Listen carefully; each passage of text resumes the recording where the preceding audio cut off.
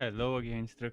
Welcome back to my channel and my stream, where today I will be doing a little bit more grinding for XP and for loot on my explosive Sorc build that I made yesterday, the Shatter Sorcerer.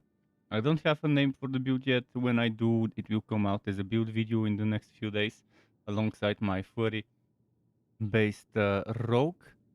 What I do have is, I think there is an Ashava spawn very soon, so I will just jump right into the game. But yeah, starting tomorrow, you should expect some videos from me. I'll start with some guides, eventually builds as well. I do have one guide I want to get to you as soon as possible because I think it's extremely important, and I think other content creators out there wouldn't have done such specific guide because it's again very specific and it's very struck. It's something I myself have found myself needing when I was making builds before the game started. So I think if I needed it, maybe others would need it as well. So I might as well share the knowledge because knowledge is power. So let's start.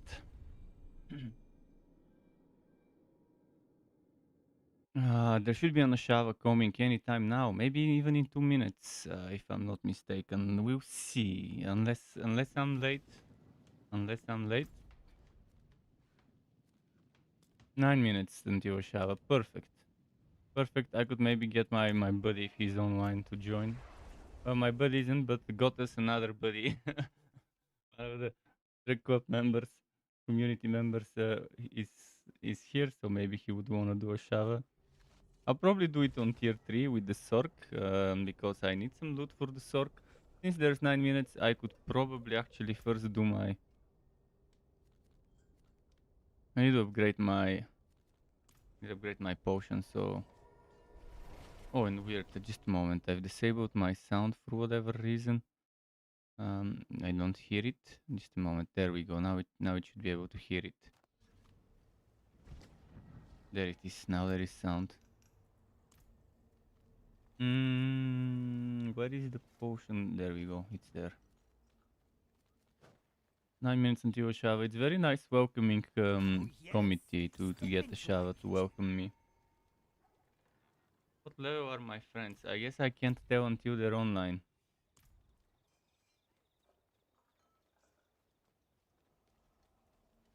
The guild interface, the clan interface, is not like other games where it would permanently show you who's what level and stuff like that. But yes, a shower in 9 minutes. Sorry about that.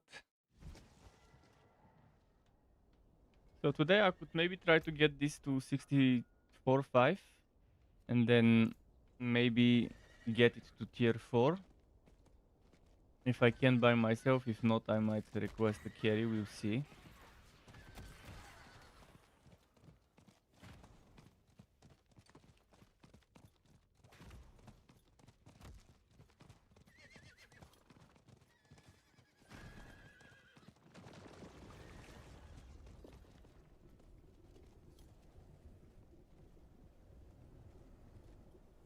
Shit, there aren't that many high levels, there's a 63 and 64. What we could do is we could try and go into a more balanced group where there's at least a couple of 65 plus people or maybe 70. I mean, it's still gonna be something we end up doing in the end, it's just how fast are we gonna do it. While I wait for a shove, I could finish my breakfast, which I'm halfway done with. Level 70, I'm staying here. It's a melee rogue as well.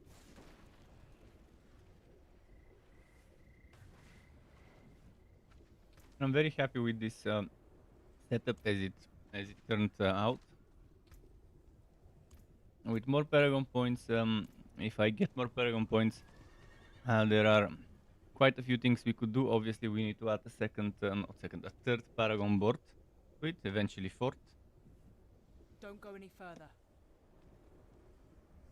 Follow me.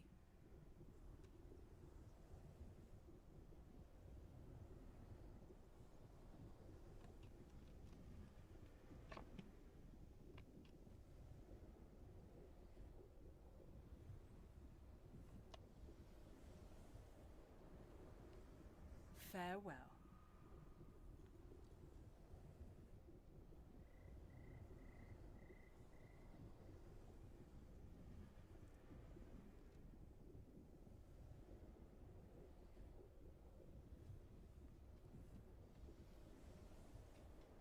Many more minutes? 5 minutes.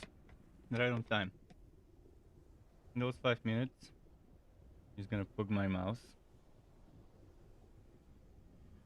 My mouse is very charged up. This time around, I've been charging it last night. Before going to sleep, even. But a little bit of extra charge won't hurt it. But overall, I'm extremely happy with this Shatter build. I'm extremely unhappy with the game as a whole, especially the end game, the disappointing end game experience. But at least with that build, I'm extremely happy, and the same goes for the furry build.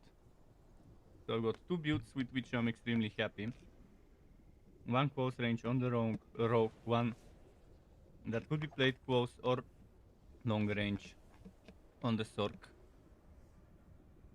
That I think are up there in the top places of viability for the two classes. Eventually I'll move on to other classes and find what I like, what I believe is worth it to run on the other classes. Next would be my pulverized druid, which I'm pretty sure I shouldn't change it, I should just gear it up more. I'm pretty sure it will be good enough. I think it will be good enough. Pretty much my big Gris 2.0 is going strong.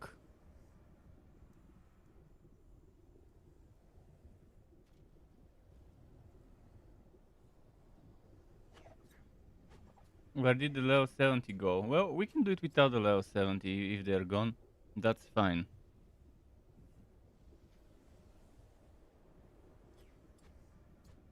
I mean, I should have enough DPS to be able within 15 minutes to defeat it myself. But obviously I want to waste 15 minutes. I'd rather kill it in 5 or even less. If we had some level 70s, obviously we would kill it in less, but a level 70 staying in World Tier 3 is suspicious. Very suspicious. Why would there be there at level 70? I mean, even 65 plus being here is kind of okay. They probably don't want to rush into World Tier 4, but I think normally around 65 you want to be there. I got to World Tier 4 on 62, on level 62 with my rogue. So there is that to consider. With this one, I'll probably go there around level 63, 4, 5. I think we've got the damage covered for that one boss fight there that we would have to face. But I also need to cover the survivability a little bit better.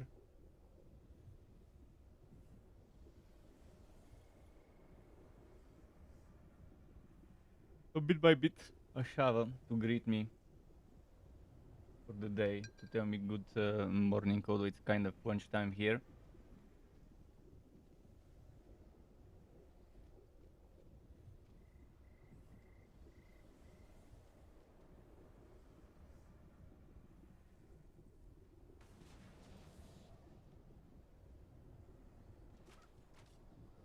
The level 71 is here, actually, still. I wonder if it's furry or blades build. Furry or twisting blades. It's definitely a melee one from the looks of it.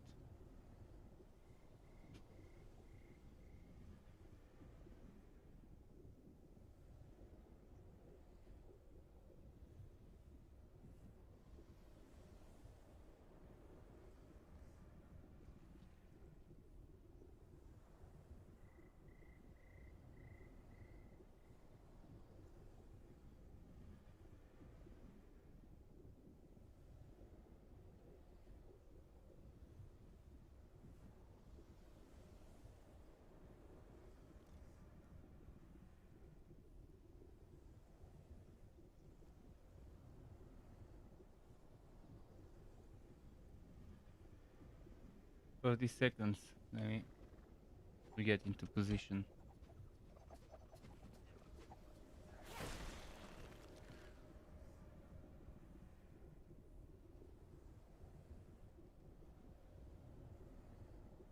Oh, wait, I'm on a boss. I don't need fireball on a boss fight. Um, let's do this just in case.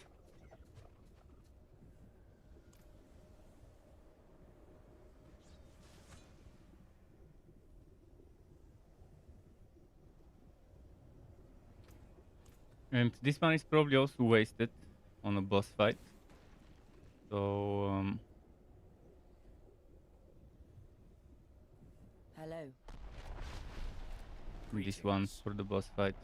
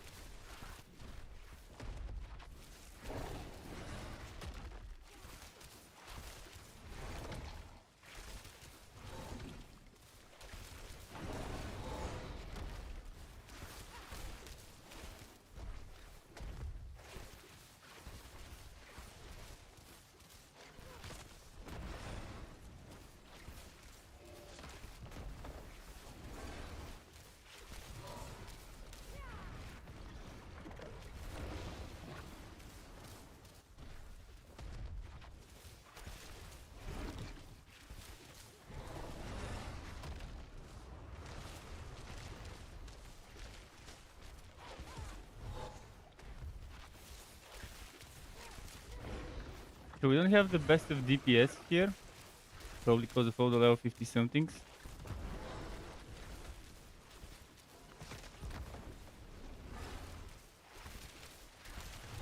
Probably because of builds and stuff, but it's going down.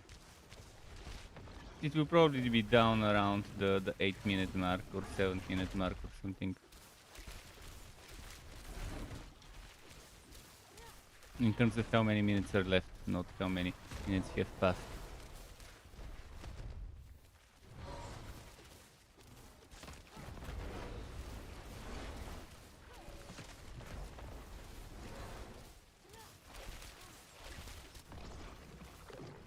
But it could be down at the 10th minute mark because again there's danger to injured to consider and there's few rogues. They must have invested into danger to injured enemies if they're smart.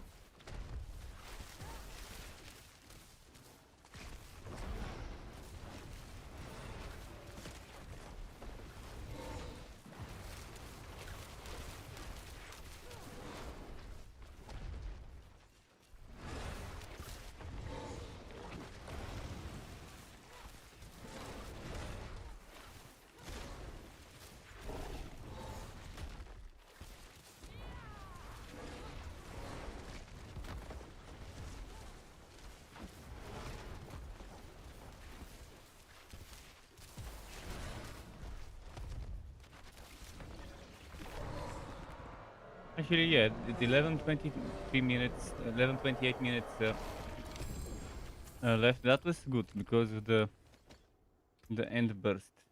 Pretty solid.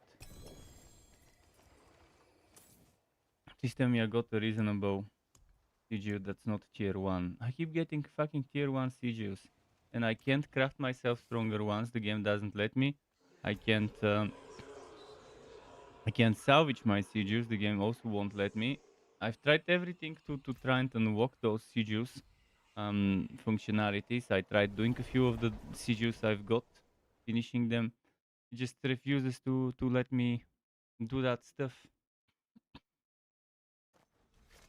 With my other outs, no problem with the CGU crafting and the CGU salvage. Skins of leather and steel, gently used.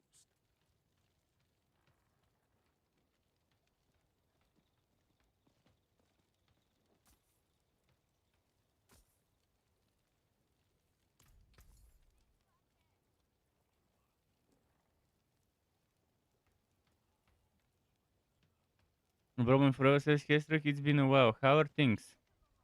Things are not as great as Live they well, should my be. friend. I have I'm something to disappointed with fit the many you, things I'm in the sure. game. I'm happy with the build I'm playing. I'm loving the build I'm playing, but definitely not a fan of the game in general. But hopefully they improve it. Hopefully they improve the bullshit. That's there's bullshit left and right, so hopefully they improve at least the left or the right. At least some of it needs to be improved. Uh, let's see, Sika. This Sika I should probably extract. This one is for salvage. So far you're enjoying yourself. Well, that's great. As long as you can find ways to enjoy yourself while playing the game, there's that. You would have, as long as you find a way to have a good time, that's all that matters.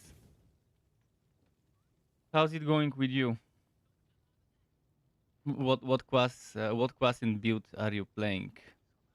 Oh, this is interesting. I shards 2 ranks, overpower damage, damage to injured enemies, and something we can reroll, which is charged bolts. I can remove that. My current one gives me dex though, and dex, as much as I have enough dex for everything that requires dex right now, eventually I'll need like 440 dex, um, or 420 dex for the next board if I add one more board. So I'm still not sure if I want to replace my current gloves, but that's 715 item power, and those plus 2 ranks of ice shards will become plus 3 ice shards ranks. So yeah, I'll lose the crit strike chance against injured. I can try and reroll crit strike chance. Let's go and reroll crit strike chance. You like Frozen Orb? I really liked Frozen Orb as well. I also liked Blizzard as well. My favorite builds in terms of how they feel to play would be for the Sorc, Frozen Orb, and Blizzard. Double Blizzard when you have Blizzard as an enchantment and play it close range, and get that extra damage reduction when you're in your Blizzard field. I really liked that one. And also with Frozen Orb, with the Frozen Orb staying and exploding in place, pulsating in place. I've loved playing something like that in the beta.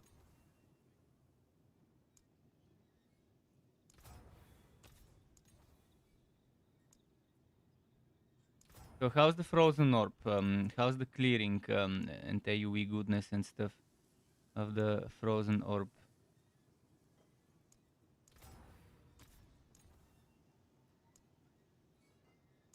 I got 4.5 crit chance, but it's far from what I want. 6.5. Let's get 6.5. I think 6.5 is as good as I would get it with this reroll. 6.5 crit chance. I think I can replace my old gauntlets with the new ones.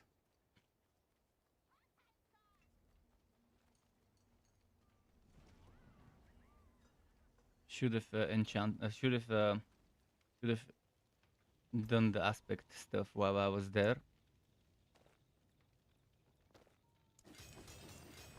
See? The finest quality. Let's see now. Is it 3 ranks to yeah, 3 ranks to ice shards and 9 crit chance. I'm gonna be losing 0.8 crit chance only. But the overpower damage is 63 whopping percent. And the damage to injured from 37.5 goes to 49.5. And then yeah, that 3 ranks of ice shards will definitely boost my DPS. Now I need to get accelerating maybe.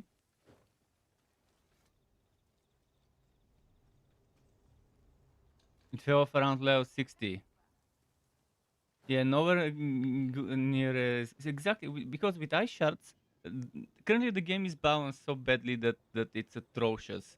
But with ice shards, you get the single target damage that you can't get with the other skills.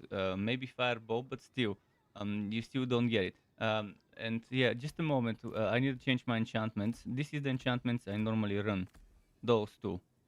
With this one, just using a simple frost nova ends up destroying trash mobs. So you go into a bunch of enemies, boom, frost nova, and the trash mobs die. And because of the explosions from Shatter and the explosions for fireball, um, everything dies. Thanks to those explosions. If there's elites around those trash mobs, the elites would either be dead or close to dead, and what's left would be to just spam ice shards to finish off what's left. You use firebolt? You mean fireball? I'm assuming you don't mean firebolt, but fireball. And something that you really might want to look into getting is Ice Hard Bryce. You use both. Why do you use both?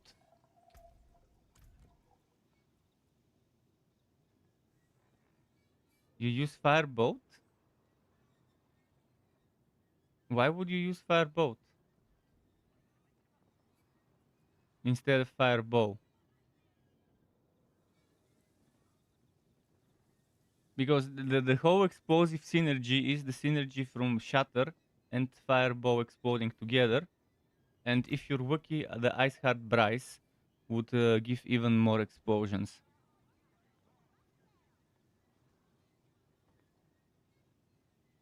Oh, you do it for the mana again. Okay, yeah, that explains things. If you do it for the mana again, that's fine.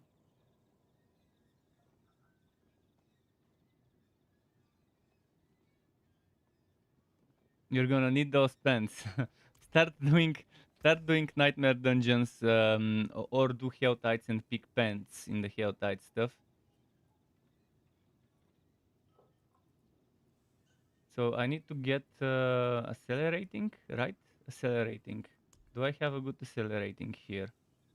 I might not have a good accelerating. I could remove the accelerating and put something else temporarily, since it's Gwov's utility is also an option.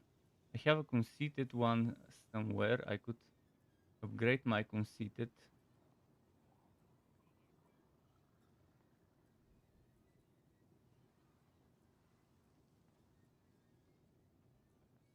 Okay, right now in terms of mana, I'm fine. Just a single cast of Frostbolt every now and then together with Ice Shards after it, I'm okay with the mana. But I'm using Mother's Embrace, and the Mother's Embrace is there just temporarily. It's not that I really need it. Ideally, I would have a better ring for resource generation. This one is also pretty reasonable. The efficiency, again, it's not the best one, but good enough. If you tried, the Fireball enchantment is the best enchantment for every single build. There isn't a single build that can't benefit from having the Fireball enchantment at all. This is how overpowered it is right now.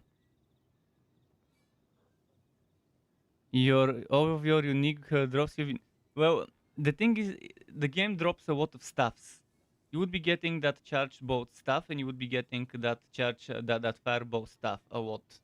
Not sure why they heavily weighted dropping stuffs for Sorcs in the script. So probably you've been getting that as well, that fireball stuff and the charged bolt stuff. Just try it. I mean, try it for a few minutes. Play with fireball for a few minutes instead of that mana thingy. It's not gonna be a problem, in my opinion, to try it a little bit. But definitely get the extra charges for Frost Nova, because it's super solid. So I do have accelerating here, but I need to get accelerating there. And I'm not sure if I had accelerating in the aspect, in the book, in the codex. Even if I don't have accelerating, I could add something else. like control for mobbing will be very good. That extra 25 damage to frozen. But I do want accelerating, so let me double check.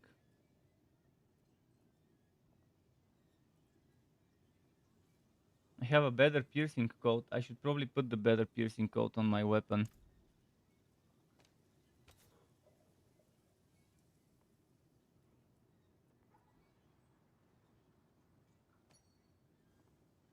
$22 less, and my current one is 25 less. 20 less, 25 to 20, and this one is 25 to 20.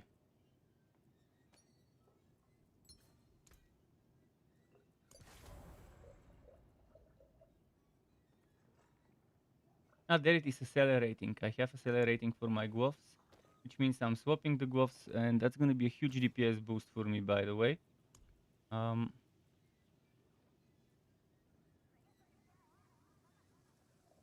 19%, not bad. My old gloves were 18%, so that's an improvement as well. So solid DPS boost. You see, I don't use the staff. Yeah, in my opinion, it's better to use wand, and in my opinion, using two-handed weapons is never a good option for Sorcs, Necrus, and Druids. Many people disagree, and they can disagree as much as they want, but this means two different aspects, not one aspect twice as strong, two different aspects. Also, this means cooldown reduction from the orb. And orbs are better than having a staff, in my opinion, for just this one reason, that you can get extra cooldown reduction. There's also other useful things you can get on orbs that you cannot get on staff, or maybe you can get on staff, but you shouldn't. Focus on the staff for that. Is mana cost reduction. With staffs, you can get shit tons of intelligence, shit tons of all stats, shit tons of damage and stuff like that. But we do plenty of damage as it is.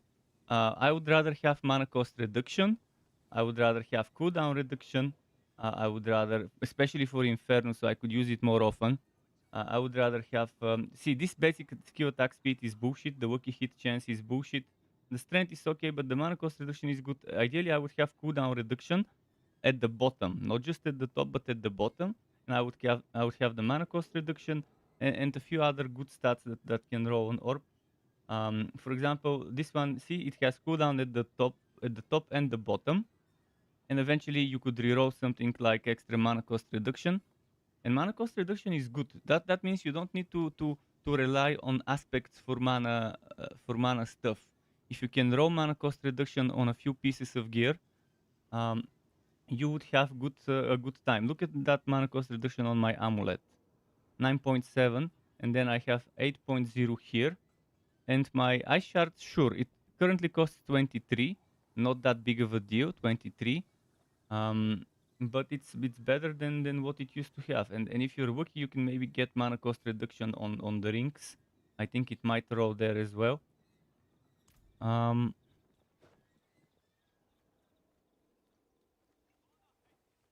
But having two different aspects instead of one aspect 100% stronger would open up possibilities, especially considering unique items are a dead aspect slot. You can't reroll the aspect there, you can't do anything with it, meaning if you want, the more unique items you need, the more aspects you need to remove from a build. And if you think about the long run, when you would have 2, 3, maybe 4 uniques in the build, that means you would already be sacrificing a few important aspects. And that means, okay, I might as well get one more aspect slot instead of using a two-hander.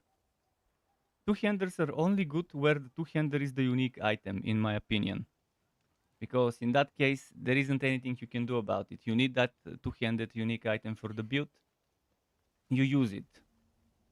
Because it at least already comes rolled with the stats that it gives.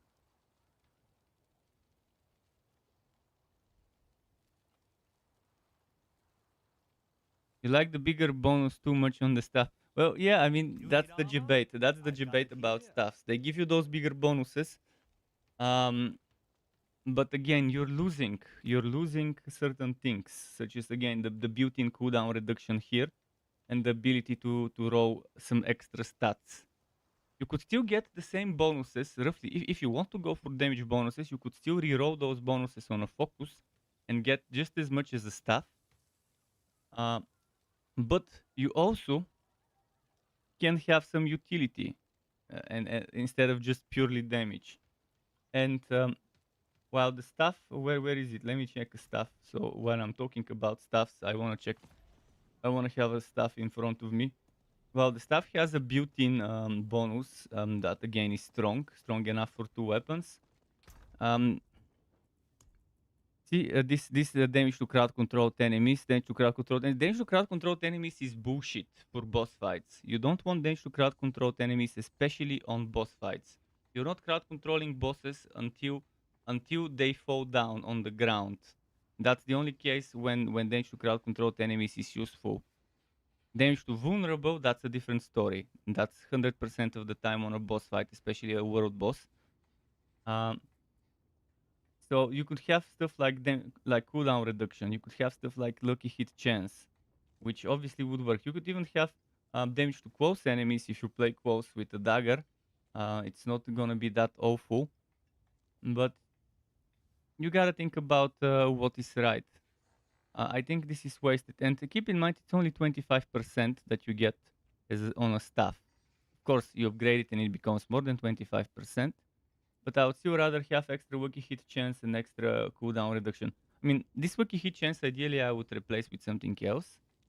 I'm not a big fan of wiki hit chance, but it's fun. Exactly, I'm telling you. Many people get debated by using the stuff because they see the big numbers. But when you add the numbers from this and this, and have the option to have some extra different stats, not just the stats that are on the weapon, but you can have just the same amount of affixes times 2, and you could still reroll those affixes to add up to the same values as the ones on the staff. And the fact that you have an extra aspect swap to work into the build, that by itself is good reason to make you want to go that way, that route. Okay, just forgot to extract an aspect. I don't use Avalanche. Use Shatter. Shatter is the real deal. Shatter is the real deal explosion. This is the explosive combo of Shatter plus Fireball enchantment. And if you have Fireball enchantment plus Shatter, you don't need to worry about trash clearing. The only thing you need to worry is about single target. And that's where Ice Shards comes handy. And I'm also using Inferno. Because and only Prime Inferno for the pulling. Better cooldown than Deep Freeze.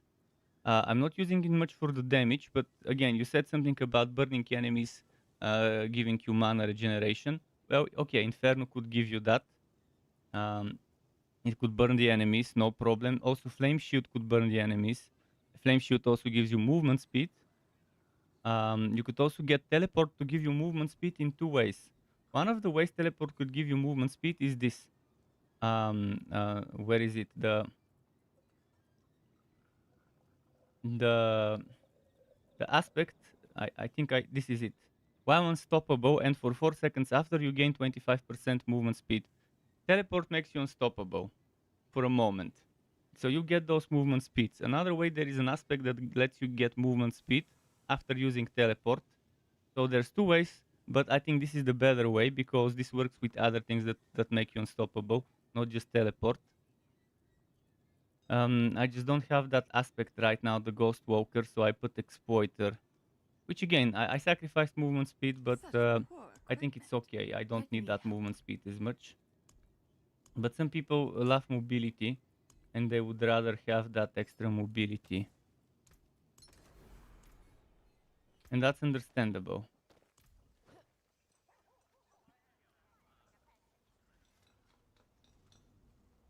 You said the mana again is slight below the serpent. Serpent? What serpent?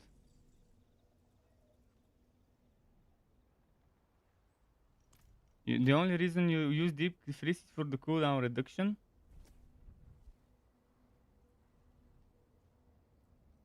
This one, not worth it in my opinion. It's only for one rotation, and what you get that every 50 seconds, to reduce that cooldown of the other stuff. You don't need that cooldown reduction. What you need is this aspect, ideally in the amulet, ideally with max row, unwavering. X% chance to reset the cooldown of one of your defensive skills, and this stacks very well with the passive that resets the cooldown of one of your defensive skills, the Wookiee hit, and again with the wand, this would get slightly better. So you can combine this elemental attunement with the where was it, with the unwavering amulet, and then you won't see the difference. Sure, it will reset the cooldowns by 50% every 50 seconds. So is it worth it every 50 seconds to use that passive? With Inferno, you pull them in together. You prime them. You group them up in a nice bunch where the Fireball enchantment and the Shatter explosion, those two explosions will do such a wombo combo effect. It's just silly.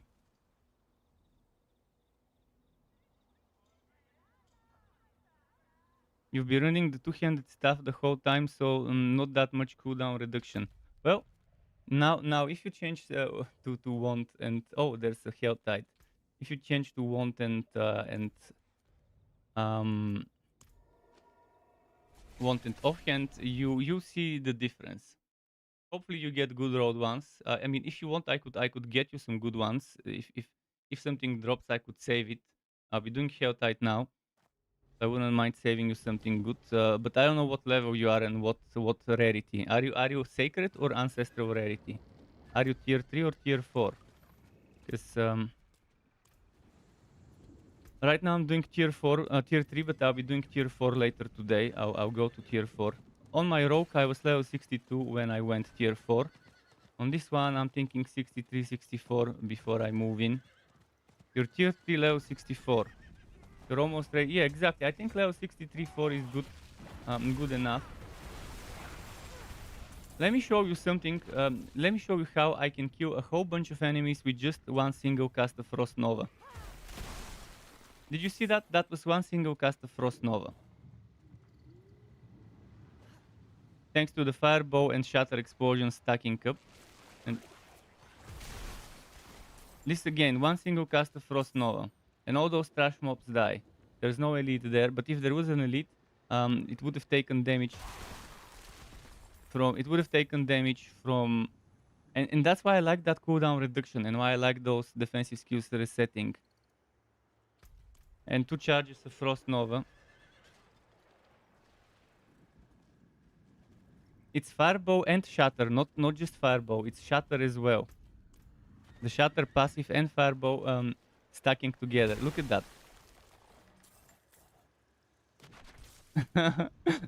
You're convinced?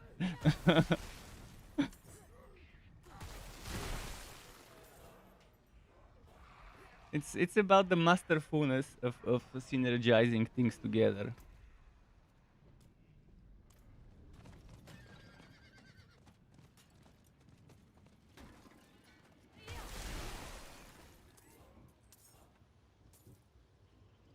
It's even more busted than what you have. Yeah.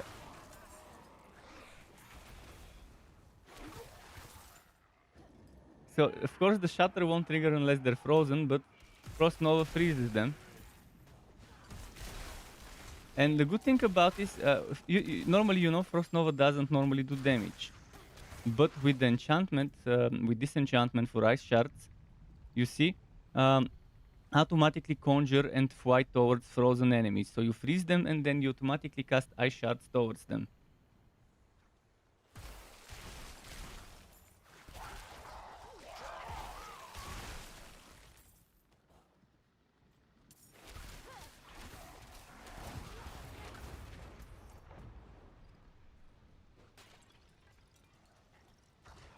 Yeah, that's why I would rather use an Inferno, because I could group them up together, and when you group them up together, it just primes them for that explosion.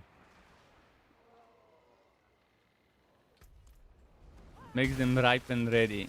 for harvest of their souls. And any loot they might carry.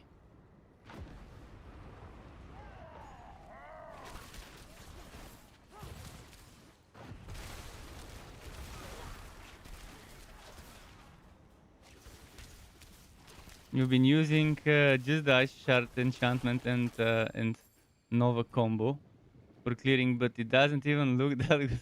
Yeah, it's different. The explosiveness of this build makes up for the lack of anything else.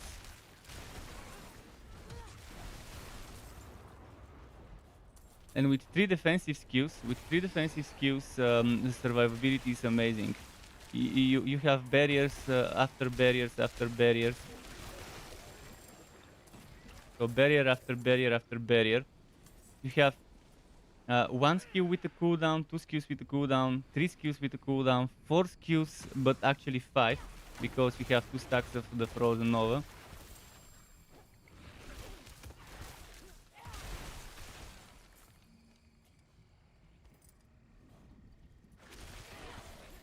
So I could try and find you some good sacred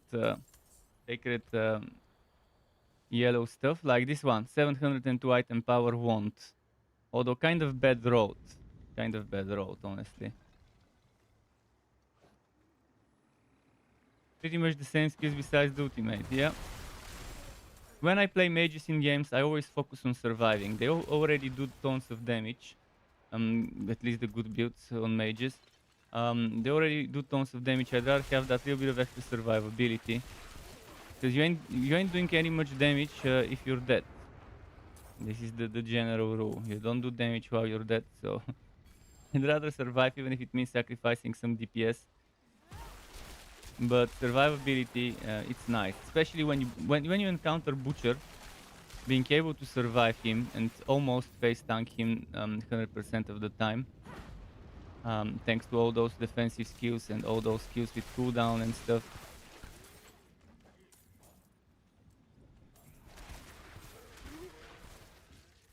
You go in what you have for wants and focus.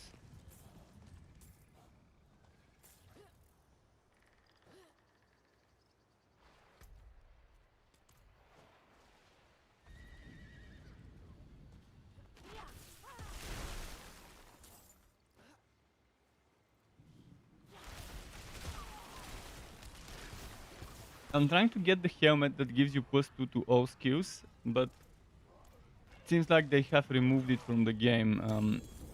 For now, no one that I know of, no one has told me of anyone that they know of getting the helmet, the Harlequin Crest helmet, the Shaco. Some people suspect it's a level 100 only drop. I can't confirm that. But some people think it might not even be in the game, because there hasn't been an officially confirmed person dropping the item. At least not to me. Maybe someone has confirmed it in some forums or whatever that I have missed.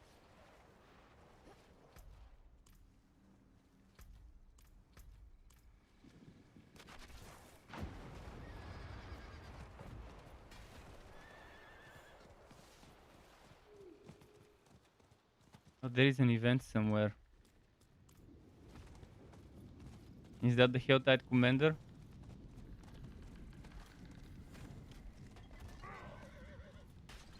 You're not sure if you're ready for that change. Is your body not ready?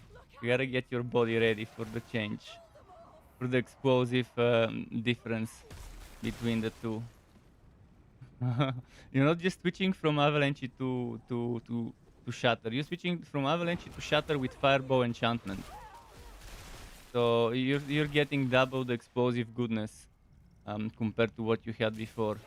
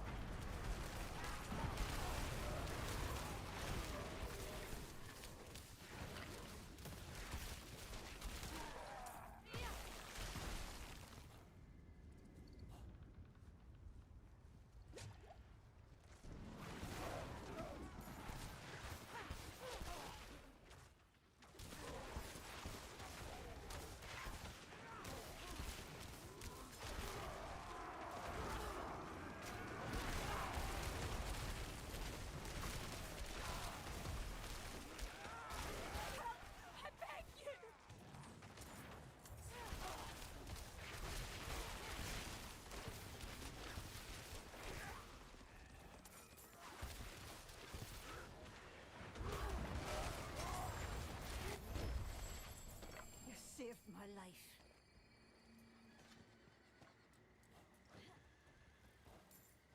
Oh, I forgot about elixirs.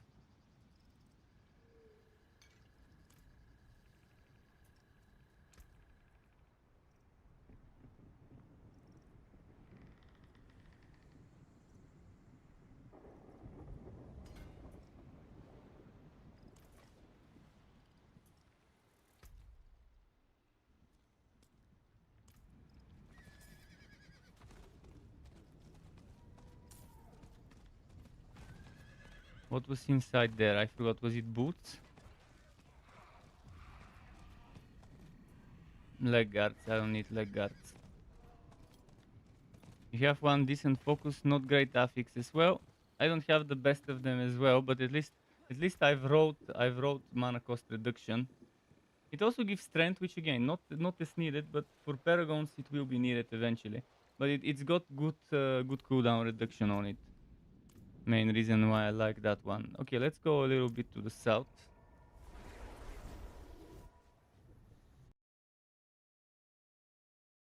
But yeah, Sacred Wand, you need at least 700 item power. I mean, 700 plus item power is good enough. I had one earlier here. This one, 702 item power, but terribly wrought. Terribly wrought, but still have 781 damage per hit, 781 DPS. I could save you a wand like that. Although this one is terribly wrought, so um, definitely something else could show up. But doing Helltides and just selecting one-handed weaponry should be good enough for you. Oh, and this build, needless to say, it's perfect for Helltides. With all those little trash mob groups here and there. You just move one group, do the Frost Nova, another group, do Frost Nova.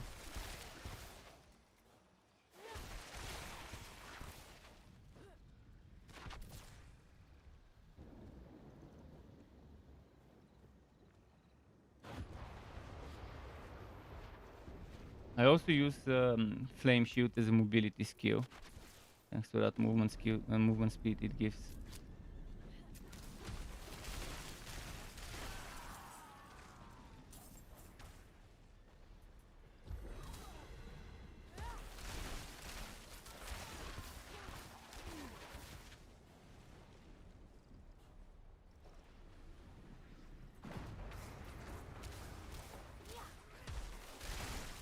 You go do some Helltide as well. Keep the stream audio on. So thanks in general for stopping by and for the chat as well. If you need a Quan, by the way, I could invite you in my Quan. I made a Quan for my community and for my friends as well. I've got two of my real life friends here too, playing the game. But yeah, for anyone from the Struck Co-op, I made a Quan so we can group up, farm together. Thankfully, the cross-play, cross-region, cross-platform thingy works pretty nicely in the game without much whack or rubber banding and stuff. Big bonus for the game. Gotta give them credit for that, for making sure the connectivity is top tier. Is someone there?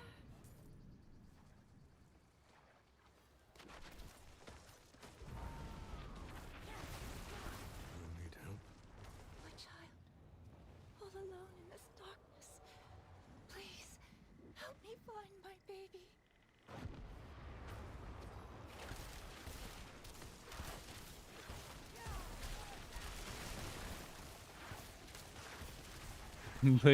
Belligerent Forest. Look at the title of this guy.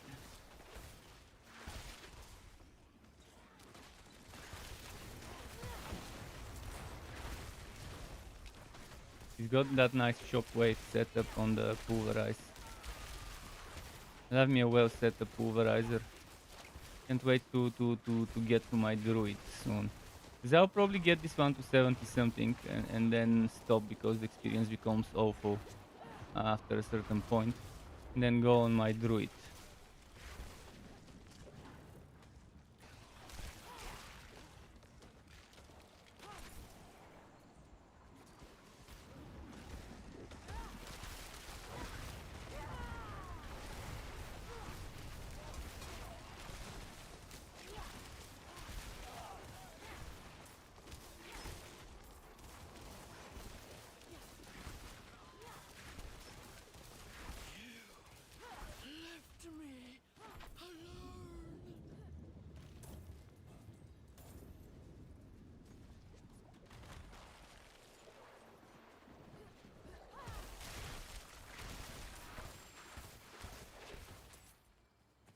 Rose.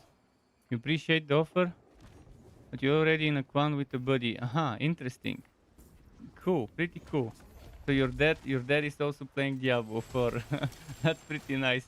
Playing Diablo 4 with your old man.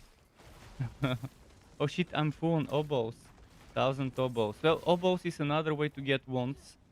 Just check the town, and not just one town. Check multiple towns to see which one offers sacred wands as a gambling opportunity.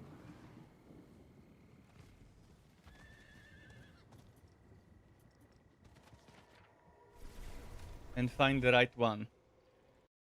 Or if you don't want to be bothered, just stop at the first town you find and don't worry about whether it's sacred or not. It still has a chance to give you sacred, even if it doesn't say sacred on the gambling NPC. Just I think the one when it says sacred in the gambling options, it has obviously the higher chance for it to be sacred. Take a chance. See, Sorcerer. like right now, sacred focus. Now there is a chance to get a sacred focus slightly bumped.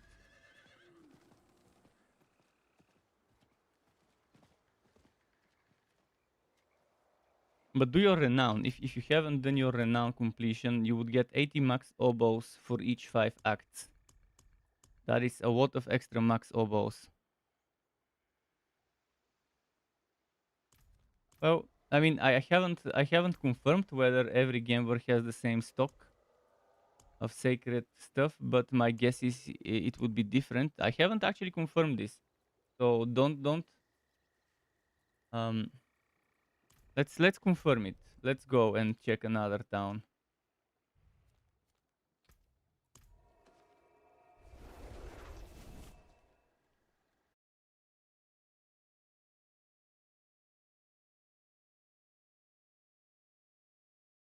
They are different NPCs, so it would make sense if they have different supply.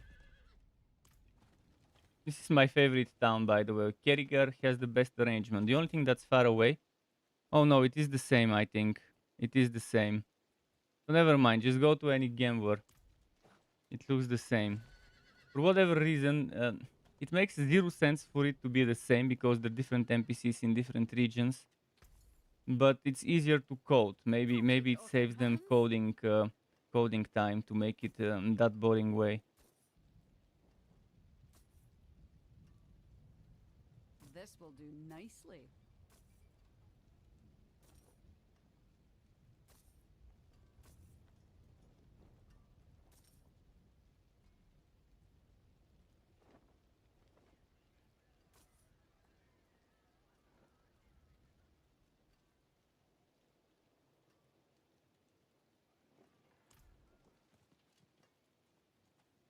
I'm not even sure what I want to roll for. Normally I roll for I roll for helmets because I want that Shaco. I want the Harlequin crest to drop, but again, it seemed to have either been disabled temporarily as a drop or really be a level 100 plus drop. So what I could do is maybe rings or amulets. There are a couple of good. Actually, there's one specifically good ring I would like, and one amulet I would like as a unique. So maybe I can do that. Not a bad. Well, too bad, friend.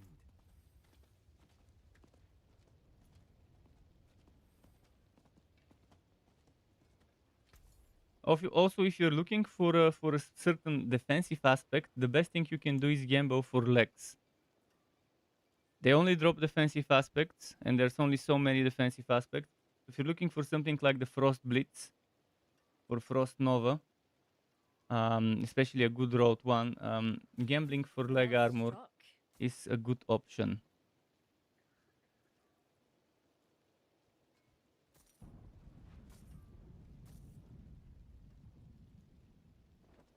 Well struck. Show your teeth. See some steel you need? Whoop of control.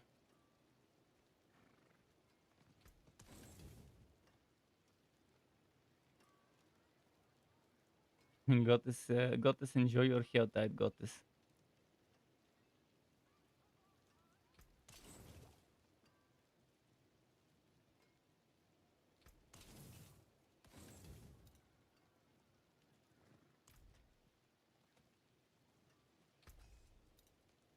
What's still got some good in it?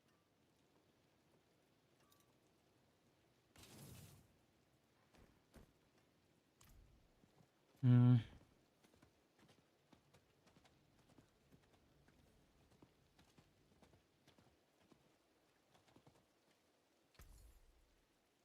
Oh, too bad, friend.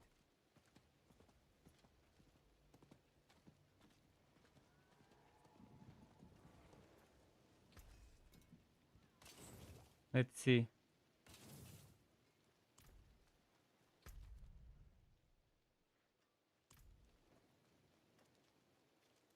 Let's go back to the Helltide. Which would be... Which side of the Helltide do I want to go to? Let's go again back here. And go to the south side.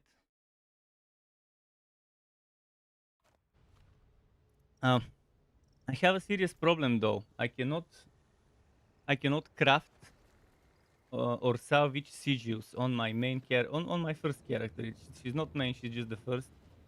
On all the others, I have no problem.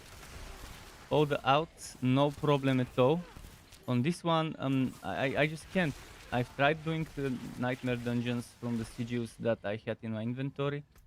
It just doesn't let me. Which is super silly.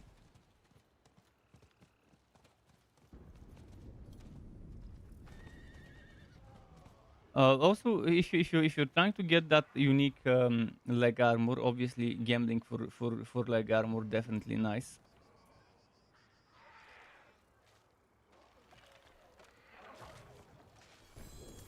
And this class, this character right now is stuck in to either using nightmare dungeon sigils that my other heroes give her, or to whatever drops. But whatever drops is always one because she's only got rank 1, so it only drops her rank 1. And it's fucking broken bullshit. How could they let certain bugs like this pass through to launch? And that's just one out of many bugs that made their way to launch. Oh, Goblin.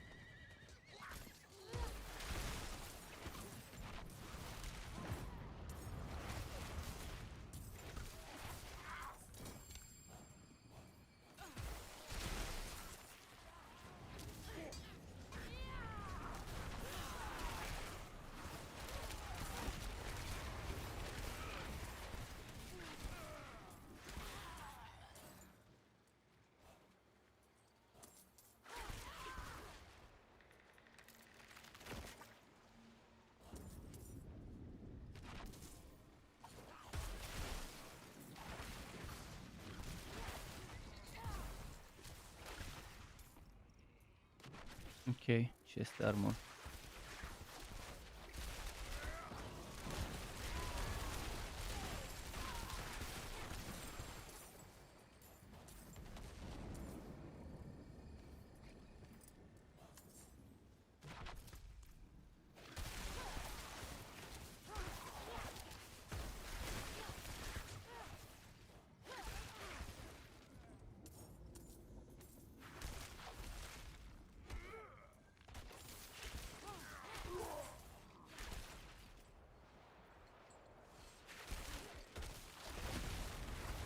Nice.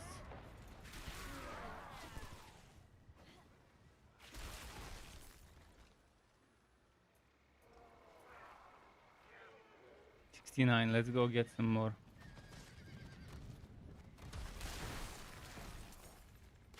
$72.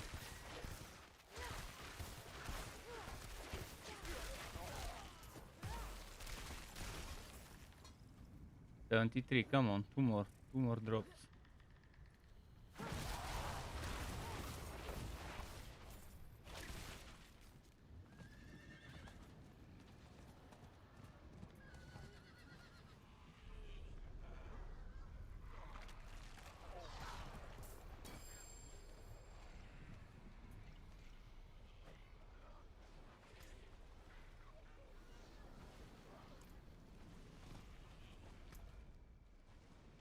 Let's check what's around there.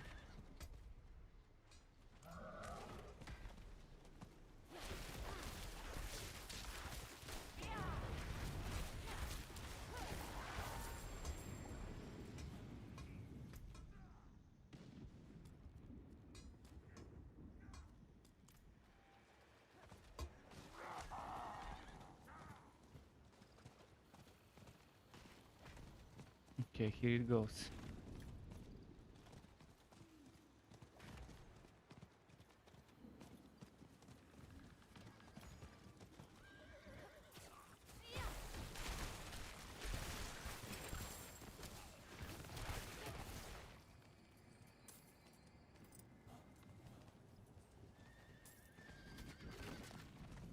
Oh, there's an event here.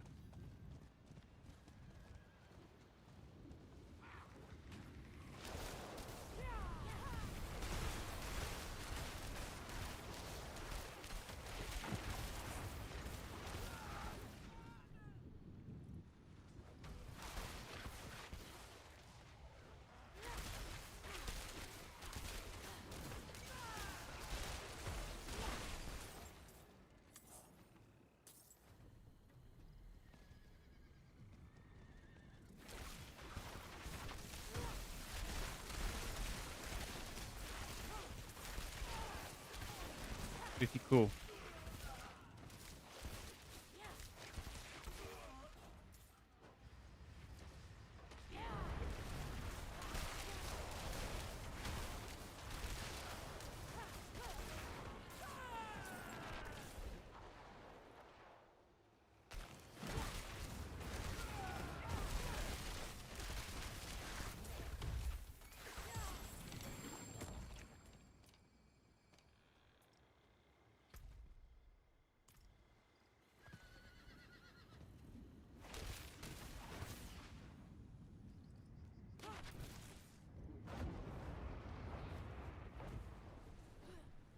Goes to level 61.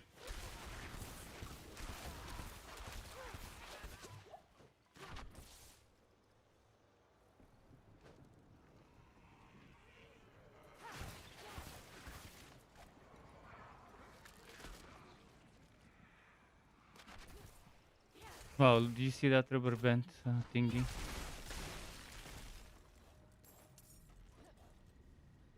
Oh, Legion's Gathering.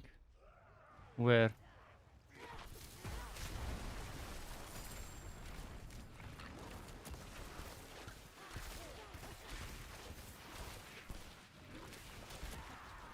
I guess I'll bail on the Hell Titan, just go do Legion's Gathering. Maybe get myself another 75, open up one more thing.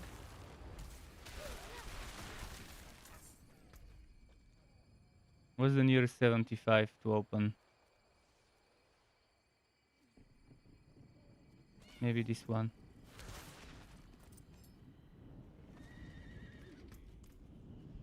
I need to figure out where the Legion's Gathering is though. Up there in the dry steppes. Okay, I'll get to it. A little further from the waypoints than usual, but okay.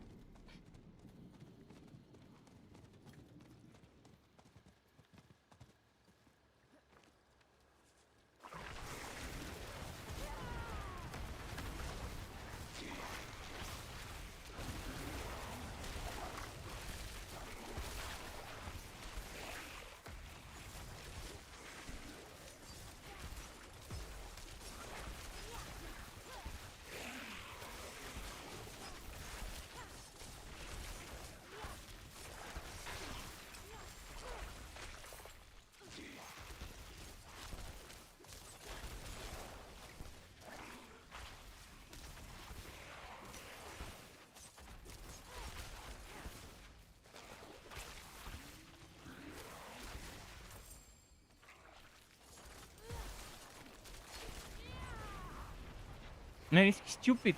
This person is fucking up and trolling me. Kill the fucking X before you kill the main thing. An idiot. This is what happens when there's randoms messing with your farm. Good thing I managed to somehow save it. Wow, that Tidius was attacking the boss, the NPC. I was trying to target the X to kill it before he kills the NPC. Otherwise he would have stayed there and endlessly kept killing the endless spawns. I mean, maybe he's farming that for a reason, the endless spawn. Maybe that's a glitch that they can exploit, but fuck it, I wanna just be done with it and get my aberrants in there.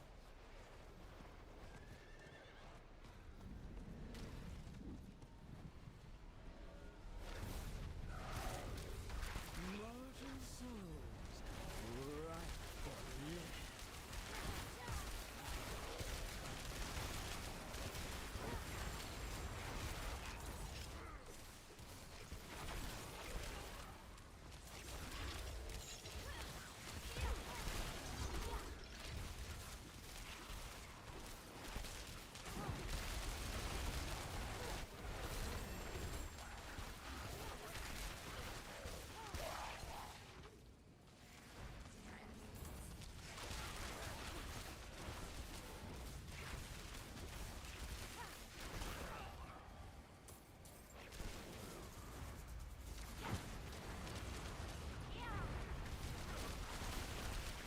Okay, nice.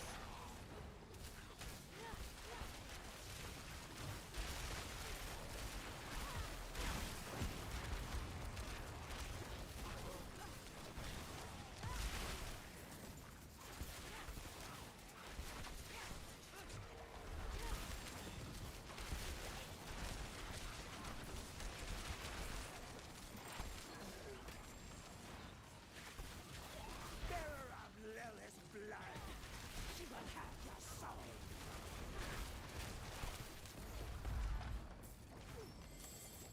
Okay, now I have enough cinders.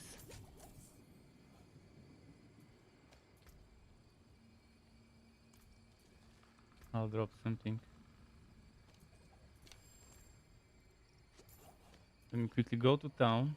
Man, I'll barely make it for the Legion's Gathering, but I'll make it because I have to come back, pick up this wood, go and take a chest as well.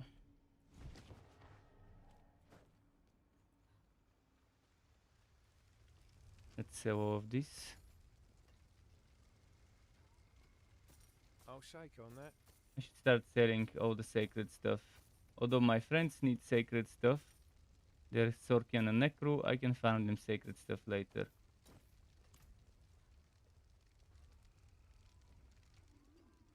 Or I could take them to tier 4 and have them skip sacred and just move to ancestral. That would be a good. If I can carry myself, no problem. I'll be able to carry them, no problem. In worst case, I can always use my rogue and carry them with the rogue into tier 4 early. Or tier 4 will destroy them if they don't get a few dungeon drops.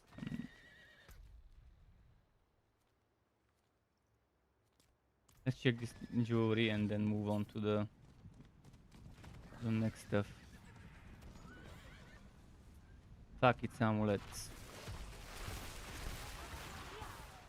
I'll need a few of those cinders.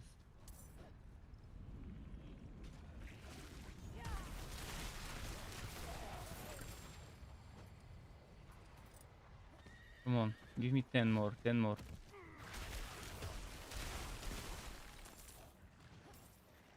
Okay, 6 more. 6 more.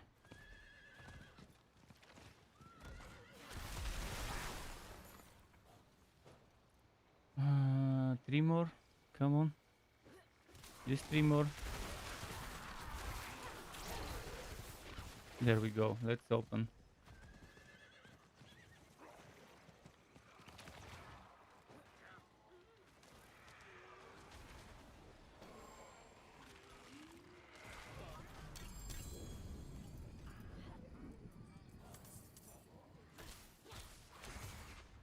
And now gathering legions.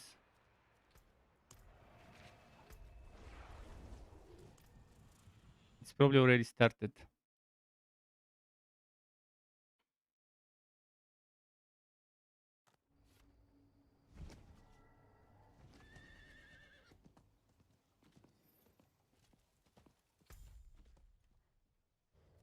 Oh, it disappeared. It hadn't even started just a few moments ago, and then I think they failed. I think they failed at the first step. Why would they fail at the first step? Fuck. Okay, maybe it's time to do some nightmare dungeons. Although I'll have to craft myself some sieges from the other heroes. Cause I don't want to keep doing tier 1. Tier 1 is bullshit.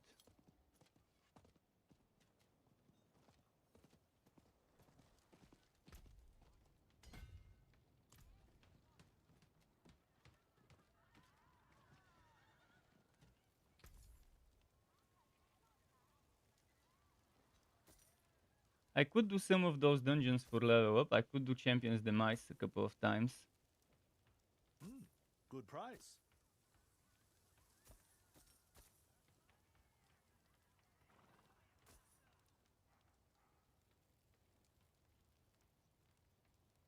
Very nice.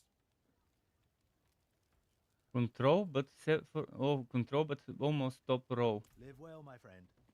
Almost top row control.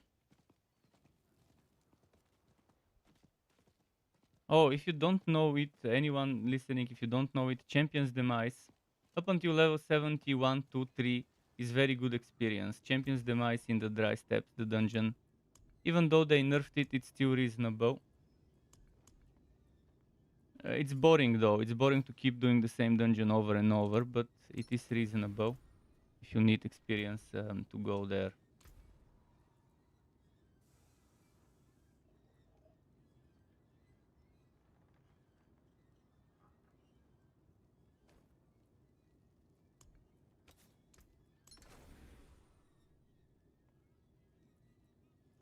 You will be back.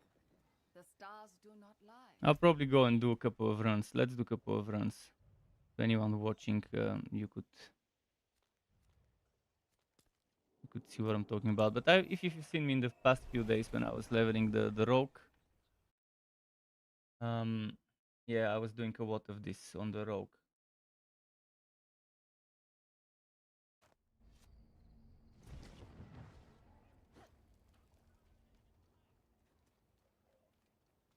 I have something to fit you, I'm sure.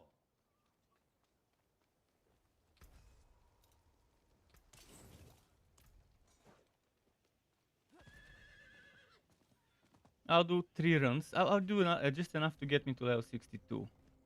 It should be 3 runs. With 3 runs, I should get to level 62, and then I can go and do some Nightmare Dungeon stuff.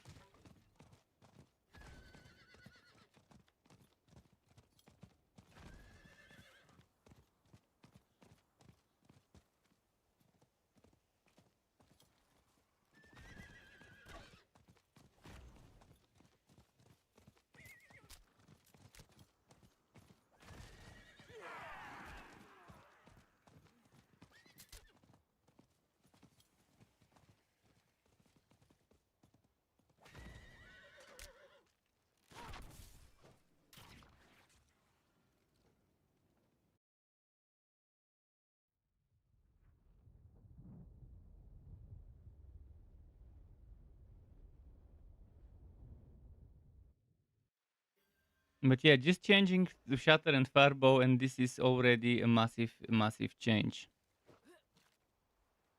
This is how it is. Just getting a couple of minor details. You get a big major DPS boost.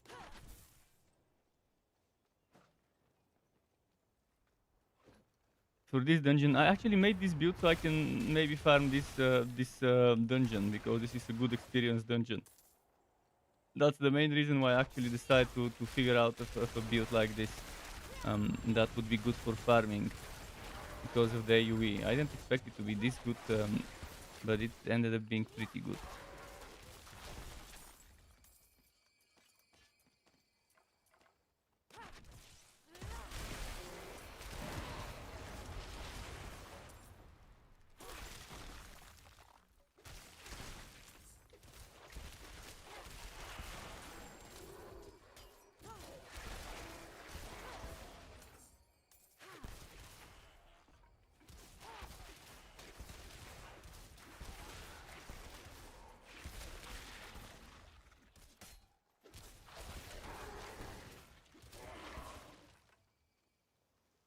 You did a Legion event with the change.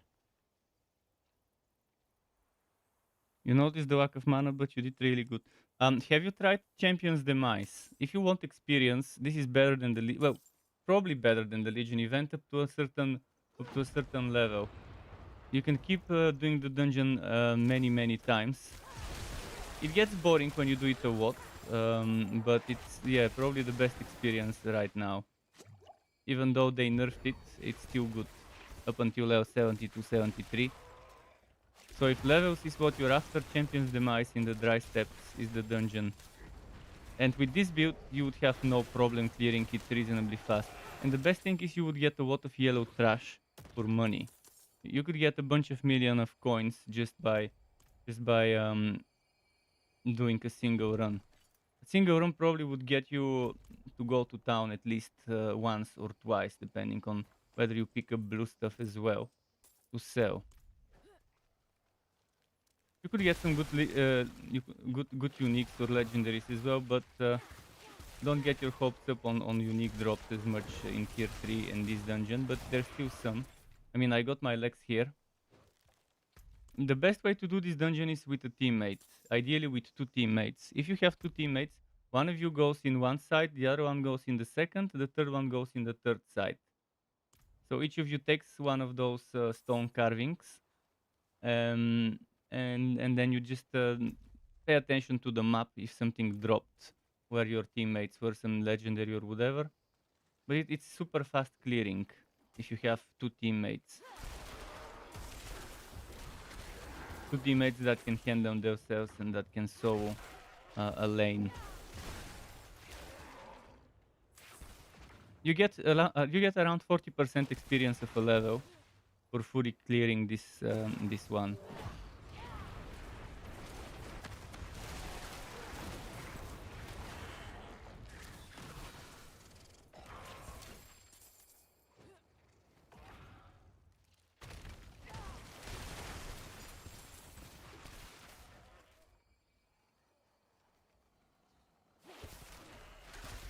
Yeah, nightmare dungeons for upgrading the glyphs are definitely nice. Although keep in mind if you're high level, you can handle higher level nightmare glyphs.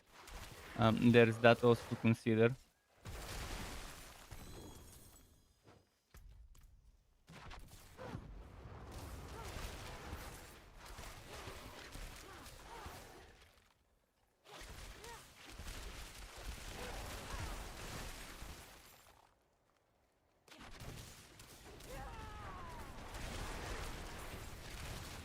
But nightmare dungeons are fun. Ish. 10% of them. The other 90% are shit. And since you can't pick which one you wanna do, if you can't pick which affixes you wanna do, it becomes pretty shitty as an experience overall. The whole system needs to be reworked from scratch, and they never will, so it will always remain a terrible endgame experience. Now I've tried various endgames in various games, this is one of the worst I have seen. The nightmare dungeons. One of the laziest ways to reuse content. There's nothing wrong with recycling content, but nightmare dungeons is doing it in the worst possible way you can do recycling content.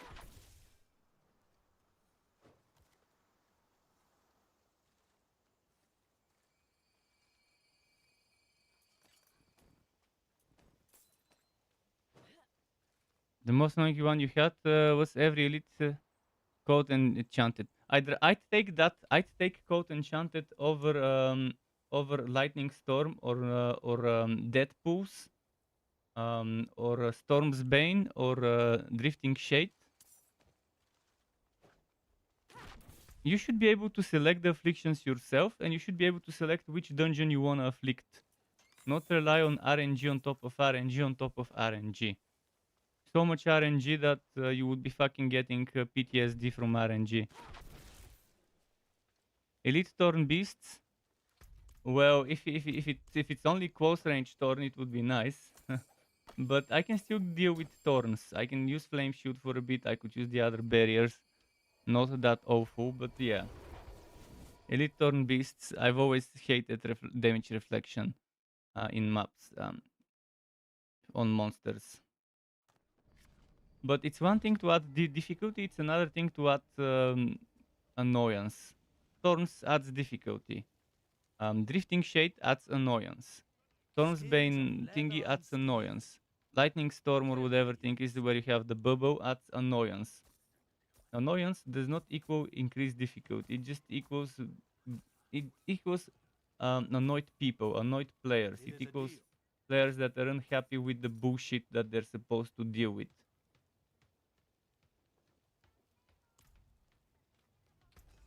I want extra difficulty. I don't want to be made to go back to a stupid bubble every X seconds.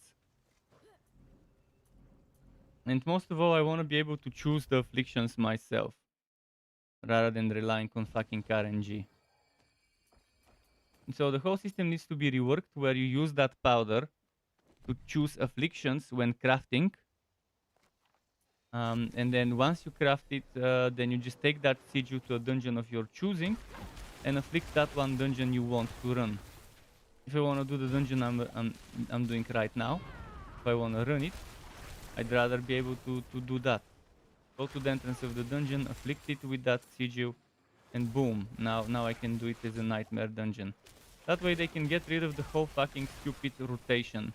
Right now there's like 30 or 40% of the nightmare dungeons in rotation, and that would be the case every season. And unless they change the experience rates, I'm not playing seasons, because I'm not gonna be bothered to level up again if the experience rates are shit. Restarting makes sense if the experience rates are good. I don't mind starting every season if I can within no time reach level 100, and the real fun starts at level 100, to be honest. Up until then it's the boring leveling grind. So yeah, unless they change the experience rates to something vastly better, especially on the higher levels, I am not starting every season again. Because it's fucking, it's madness. You have to be crazy to start over every season if the experience rates are this bad. No Stockholm syndrome here. I'm not gonna show them a Stockholm syndrome and a proof of the mistreatment they're doing to their player base with those bad experience rates.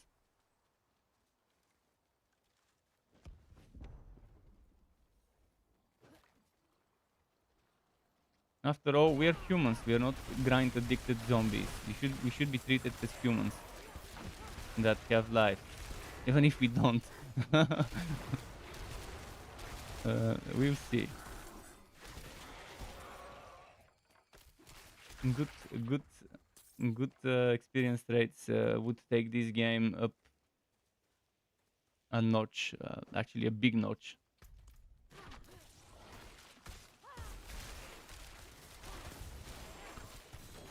And if they fix the shitty respect cost at the higher levels, even better. If they fix those two things, I would be willing to play seasons. If they fix the high respect cost at max level, at high levels, and if they fix the shitty experience rates, then I can see myself restarting not every 3 months, but even every month, if need be.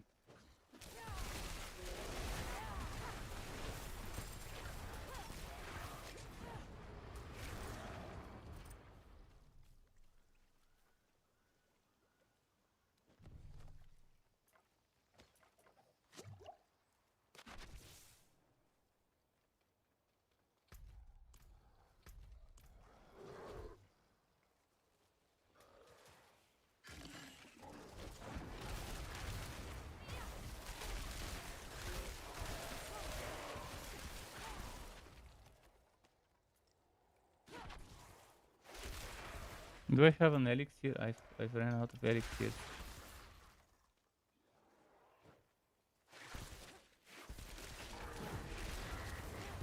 Yeah, they must have nerfed this dungeon a lot. I've only gotten like less than 25% experience for a single clear. It's almost fully cleared.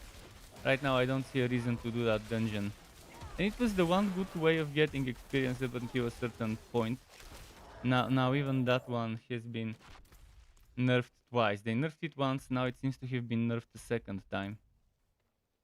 Because at this level I normally would get like 40% XP. Now even that doesn't seem to be a thing. Khalib took the last of the warriors. Let me remove the Quan message.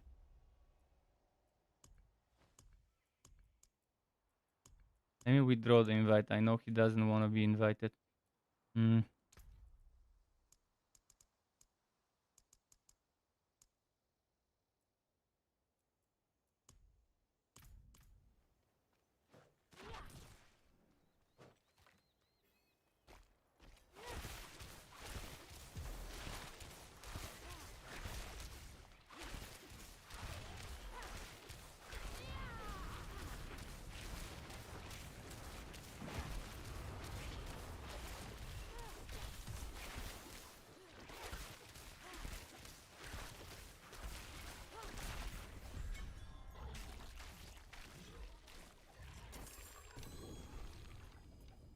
So now I didn't even get 20% experience from this.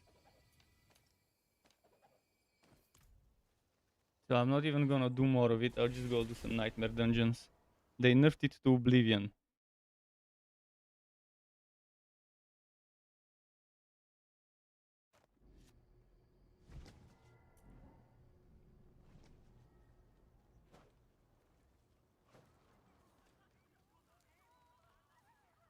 As much as Warhammer Chaosbane sucked, Warhammer Chaosbane at least allowed me, when doing invasions, expeditions, or whatever the end game was called, that one with the runs, it allowed me to select 4 affixes. It allowed me to select the act in which I would be doing my content. And after that, it was all about just picking something that your build can handle. And it's still random which exact layout of the dungeons you get, but at least you select the act, so the region, the type of demons you get, whether it's Nurgle, whether it's Tzinch, or so on.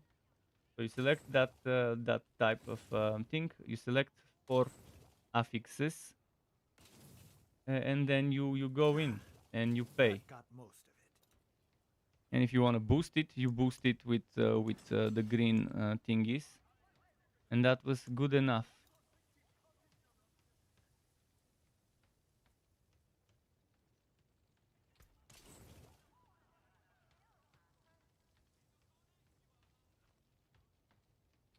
Plenty worth keeping. Okay, let me switch to another character quickly so I can craft some sigils. But it was weird because I was crafting sigils on this exact character yesterday in the morning, and by noon I noticed I wasn't able to do it anymore. Let me check if my druid can craft. Or whether they made it that only the rogue that's on World Tier 4 can craft it. I think it's some weird quest related bullshit. Oh, my druid can collect some items. Let's go collect them before I do anything. But yeah, if I can, I'll just craft some sigils with the druid and transfer it to the Sorc. Too bad my storage is kind of full, so there's that bullshit on top.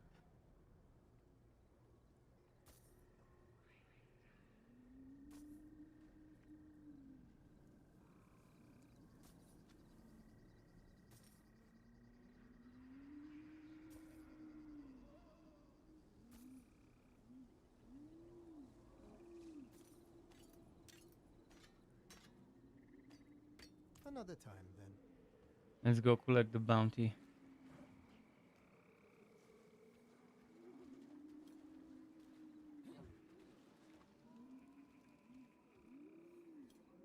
It is done. Maybe I can get Vasilis prayer, although I don't really need Vasilis prayer.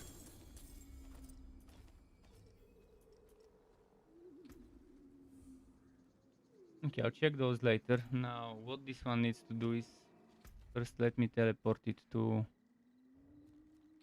Kerriger. Oh, it's level 51, this one.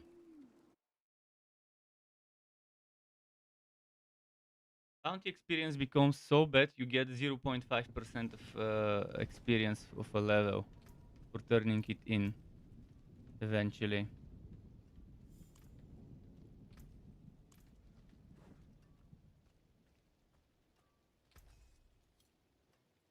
Okay, let me go to the storage and see if I can. First of all, let me check if I can craft sigils.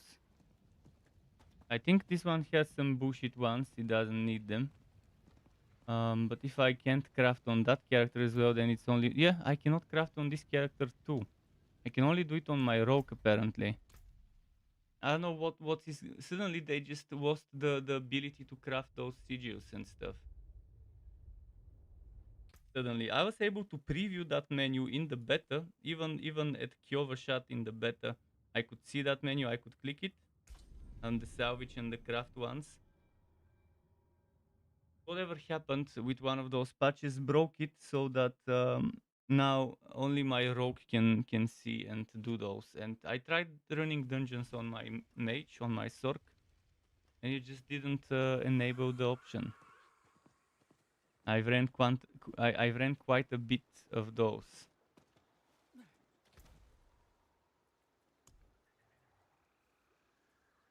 Let me just craft some basic ones. I'll craft Sacred 6 through 10. 6 through 10 should be enough. Let's craft 4. Stormbanes. Volcanic.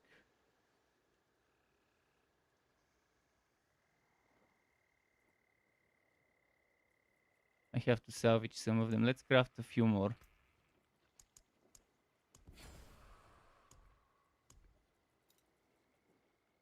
Heating Shade I don't want.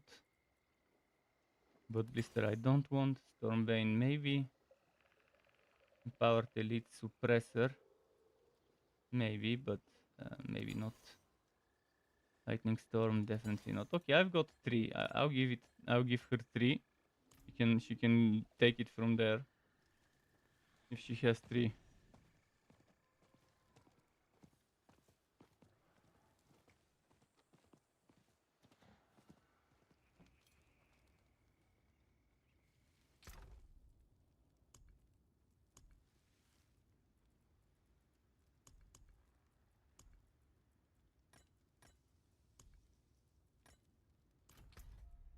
Perfect. I only had 3 slots in the storage.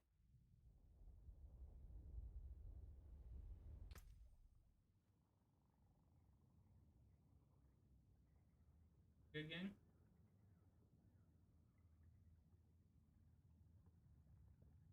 Little piggy. Okay.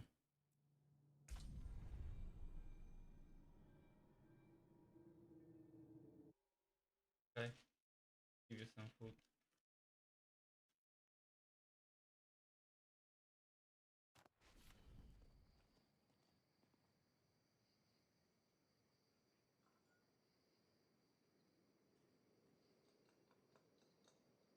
Super warm in here right now.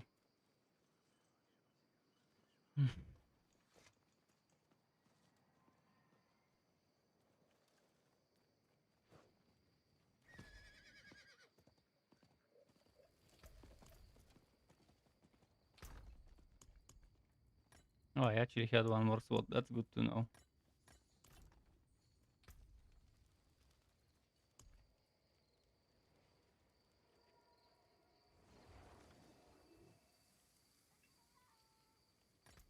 Cross damage. That's actually good. You do extra cold damage. But yeah, they're super uninspired and boring, all of those affixes.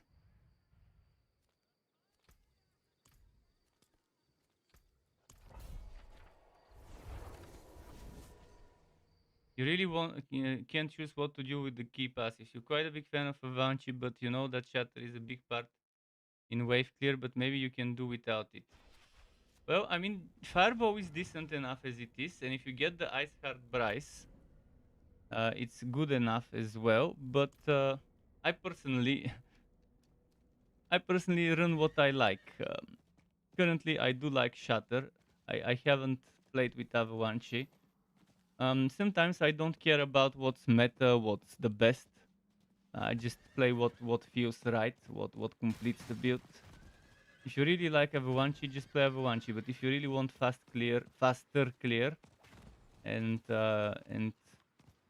better DPS, definitely go Shatter then. Try with, try without. Try Avalanche, try Shatter, keep Fireball in both cases and see what fits more. Oh, this one is only tier 6. Okay. What tier dungeons are you running right now?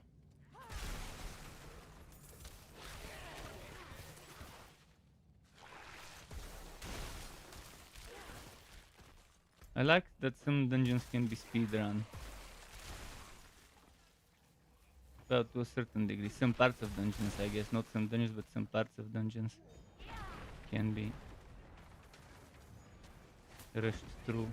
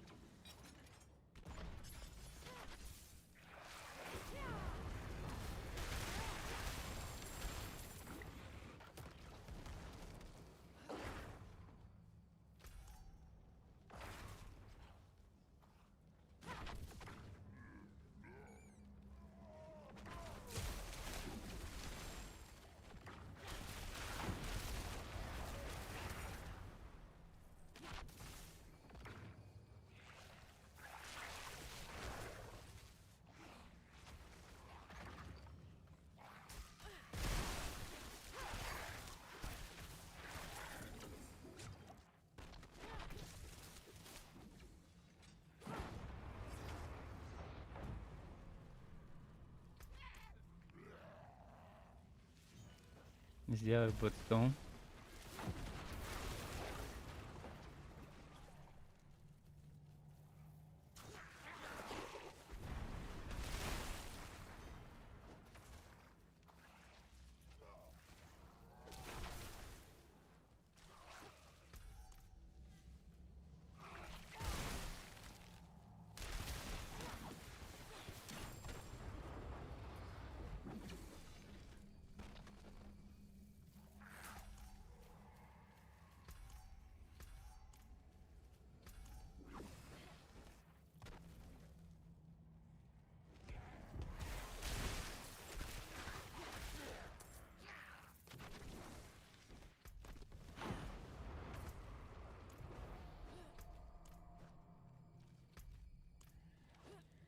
More of backtracking, boring redesigned dungeons everywhere.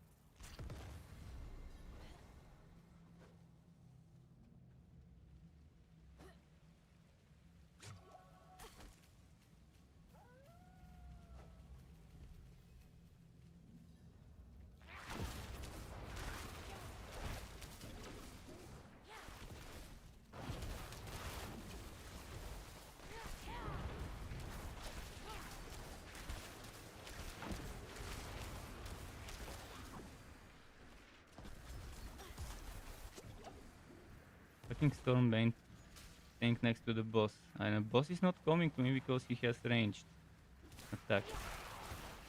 Okay, Stormbane at least moved. But now the boss moved as well. Oh, I can just attack from afar. What would I upgrade first?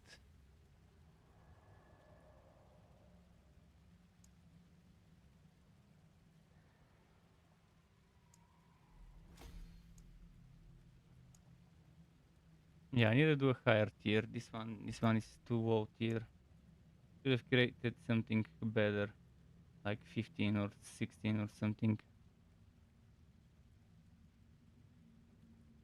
But yeah, the question I asked really is about what tier dungeons you could handle, could run. What tier was the one I was running? 6, I think. Okay, let's do the 8. I have an 8 in my inventory, if I'm not mistaken.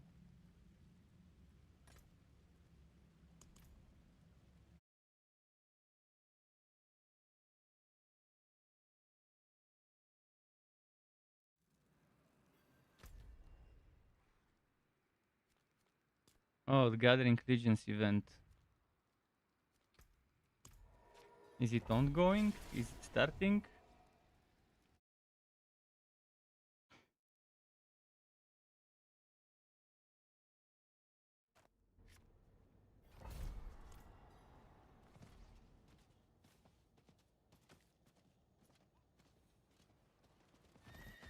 Currently, I have barely any investment into the levels of my glyphs, so I can only imagine how fun it would be once I level up some of my glyphs to a reasonable level.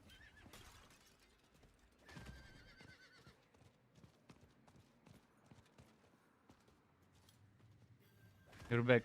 Okay. So the question I was asking earlier is um, about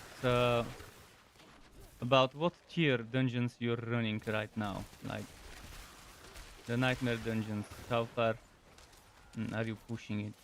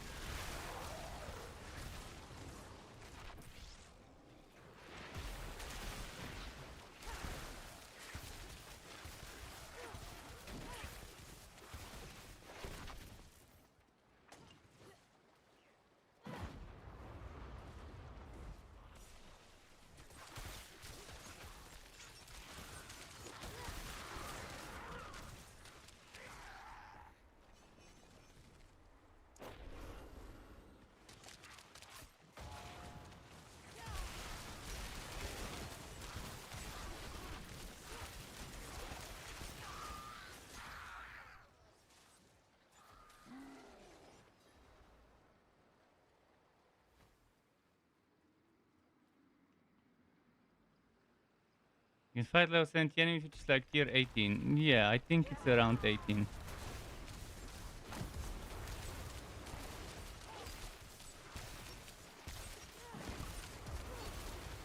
I should try some of those higher tiers myself right now. This tier 6 seems too easy. I should try and push as far, but see, not being able to craft them myself sucks because I have to just go through all the trouble of going on another character just so I can make myself some figures.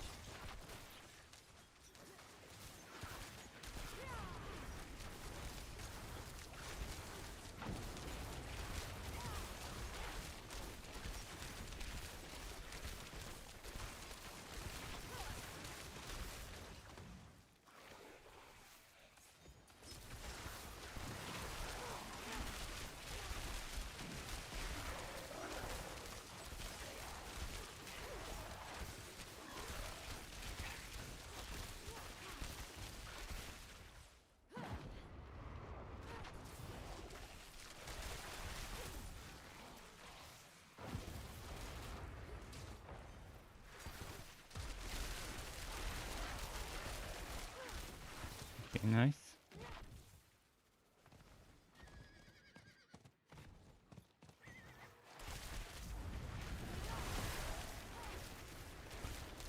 This was perfect, grouping them up with Inferno to do extra damage to the fly.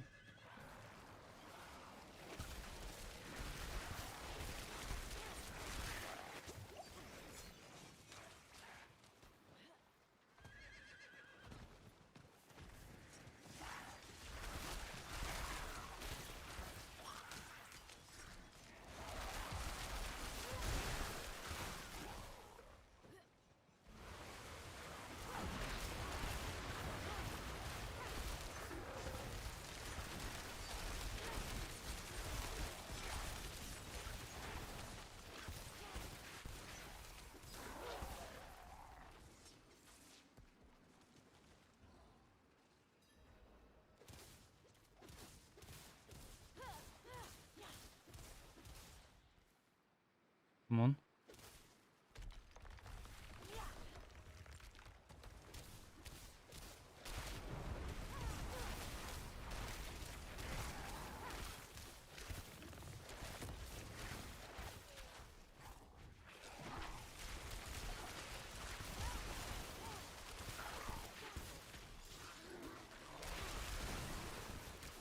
I finally have the quest to unlock it. Speak with Demian. It finally unlocked. It was glitched and the quest was not triggering for the sieges.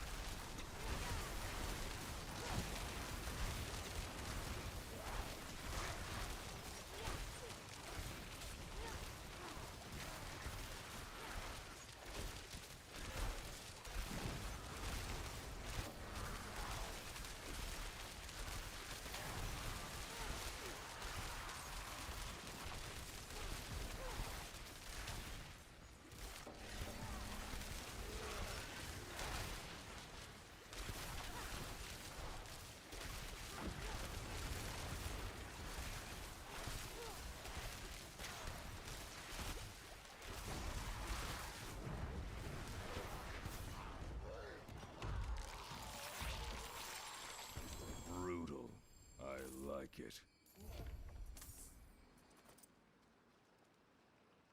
Where is Demian?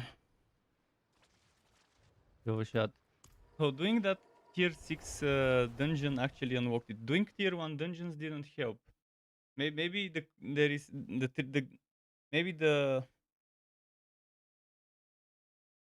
rule the trigger to get this to unlock is to get a higher level sigil than tier 1. You could keep grinding tier 1 until you get tier 2 to drop. And when it does drop and you do the tier 2, maybe that unlocks it. Maybe that's how they changed it. It wasn't like that before. They must have added a new bullshit to slow things down, slow players down. Until spring. And now it's broken. Now I talk to him. Oh, now the quest is to craft the sigil. Here. Only honest magics.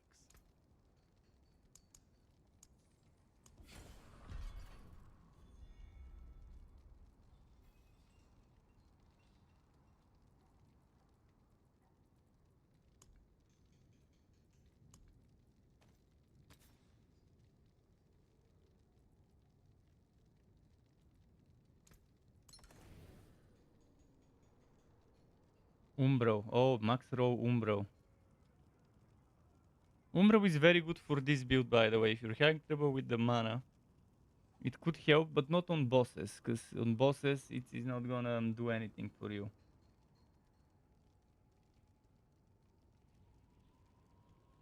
This max row Umbro I'm taking. Top row, high row Umbro.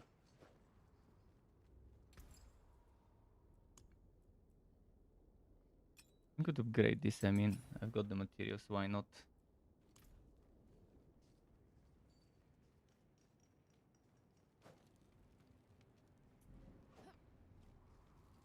I wish we could craft the better rubies. The crafting, not rubies, better gems in general. I wish we could craft them. It stops at the regular ones, and then after that you have to find them, the flawless and perfect. Good deal. Father bless.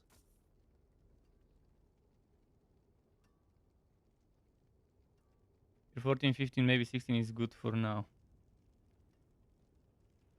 I'll take it. As long as we are not getting one shot, we are fine in as high as possible. Because with the Sorcs, with all the barriers and stuff, we could survive if we don't get one shot. I'm actually gonna do...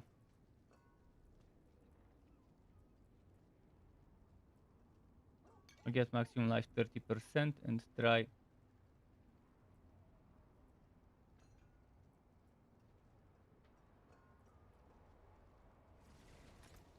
Try this one. Ancient Lament. I think this was a shitty one. Maybe not.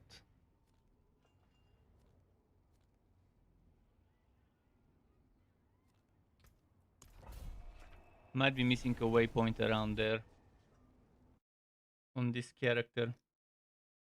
What jersey am I wearing? Allen Iverson from the 76ers back in the day.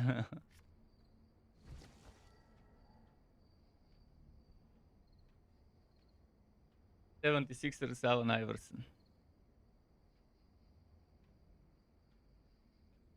It's an old one.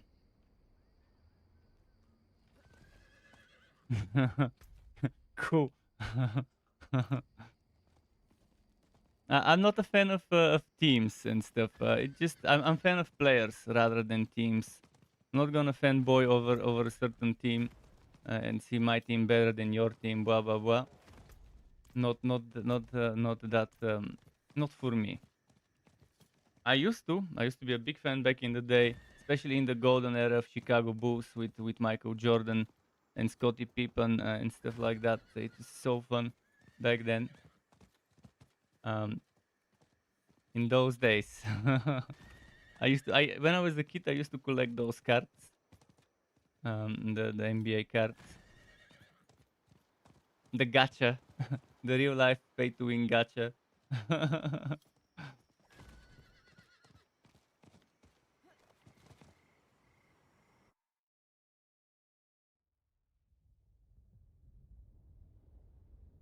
You don't like basketball much. What do you like? What's your sport? Everson was a decent OG player for sure. It was one of the good ones. I was big fan of End One though. There is a nice documentary on Netflix about End One. Me and my friends were more into End One and street basket, and we would play street basket on one court. Eventually, when we had enough people, we would do double court basket. We would go to certain high schools because they had basketball courts and stuff and play there.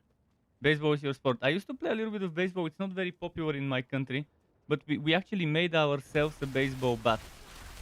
And we would and we played so much we broke that baseball bat, and then we ended up saving up and buying a proper one. I used to be the guy that runs and catches the stuff after the batting normally, because I was good at that, at the running.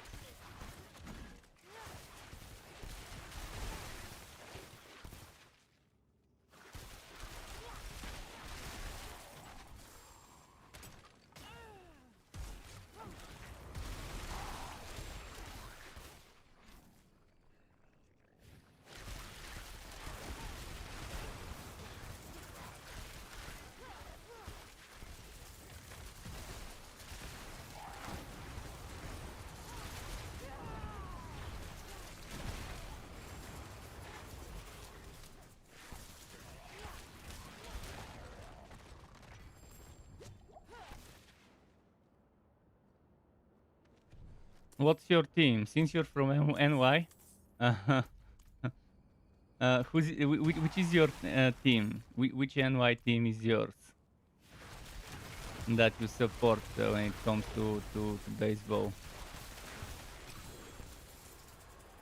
The Mets. I used to love playing the Sega baseball, or I'm not sure if it was the Sega Saturn baseball. Or I think it was the Sega Saturn baseball. Me and my brother would play that.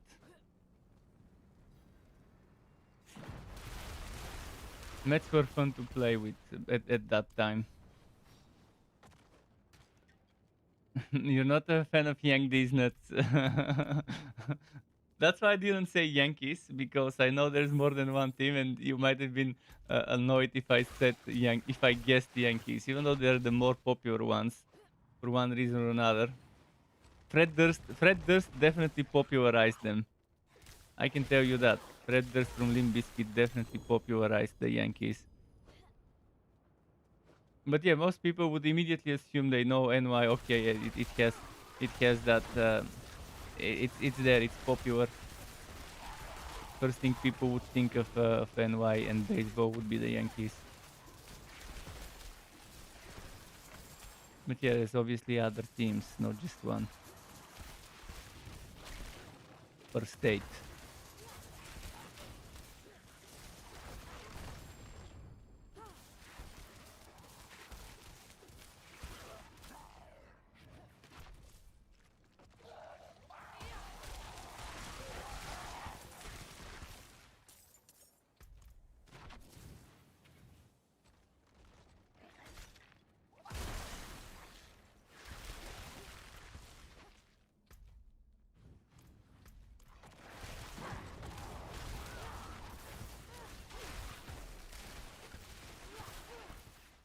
Let's see.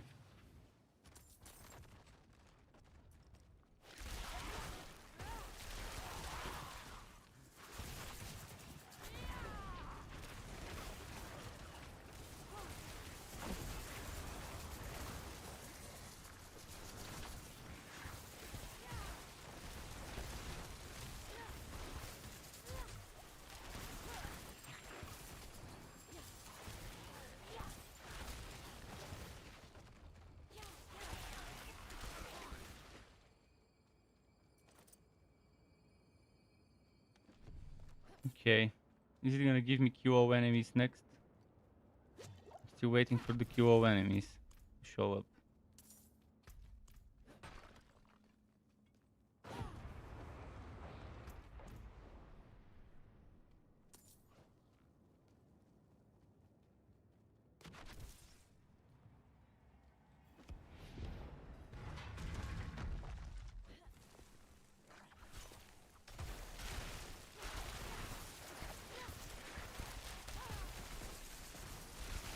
I'm thinking that the big part of who supports what team is about the neighborhood they grew up in. Like, obviously people closer to the arena of one team, living closer to that one in that area, most likely would be fans of the team that has their sports arena there. Sean is back. Good morning from Washington. Good morning to you. how's it going? How's the stuff in Washington?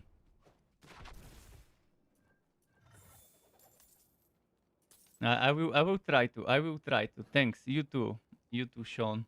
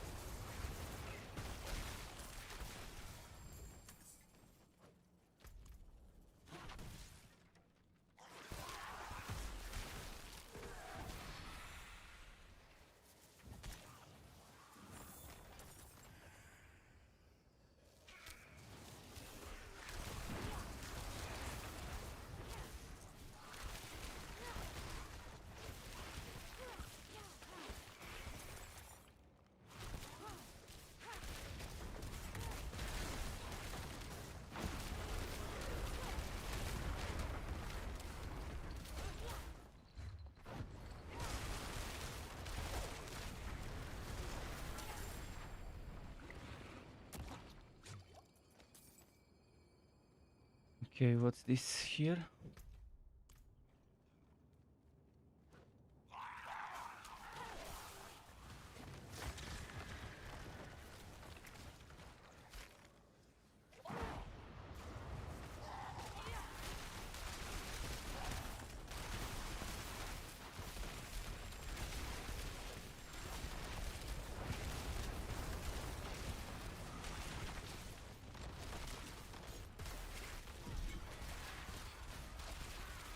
This one was a good dungeon to run. I wouldn't mind doing more runs of Dungeons Lament.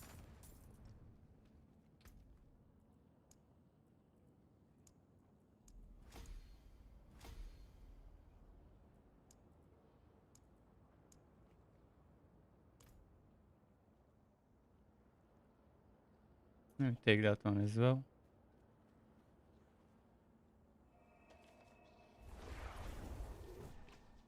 You're getting ready for work, 12-hour shift. You just hit level 50 on the Sorc. But if you hit level 50 on the Sorc, that's nice. Do you need help with getting to tier 3? If you need help with the capstone dungeon, I could always help you, unless you're already at tier 3.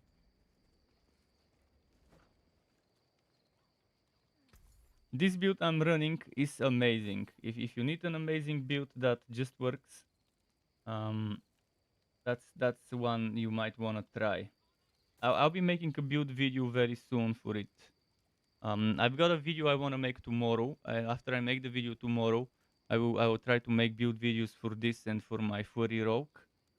But eventually stuff is coming. I've had my fair share of fun in the first couple of weeks of playing without making videos and content as I was planning. But now it's time to go back to making some useful content. I think I've tested enough, I've tried enough, seen enough. And yeah, I really enjoyed this setup I'm playing right now. Ooh, this ring has cold damage.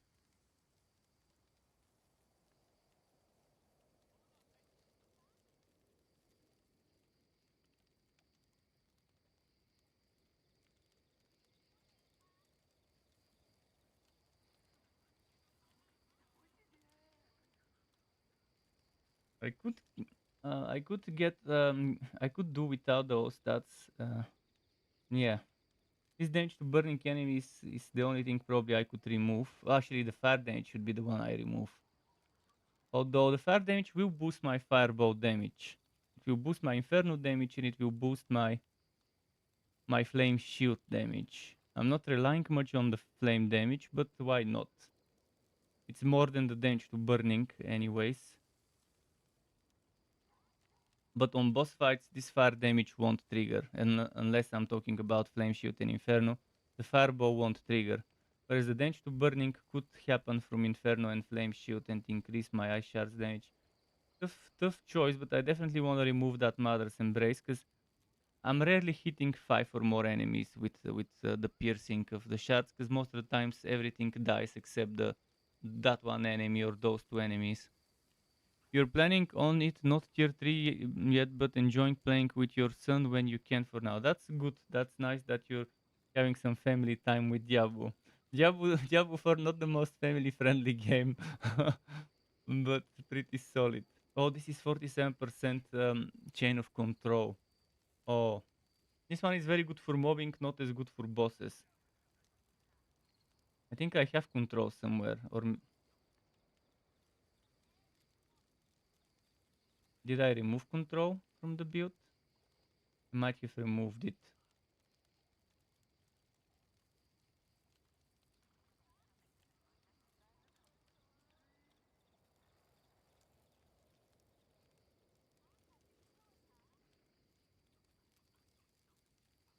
Something important for this build is shattered, the shattered aspect. The explosions deal 30 to 40% increased damage if enemies die while frozen. Sure, it does a lot of damage without it, but that extra damage is nice. So I'm wondering if I want to do something with this chain of control, by do something I mean take it and take the control aspect out of it. I'll probably take the control aspect from it. For this ring, I might actually use it, but again, I don't want this aspect because I already have it on the weapon, which means I can get one extra decent aspect on it. Okay, this would be rewrote. This one would be... I'll just Doing salvage favor. this one. Thank you. Your son enjoys the theory crafting and he's working on a trap built on his rogue. Well, the one I'll be making is Death Trap, but with Fury. So it's about spamming Death Trap as much as possible, but I'm not using any other traps. But it's pretty solid and it's doing amazingly well, I might say.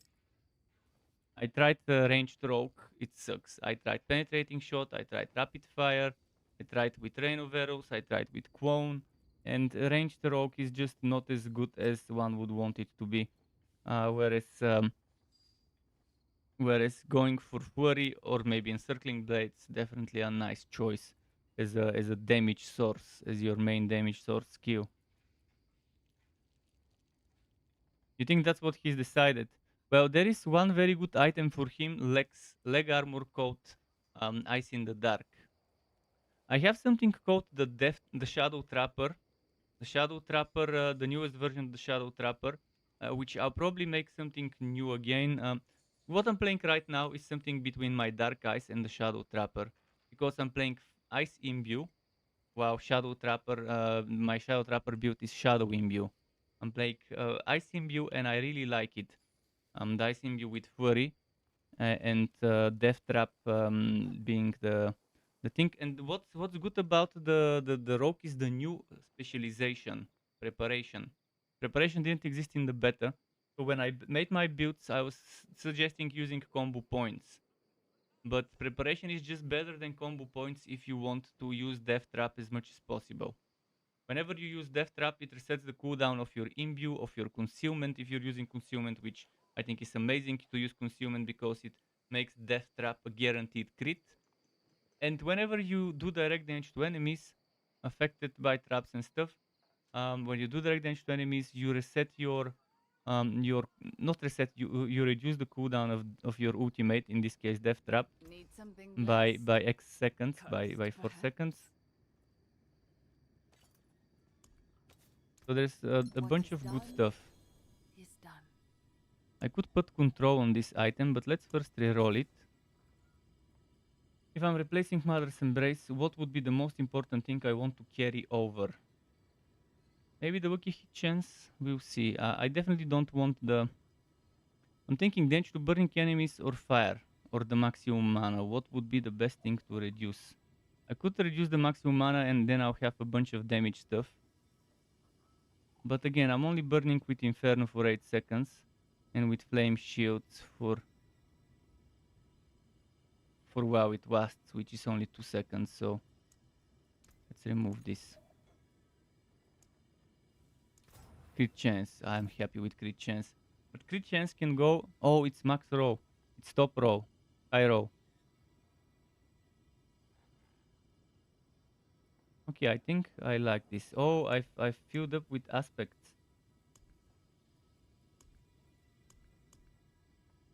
Okay, let me take that ring and pick an aspect for it. I could go for resource stuff like Umbro, but instead of going Umbro, maybe I should go... Do I have Conceited? I think I no longer have Conceited in my build.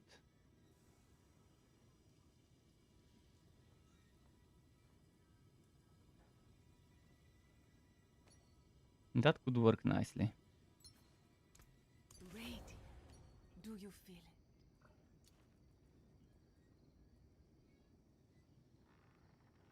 I don't need disobedience, I could just drop it. Crowded Sage could actually very much help if you have it in the build of any class, any build. Oh, on your son's rogue, suggest to your son to have Crowded Sage aspect. Crowded Sage aspect would make him heal a lot. And the ultimate, not the ultimate, the key passive that they might want to use. Let me quickly check something. The key passive that I can't remember the name, but it's moment. I'll go into a build calculator and check it from there. The key passive your son might want to try with Death Trap is I think momentum is better. I tried what I tried is I tried exposure, and it was okay for a while. But when I tried momentum, these things really clicked together.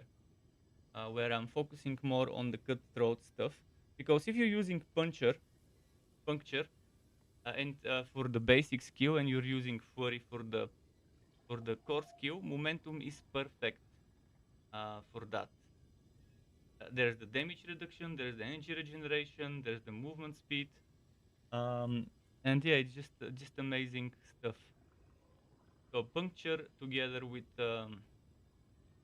flurry and death trap, and if he gets lucky and gets Ice in the Dark, the unique item, he would love it, because Ice in the Dark makes death trap rearm. Death trap doesn't expire unless it kills an enemy, or unless it hits a boss or player, which again pretty nice. Okay, let me go back to the game. But the aspect of the Crowded Sage will keep him healed up close and personal based on the amounts of enemies. Even during a boss fight, the Crowded Sage could heal you nicely. And there's one aspect that goes very well with momentum as well. That one's pretty solid too. That gives you extra bonuses when both bonuses of the momentum passive are active.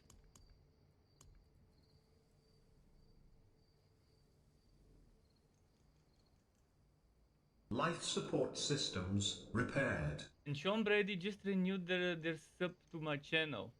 Zap tier 1, thanks very much, right in the fields. Really appreciate that membership, the YouTube membership. Big ups, thanks a lot for that. I hope you and your son keep enjoying that. And again, I'll make the builds, and luckily enough, the two builds I'm making are this Shatter Sorc and the Flurry, which again, I'll figure out. It's probably not gonna be Shadow Trap 3.0, and it's probably not gonna be Dark Ice 2.0. I'll think of a name, but those are gonna be the builds I make, for sure. And it's exactly something that would fit for both of you to try out. So tomorrow I'm making one other video. Tomorrow I'm making another video that you and your son might like, which is a video about, well, I'd rather not reveal it, but it's about how to do certain things when making your build.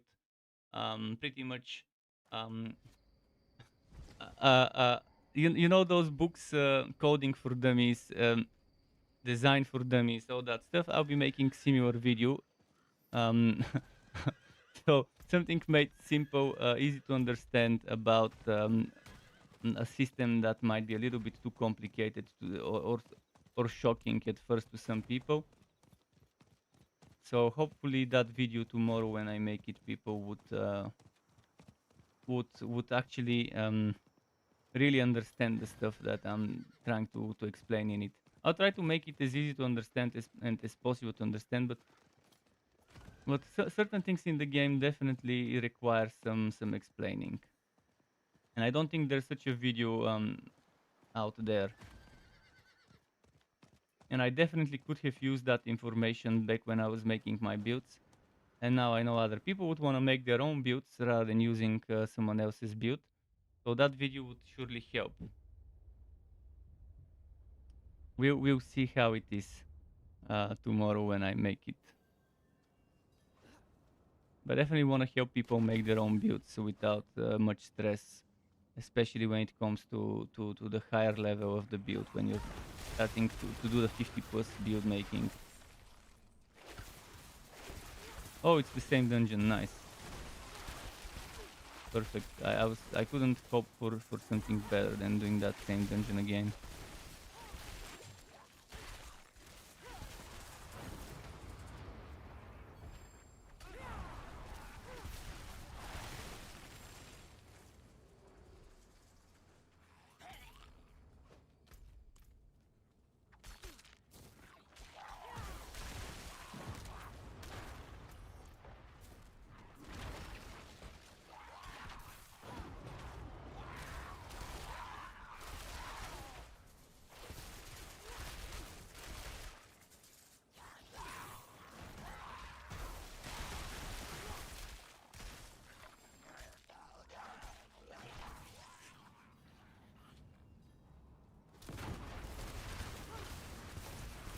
Oh, that's an event. I'm not doing the event.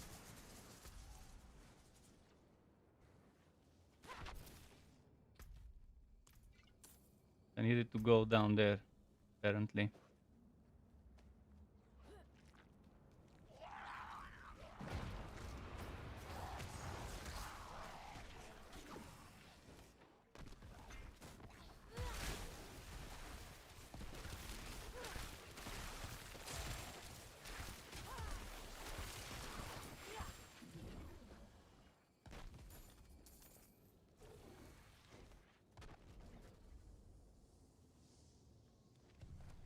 Okay, let's take the statue. Let's run.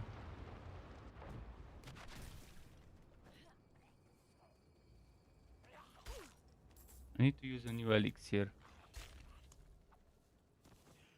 Just use this one, whichever it is. I think it was attack speed that I just used.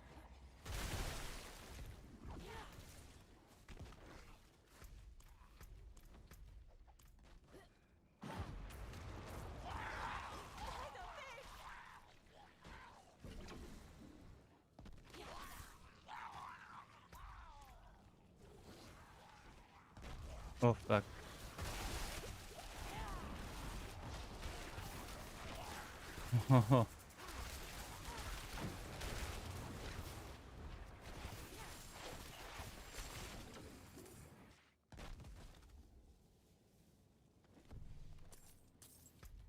What goes now?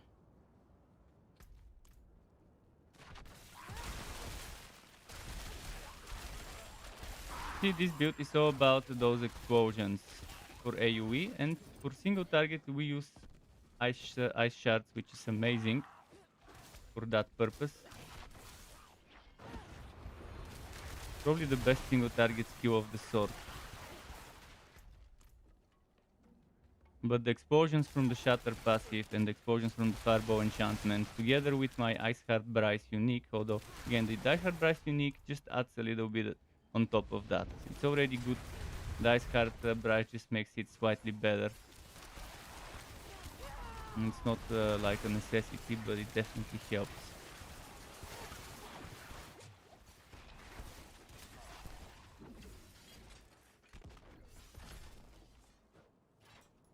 Where is the other lever? I'm not seeing it. I see it now.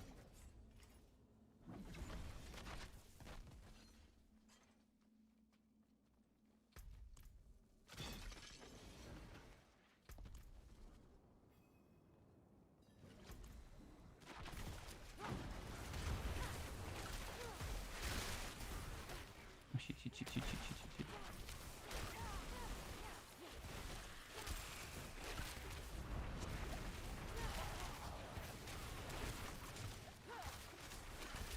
So I can't get that shrine because it's guarded. Yeah, fuck that shrine. I'm not gonna waste my time just for a single shrine.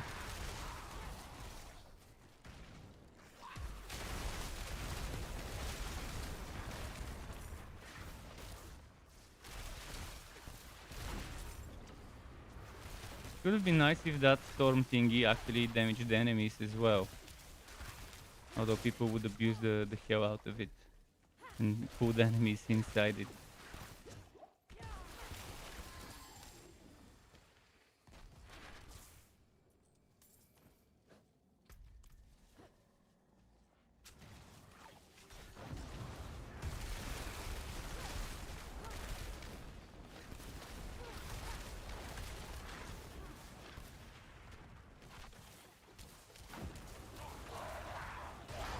Fact, I got stuck and I didn't have my teleport.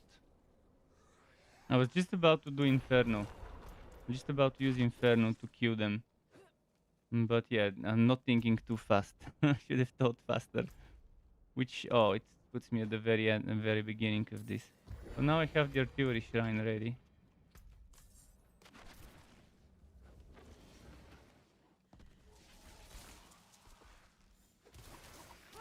Yeah, when the mobs, and it wasn't actually just the mobs, it was the shitty trap thingy in front of them. Also blocking my way.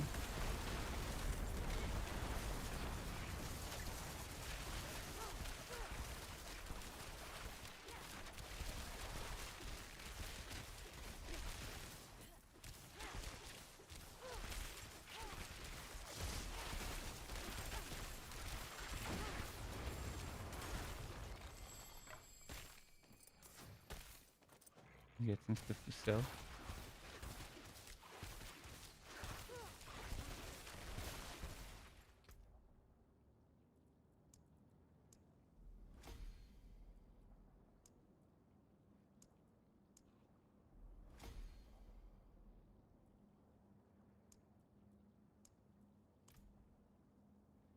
Okay.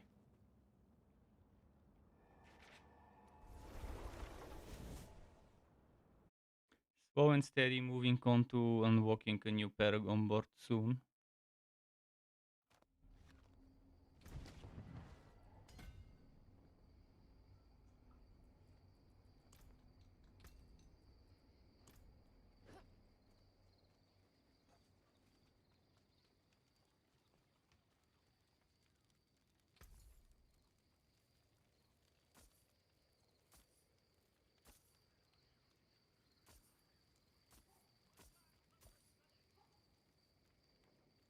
Very nice.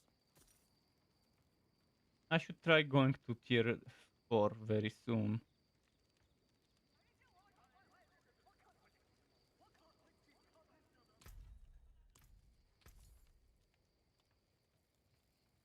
It is a deal. I think it is time for me to try my capstone. This thing, 2 ranks of Hydra, my friend might like it, although Hydra is not the main DPS for him, but then that life is a lot. I could keep this for him just in case.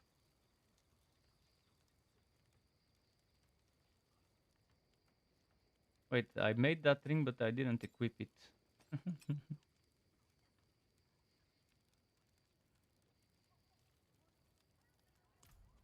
My skill is unmatched. You'll see. Okay, did I get any other tier 19? I got tier 19. With death pulse, unfortunately, which I really don't want. Let me try that that dungeon. Probably would get stuck on the boss and get destroyed by the boss, but the rest of them I should have no problem with. I was level 62 on my rogue when I moved to tier 4. Let's see how a level 61, maybe by the time I reach the boss I would be 62. Let's see how the level 61 Sorc can do. I mean, it's all about me, how I'm controlling that. But the boss is a little annoying with those explosions. And when you're solo, you can't revive yourself without the boss resetting. Whereas if you have a partner, one person dies, the other one can continue DPSing, and maybe find a time to revive.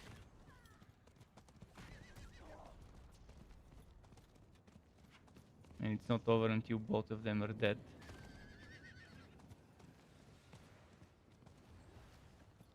It would be nice if I could take my level 70 something 74 rogue and carry myself, but I can't.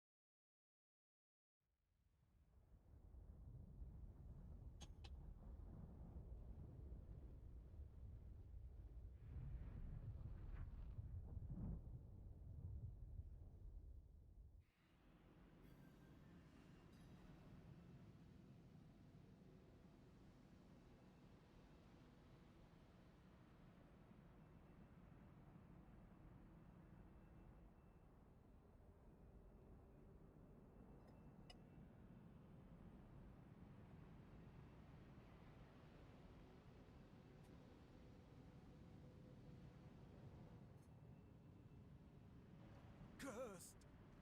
This place is cursed!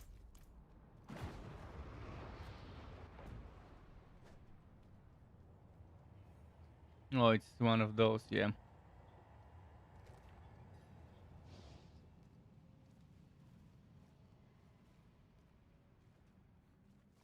Let's see this way.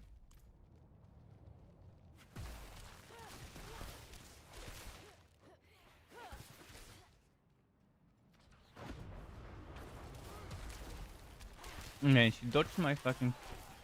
She dodged my damn Frost Nova.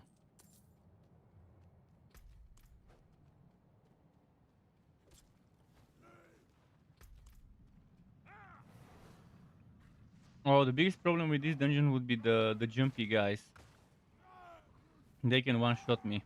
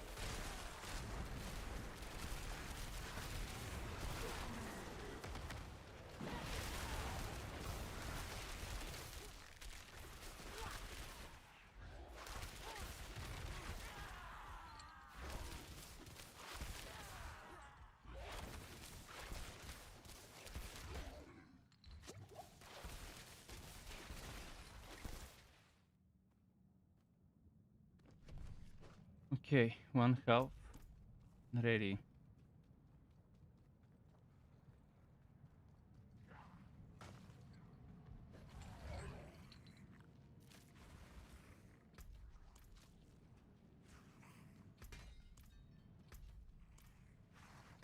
Oh, there was a fast way to reach. I fucked up. They opened up the door to quickly reach the beginning of the dungeon behind me, and you didn't notice. So the shortcut, obviously better to use that shortcut.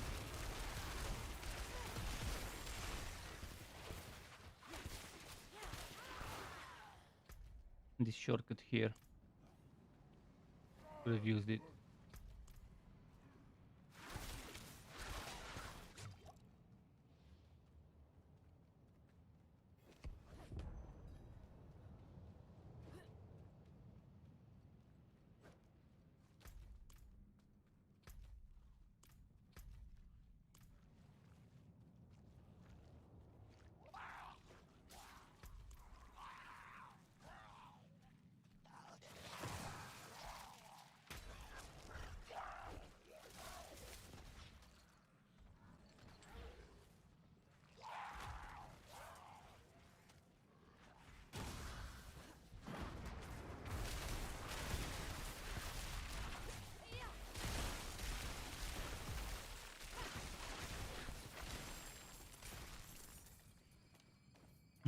Beautiful how you clear so many in those chain reactions.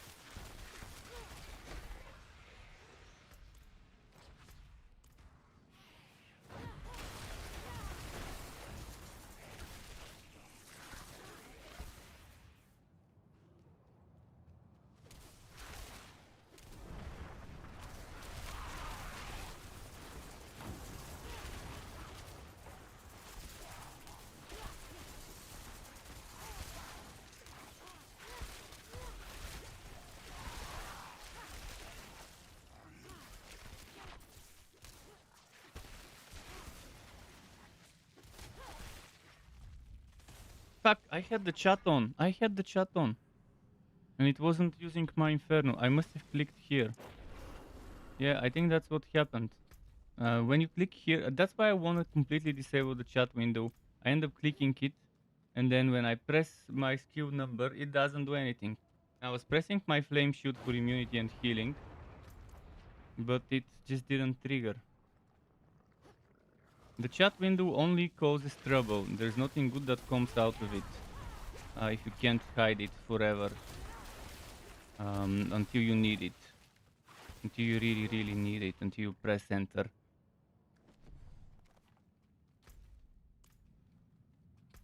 Why do I have 2 stone carvings here?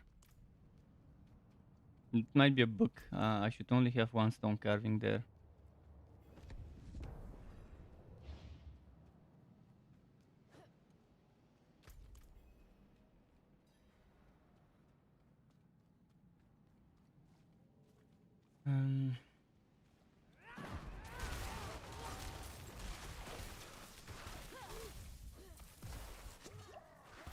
He's got the lightning enchanted. I hate that affix on squishy classes.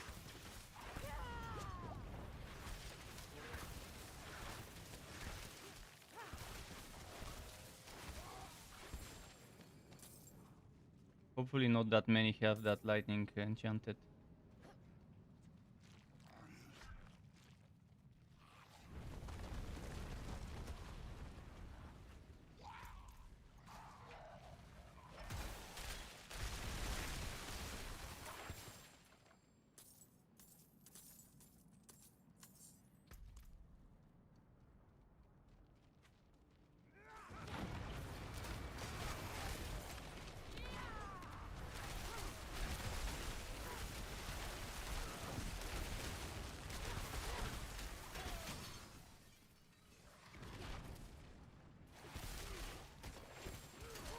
Oh, fucking one shot.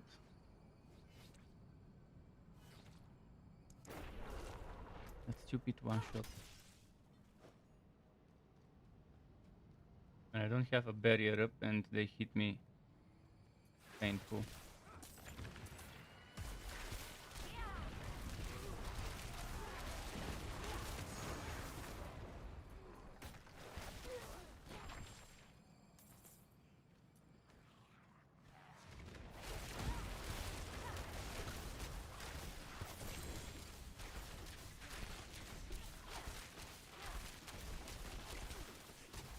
What the hell, this guy was pretty beefy for a trash mob. I didn't see a defender nearby.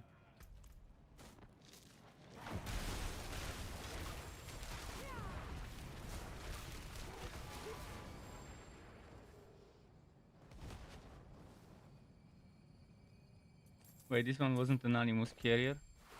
Regular elite? Let me go to town, I need to sell.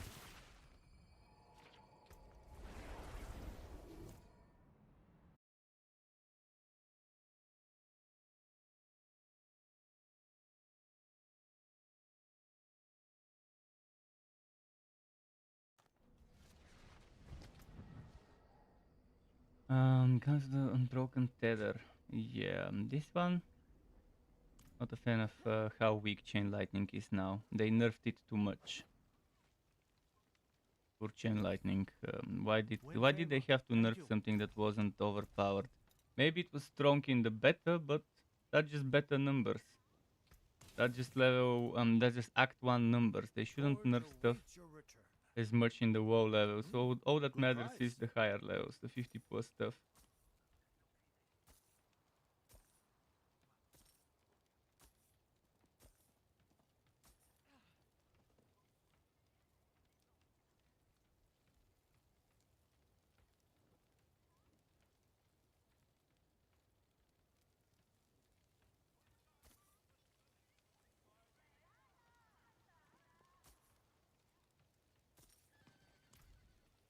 Okay, is this ring upgraded? This ring isn't even upgraded or socketed.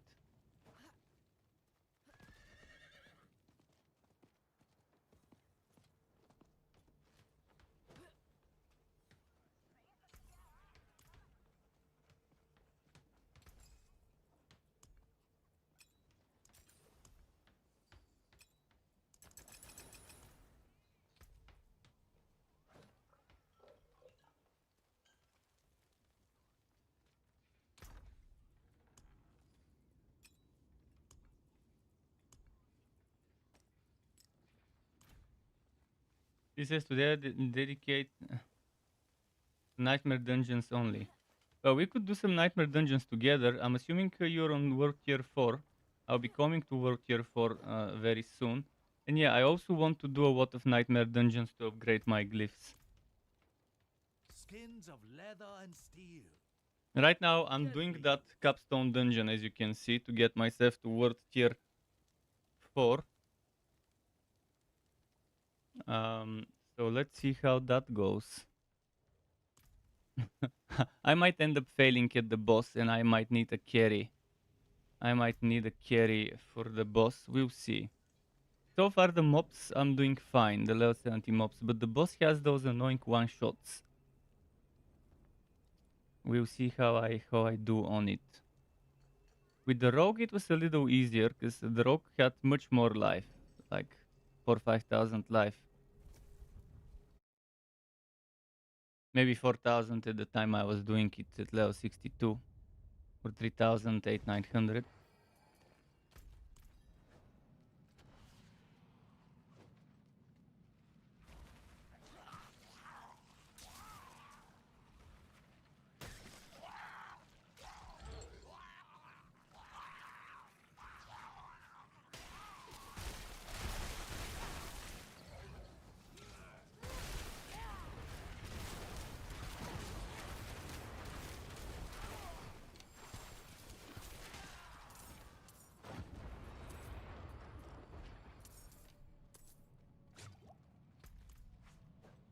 Okay, I'm ready with the animus.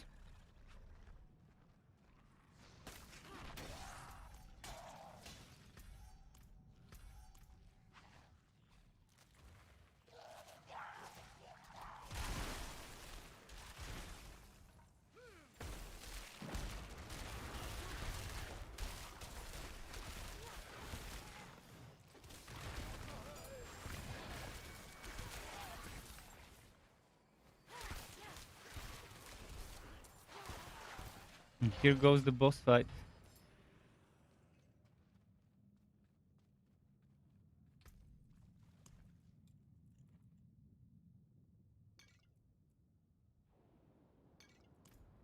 Not sure if magic resistance would help. Maximum HP would have helped, but I don't think I've got it.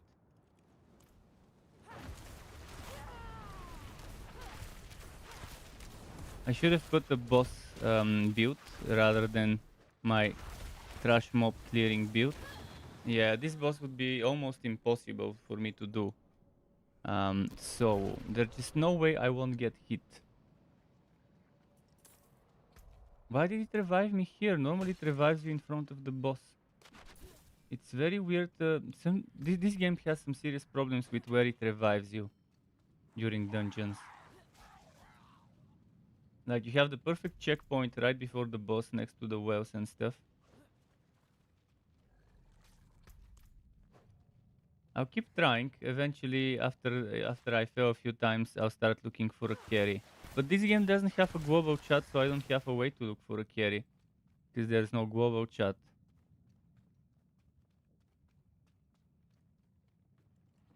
I'll have to go to Discord to look for a carry, which not the most pleasant experience. To have and exit the game just to find someone to help you with stuff.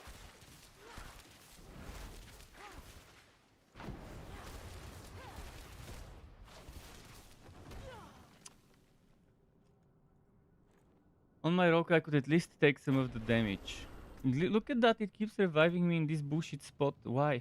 Why is this the spot that it decides to revive me at? Maybe I should kill some more monsters over here and it could revive me in a different spot. I'll end up wasting a lot of money on repairs, but I'll get it done. Fuck.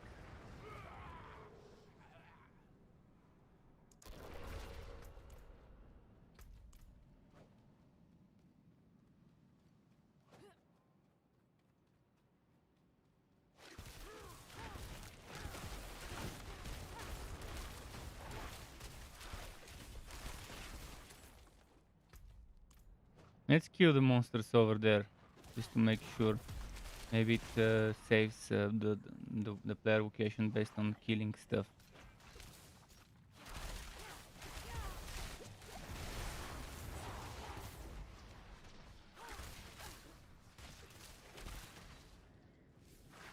Level 70 mobs and regular bosses, not that big of a problem, end of dungeon bosses, but this capstone boss obviously provides much bigger challenge, and I only have so much life on a Sorc. Even with all the barriers in the world, some things just one-shot me.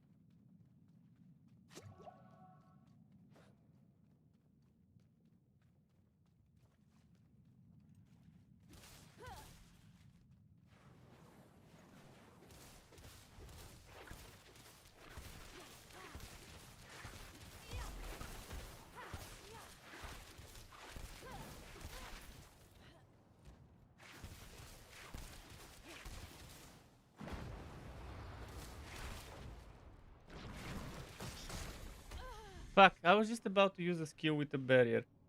This skill is too quick to hit the ground. Too quick to hit the ground. I need to go and repair now. See, killing some monsters ended up saving my vocation at a better spot. I would end up struggling, but in the end I'll go to Discord and ask for help.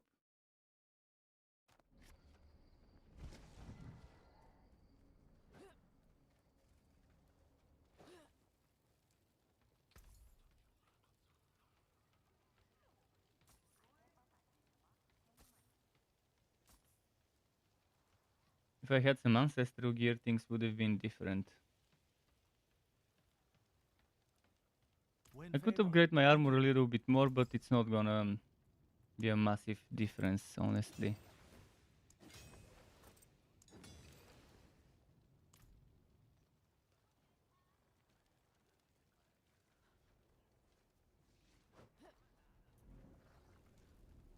You won't find a better healer in all the steppes.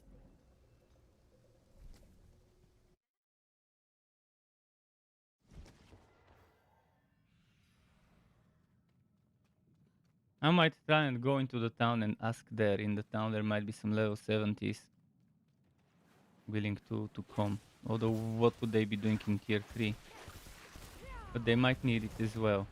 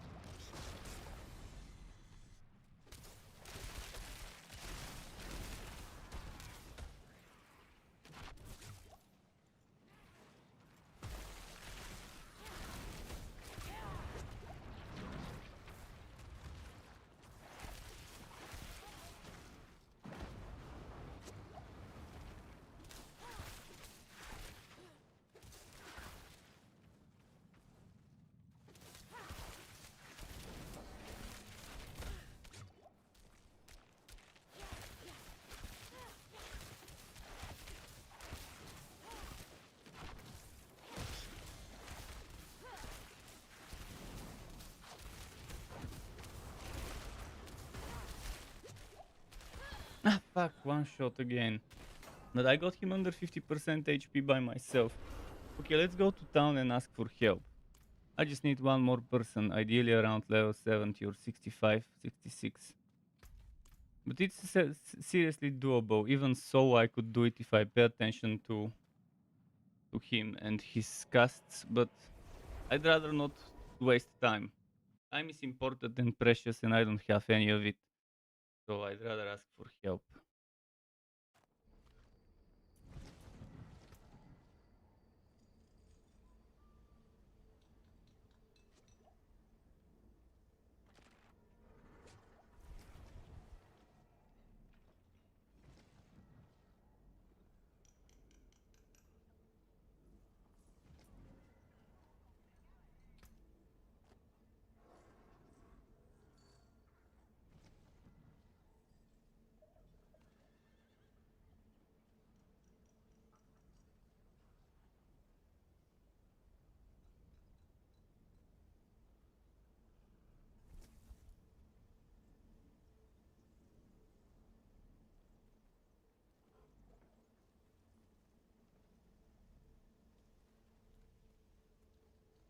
It's gonna be harder with one more person or two more people, but there's also the fact that we could we could res each other and stuff like that. I also need to repair. Came to repair last time, but I forgot. My skill is unmatched. You'll see.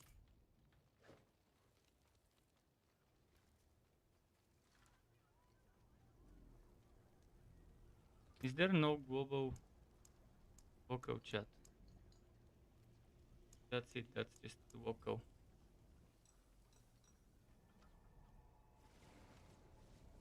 Okay, I'm going to Discord.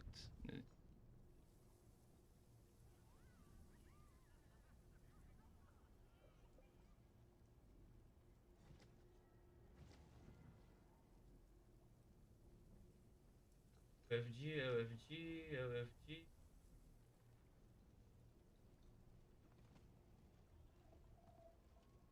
Is the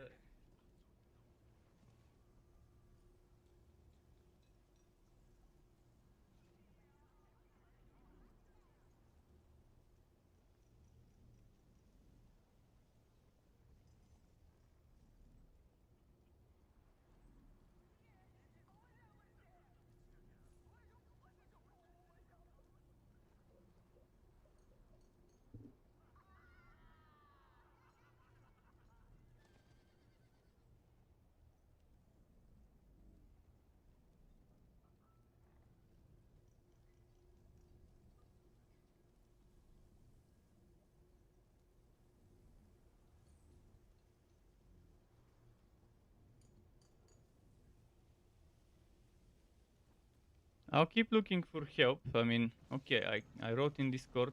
Maybe I'll get someone to reply from Discord.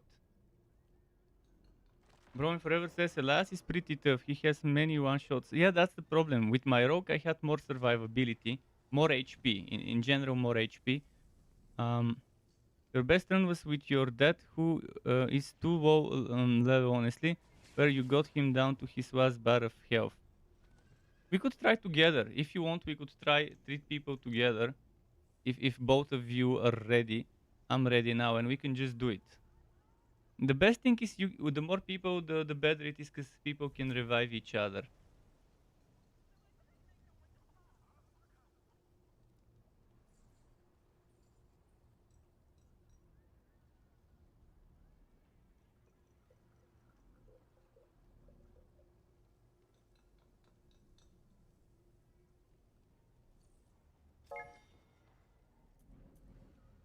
Oh, someone sent me a friend request.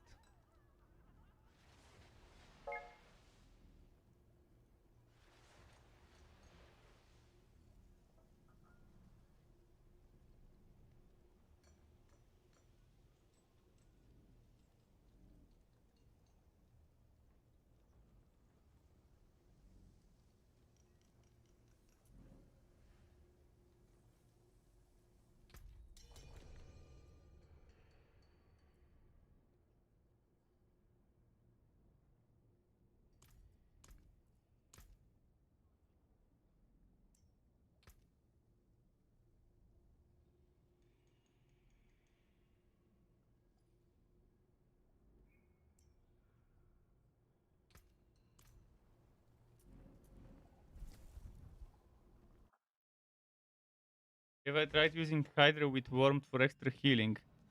I haven't. I've tried using Warmth and I've tried using Hydra, and probably used Hydra with Warmth, but not on this one. I've used Hydra in the beta.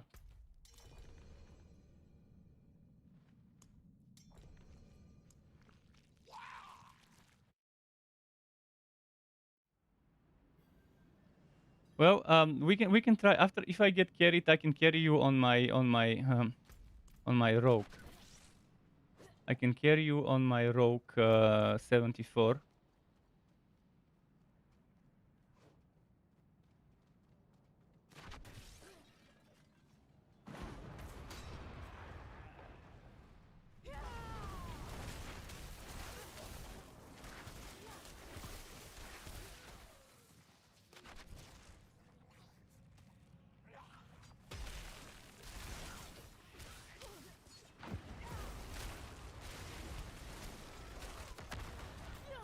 Fuck.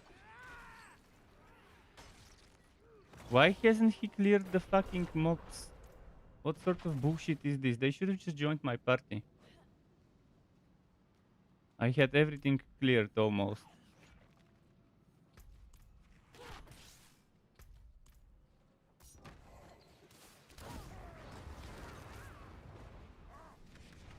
They've left too many monsters alive. That's bullshit.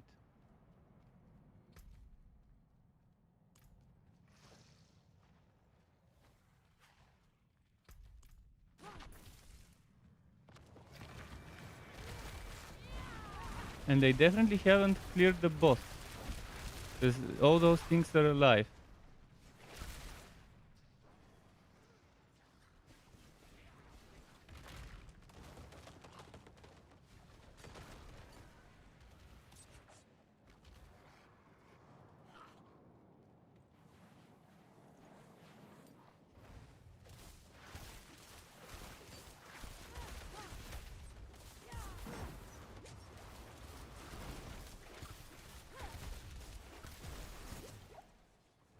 Why is he targeting me? Oh, there we go. We're 2 people down. With 4 people, it's gonna be tough.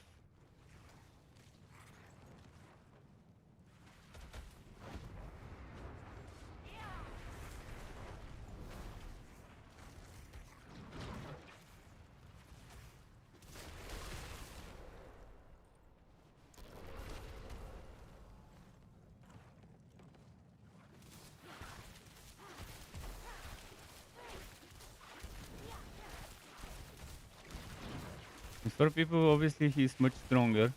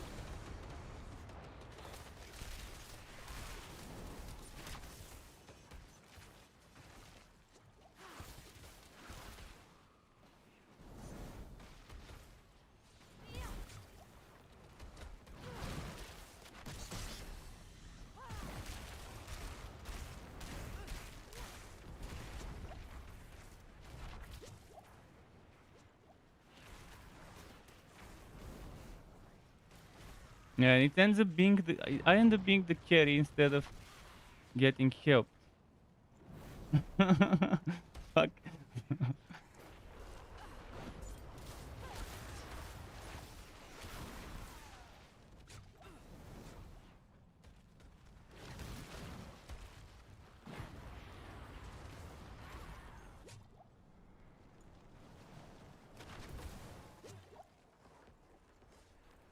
Man, because of reviving, I'm wasting so many potions.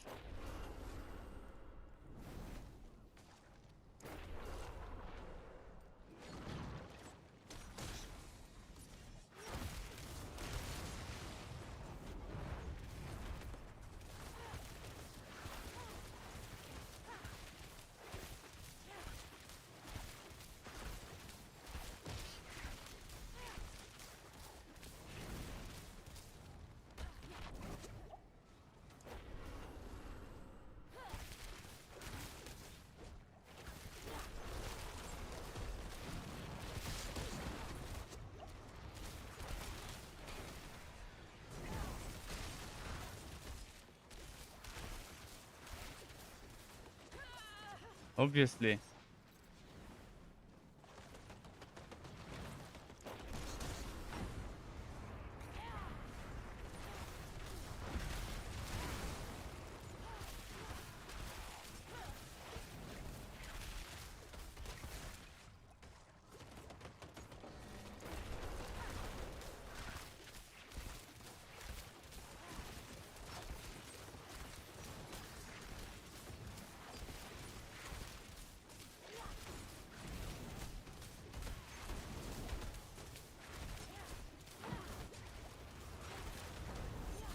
Oh fuck. Oh fuck.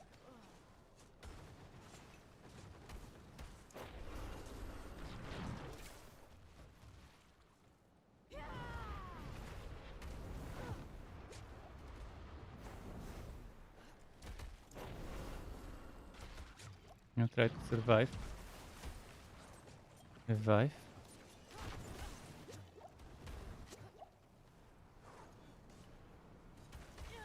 Fuck.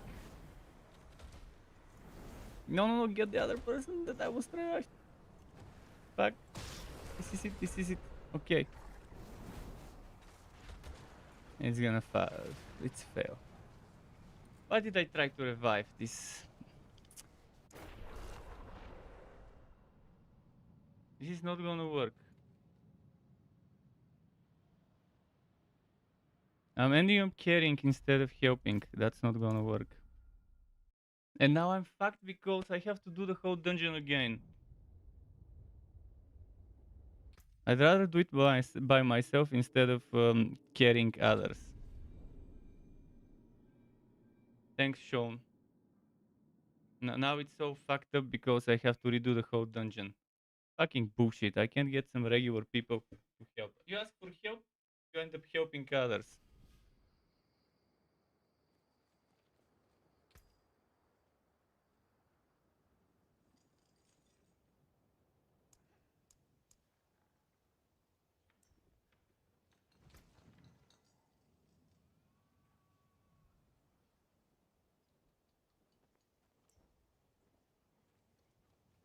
With 2 people, we definitely much better.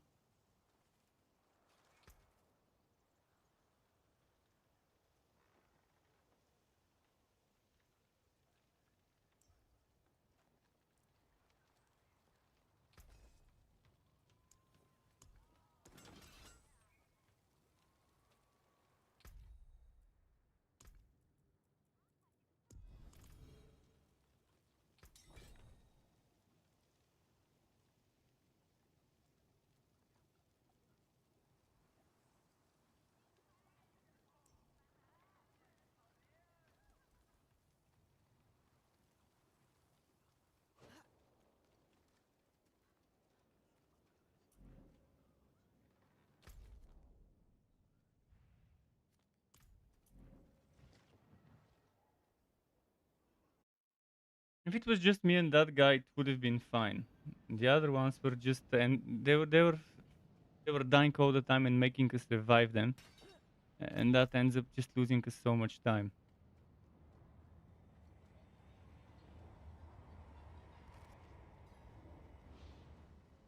They were complaining about ping. Fuck their ping. If they have such high ping, don't play fucking online games. Get a better internet service provider.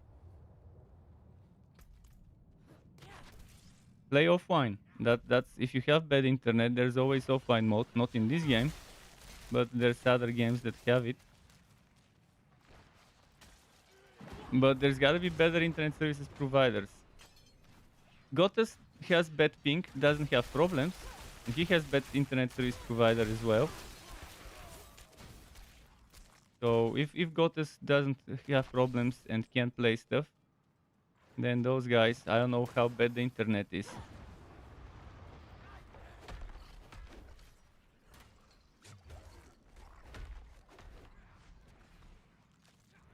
I'm not a fan of leaving the monsters alive. I'd rather kill them on the way.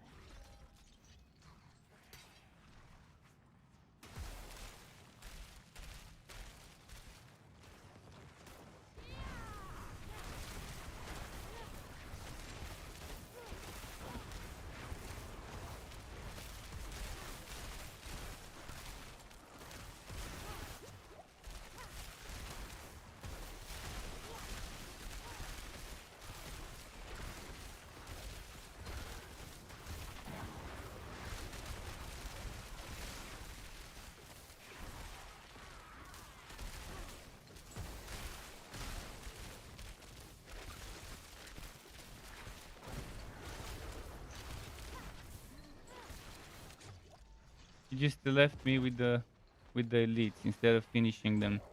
Come on, how you lose just a few more seconds to kill the elites?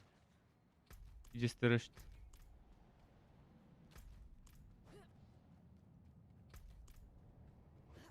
Can just rush it. Yeah, we can just rush it, but that leaves a lot of unfinished mobs. Does he plan to rush every single thing in World Tier 4? How does he plan to gear up on World Tier 4? He's rushing everything.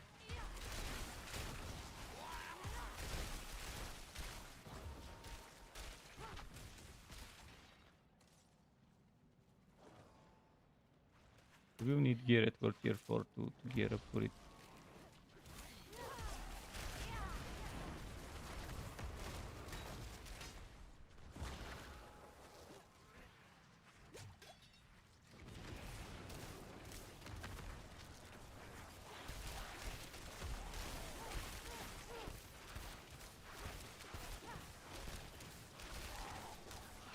Ah, fuck. Exploding mob I didn't notice. It doesn't let me revive a checkpoint, which sucks. Okay.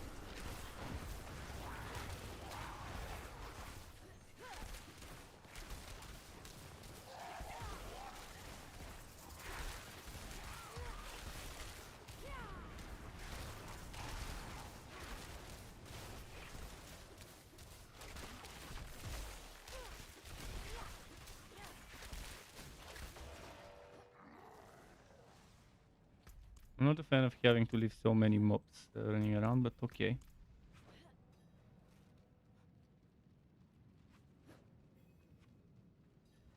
I like that he's a Blood Nova build or whatever. Wait, what is this thing? Every 5 seconds the curse of the week will increase? Wait, what the fuck is this? What are those curses? I've never seen those curses when I was sewing.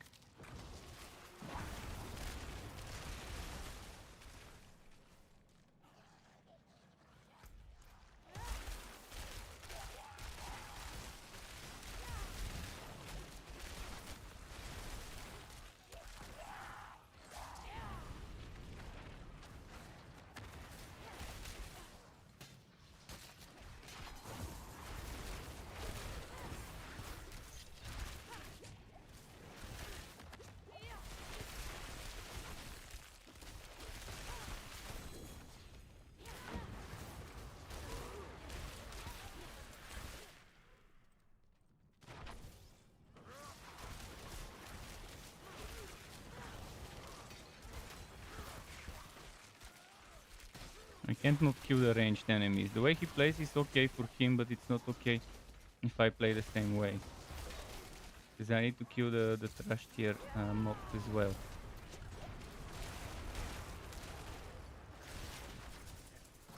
That's why I don't like the rushing. It's making too big of a train of elites.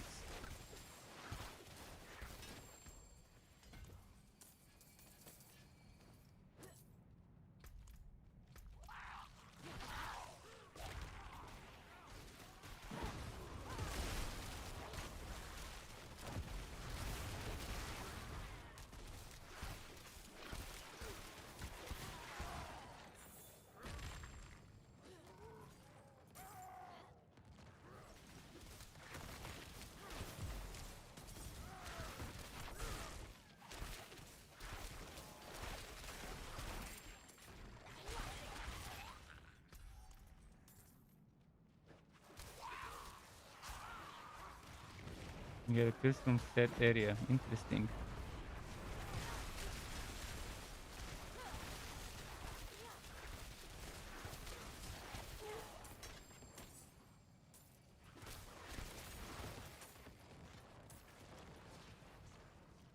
Is he using the mist explosion? The corpse explosion? Mist. Man, the corpse explosion mist build, this boss would be pretty fun to do.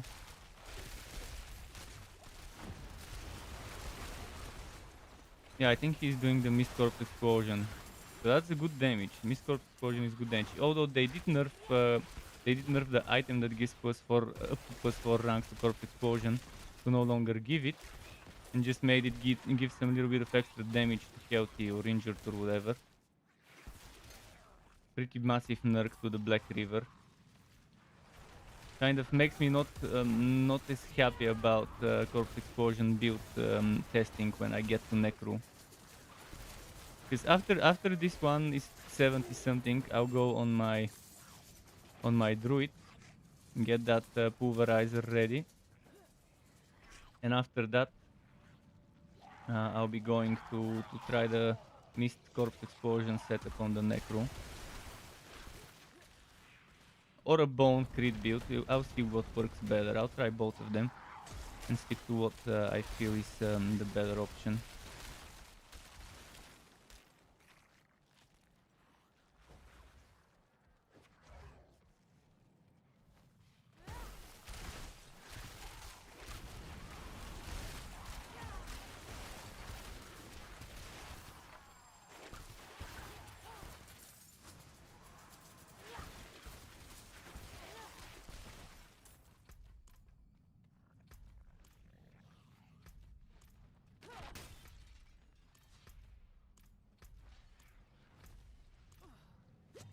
Manimus was missed somewhere.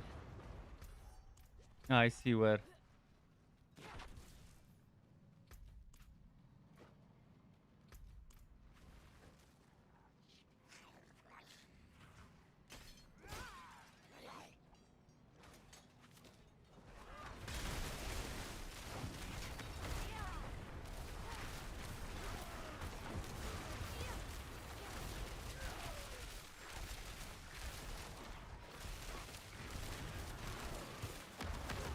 Fuck. That one shot. Come on, kill it, kill it. Come on, it's one hit. One hit. He's waiting for corpses probably.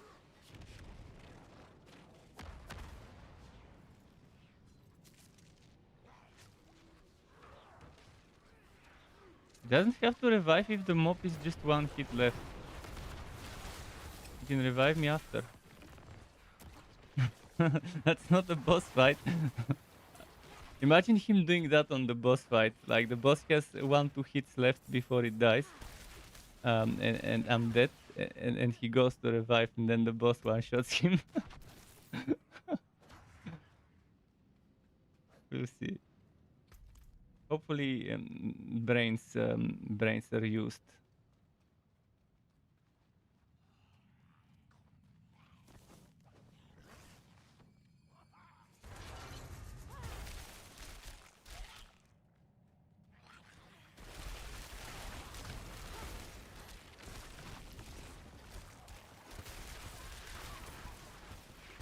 Yeah, we could have just killed out instead of wasting cooldowns. He even wasted his ultimate cooldown and now he's going on the boss fight without his ultimate cooldown.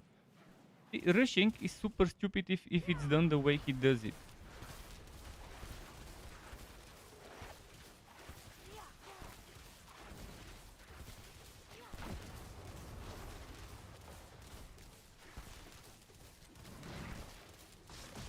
I'm not sure he's taking... Oh yeah, he's taking some solid damage compared to before.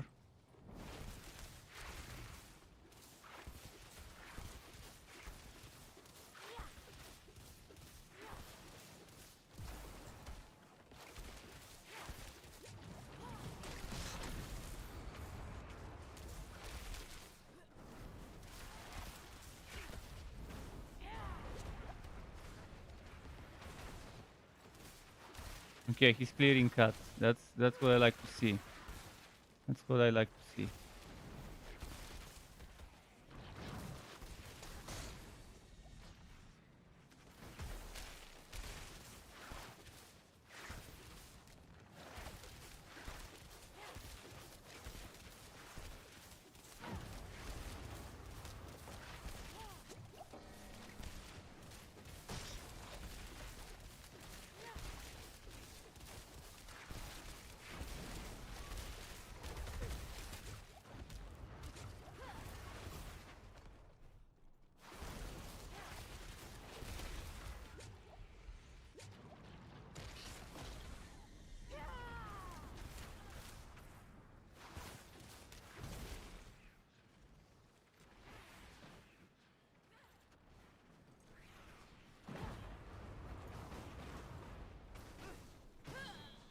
I revived him before I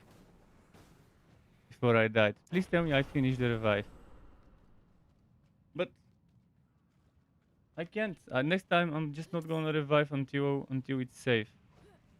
But I use my vulnerability though. That should have helped. On my screen it looked as if I finished the revival though.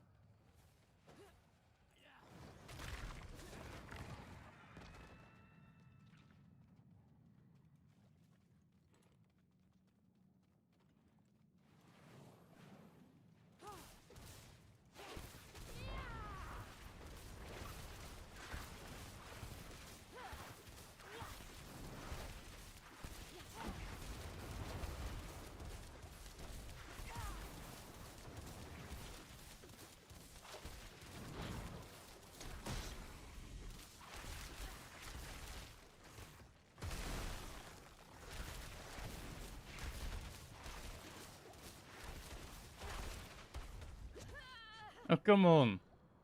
I had my barrier on. No, no, no. Phew.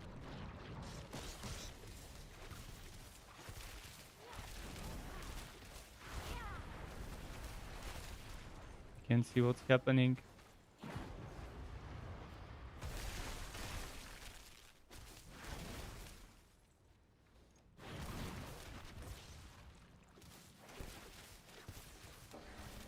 Okay, I can revive now.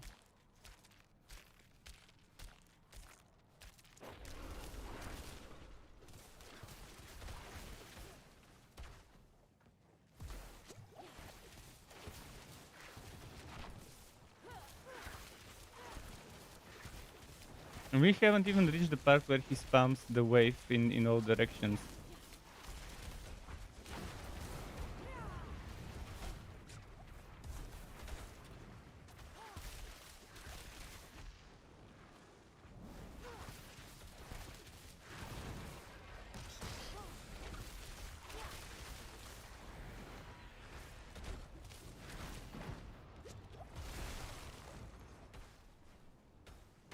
fuck. Bit one shot. No, no, no, not now, not now, not now. No, fuck.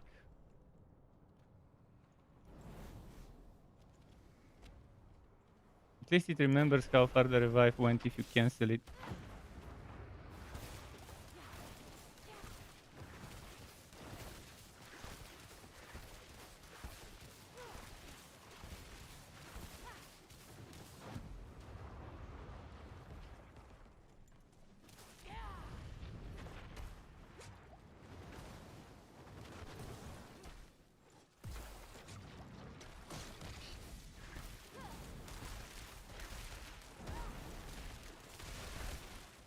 I'd rather stay a bit far from him.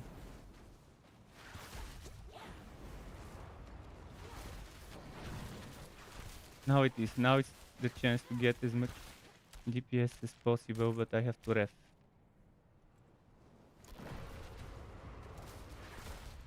Come on, I had my vulnerability.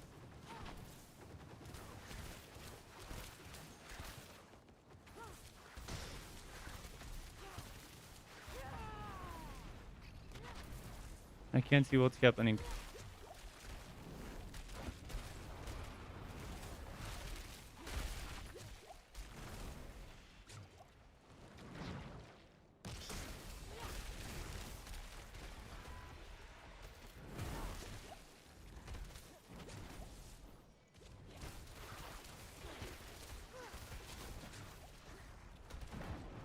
Okay, there it is, there it is, there it is.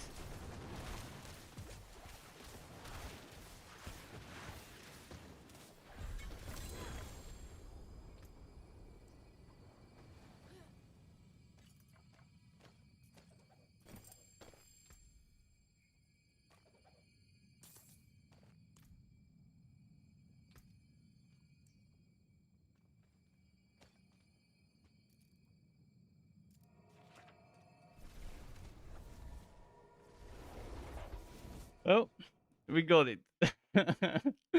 Now we can go work here for get that ancestral gear. Sacred trash. Sacred trash time. We need to go to the world tier 4 statue.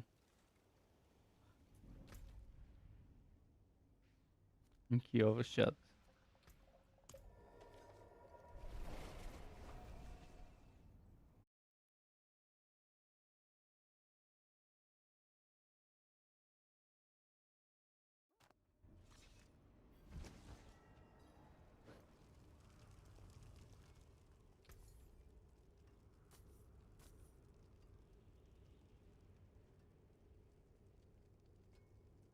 This one my friend might like.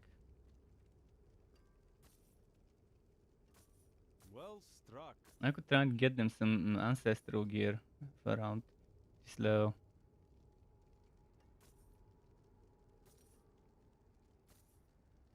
Farewell, and good fortune.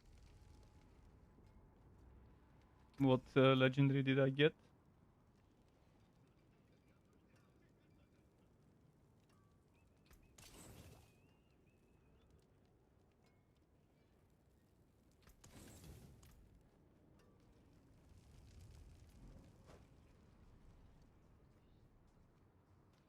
Are there any Helltides?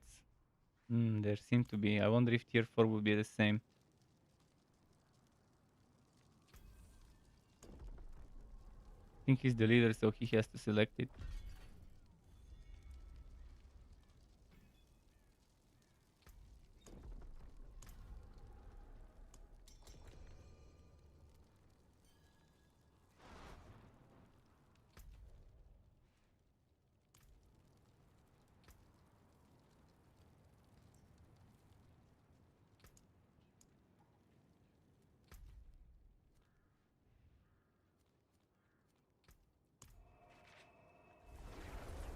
Well, Helltide. I'll probably do some dungeons in a moment.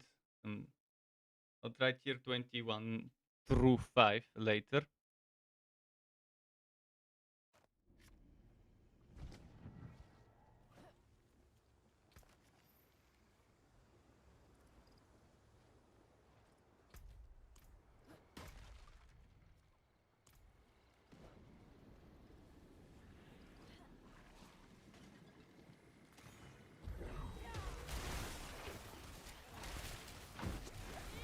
The damage I'm taking now would be immense. I really need to get those ancestral items fast.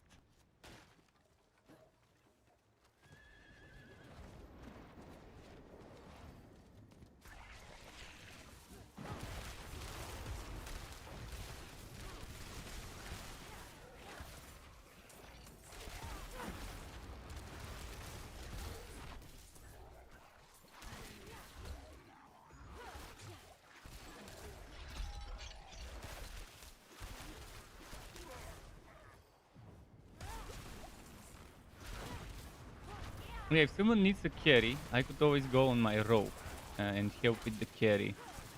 Like Broman, if you need carry to world tier 4, I have the level 74 rogue. That should have less of a problem with this boss, especially now that it's 74.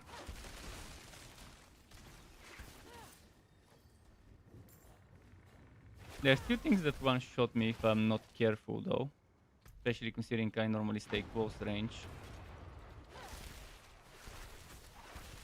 But I'm careful enough that there shouldn't be a problem.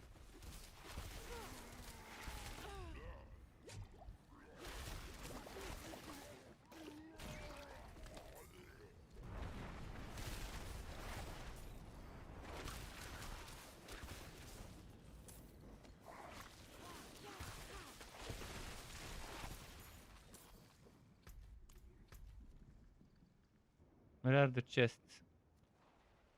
Jewelry. Well, might as well go for jewelry.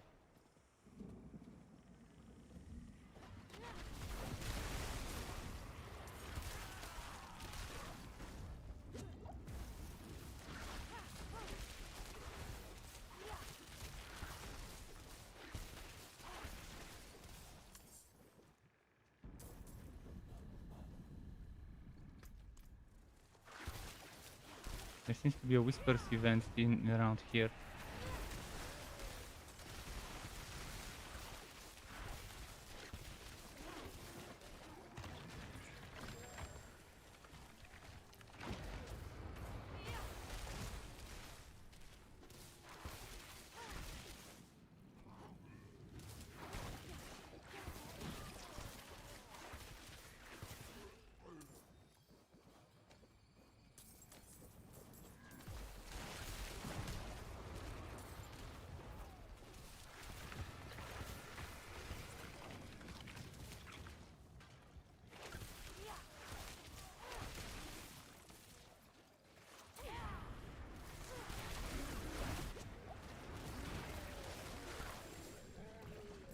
Oh fuck, I forgot about the explosion. Oh, the assassin is here.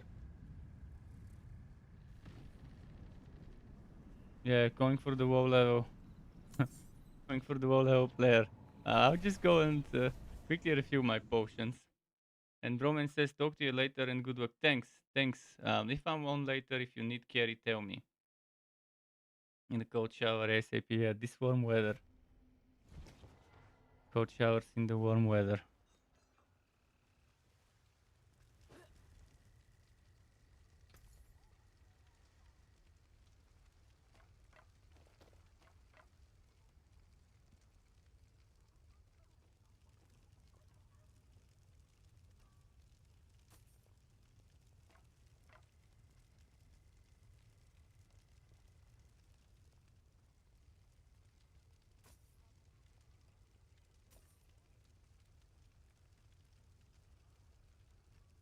Control with 34.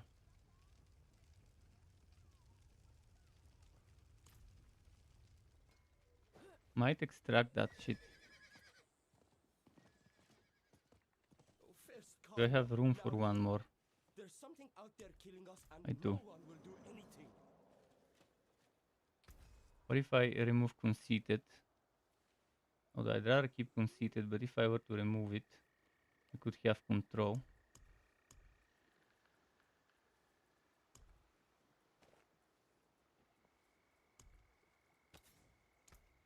Very good. Still intact.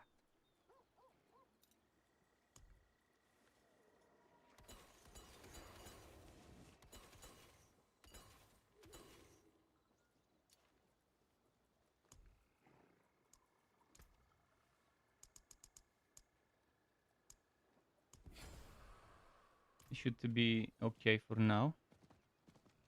But yeah, tier 4 Nightmare Dungeons, I'll be running that if anyone wants to later. I'll just finish this Hell Tide.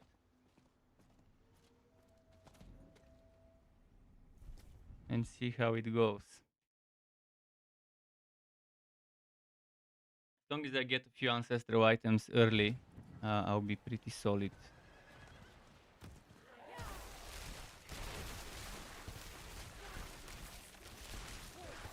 Early ancestral gear is what I need.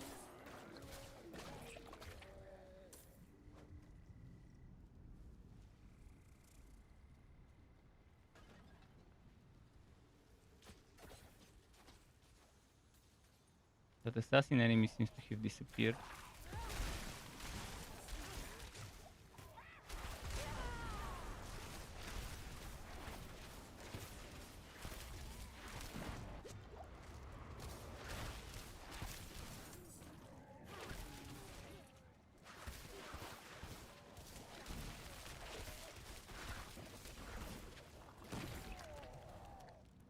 Let me check where the jewelry was. Down there. Oh, and there is something up here that spawned. Named enemy?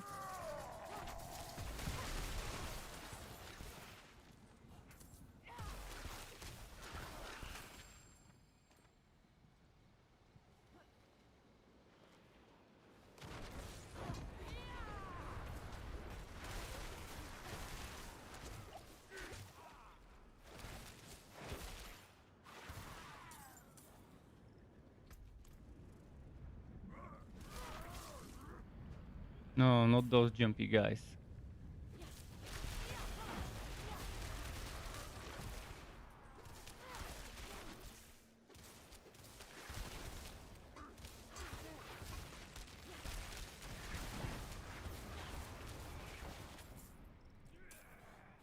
Yeah, I'll try to get away from that area with the jumpy guys. Just wanna see what the jewelry there is.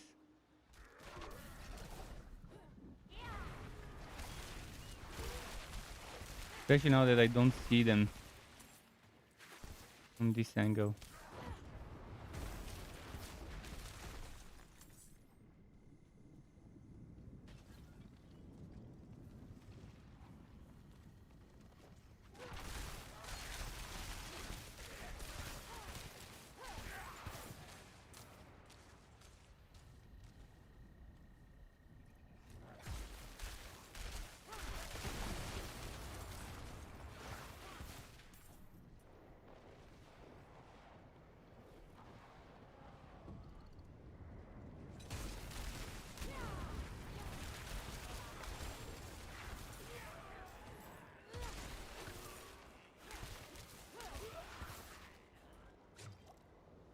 Rings, let's open.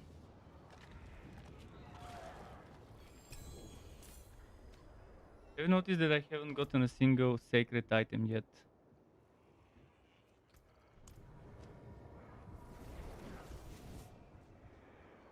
Not sacred, a single ancestral item yet. Must be my WoW level. I've noticed the higher your level goes. Oh, there it is, the one ancestral item I've got. It's level 61. Oh, my friend would love this for when he's level 61. It would motivate him to keep leveling now. Are they online? Probably working.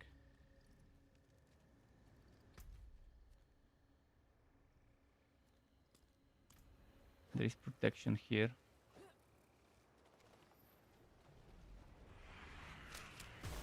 Fuck, ranged enemies, not the best thing to deal with right now when I'm still not up to speed with the armor.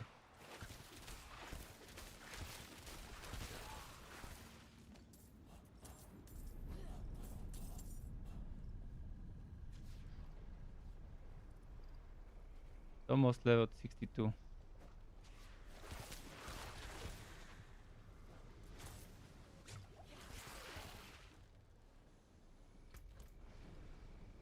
Oh, there's just 50 seconds left. Never mind.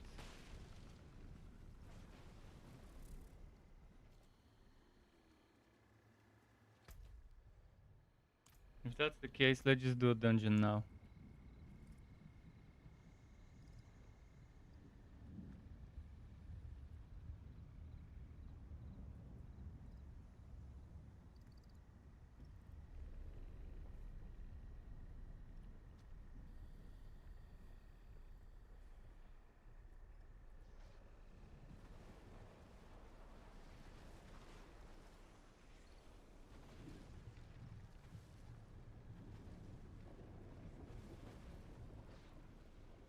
I want to do the magic find, even though it's shadow pools.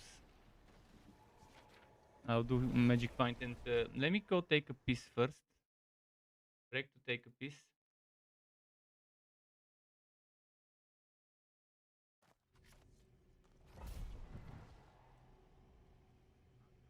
If you're on Twitch, I can run some at, say, let's say 90 seconds and be right back.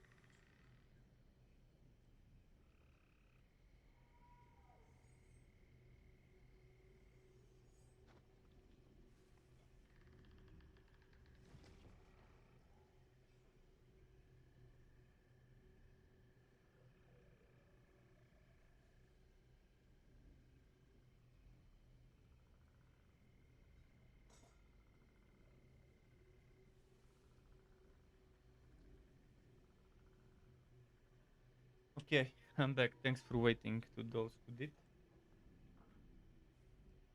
Let's see. Some early ancestral dungeons. That's what we would run. First, Estus Ferocity. 50%. Oh, I might get rid of some of those aspects then. Let me get rid of some aspects in my storage. I definitely need bigger aspect storage as well.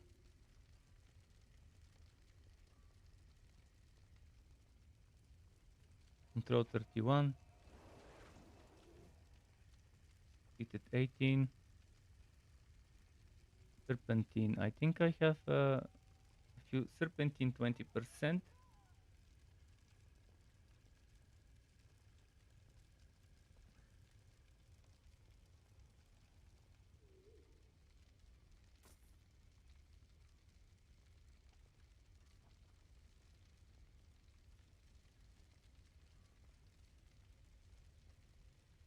Control 31, control 31.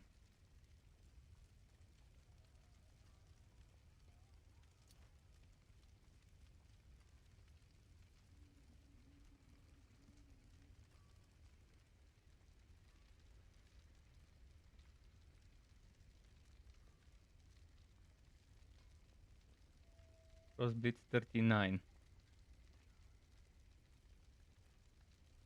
Cross Blitz 31.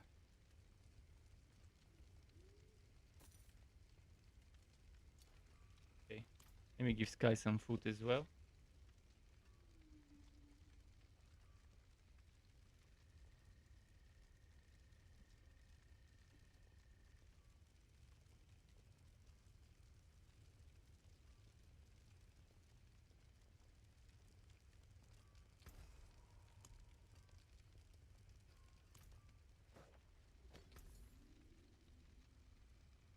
I'll shake on that.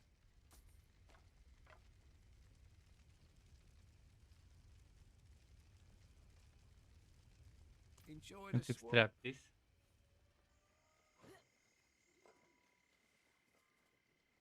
First Carlo, now Leah. There's something out there killing us and no one will do anything.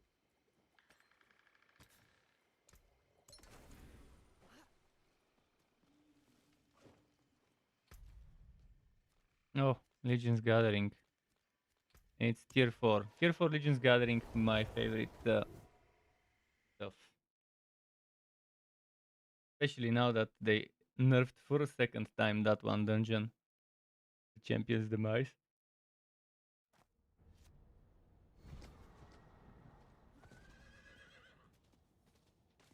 The only dungeon that was giving reasonable experience. So yeah, I'm pretty sure I won't be playing...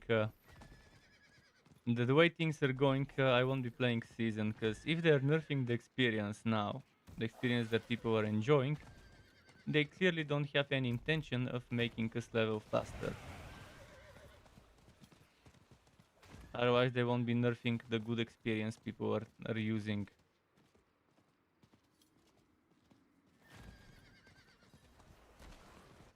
Here I'll be getting one shot if I get hit. Oh, let's get stoked, yeah.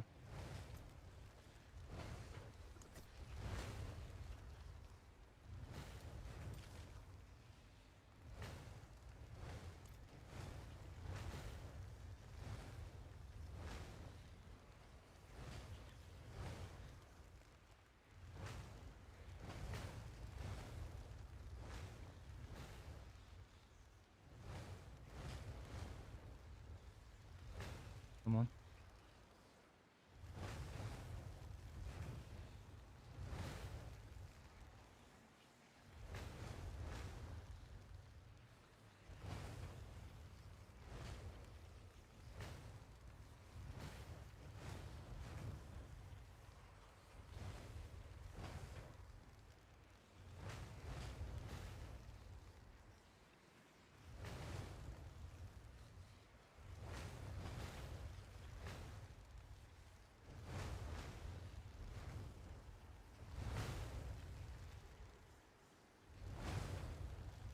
Hello.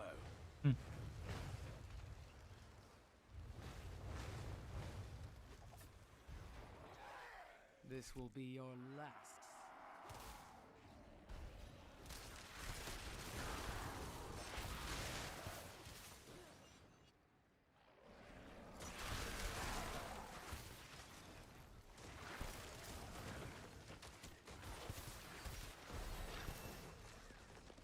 No one is going there. Okay, now there are people going here as well. What about the other way? Don't just go to one side, there's two sides to clear. Okay, there is the level 83 clearing stuff here. Guess they left the level 83 because it's a carry.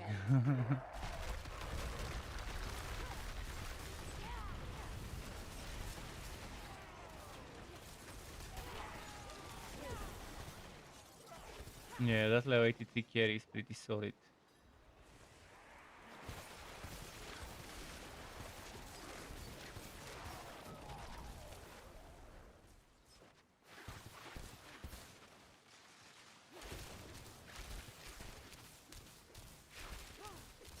Come on, carry, come on. There we go, carry.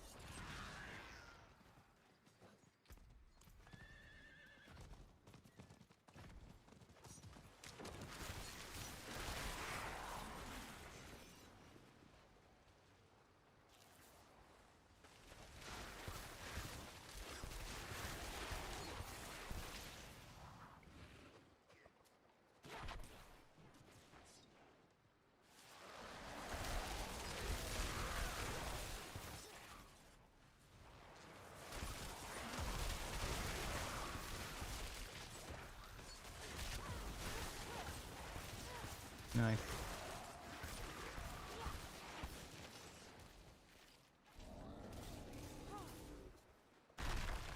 I'll be seeing you.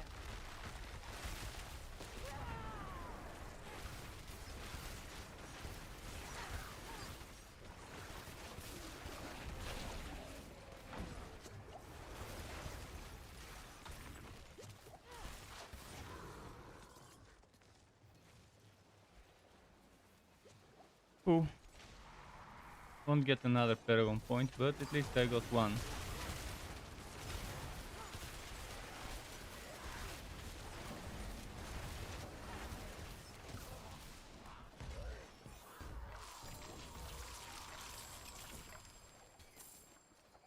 Mostly sacred and basic trash. Not a single ancestral from this event. Okay, where is the dungeon I wanted to do? Oh shit, it's that one, isn't it?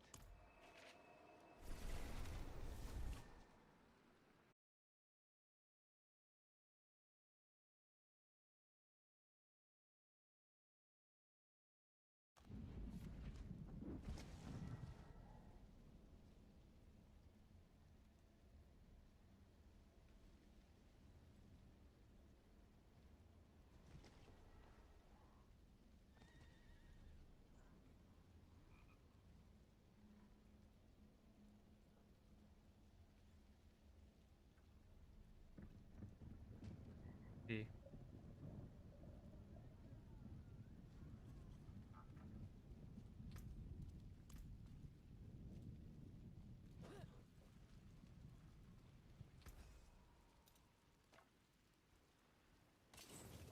Here's what's left.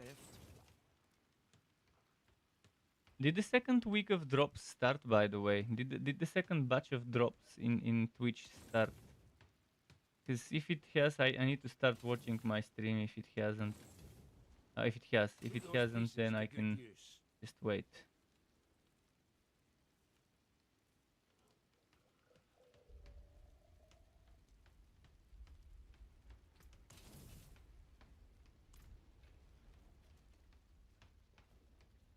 Ah,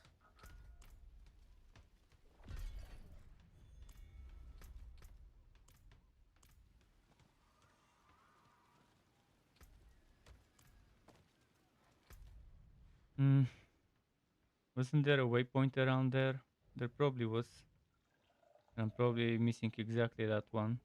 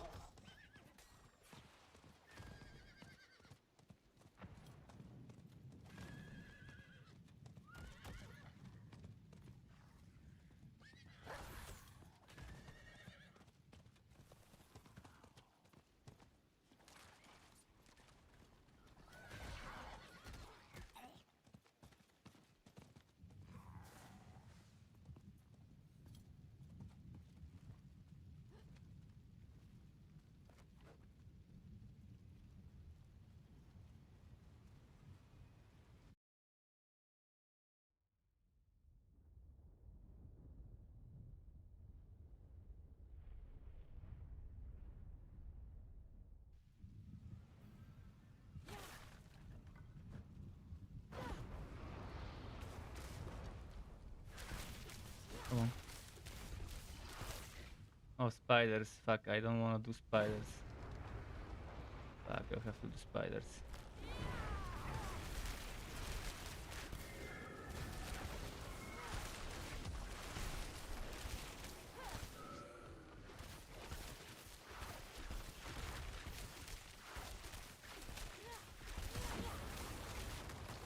Level 79. What tier is this? Tier? Or does it say tier 25?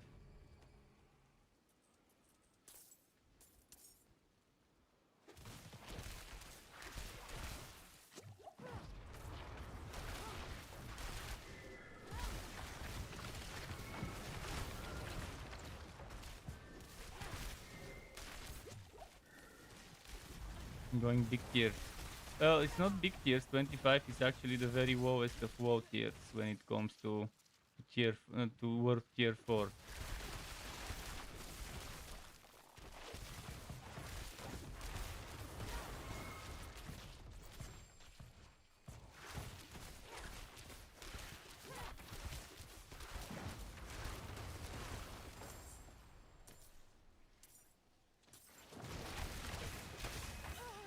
Shit.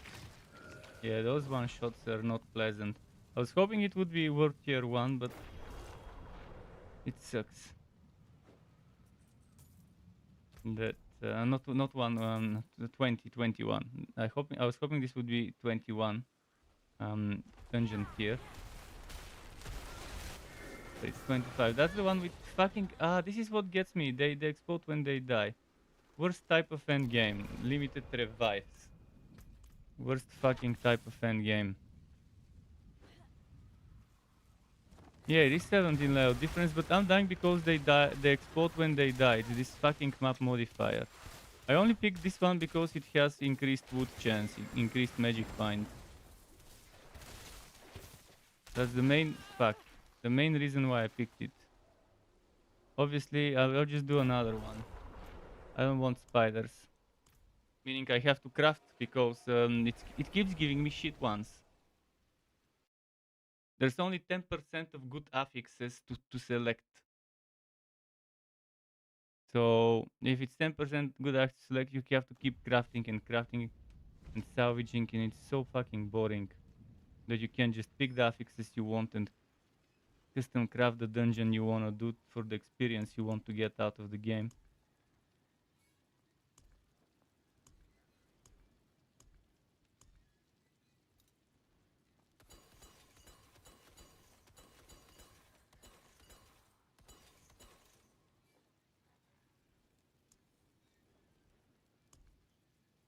Biggest bullshit ever. Let's see, out of 11, how many are worth doing?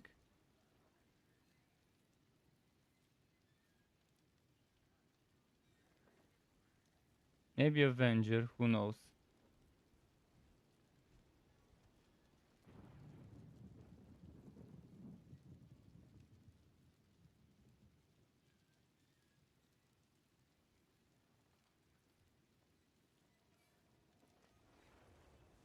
This is 25. I don't want 25, I want 21. Let's try this one. Oh wait, I forgot to see the name of the dungeon. Which water? I don't remember which water was.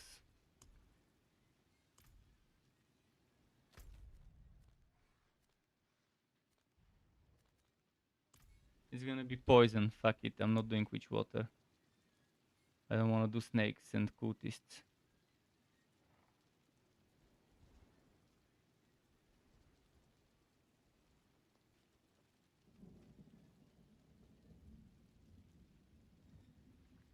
Shadowed Punch. I can't remember what was Shadowed Punch. Let's see.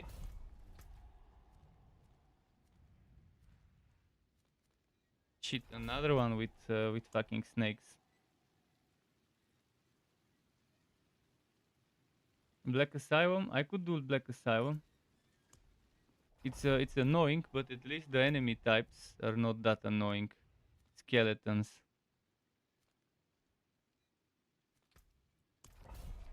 Rather do skeletons than fucking snakes. But it has QO enemies. The Black Asylum has QO enemies, which sucks.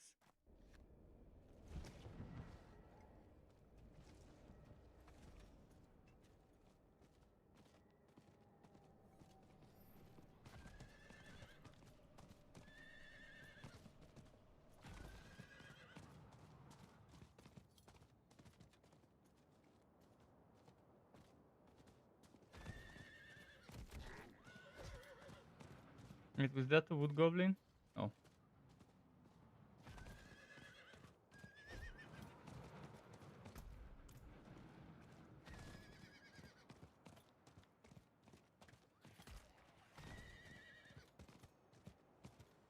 I need to later decide which would be the next Paragon board that I get.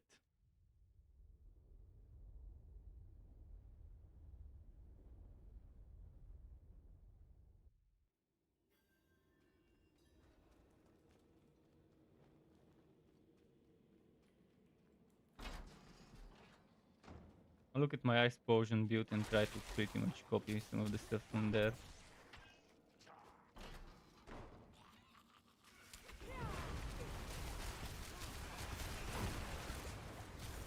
Man, so much range damage. I might have underestimated skeletons, because I remember now it's not just skeletons, there's the spirits with the one shot.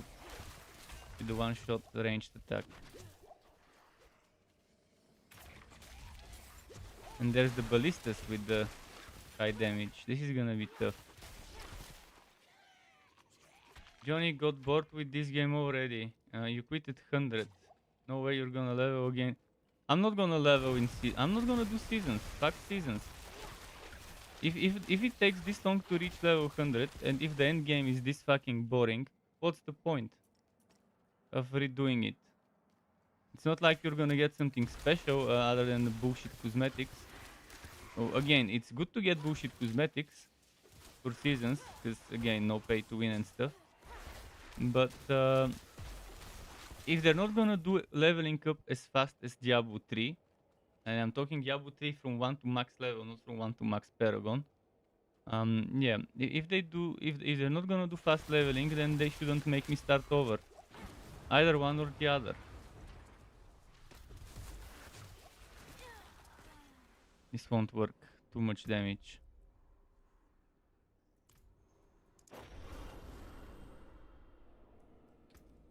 I'll have to go to sacred tier, which is bullshit.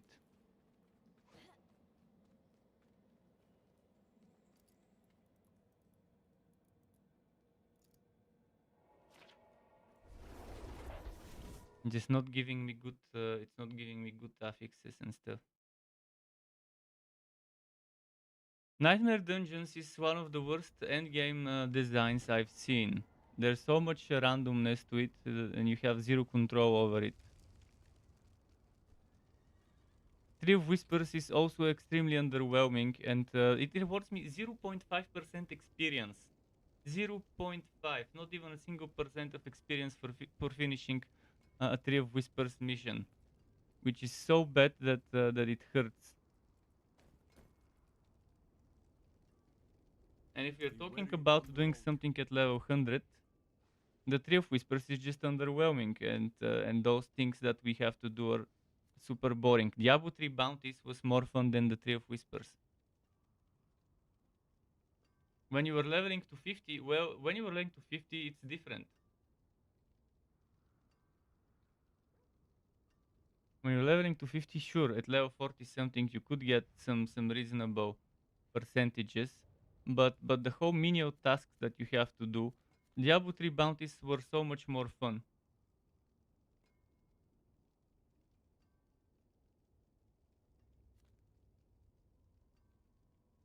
You feel like you've been lied to?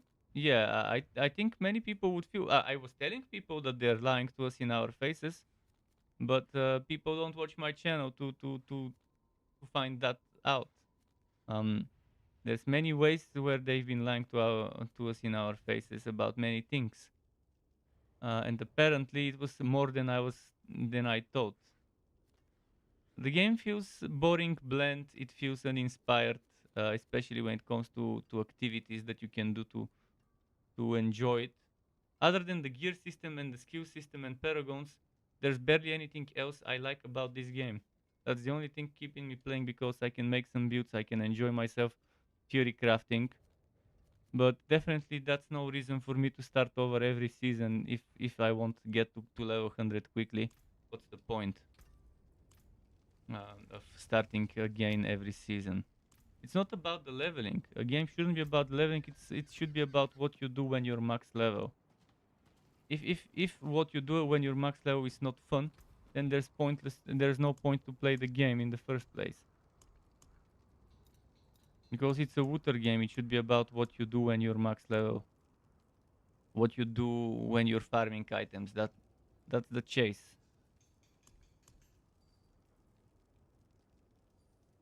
The gear chase. That's the important stuff. Let me salvage some sigils.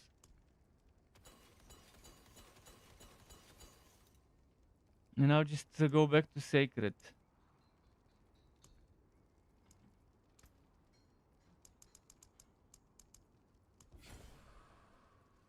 The little bit of experience you get when you're leveling up, when you're finishing those dungeons for the glyphs, this is also such a joke. How little experience you get at the end of a dungeon.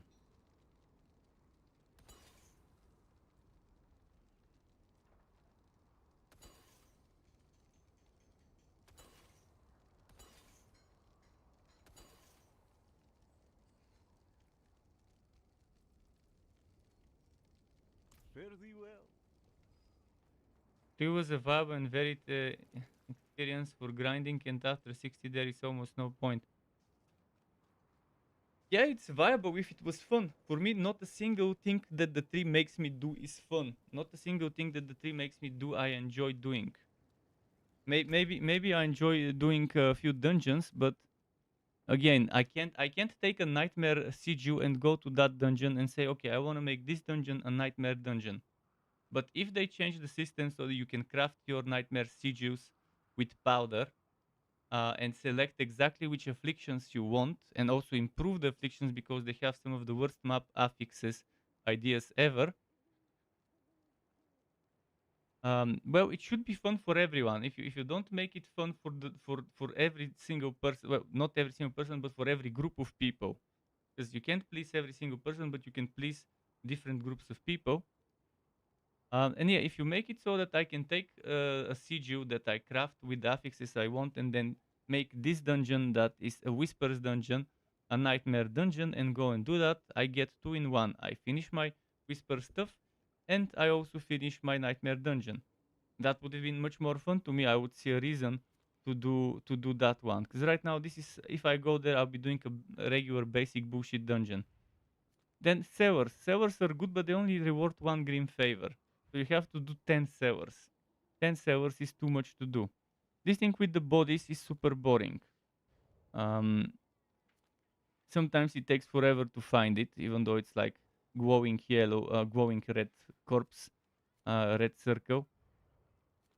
The one where you have to harvest takes forever, and then you have to walk around and find the harvest thingy. At least it's always in the same spot as the icon. And then there's complete an event. Again, only 1 favor. Why? Why just 1 favor? If it gives you 1 favor, then they should make it 5 needed to do. But I think they should give 2 favor. For all those things that give you 1 favor, they should double it. And they should reduce by half the things required for filling the stuff. Because the rewards from the 3 whispers so far have been nothing but bullshit to me. Even when I open orange ones.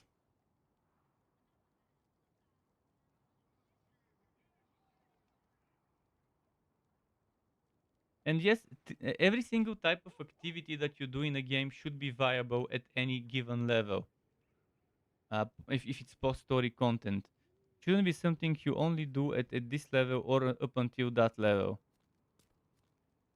And it also should be an enjoyable experience at any given point. Again, those game developers are disconnected from reality and from what players in those games enjoy. They have proven it already multiple times with this game, with multiple of the things.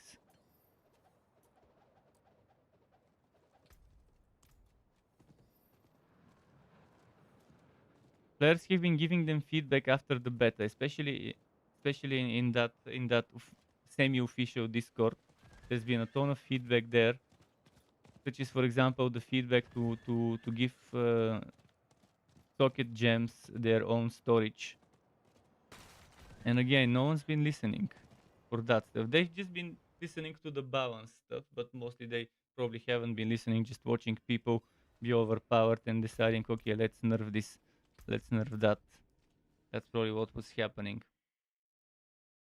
World events, a waste of time. If they did world events the way Guild Wars 2 did it, where there's a chain of world events, you finish one, then you go and do the next one, then you go and do the next one, that would have been fun because people would do it for experience and stuff, and people would go and push the chain.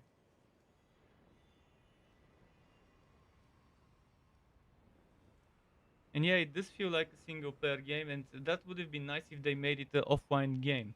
If they made it have an offline mode, obviously separated from the online, at least people would have been able to enjoy it offline as a single player game.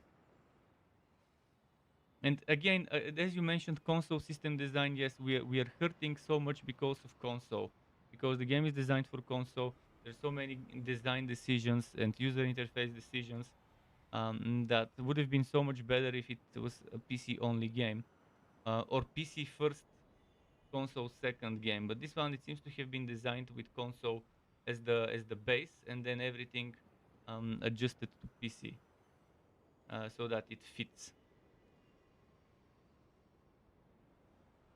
Diablo Immortal was more social because it was a copy paste of a different game by NetEase. NetEase made Diablo Immortal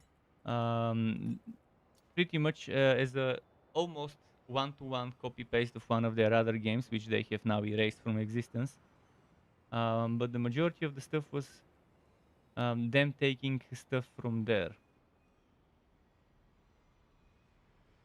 from that.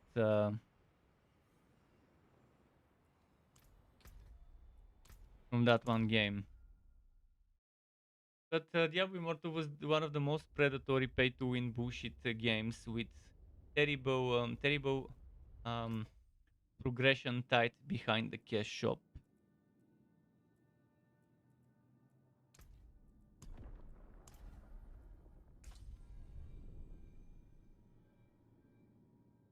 There was too much tied behind that cash shop to progress. Also, the end game in Diablo Immortal was still boring. Maybe the rifts were a little bit more fun than this one here, than the Nightmare Dungeons, but it was still a lot of randomness. And it was pretty much Diablo 3 Lite, Diablo 3 Mobile. That's what it felt like. And maybe to people who love Diablo 3, it would have been fun, but I didn't like Diablo 3. I only liked 2-3 things about it.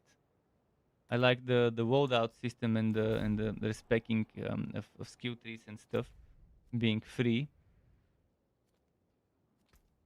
The music was decent-ish. The rerolling system was kind of okay in Diablo 3. And the classes felt more fun than the classes in Diablo 4. The Diablo 3 classes. I like Sorc though. I gotta admit I like Sorc, but again, it's terribly balanced. If you compare lightning builds with ice, or one ice build with another ice build,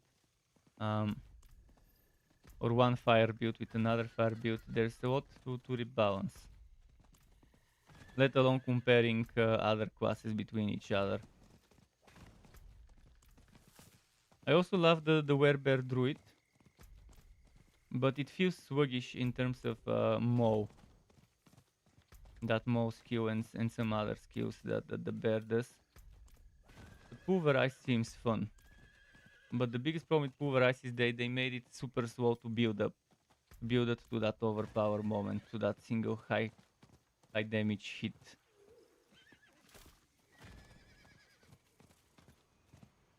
Because of the whole spirit generation being the way it is. So the resources system in this game is fucked up big time, the whole resource. And this makes the classes not feel as fun, because they felt that designing a good resource system for each of them. Maybe the Sorc is fine. It's simple.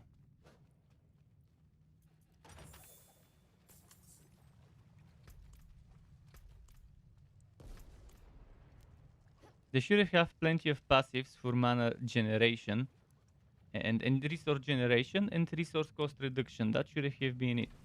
Not trigger mana generation, trigger mana on hit and stuff like that.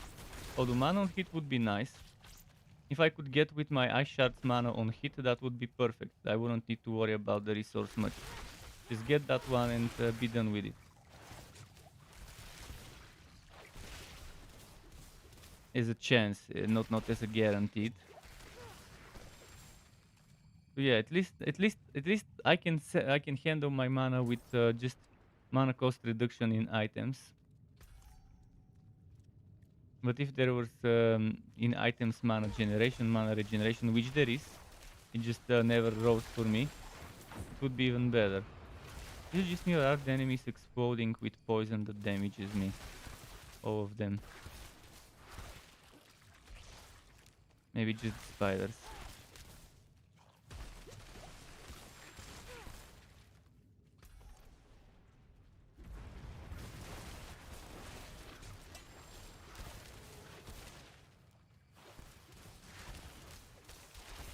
But yeah, the little bit of experience they're giving me to level up my glyphs is a joke, and it's terrible. I'm telling you, there's gonna be a lot of people that won't return for season 1 unless they change things. And if they don't, if people don't return to season 1, that means less people with the potential to buy season passes. That means the game will end up sooner or later running out of budget. Although there will always be whales that would buy all the tier skips they can get every season and buy the season's pass and buy a bunch of cosmetics. Maybe it would still always have a budget for a average sized team, but the current team they have of 200 people or whatever working on the game, if they don't change a lot of things, they won't be able to support that after a few years when they run out of the money they made from sales.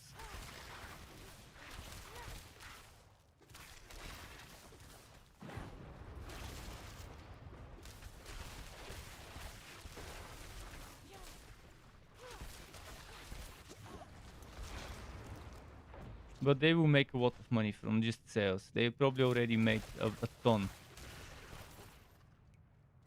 Rare says, sorry for not logging in and playing, but I'm burned up already. Don't see future. Yeah, the same see, you and Johnny saying exactly the same stuff. Burned up. I'm burned up. I reached level 74 and I saw how slow the experience is already, even with that glitchy well, glitchy, it's already patched. Even with Champions Demise, the experience was just not enough. It wasn't. And I just went to play on my Sorc at least. I'll make my builds and stuff. But how's it going, Razor?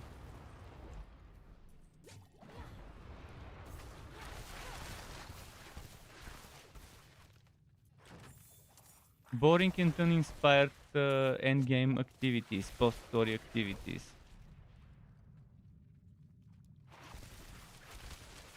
If I had the budget that Diablo 4 had, I could make you in 4 or 5 years if I hire the right people. Such a more fun game. Sure, it would be more of an indie project, but I could make it so much more fun with so many different types of endgame, each of them rewarding every minute you spend. So that even if you fail the dungeon halfway, you would still get rewarded for reaching that halfway with the necessary amount of chests. So that you don't reward people just for completing something, but for every single minute they've spent there. If an endgame has 3 different checkpoints before the big chest at the end, reaching each of those checkpoints, each of those hallmarks should reward you for something.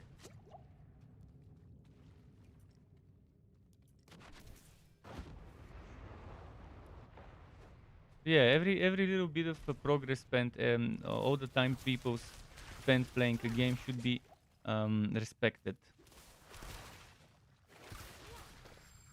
And most of all, the experience rates should not be made for zombie tryhard hardcore players and stuff like that. They have MMO great XP rates. They have a lot of MMO stuff, but they've actually taken only the bad stuff about MMOs. MMOs are at least very social. They push you into playing together and reward you for playing together. This game doesn't reward you much for playing together. Just giving you that 5% little bit of extra experience and that's it.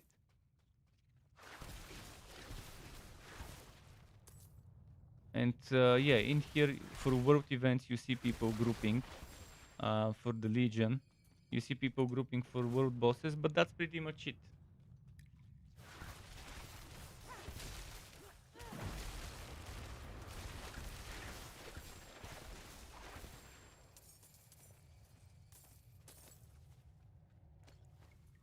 A lot of people quit at level 100. Well, yeah, because they made a game where the goal is to reach level 100. They made a game where after reaching level 100 you won't have fun.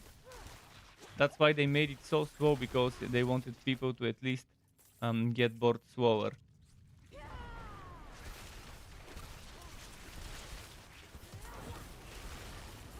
They were focusing too much on the leveling aspect of the game, and they forgot that people don't play games to level up. They play games to do stuff at max level. They play games to do stuff after finishing the story to just enjoy that. It's not an. First of all, they never claimed this an MMORPG. At first, they wanted to make it an MMO light, but now it's not even an MMO light. Now it's a co-op game with uh, with semi open world. It's not even the true MMO. They don't even have those channels. At least you don't see the channels. They randomly put you in a channel with other people, but no more than 12 people around you. Diablo 2 had 8-man groups without being MMO wide. So that's only 50% more than Diablo 4 that you can have around you in the same shard. Let's call it shard node area, whatever.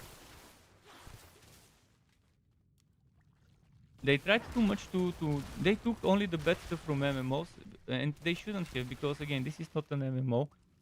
It never was intended to be an MMO, maybe at best an MMO light. But they only took the bad stuff rather than taking the good stuff as well. Thankfully, at least they didn't take the MMO quan systems where you have to level them up and get player boosts. That would have ruined it. Diablo Immortal did that fucking mistake. At least the quants they didn't fuck up. One of the few things they didn't fuck up in this game was the quants. And just a simple social activity hub for people to gather.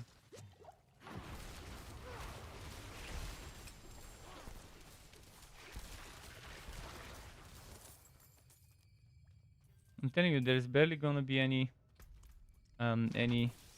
regular players, and the worst thing is the game is getting praised so much by the shields, by the big streamer Blizzard shields that got paid.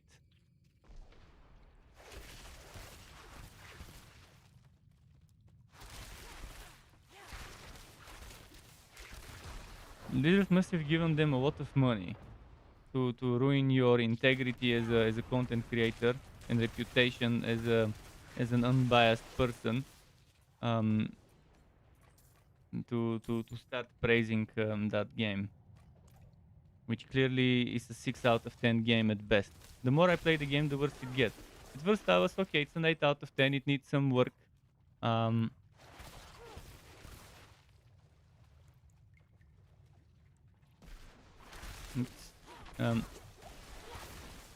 there's room for improvement. And then after I played a bit, okay, that room for improvement became a house. It's a whole house now. It's not just room for improvement. There's a whole house. And eventually that house grew into a whole fucking neighborhood that needs to be improved. So yeah, now I would classify this as a 6 out of 10. Before I was thinking it was 8 out of 10.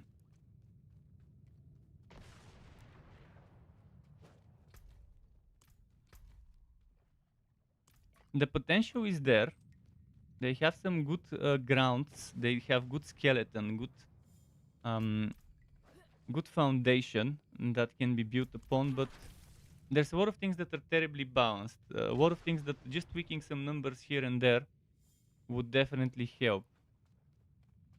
Half baked, like 100 things they knew from before release that they wanted to have in game, like every. Do you know why this is? Because Blizzard kept firing a bunch of people for sexual misconduct. Wiz Bariga, I think, was fired, and they was the game director. Like, if the game loses its director, what do you expect?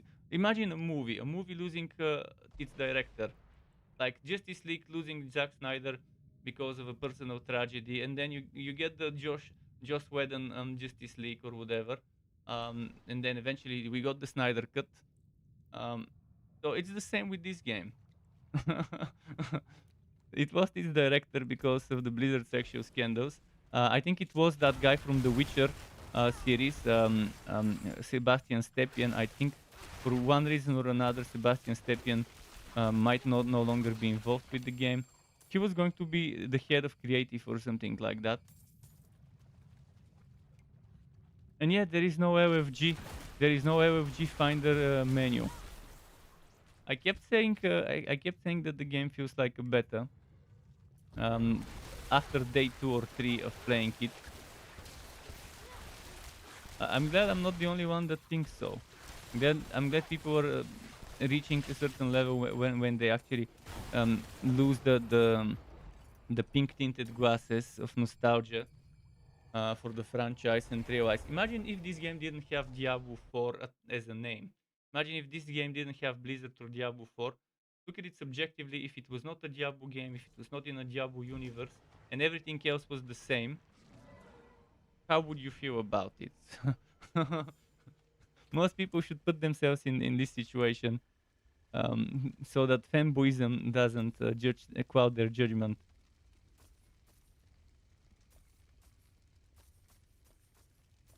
That's a deal. Sooner or later, more Up people to will the- wake up to the reality, and hopefully developers, including, hopefully they wake up, because that's the people we need to wake up. If they need ideas for Endgame, I can give them 5 ideas for Endgame right away. Sure, it might take them months to create them and implement them, maybe for season 2 or 3. But I can give them 5 ideas for Endgame that can be played endlessly as much as possible, and that can be expanded upon with every season with new stuff. And instead of the new stuff replacing the old stuff, the new stuff builds up upon the old stuff and also leaves the old stuff just as viable. Okay, what I need to do now is I'll finish this dungeon and then I'll decide on my next Paragon board, because I'm already getting XP for the next Paragon point. Wait, Sky, wait. You already have. Oh, wait. He's asking me for food. But yeah, group finder, zero social stuff. I had to go to Discord. I had to go to Discord to find people to help me with the tier 4 capstone dungeon on my sword.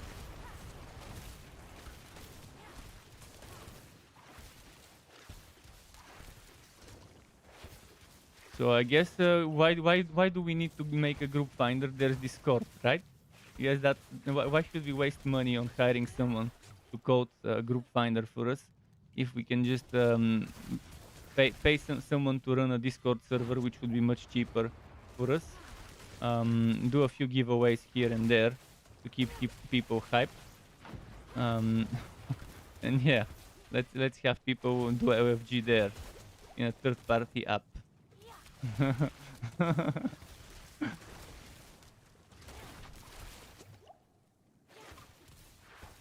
There is not even a global chat. There is local chat, but that's pretty much it. Not even global. And with that local chat, you chat with the other 15, 20 people that are in the same town, and that's pretty much it. I know they didn't want global chat, so goat sellers and goat farmers and stuff like that won't spam it with messages, because they're already people selling gear for real money and leveling up services, power level services and stuff like that. There's already all that illegal shit going on. But yeah. And look at that, I only got 40 XP. 40 fucking XP at tier 20. They should either reduce the levels required for each level of the glyph, or give you double the experience you earn from those. Especially the joke where you do a tier 1 dungeon and you get 4 experience, and getting from level 1 to level 2 is 8 experience. So in your first experience the game introduces you with the system. You can't even level to a full level of the glyph.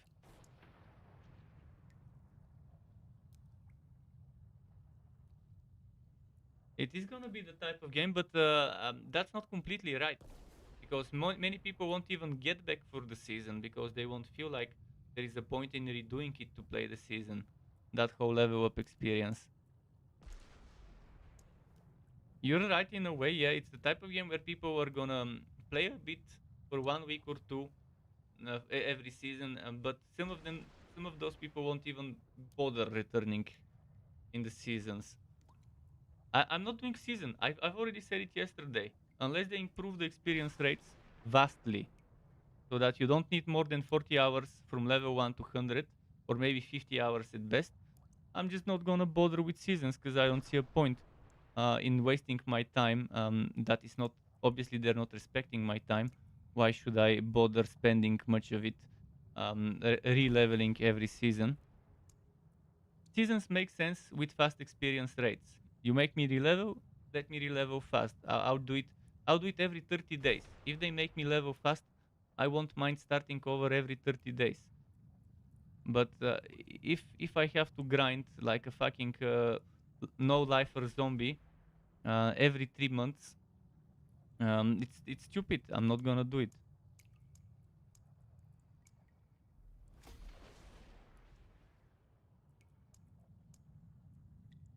Zero respect for my time spent.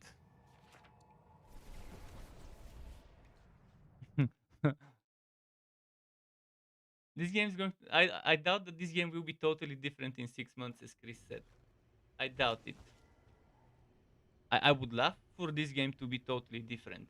I would love for it to be totally different. I would eat my words in 6 months if the game is totally different by that time. But the direction of the game is all over the place. All over the place. It's like a child that says, "I want to be an astronomer. I want to be a policeman. I want to be a fireman. I want to be a scientist at the same time." A child that doesn't know what it wants to be.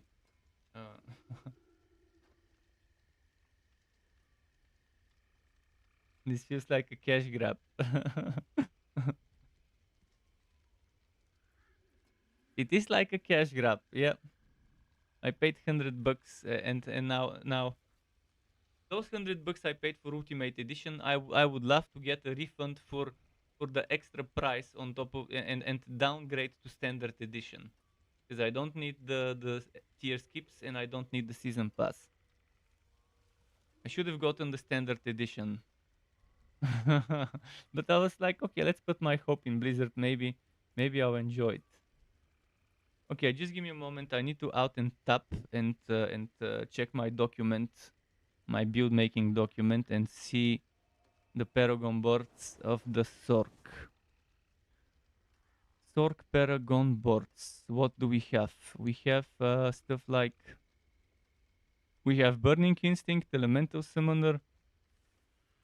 Wait, what build is that? That's for the Scorcher. Obviously, I don't want Burning Instinct. Let me first decide on what I want after I see what I've got at hand.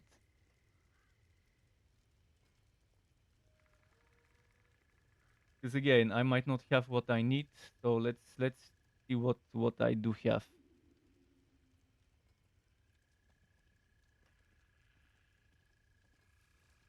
I have damage to vulnerable targets. That would be fine.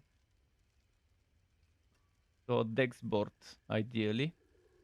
Dex board could work. And oh, there is this one. For every 5 willpower purchase within range, you deal extra damage while healthy. This would be a willpower stuff, which is nice. Willpower board. So Imbiber or Exploit. I'll use either Imbiber or Exploit. And what else was there?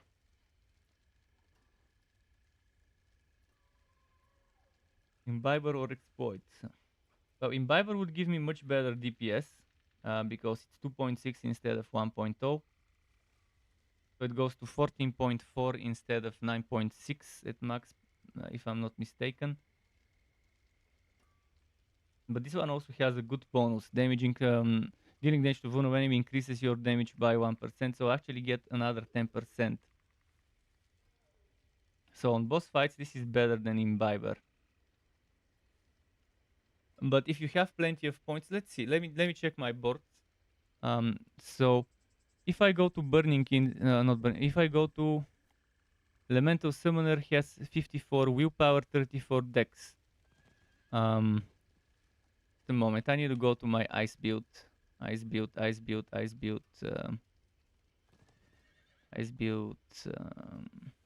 could actually share my text document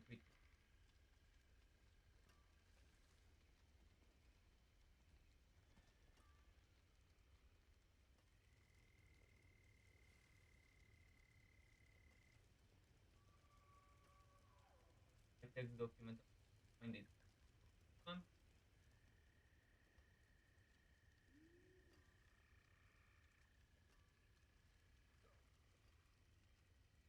Ice Potion. So this is from Ice Potion build. Let's see. For my Ice Potion build, I was using Adept. Obviously, I'm not gonna use Adept here because I'm not doing mastery damage because that was a Blizzard build. But yeah, I used Enchanter already. I already used Destruction for core skills. So we have the first two ready. Now I'm definitely not gonna go damage to crowd control. I'm not gonna go close damage. So yeah, Exploit or Imbiber are left. So Dex or Willpower board. I could do Frostbite, but I'd rather not because most of the time they're straight up frozen, and it's not gonna work on bosses. Imbiber is 12% damage while healthy. Per willpower, per 5 willpower. Exploit is 9.6 per 5 dex. So I have 54 willpower on Elemental Summoner. Even if I don't use the legendary, which I almost never use, there is Ice Fall 54 willpower. Let me check Ice Fall. I need to open the build calculator.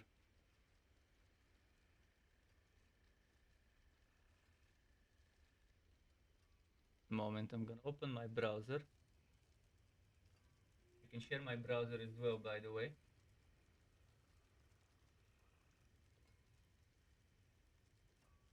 So in my browser we have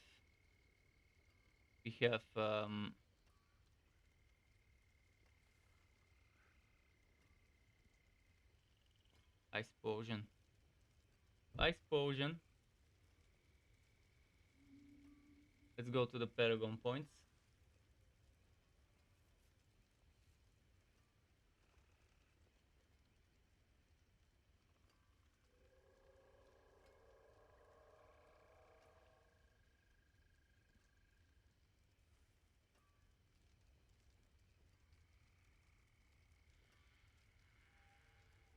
Which one is this? I put Territorial here because that was a close range build with Blizzard. Standing in the Blizzard yourself. This is the Exploit, and I put Exploit into Enchantment Master, but I've already used Enchantment Master. And I put Enchanter into Digit Fate, and I put Imbiber into Elemental Summoner. Yeah, Imbiber into Elemental Summoner makes sense.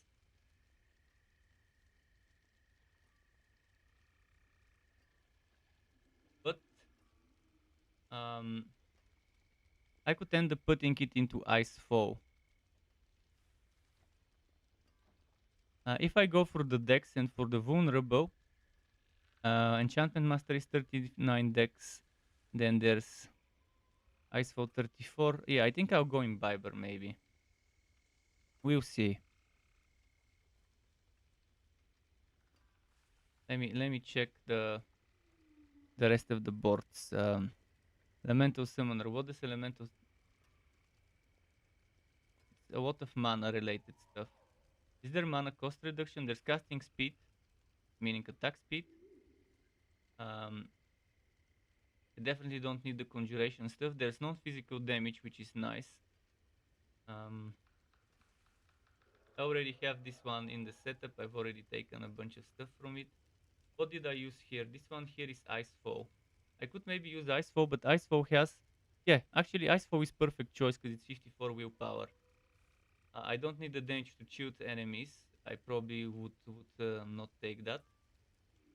And I probably don't need this one.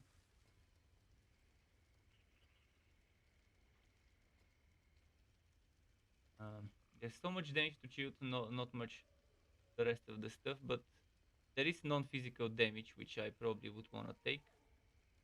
Definitely don't need this one because that's not a close range build like my Blizzard version that I'm looking at right now. Yeah, I think Icefall might be better in terms of bonuses around the socket compared to this. This one is resistances and conjuration bullshit. So Icefall would be what I take. Let me remove this from the screen.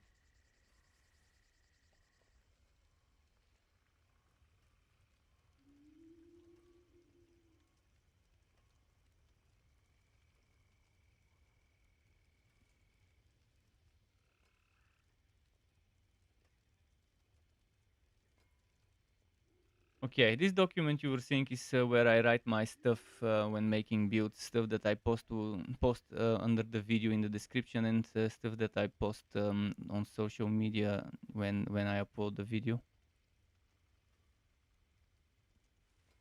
This game is equal to Wolsen, in my opinion. Wolsen was also kind of 6 out of 10, again with a lot of potential, kind of wasted.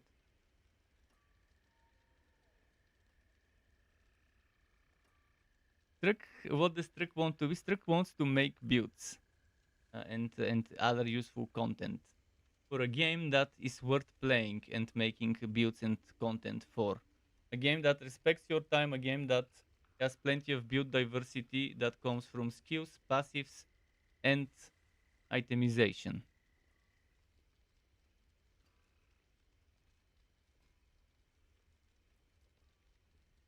Okay, so let me put.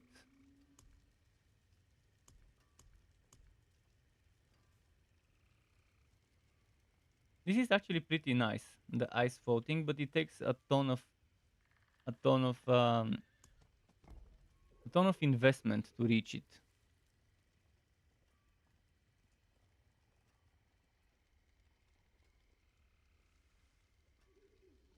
So the best way to rotate this would be that way for me.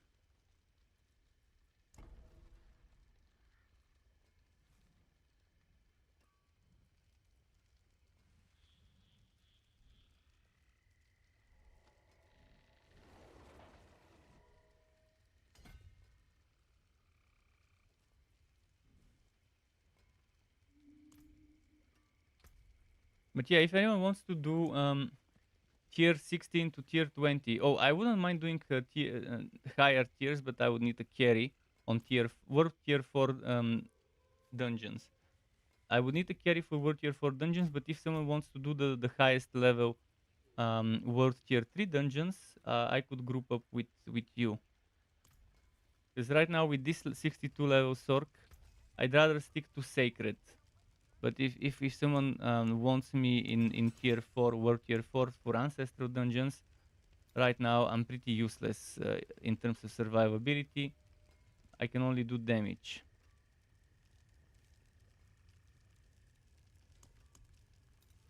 I can break that down.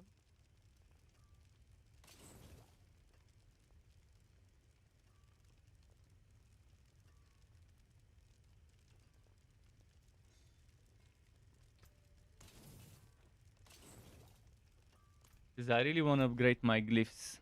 I also want to get some levels, but yeah. Wait, did I just see a world event? Oh, there is a world event. Let's go do it. Any new game coming out? Well, I do make videos for new games coming out every month. If you haven't watched them, you could check. I did make some for there is new Final Fantasy for PlayStation. If you have a PlayStation 5, you might want to play the new Final Fantasy 16. But it's a single player game. It's not a Diablo style game. When it comes to Diablo style games, everything has been a disappointment for the past 3-4 years.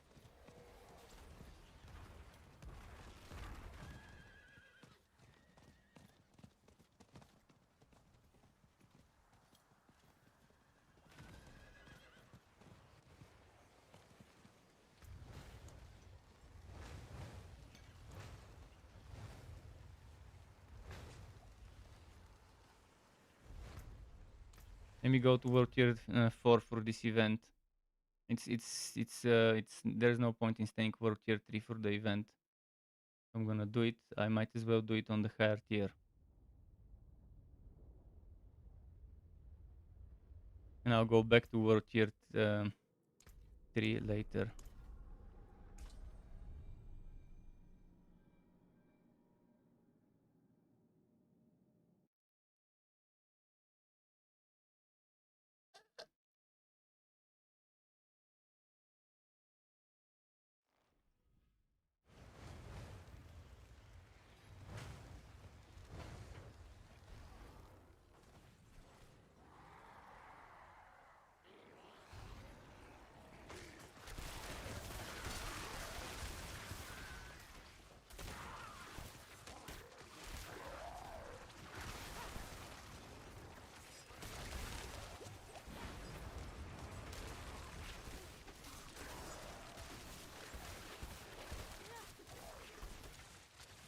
Let's see. But yeah, I make those videos for upcoming games. Sometimes I make more, but because of Diablo 4 launching and stuff, I decide to just make high profile upcoming games, low profile upcoming games video this time around for June. Sometimes I split the low profile into either genre or into 2D, 3D.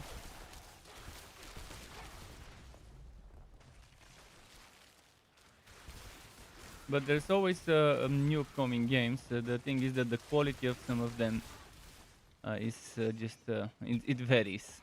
Sometimes there's super high quality indie games that are unexpected hidden gems, and the usual high profile disappointment of the month. There's always one at least. There's always at least one high profile game that fucks up um, for every month.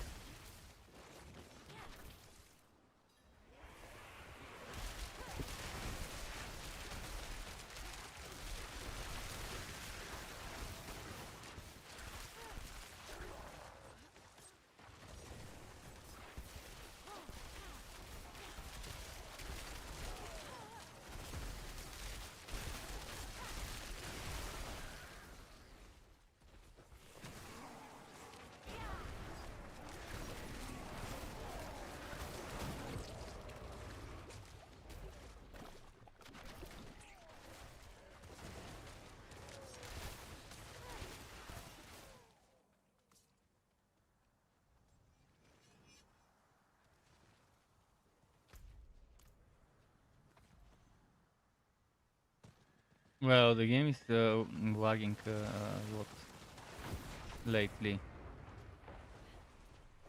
Today specifically, I've been seeing some stutters. I'm not sure if it's the server or whatever. But again, like you see, you probably just saw it now when I teleported how it stuttered.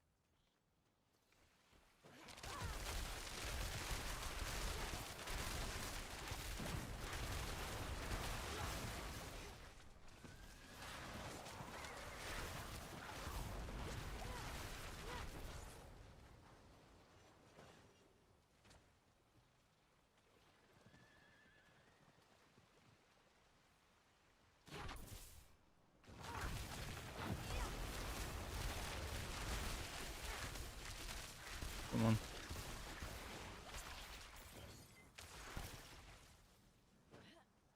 Final Fantasy 16 that the woke crowd is super unhappy that that it's a fantasy world that only has white people.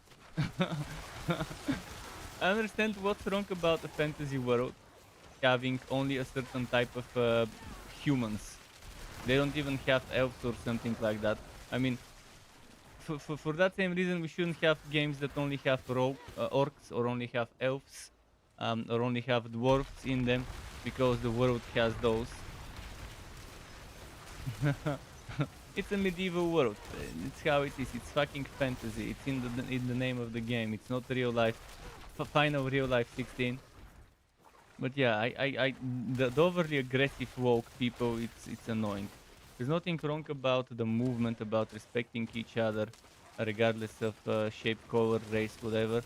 But the bullshit that some of those zealots do, in either side, there's zealoted bigots and there's zealoted woke, and I don't like either of those extremes. And it's stupid that how the world gets divided because bullshit like that. Because what the characters in the game look like. Why should people get divided? Like back in the day, no one batted an eye that we had female lead characters like Tomb Raider. Tomb Raider female lead characters. No one bats an eye. For spoken female lead character, everyone bats an eye.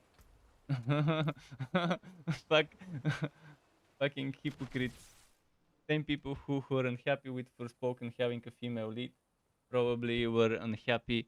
And probably have played a ton of hours in Tomb Raider or Control or something else with a female lead.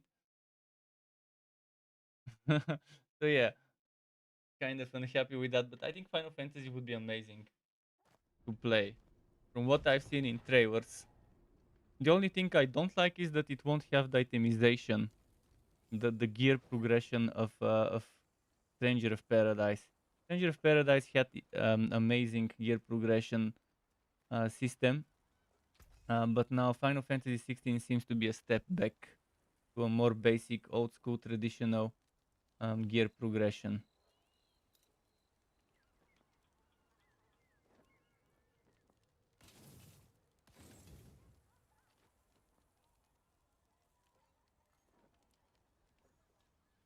Teleport and Frost Nova ranks. You can still use these.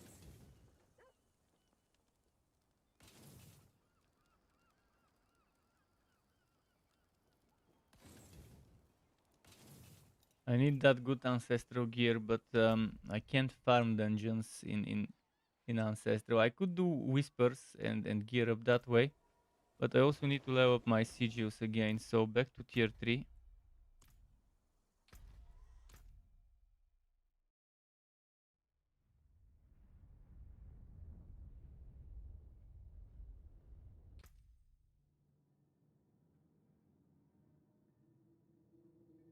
I'm petting Sky.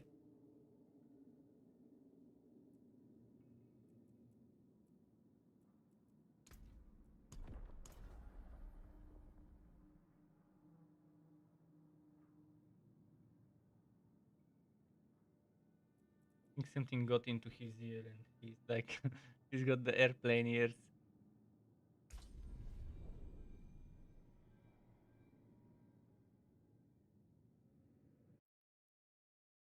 Let me get myself some water.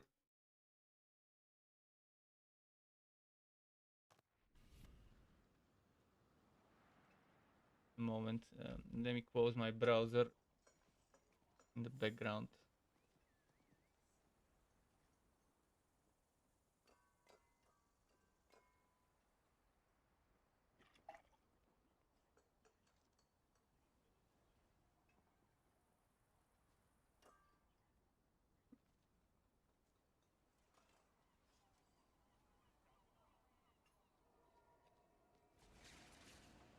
This is some nice strawberry and cashew nuts spread.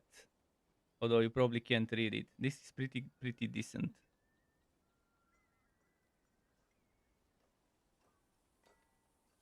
A little bit of extra blood sugar.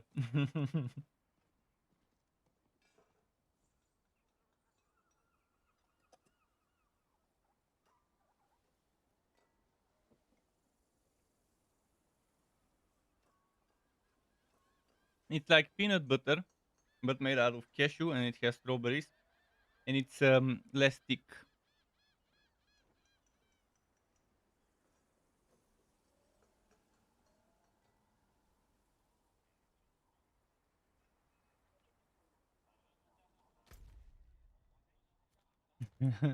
Oh shit, there's a hell tide. Should I do it? It's tier 3, fuck it. I've got important stuff to do like dungeons. Well, I mean, yesterday I streamed for like 24 plus hours. I was streaming for over 24 hours yesterday, so obviously I needed to sleep some stuff. But as I said, I need to do some content already. I'm planning on releasing a video tomorrow, a guide, an explanation to something in the game. And then after that, I want to release this build and the furry build. So I want to make the 2 build videos. So there's one guide I'm gonna be releasing, and after that 2 builds. And eventually, when I'm around level 70 something with this mage, I will go back on the druid, get that geared up a little, and then release the big grease 3.0, which would be the druid setup. And then eventually I would go on the necro, see what I like. Is it gonna be a mist corpse explosion, mist explosion next version, or is it gonna be a crit bone build, Mr. Bones, Dr. Bones 3.0? We'll see. I could release such a video when I have time. I was actually planning on releasing a video about things you might not enjoy in Diablo 3, Diablo 4. Before you buy, before you buy video. Although by now everyone who wanted to buy the game, or 99% of the people who wanted to buy the game already bought it. So there is that. So before you buy is something you should release before the game releases. But yeah, Blizzard did a great job with marketing and paying content creators to say the game is great, that everything is fine in WoW land, um, and that it's all good, nothing sucks.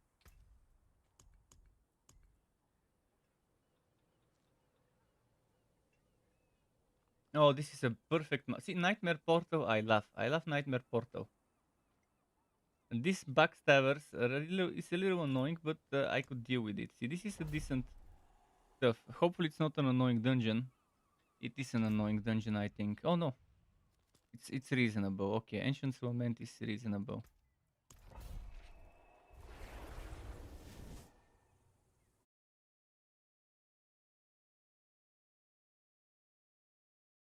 But yeah, whoever their endgame systems designer is, clearly tried to do something different, yet familiar, and yet failed miserably.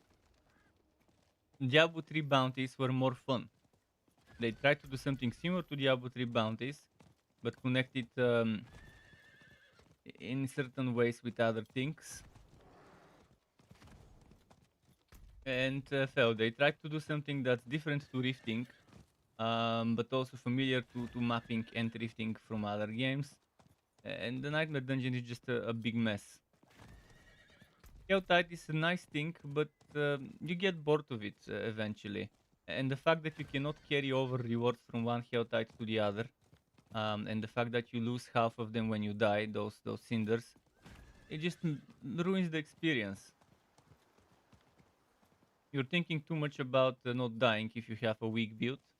If you don't think about much, you just kill stuff and collect stuff. But what if you can't find the rewards you want? Now you have to spend it on something you don't want. And then there's the shitty rates of the rewards from the chests, but I'm fine. I'm okay with bad rates of items as long as the experience rates are fine. I'm okay if they nerf the drop rates even further, as long as they improve the experience rates. So if they want to artificially prolong the gear chase, which is what the game should be about, the gear chase, I'm okay with drop rates getting nerfed, but give me better experience rates. Starting from level 9-10, my experience felt insufficient. I was constantly getting out-leveled by my story, and I wasn't fully rushing the story. I did a few side quests, I did a few dungeons here and there. So even with that, I ended up fighting Lilith at level 32 or 33 or something like that. So obviously the experience is not a problem just in the later levels, but also in the early levels. Fuck. Then there's the limited number of revives in that dungeon. Total bullshit. Instead of limiting the number of revives, make people pay money to revive in the same spot, or don't pay anything and revive at the beginning of the dungeon. So many games have done it that way, there's nothing wrong about doing it that way.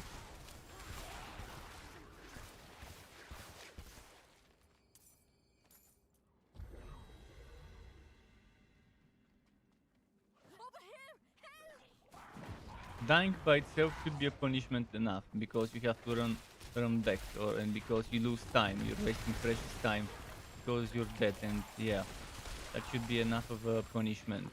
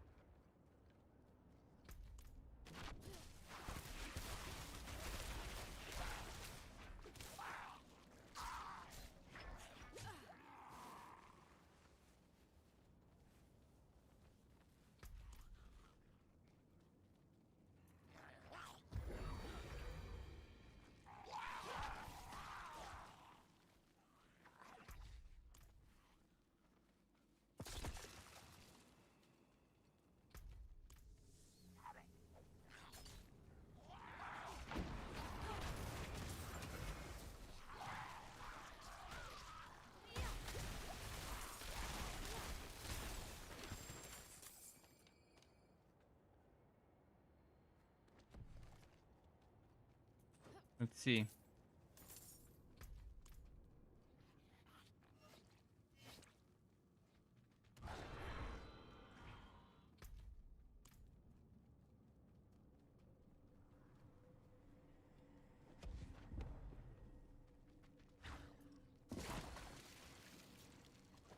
Keep pushing through.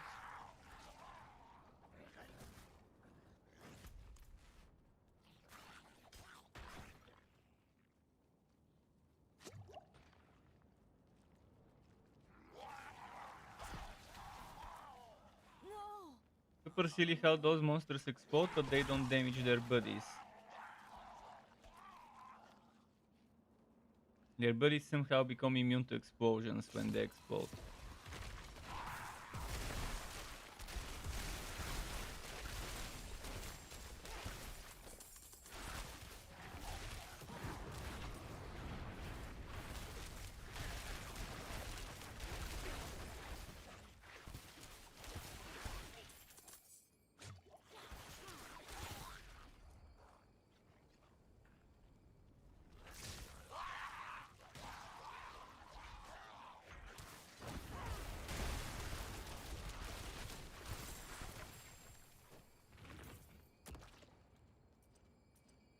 I don't like how you have to channel the retrieving. Why can't I just click on it and already retrieve it? Just like that.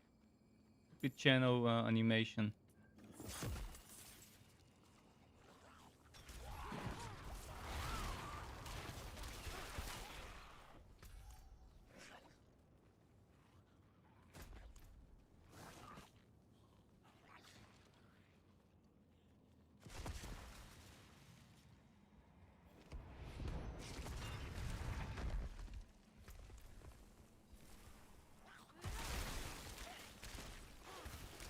I would have preferred so much more randomly generated dungeons than those prefixed dungeons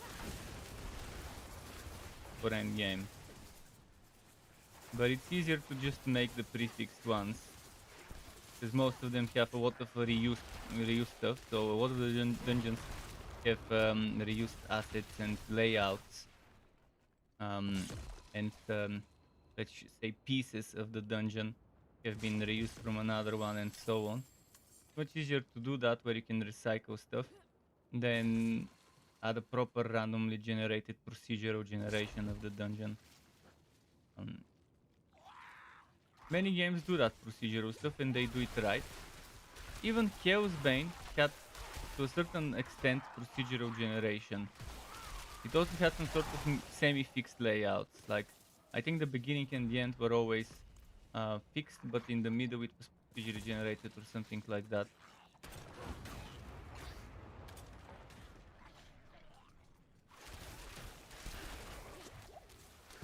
Wait, this is cursed. This is a cursed healing well, yeah? Because it is showing up as a shrine. You know, it's not a real well. It shows up as a shrine.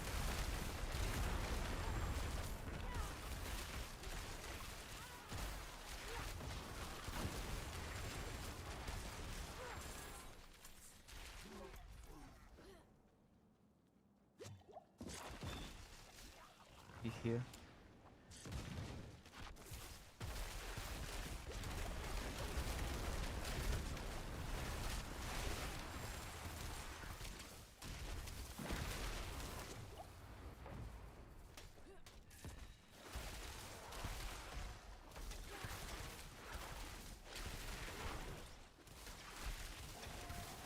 What if we just ignore those and run towards the next objective? Might as well kill some for experience.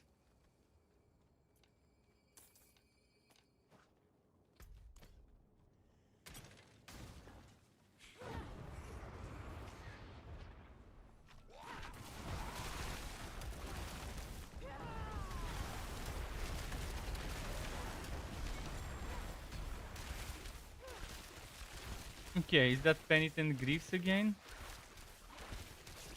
I've noticed that some uniques drop so much more than others.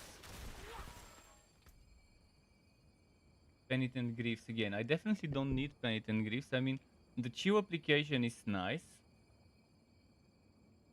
More damage to chilled enemies and stuff like that. It's nice, but what I've got is much better because I have the decent movement speed. I've got ranks to teleport, movement speed after king clicks, and mana cost reduction most of all. And then plus 3 max evade charges. Let's not forget about that one. Yeah, those Penitent Griefs. Disappointing as an item. It could have worked nicely for some builds, but the fact that I can't reroll affixes and stuff obviously means that I'm stuck with that disappointing stuff. Let me level up Imbiber a bit. I think I might. Oh, there we go. I have it.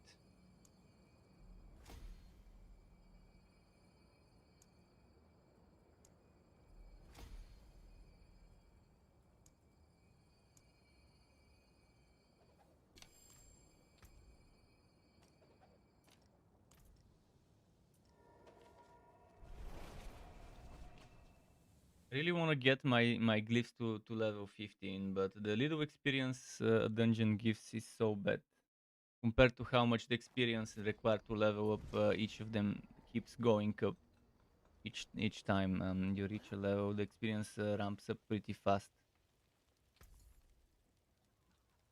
And the worst thing is I can only level them up in nightmare dungeons. So I'm stuck with this boring, uninspired type of content. It's my only way of leveling up the glyphs, rather than being able to earn resources that you use to level up the glyphs as drops from everywhere, from every type of content, which would have been much more fun. Do the content you like and progress the way you want. That would have been the much better solution.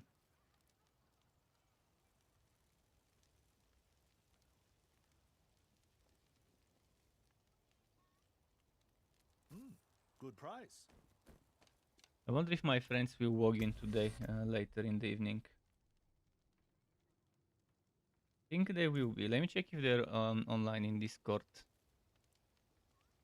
I could take them to some dungeons as well.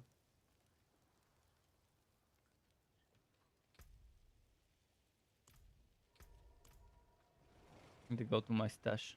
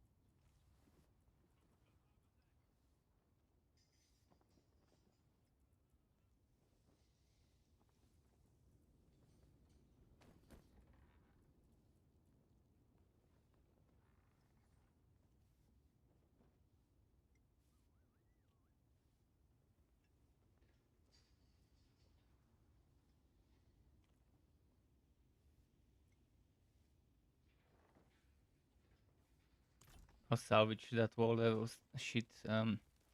Just taking space. Anything I can upgrade? Oh.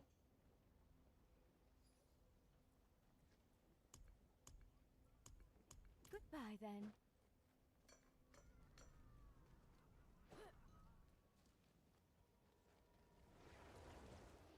Any world events? World bosses? No.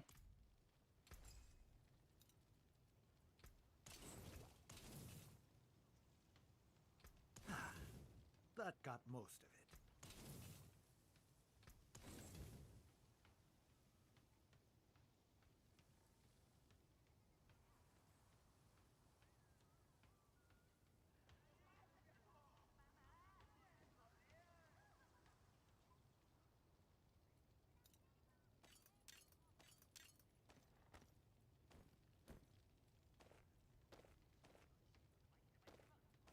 All of this yellow gear here I'm saving for my friends if they want it when they walk in later.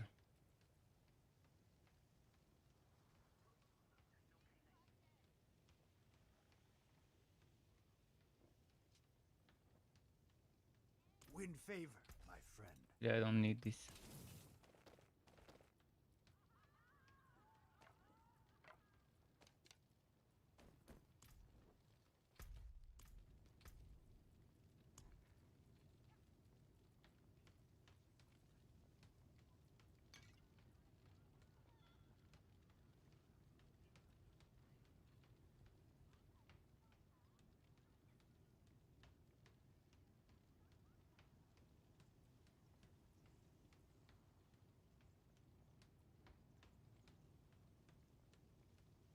Need better tier. I'm not liking the tier of those. I need 1920 tier. I would love to run tier 20 only, but again, it's random. There's just so much randomness to this that it's beyond reasonable to have so much randomness.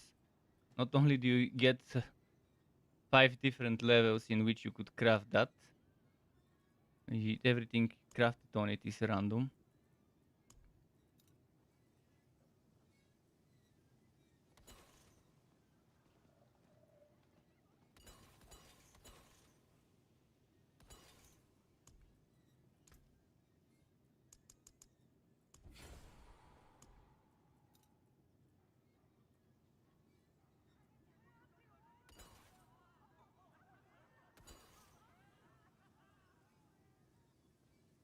Fucking drifting shade.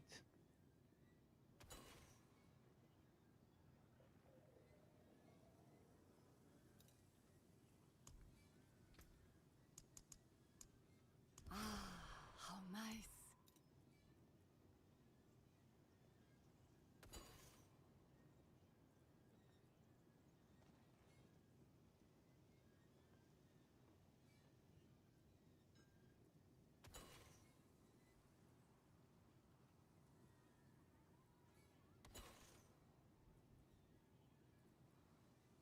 I do 18s. Let's fuck the 18s and let's just try to craft more 20s.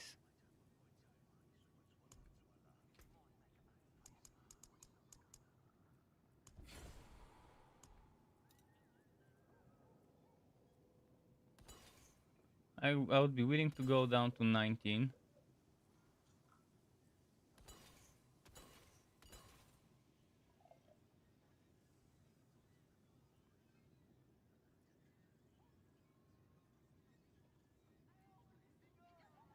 Lightning Storm I'm not doing, it's annoying. Okay, I think those I can do.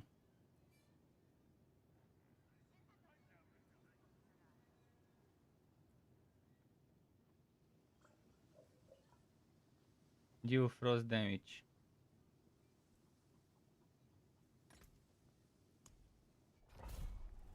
Unstoppable enemies might be a bit annoying for me to. Wait, which one I. Oh, yeah, that's nice. I like Cultist Refugee. There are annoying werewolves to deal with, but the thing that actually sucks about Cultist Refugee is the QO enemies at the beginning.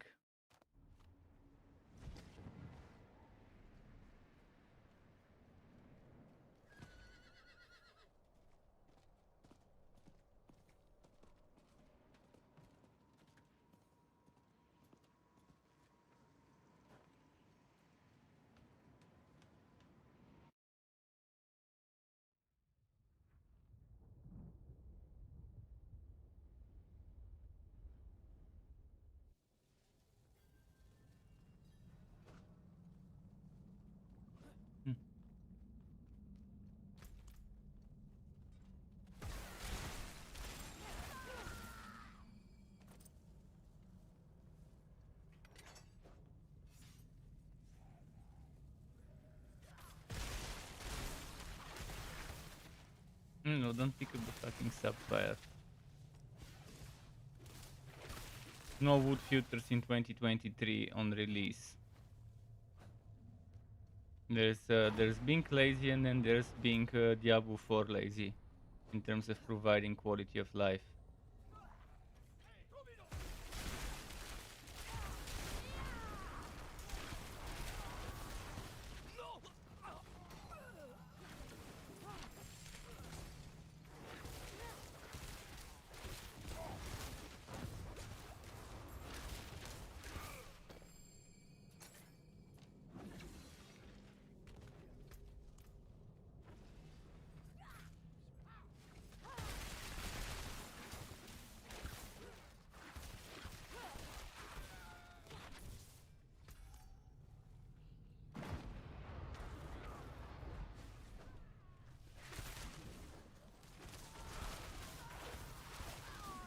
This one doesn't make sense. This thing is making a damaging pulse. Why does the damaging pulse not damage the enemies? This is stupid. If you can't make it make sense, don't make it in the first place.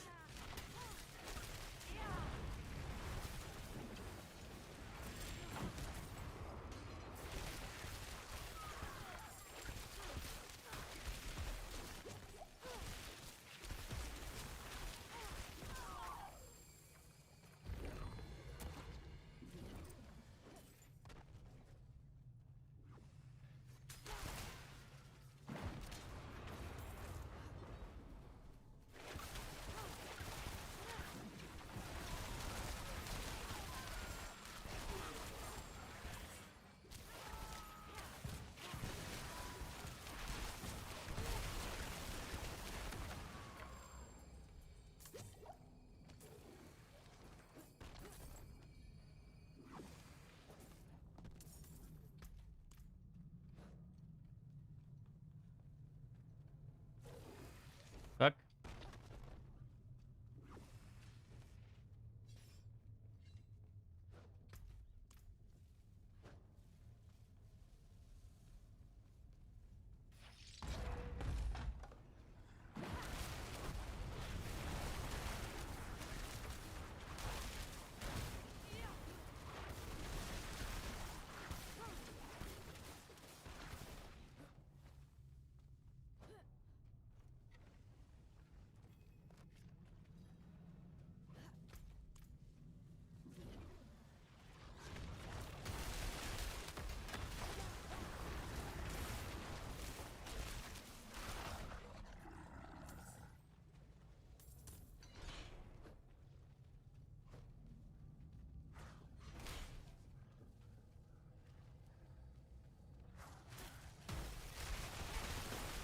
A volunteer.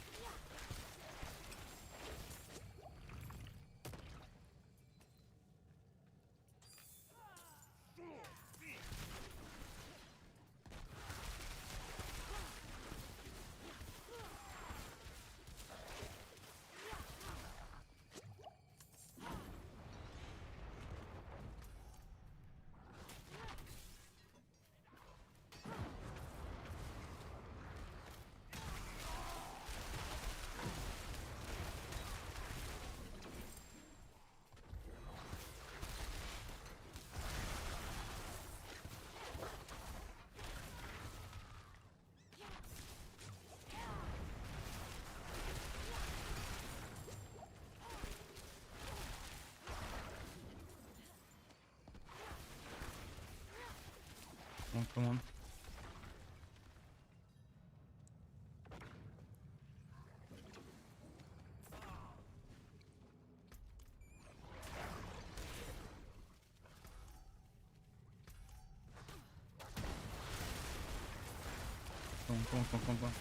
Come on. Let me kill it. There we go. The shrine's over though.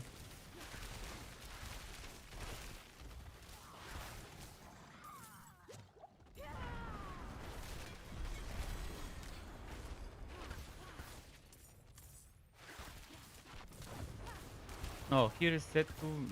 Come on, why would here is set...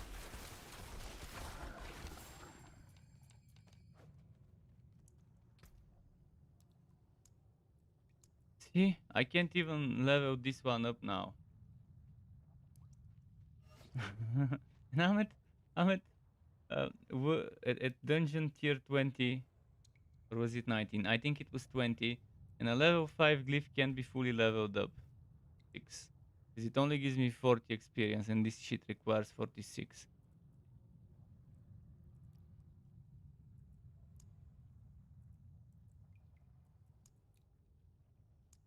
So annoying to level those up.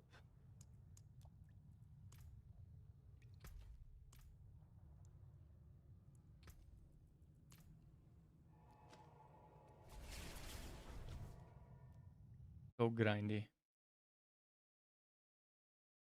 But yeah, without LFG, it sucks. I would be doing that in a team if I could, but then there's the limited amount of revives. So in a team, if people keep dying, you end up with randoms, they keep dying and you end up losing your limited revives because they're shared and they're not per person. Well, And then that also sucks. But to win a team, you can just revive yourselves without wasting the shared revives. So there is that too. I could get a better armor. Honestly, my armor is trash. This one with extra HP and barrier generation and total armor. I could reroll the poison. Not sure if I'll need this much willpower and those stats. I'm gonna double check something. But it's pointless to invest into a sacred item when I should already be thinking about ancestral tier. So fuck it. Oh, maybe I should keep it for my friends. They might want it.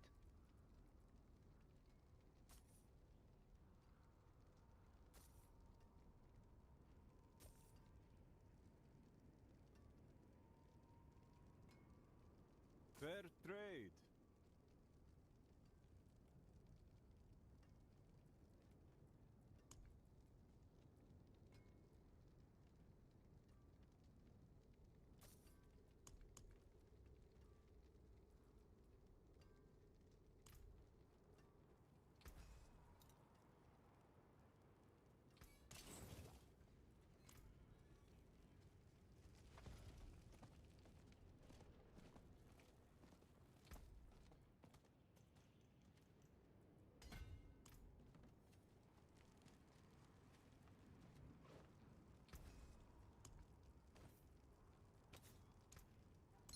Fairly well.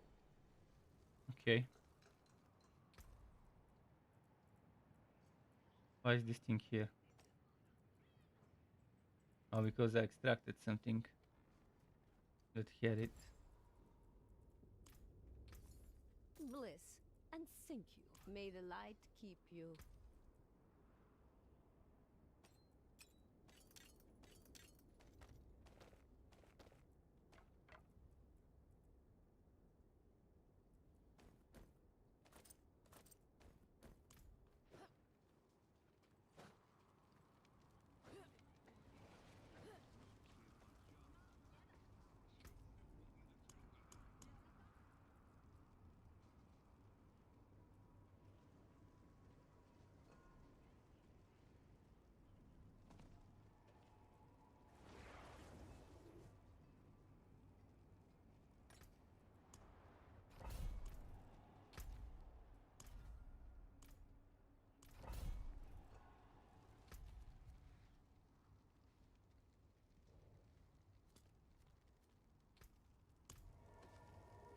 Okay.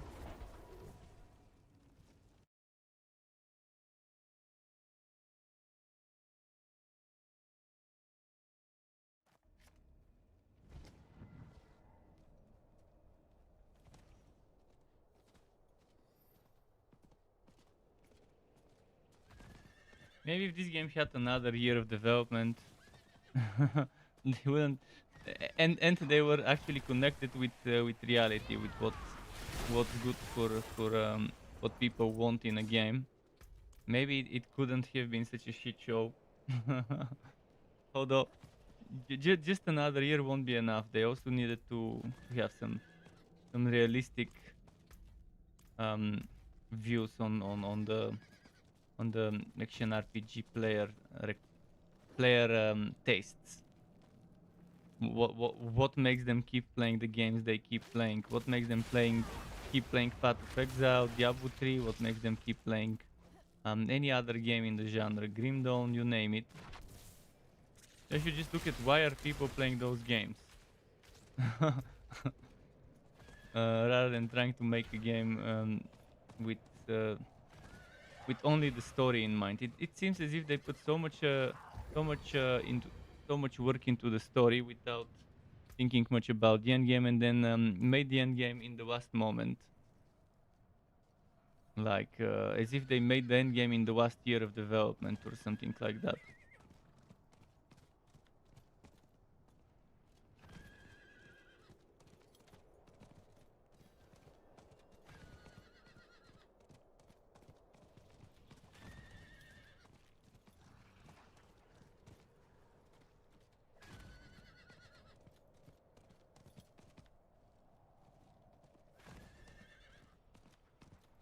There it is, Smallwood. Wasn't there a town there? I think there was a town. Let me go get my waypoint. Yeah, there is one.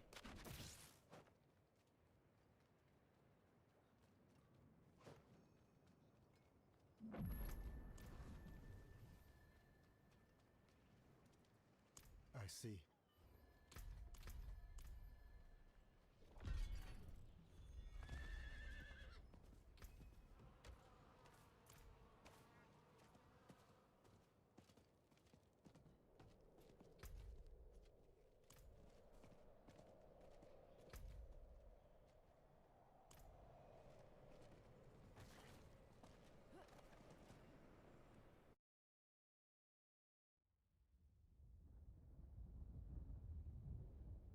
Come on.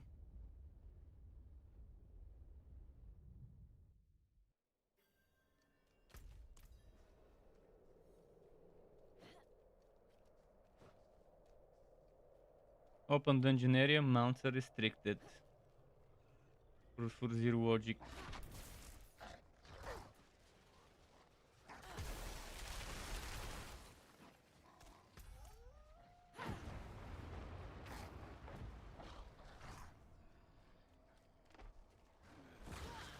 Fuck.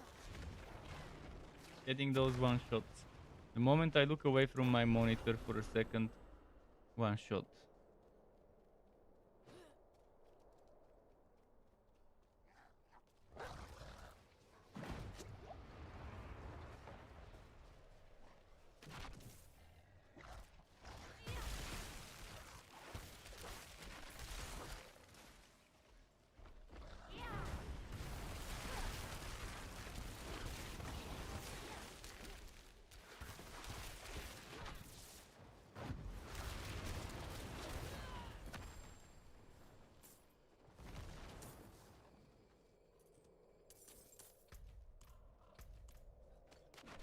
Is there checking that I won't miss anything here.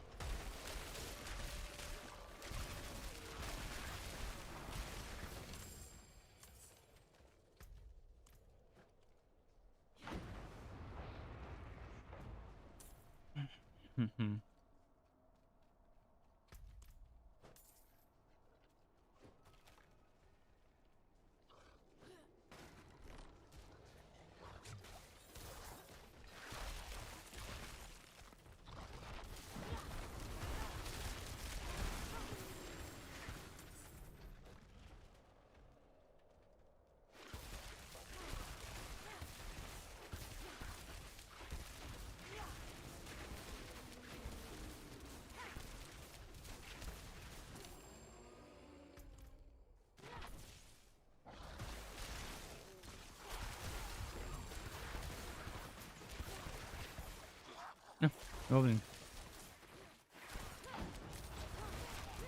Hey there, Goblin.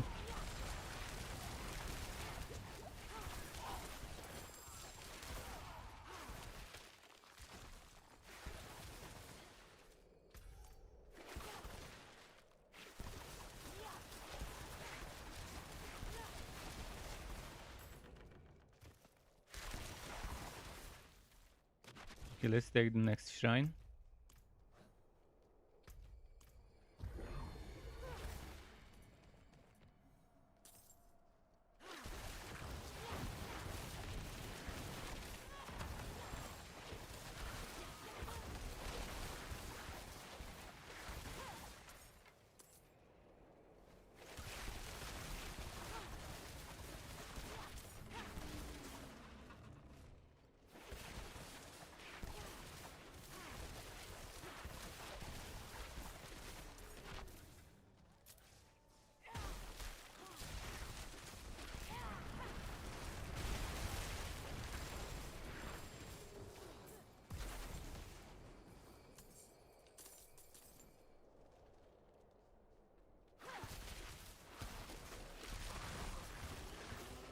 Okay, now I was hunting trees for the next one, I think.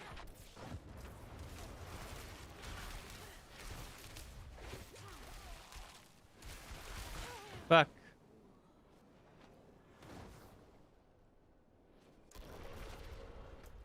My other stuff was in cooldown.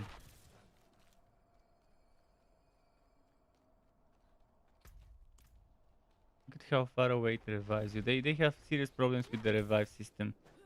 It counts the last spot where you killed an elite, I think, as your revived spot.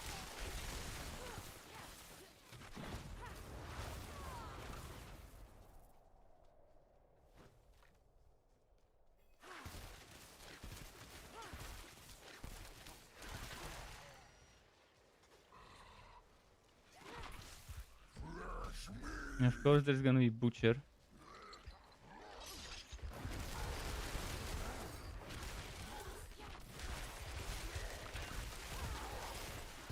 They did buff him up though. They did definitely buff the Butcher up. Gave him interesting combo attacks.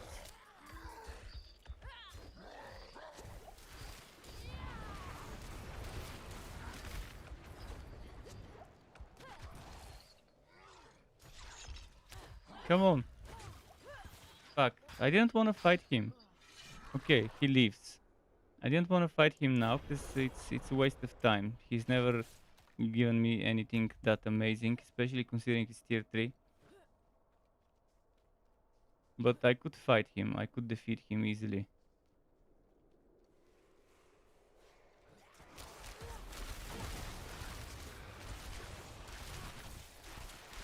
This thing with the Butcher is also super stupid, by the way. The random Butcher spawn. I'd much rather him be an affix you add to a map as a second boss for added difficulty.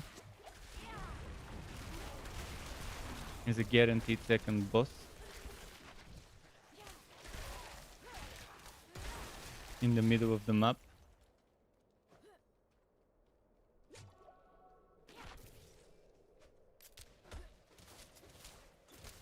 First time I've died to the Butcher, it was because I didn't want to fight him. Fucking bullshit. After launch, that is.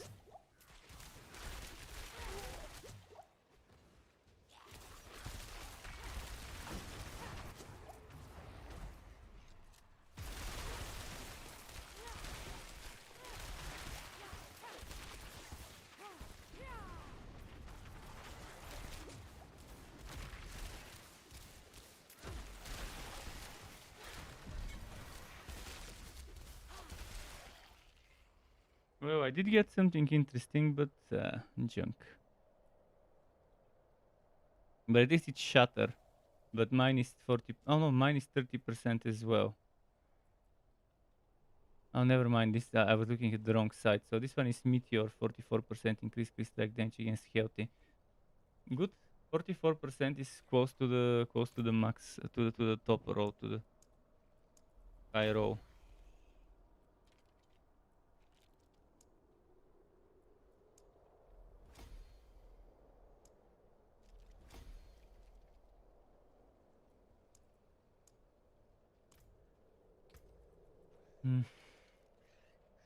And they should add a selling or a blacksmith NPC in this bubble.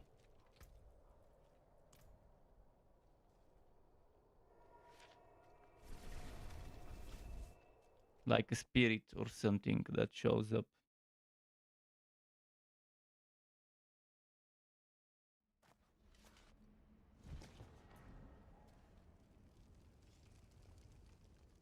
Arms for the light. Anything else?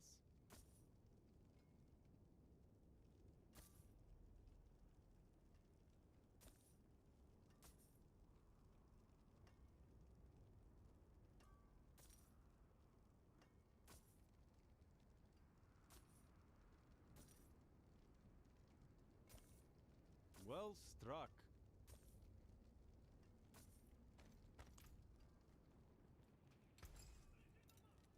Oops, almost salvaged it. How am I doing with the aspects inventory? Room for one more.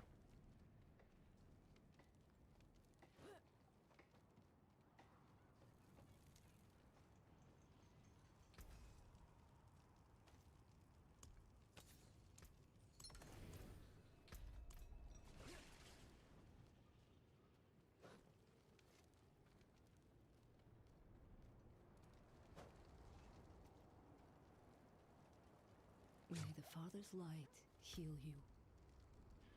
How many more points do I need? 1, 2, 3, 4, 5, 6, 7. Imbiber was the willpower one. So yeah, I would definitely want to enter through here. Take that willpower on the way.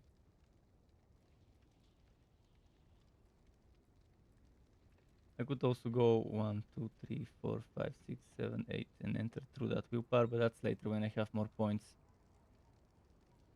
If I even want that damage reduction from chilled enemies, because you don't apply chilled on bosses, so where you need the damage reduction, it won't matter.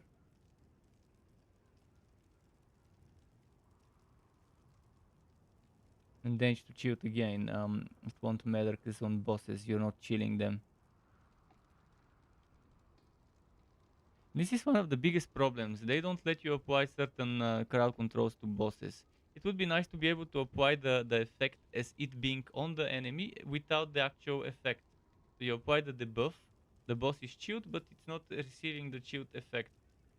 So that it would still count as a chilled target, so you could still get the bonus damage, so it still count as a crowd control target and you can get the crowd controlled bonus. And even better would be while they're unstoppable or whatever to just give them very reduced, like 90% reduced effectiveness of the crowd control effects. Because right now most of that stuff is so boringly designed that you have to wait for the boss to become in a crowd controlled state, in a downed state for a few seconds to actually make the most out of this stuff.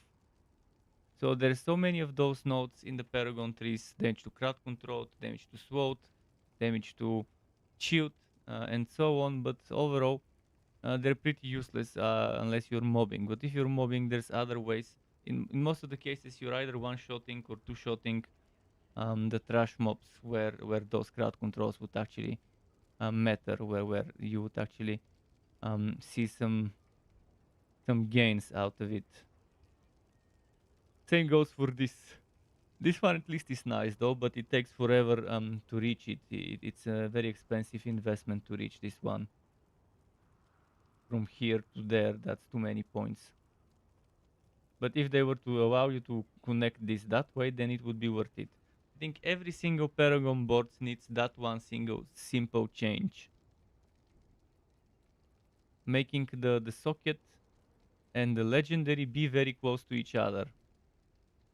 And within no more than 5 nodes from the outer edges of this. Should be around here. This is the outer edge, because when you upgrade it, that's the radius. So if I'm looking at this radius that stops here and stops here, I should need no more than 5 points. 5 points to reach the legendary. Otherwise, it becomes useless and pointless. And all of those should be in the center, roughly in the center. Like maybe this one could be around here, slightly moved. 1, 2, let's see here. If this one is here, then this one could be moved around somewhere here, and I think that would fit. Or here maybe to fit the 5 points. I think. This is the one thing I don't like about the Paragon boards, because not only are those underwhelming, they're extremely disappointing as legendary nodes. Nothing legendary about them. But they're also extremely unreasonable to invest into, because they're too far away from the actual good stuff, which is the glyph socket.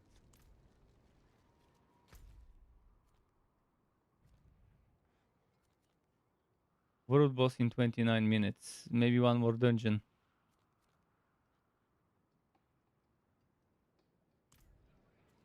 I'll be doing it on world tier 4. So let's quickly do one last dungeon.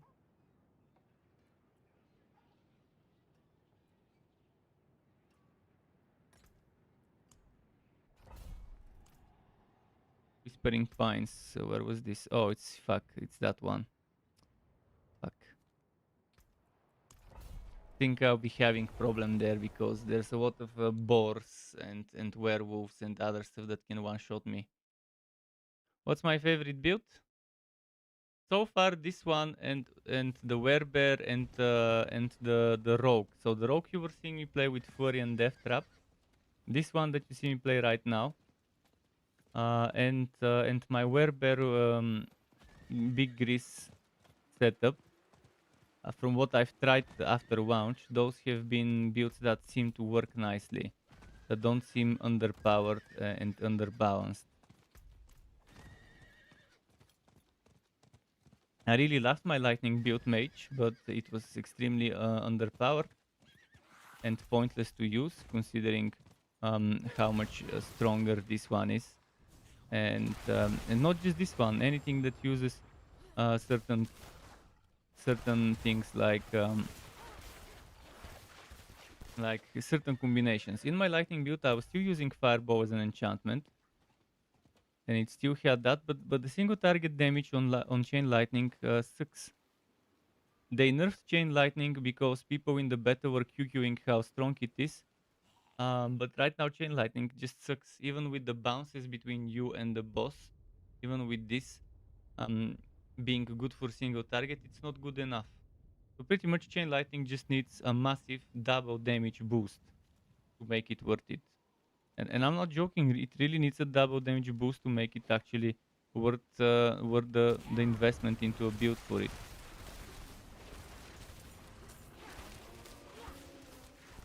Because the damage of chain lightning to single target comes when you're left alone with the boss and it's bouncing off of you. But right now chain lightning just doesn't do enough damage to make it worth it.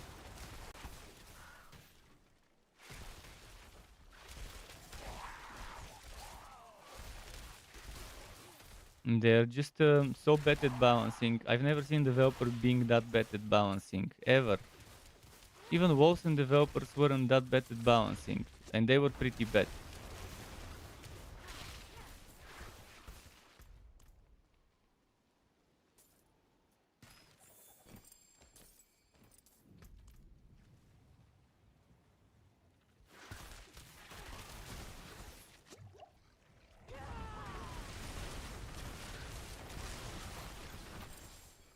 Like, they balanced a bunch of stuff based on beta feedback for level 25. Why would you nerf and buff stuff based on feedback for the low levels? Nerfs and buffs that affect the high level experience as well.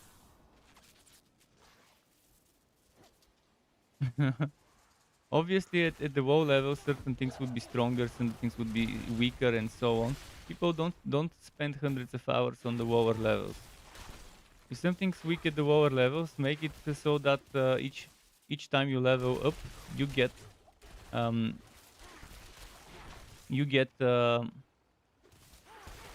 more. So that at level 1 the skill might be weak, but level 2 makes it much better and stuff like that. There's ways when you have skill levels, you can at least boost the skills in the early or high levels depending on what's needed.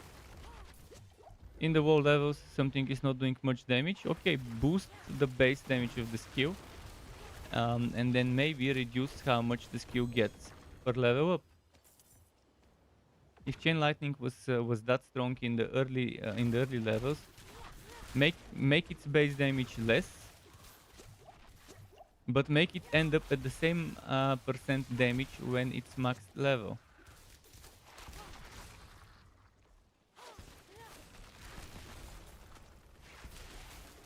And it still won't be a proper buff because you can get max level in the early levels with 5 points. But again, I don't think they should worry too much about something being extremely powerful in the early levels. They should worry about something being extremely underpowered in the early levels, because it most likely will be extremely underpowered in the high levels as well.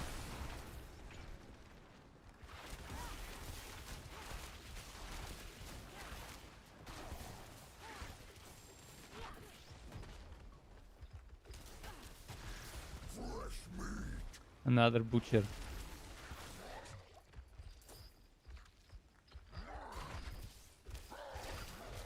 I don't want to kill him. I don't want to fight the butcher. Fuck, I ran out of potions. Why does the butcher keep showing up when I don't want to fight him? I don't have time for him. He's just slowing me down, so why would I worry about fighting the butcher? I wanna fight the world boss as soon as possible.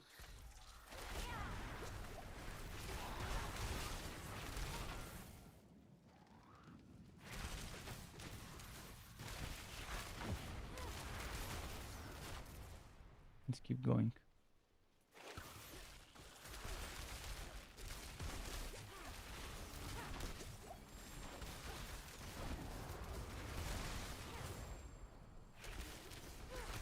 What am I supposed to... Oh, fuck. I'm supposed to kill another gatekeeper somewhere.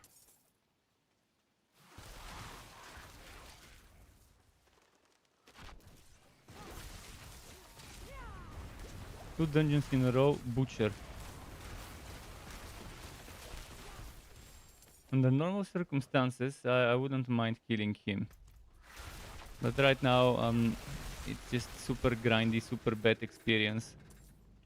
Taking forever to level up. I'm forced to do dungeons much higher than my own level. Just so I can get good experience for my glyphs. And it's not even good, it sucks. Even at this point I'm getting barely 40 experience for my glyphs.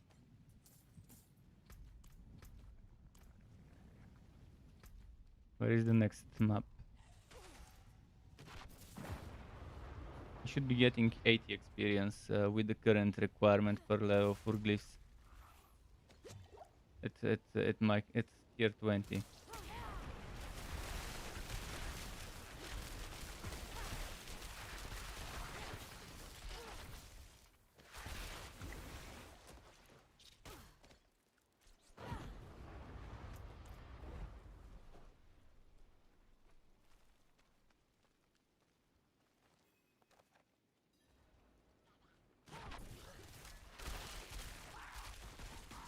Oh, kill all enemies, fuck.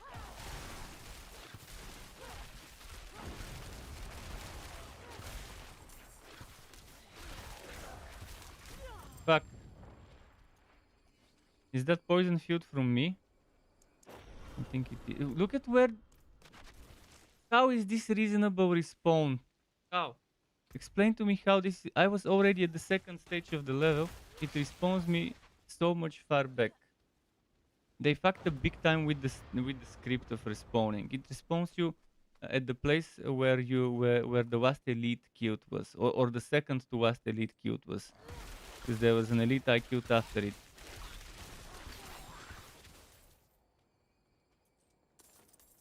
Who the fuck designed this shit? This respawn system?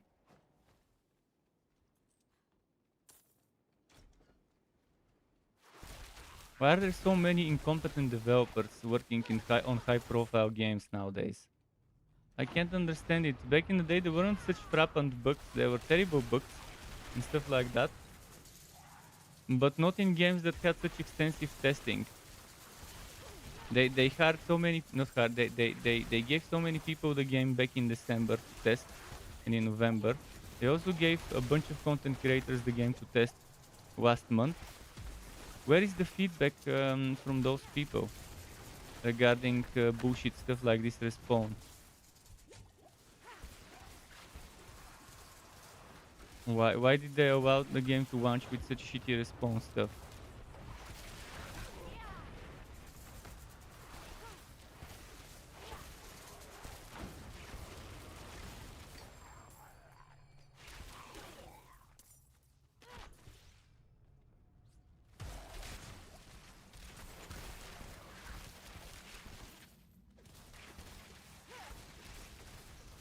It's much easier to just set certain checkpoints in each dungeon, and if the player is close to that checkpoint, just revive them there.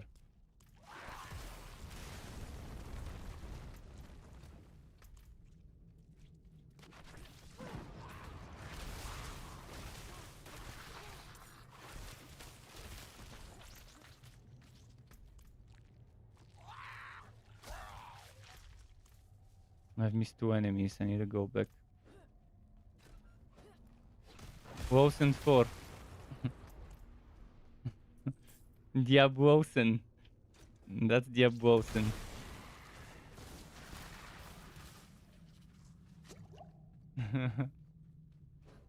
I would have preferred if this one had an offline game mode.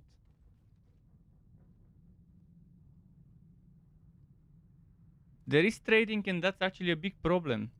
No trading would have been the preferred option. Trading ruins games. Trading is the worst thing you can add in an online game. Because it means pay to win. That's what it is.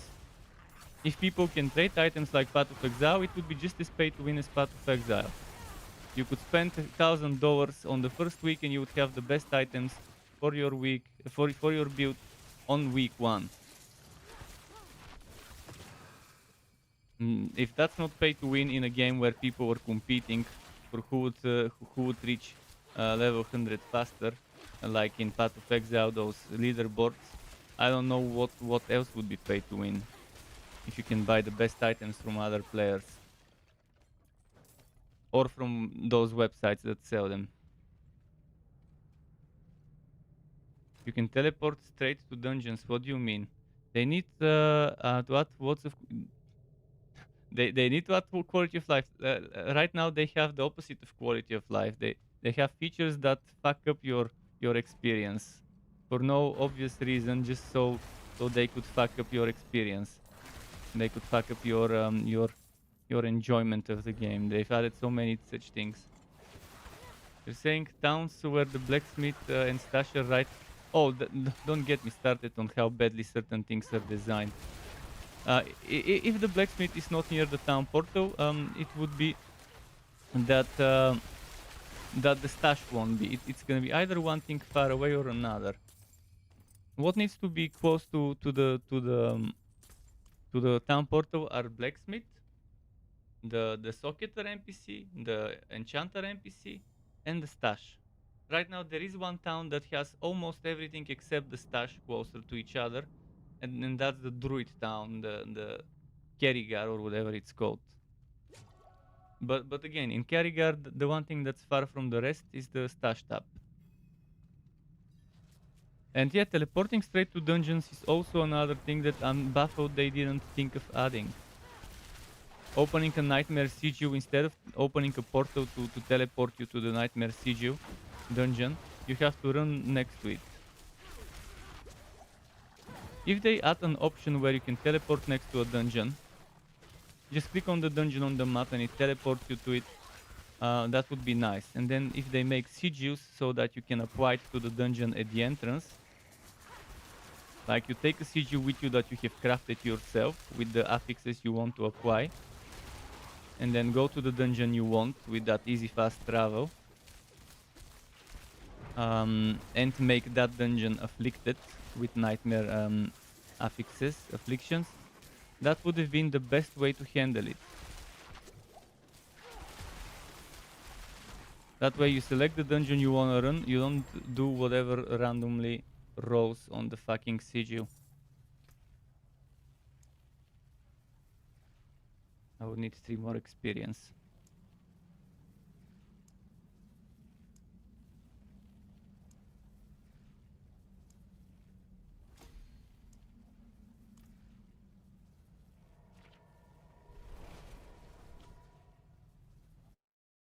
As I said, it's most likely they only spent the last year of development on the post-story endgame experience. And clearly they have no idea what they're doing. Clearly. Their focus seems to have been around the main story, around the campaign. Which is not wrong to do. It's okay. You want it's a Diablo game. You want to have a story that people would like. Well, obviously you can't have a story that everyone likes. I personally don't like it. From what I've heard, it's a telenovela in a game. Let's see. But I never liked the story of any game. So far, every game I've played has had bullshit story that that is so cheesy and so overdone, and there's nothing new. So I don't care about the story. So if they want to have good focus on the story for the people who enjoy it, that's fine. Nothing wrong about it. But obviously, you should spend enough time thinking things through with the end game and getting feedback before the game is released about that end game from people who play the game a lot, who play other games a lot. And not just a stupid beta where you let people play level 25 and that's it. Didn't Diablo get killed for the end time in Diablo 3?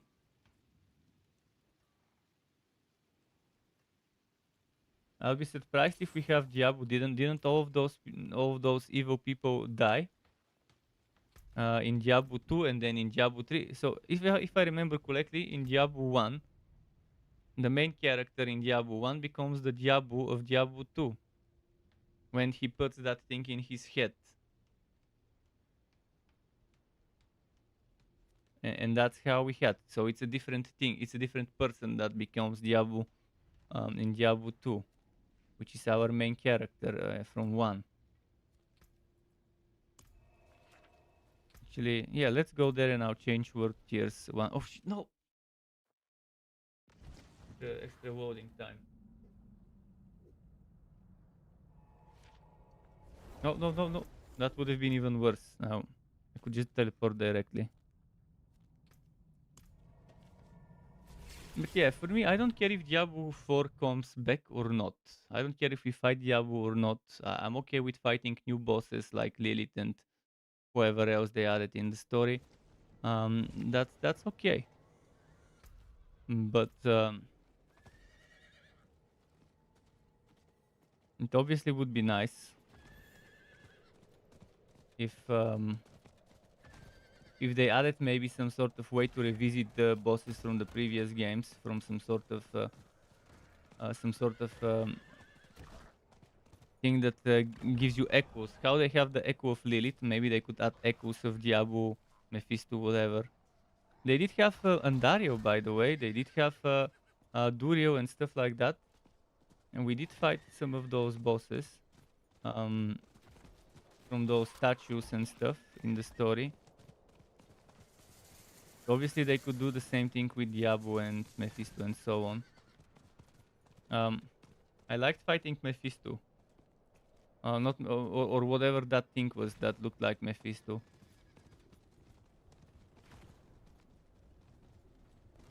In that one mission. Okay, I need to change to word tier 4. Hello.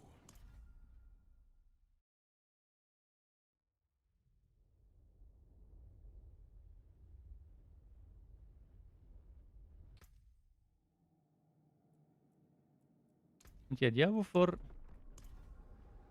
doesn't need to have Diablo to be a Diablo game. As long as it's in the same world and universe, it's fine for me.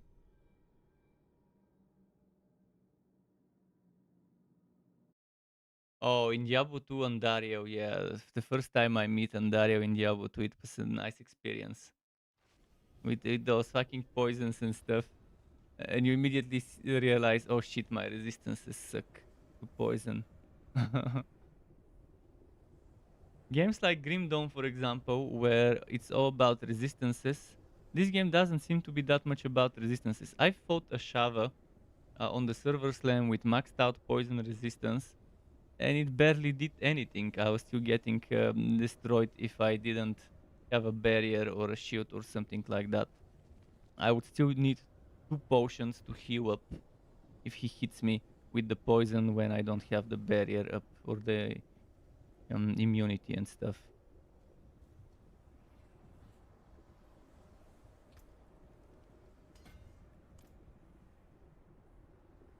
It seems like resistances don't do much in this game. They help, but they're not what would make you survive hits. And that would kill you. They decide to get smart and make it so that you get resistances to various elements from 50% of your armor. This thing here.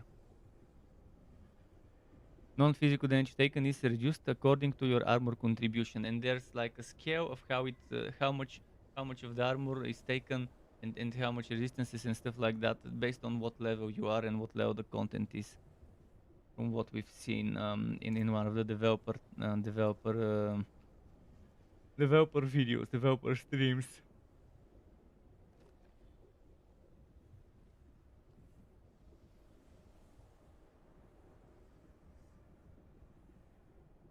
But yeah, I did have like capped, maxed out the poison resistance for a test with emeralds in my accessories and stuff like that in the server slam. Well met, traveler. Well, we have 7 minutes, and there's a level 81, so I'm gonna stay on this word. And there's a 78 as well, and 73. Aid would be welcome. This one should melt. Here we are now, chilling at the boss yet again.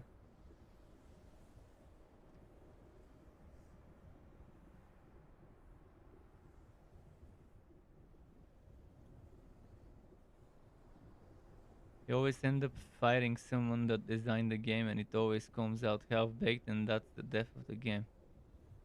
You don't see it gonna improve. Well, it's right now Blizzard has serious problems with many talented people quitting for one reason or another. The past couple of years, that's been a shit show.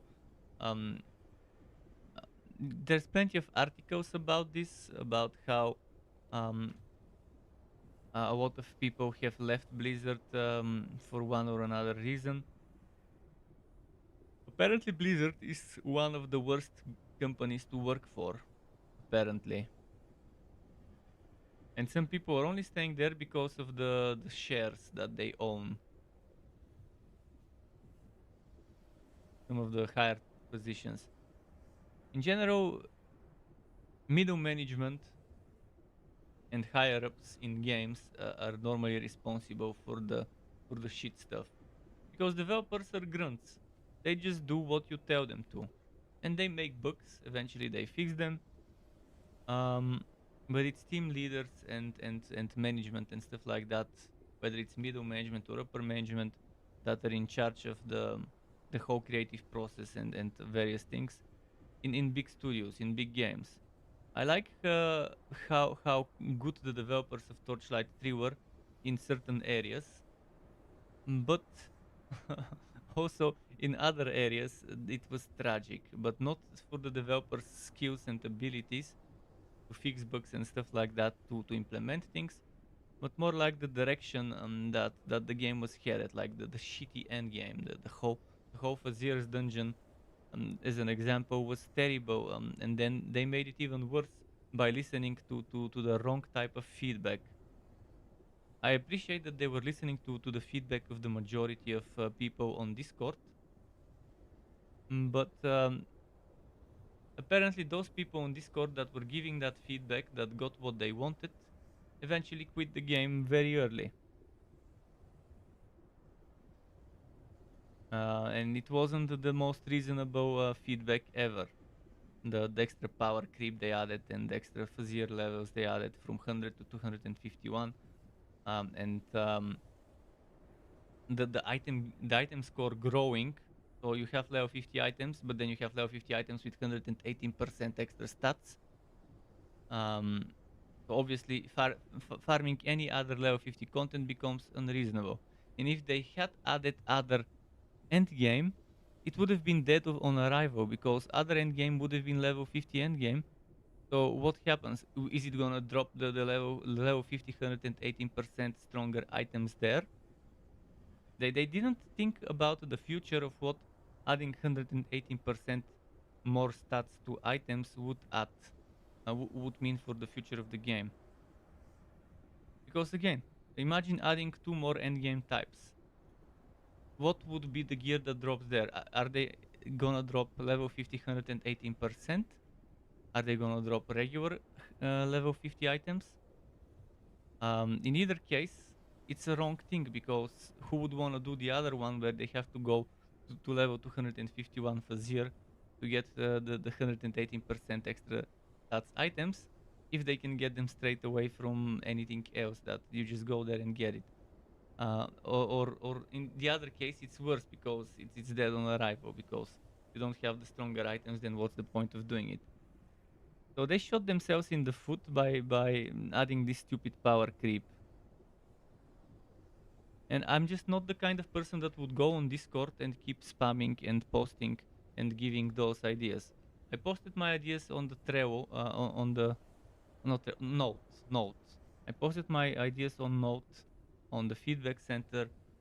I gave them some ideas back in the day in the Torchlight 3 forums, and that was my fair share of providing interesting ideas for what they can do to the game. With Diablo 4, if I post something on the Blizzard forums, it will get buried with negative comments, so I'd rather not do it. Because there's a ton of people who have no idea about shit, based on what I've seen written in the forums. The average Blizzard forum goer. It's mostly World of Warcraft players and Diablo 3 efficient. players, I guess.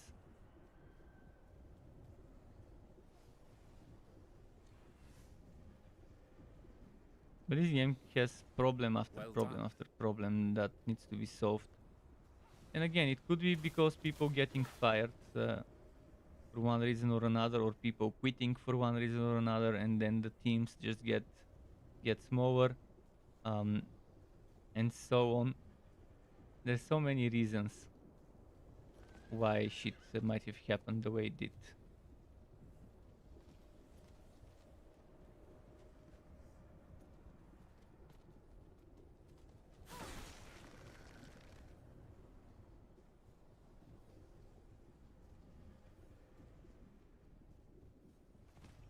Do I have poison resistance here? Or should I go for damage? Yes.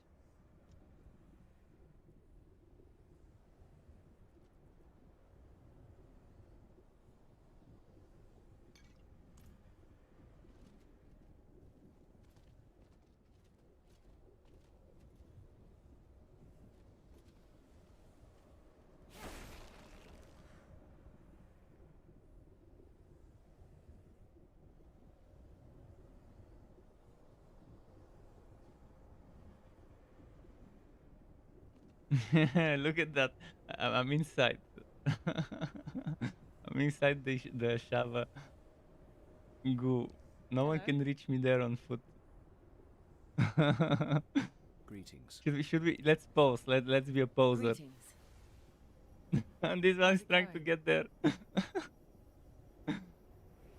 Your bones betray you. They shall soon serve me.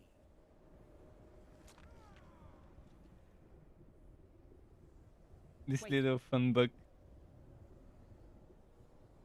Yes.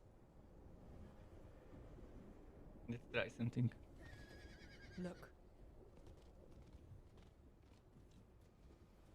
Look. After I've done this, I'm gonna keep doing dungeons.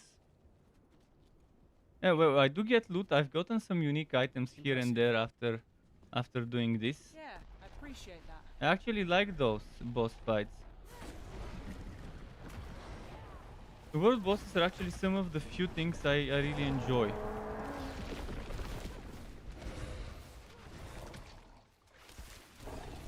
It's a nice little thing every now and then to do for extra loot.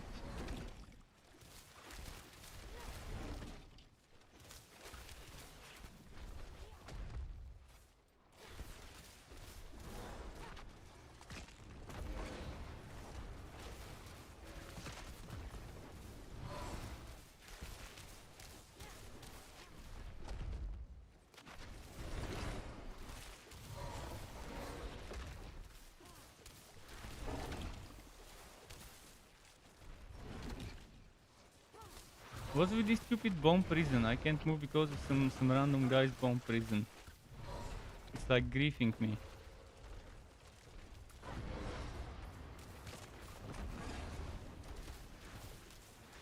I should be able to move through other people's bomb prisons. If it's not a boss or enemy bomb prison, I should be able to move through it.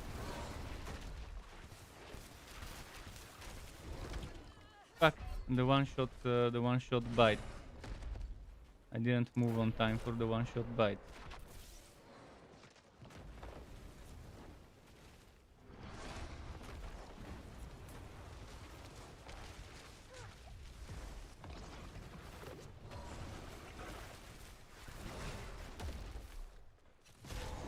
Yeah, we don't have great DPS, even though we had level 70 something and 80 something.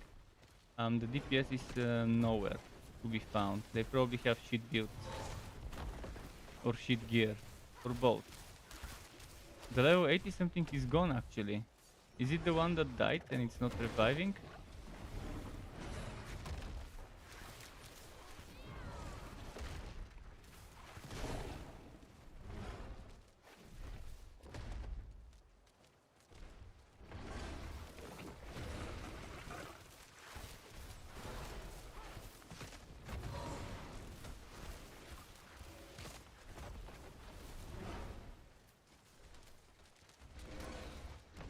Fuck.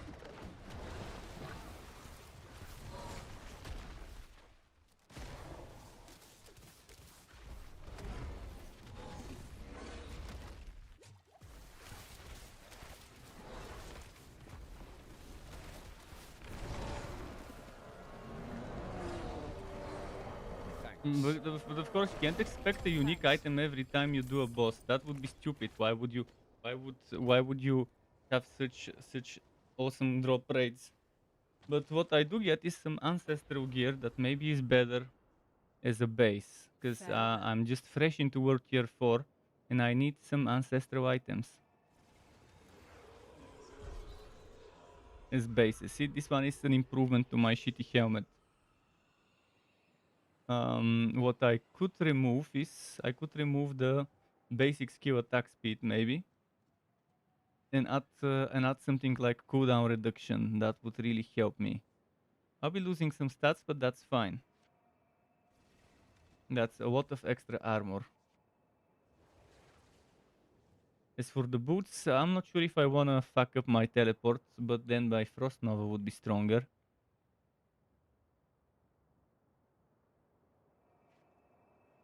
And I could reroll, maybe I could reroll the intelligence.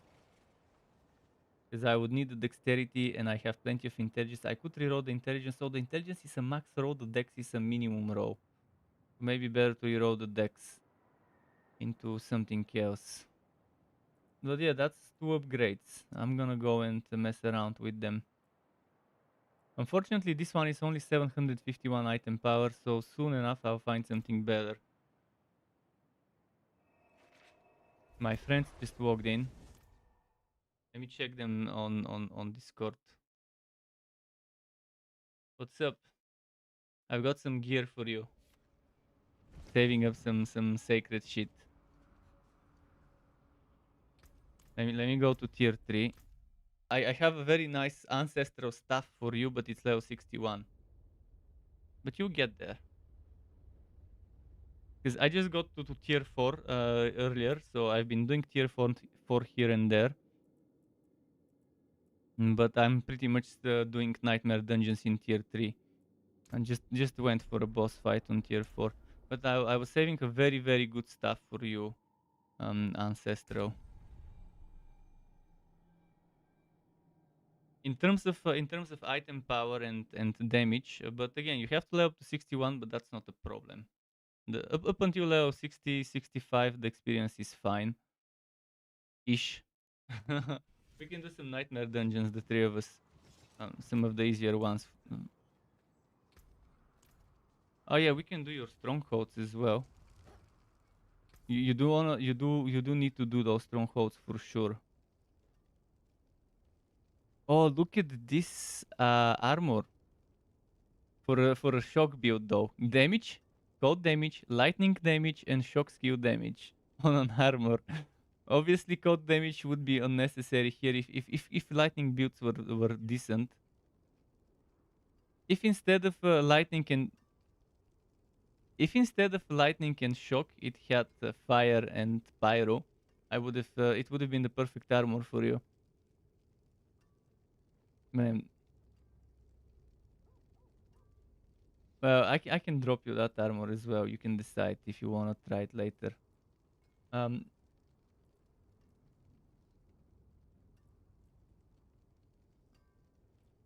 yeah, right now this build I'm running is probably one of the best for Sorc.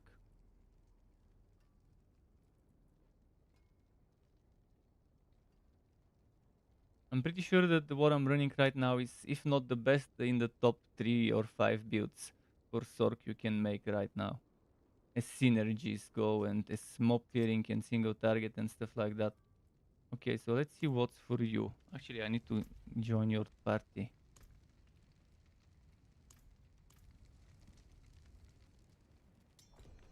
I don't know, he's online in the game. He's online in the game. Who knows what? Scratching balls. Um, oh, you're in Kyovershot, right? Perfect. I was here as well. Let me drop shit next to you. So the stuff, this one, 1780 damage. Boom.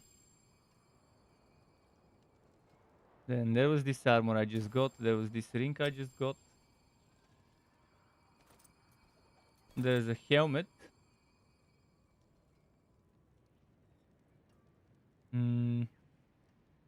Oh, there's a Hydra helmet.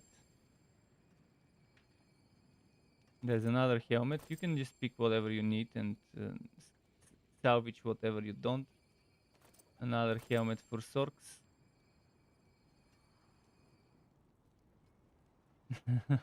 I do open helmet chests because I'm trying to get the unique one with +2 to all ranks. The Harlequin crest, the Shaco, that gives you +2 to ranks between 2 and 4 ranks to all skill levels.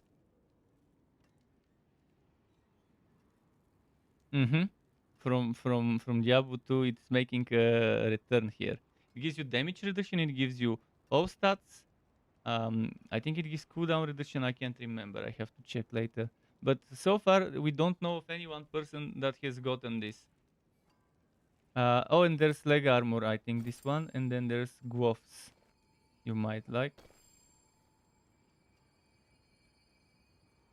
Well, yeah. Some other people who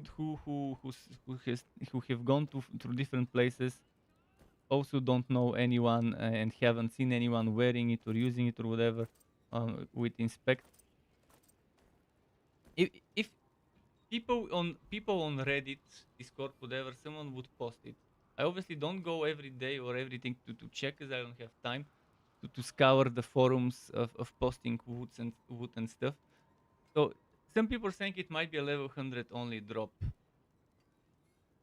which, okay, I mean, understandable. But it would suck if it's only level 100 drop with these shitty experience rates. Okay, I'll go sort my stuff. I like grinding for gear. That's I like grinding for gear, not for experience.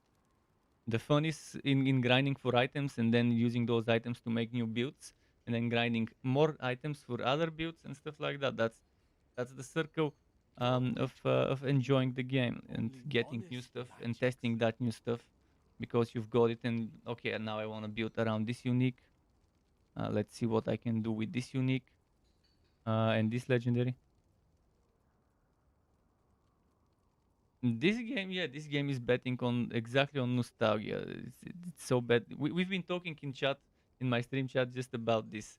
How the level 100 people are so bored, and they probably won't be returning for seasons to level up again.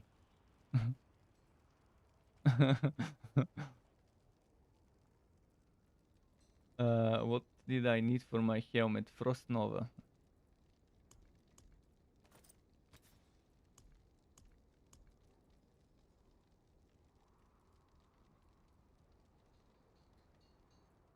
Let's see.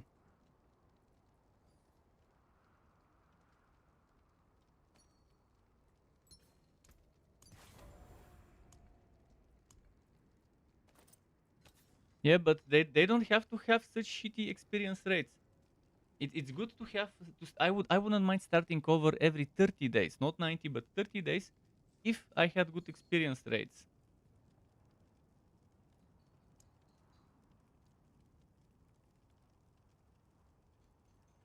Exactly, and that's why shitty experience rates makes zero sense.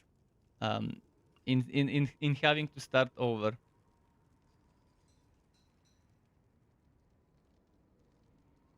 It will seasons, as far as we know, will have the same experience rate as here, unless they decide to do a seasonal leveling up event. But dude, they have experience boosters. They have experience boosters that you unlock. Listen, dude. Listen, dude. I know about experience boosters in the season already. They have shown that, and that's only 20%, and you have to grind to unlock them.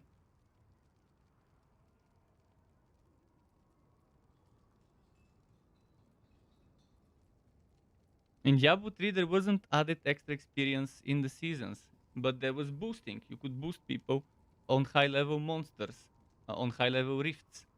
But Diablo 3 didn't have extra special, extra added experience in seasons compared to no seasons.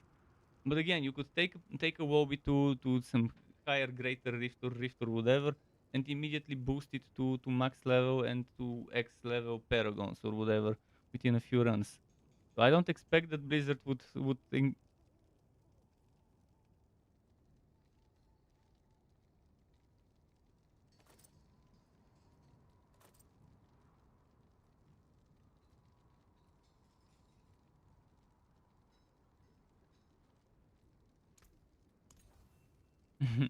um, Keep in mind it could be not upgraded, the not upgrade. But look at the base power. Don't look at the total power.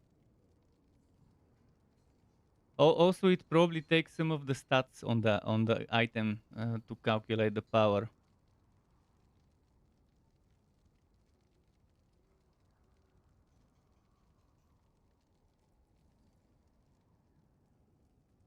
Hmm. It just rolled with low power. Each gear can roll with X and Y item power as a bracket. Sacred items have better item power than non-sacred.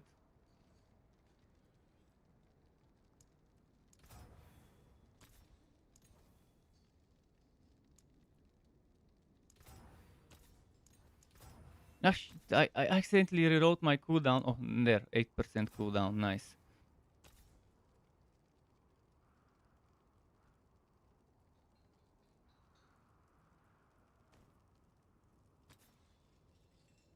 I'll remove the dexterity. Let's see what I get instead of dex. I get more dex. Willpower, maybe. Think it will be needed, maybe. Let me check my... Wait, I can't check my Paragon boards now. I have to make the choice. Let me check my Paragon boards. What would be needed? Willpower or dex? Willpower will be needed for non-physical damage. Okay, so willpower...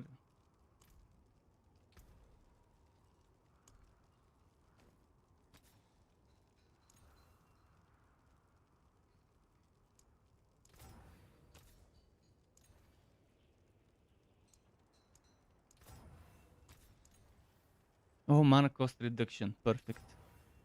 6%.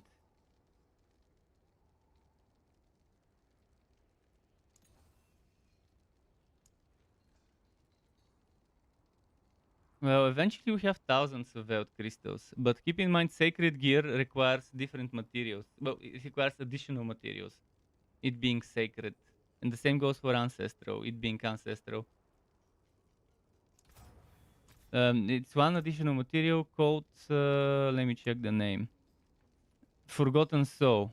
Forgotten Soul, you get it from Sacred and Ancestral Gear. And you use it for Sacred and Ancestral Gear. You start getting a lot in tier 3 and tier 4 from salvaging and doing certain stuff.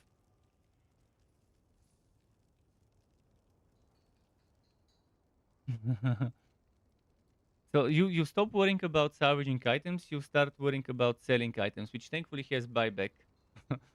If you accidentally click. Hmm.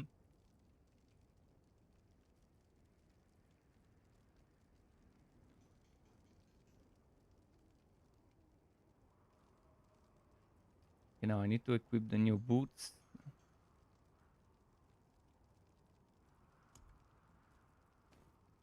See.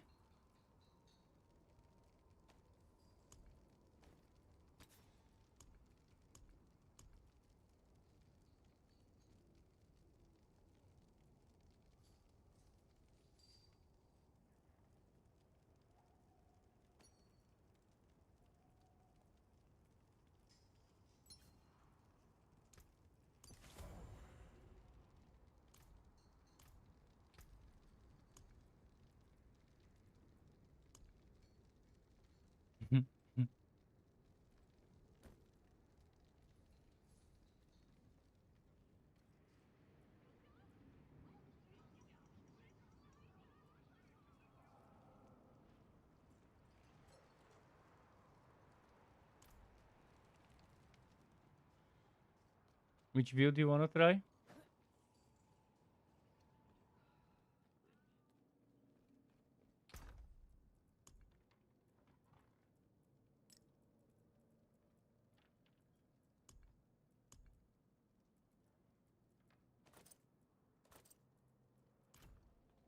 Trying to keep my old items for the other heroes where I can just replace the I can just replace the imprint.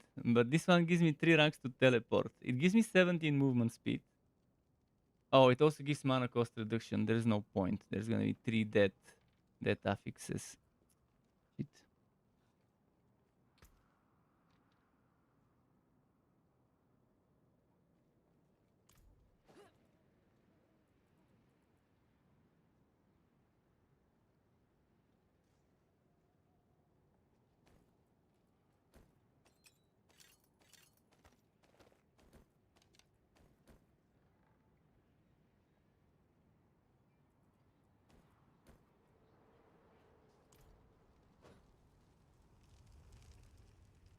Can I help you?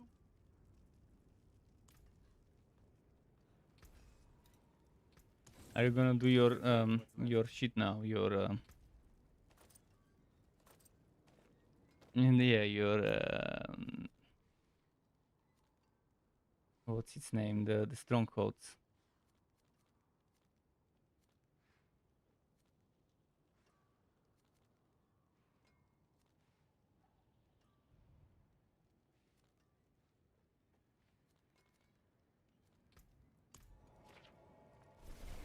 I can help you with the strongholds. On tier 3 it's not so bad for me. They do scale with my level, I do get experience.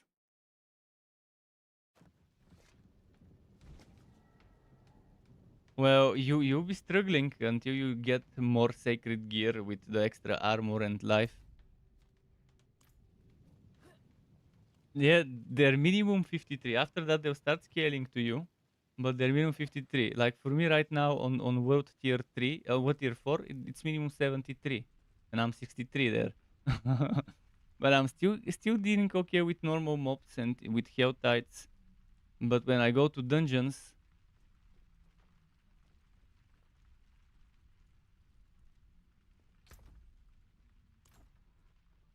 uh, and the ranged bullshit mobs, especially.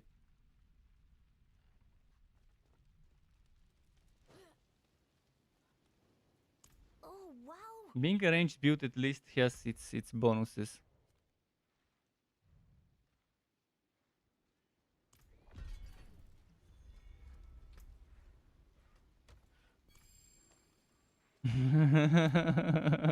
Maximum number of active quests.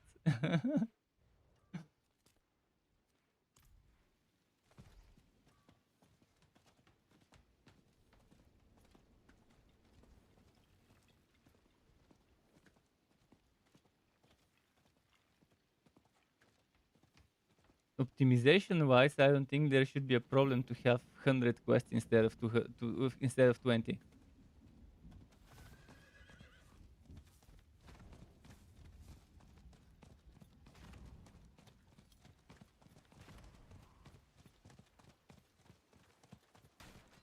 Yeah, it's 2023. There shouldn't be optimization problems.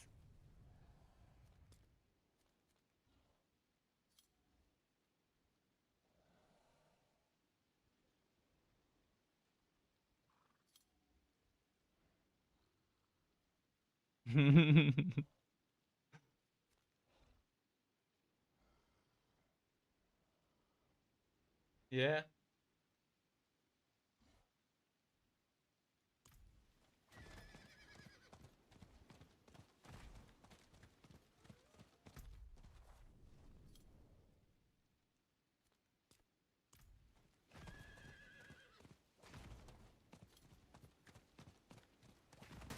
So yeah, which stronghold are you gonna do first?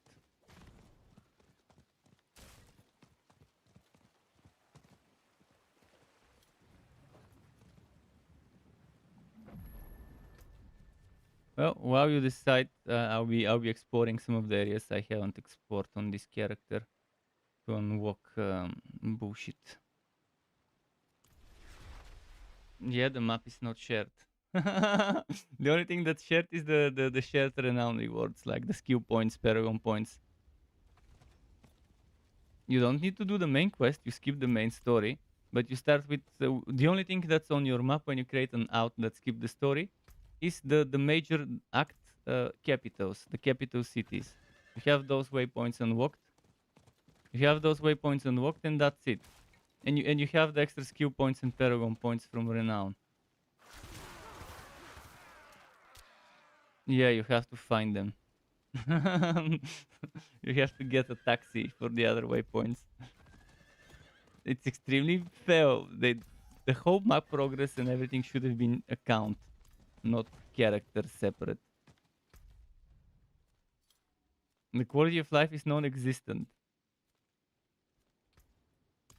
Side quests, you need to do those again. Everything except the story, there isn't. But the renown is separate on each character.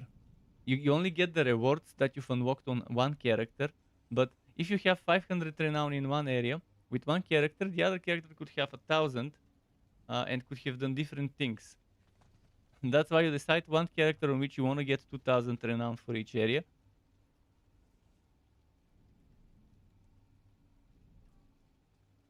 I'll explain it. Finish your boss and I'll explain it.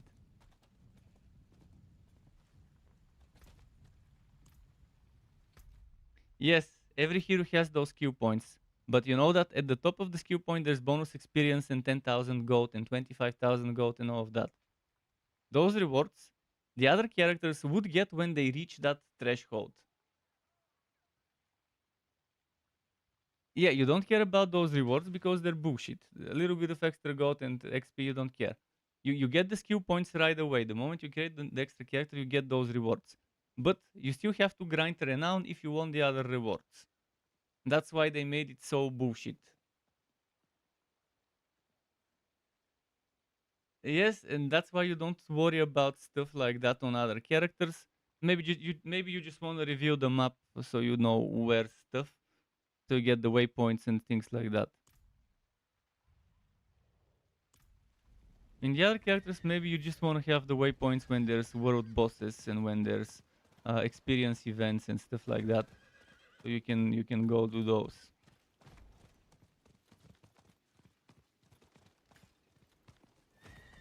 The strongholds on your map are red. They're obvious. They're one of the most obvious things on the map. They have that red icon. Oh, that's maybe because you haven't been to those areas. I see them because I've been there. but but you have to know where they are. I can tell you where they are. I can tell you. Actually, I'll do this. I'll go to the strongholds and then you'll be teleporting to me. I will do them in order. I know where to go.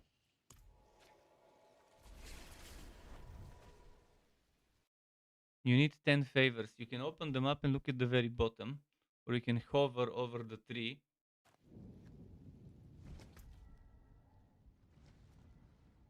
The PvP zone has a boss monster. If you defeat that boss monster in the PvP area, that's 5 favors. There's also a 3 favors if you purify shards. So you can go there, get the boss monster, purify shots from the boss monster, that's 8 favors. And if you decide to do an event in the PvP area, you get another 1 favor, so that's 9. They had to make the PvP area have useful PvE stuff. They had to make it that way. Just so they can get people to use it to go in that area in the first place.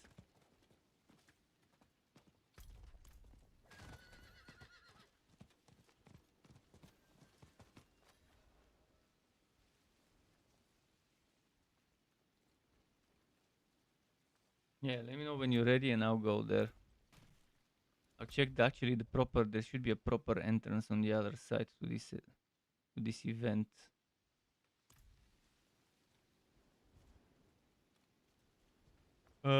Eventually you start getting gems that you cannot craft. You stop crafting at ruby, diamond, sapphire, whatever, this grade. But there is something called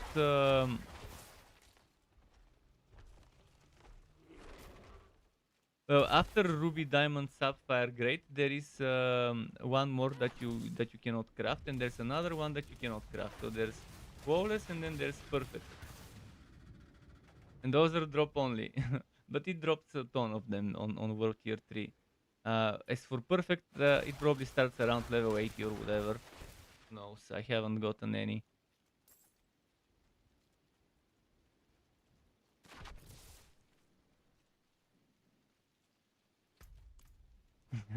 I'm not gonna be bothered with those exorbitant, shitty, painful experience rates to reach level 100.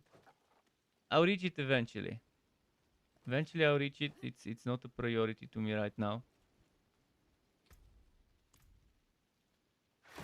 Level 100 is not that special in this game, as obviously people are starting to stop playing it after they reach level 100.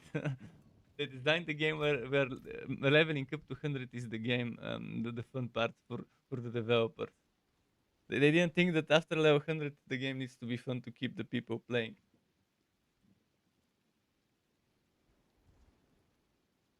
Yeah, that's why they would want you to start again. Every season, level 200 quit. Level 200 quit.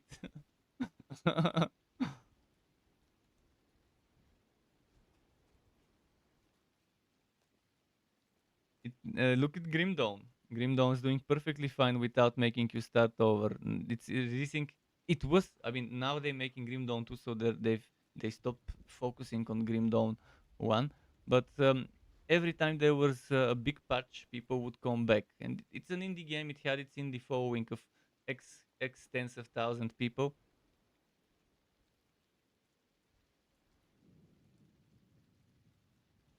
Grim Dawn, without seasons, survived, and they made enough money to make a second game.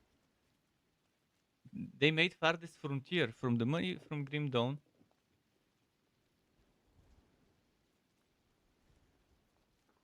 Exactly, but games can survive.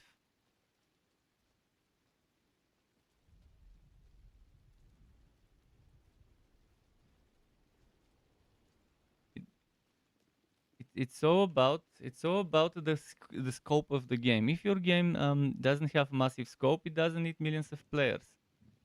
Diablo 4 obviously has a massive scope. It wants to support those servers and whatever for the players, and it needs more money, and it needs to find a way. But you can do seasons without making people start over. That's another thing. Or you can make them level up to max level quickly and then just grind the new content. You can give them new content that's not leveling up. Leveling up doesn't equal content. Leveling up equals bullshit. You can level up to max level, but you need to do something at max level.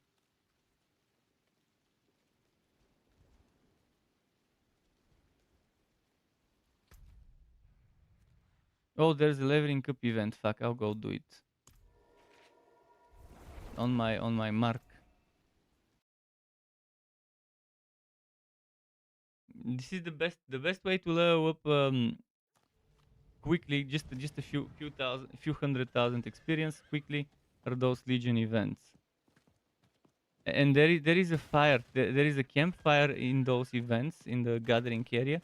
If you keep clicking it, it will keep giving you stacks up to 15 stacks of 1% experience. You can get up to 15% experience extra. But you gotta stoke the fire. You gotta get stoked. With, yeah, you gotta stoke the fire. Yeah, I'm there now. And I'm next to the campfire stoking. Greetings. Just don't forget your elixir. Use whatever elixir. It doesn't matter. You just need the experience. And start stoking that start clicking that fire until those stacks. They don't go up all the time. Sometimes you need to click it 2-3 times because it's buggy. Welcome to the Diablo beta. Welcome to the beta. Just wait. Give it a time. There's a delay before it highlights again.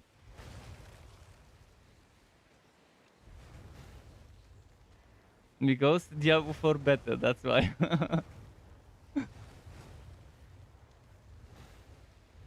15 is maximum. 15 is the maximum. Stoke the fire for a minute and 50 seconds before it starts.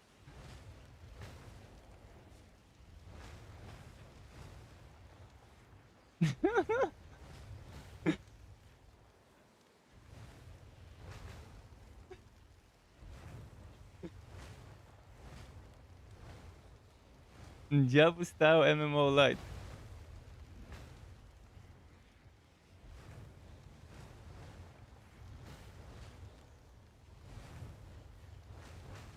Let's see. That was not bad. I need help.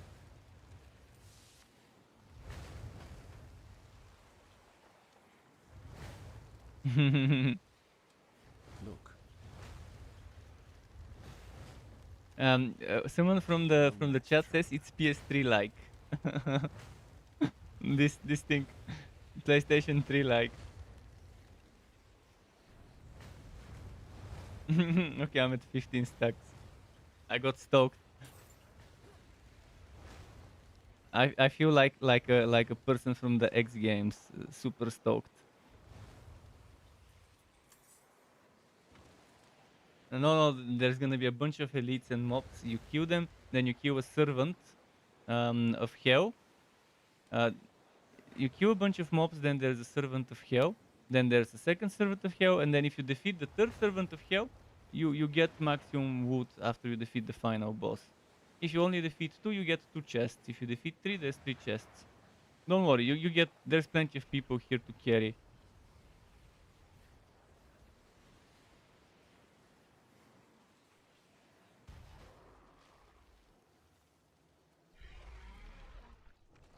No, they're just mobs first.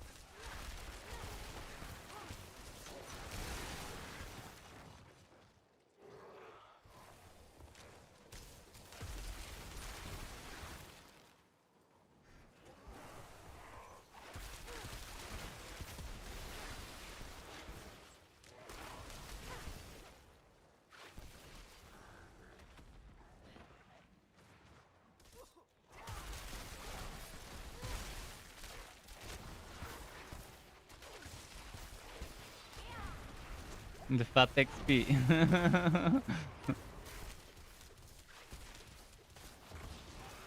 You get experience, don't worry.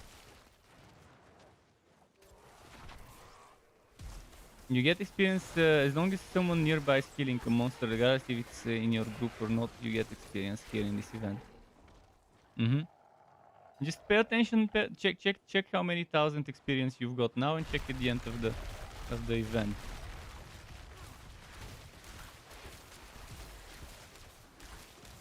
You gotta kill the bullshit at the side. That's you learn the rhythm. You kill monsters, then there's the mini boss. You kill the 3 things on the side, then the mini boss becomes attackable, and then rinse repeat for 2 more times, and then there's the big boss after that.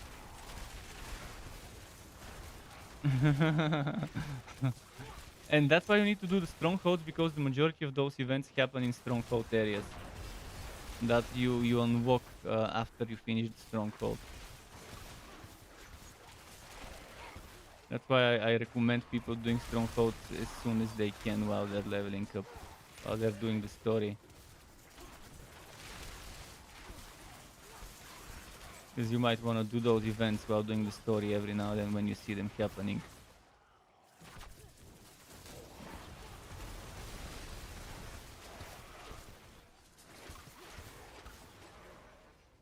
You can use your horse as well to move from one point to another in this place.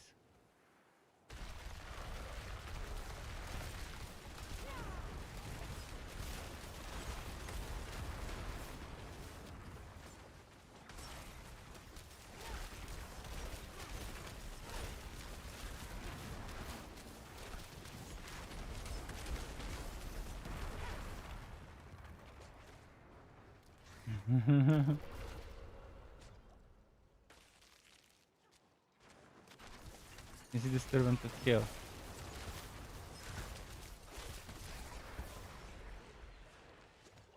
Now, one more time the same shit before we can get the boss to show up.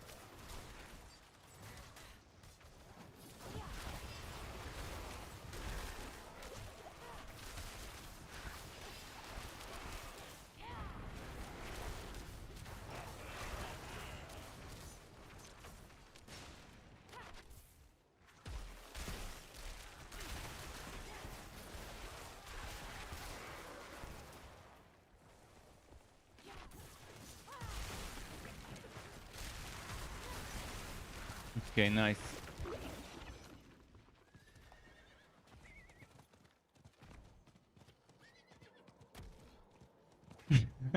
I knocked back the boss with my horse.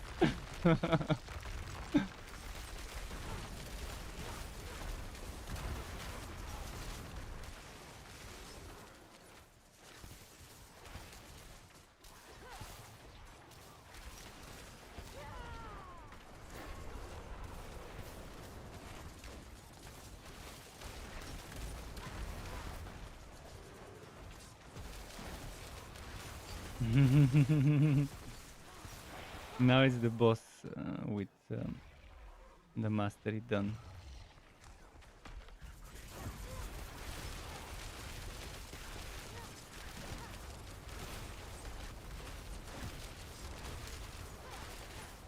At least you don't lose experience and the level when you die. No lineage 2 bullshit.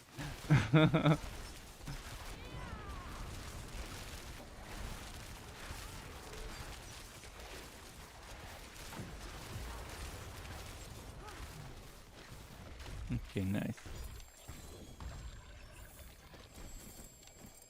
Oh, well done.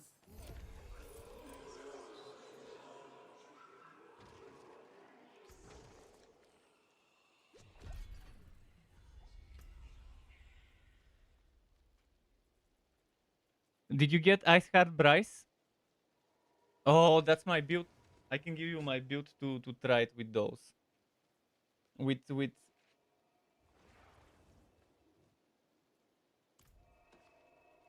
yeah, but if you combine that with the Shatter key passive and with the Fireball explosion, it becomes extremely strong. I mean, even without those legs, it's fucking strong. But with those legs, it becomes even better.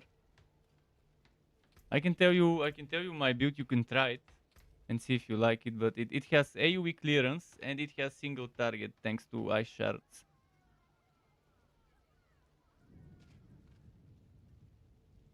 I've got the same ones. 17.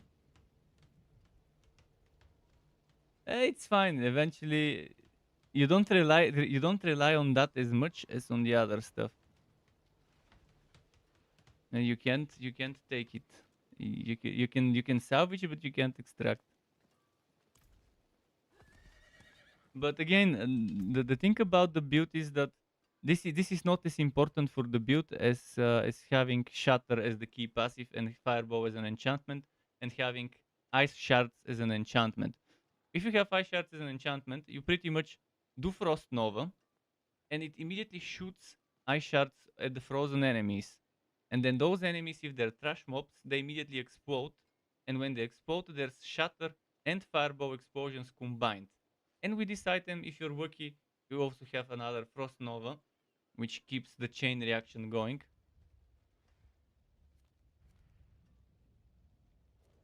You only need 2 points. 1 point into Fireball and 1 point into the upgrade. That's more than enough.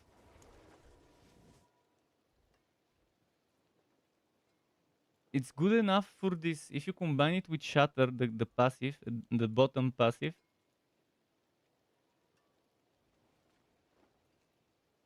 Yeah, but there is an item that says explosions from the Shatter key passive deal 30 to 40% increased damage if enemies die while frozen. And that's what gets this build together.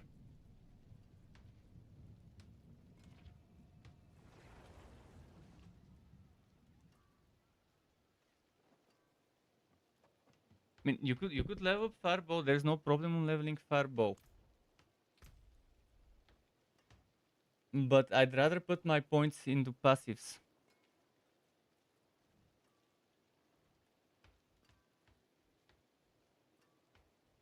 I'm not Clear Eyes. I'm using Inferno as an ultimate. Deep Freeze is pointless for me right now, considering Inferno has better cooldown. Yeah, I mean, I've seen Deep Freeze in action. It's not as great, but it's decent. But if I can only do 2 points Inferno, I put enemies together.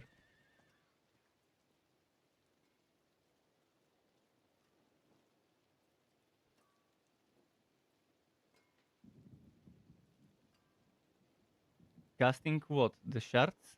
What are you talking about? Yeah, yeah, it stacks chill, but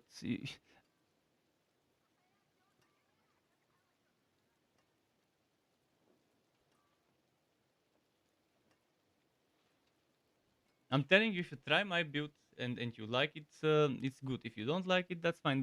But in this case, Inferno, you only need the second point in Prime Inferno for the pulling, because the third point is wasted. Uh, and it pulls the enemies together. And if you clumps them together with those explosions from Shatter, from the Fireball and anything, it makes the trash mobs kill the elites pretty quickly. And the bosses as well, if there's trash mobs around the bosses. And it's pretty solid because Inferno has a lovely cooldown. Right now I'm at 37-second cooldown on Inferno with my gear. And I can get it maybe down to 35, 34, even more depending on how I roll my items. And if I were to go Deep Freeze, that would be 49 seconds cooldown. And with only 3% lucky hit chance on Deep Freeze, whereas Inferno is 13. Inferno also keeps the enemies burning, which pretty solid. If you have damage to burning enemies, modifiers, because I also use Flame Shield. I use Flame Shield, Frost Nova, and Teleport. 3 defensive skills, each of them can give me barriers when I use it. I have 2 charges of Frost Nova, so that's 4. It's super spicy, and again, Frost Nova immediately makes them vulnerable for 4 seconds. And that means you cast Frost Nova and trash mobs die in an instant. Because you make them frozen. And when you make them frozen, the enchantment of Ice Shards shoots at them Ice Shards because they're frozen. And it immediately kills them, and they immediately die and explode. And if there's any elites next to them, they would either die or would be very low HP. And you can just kill enemies, kill trash enemies with just one click of a...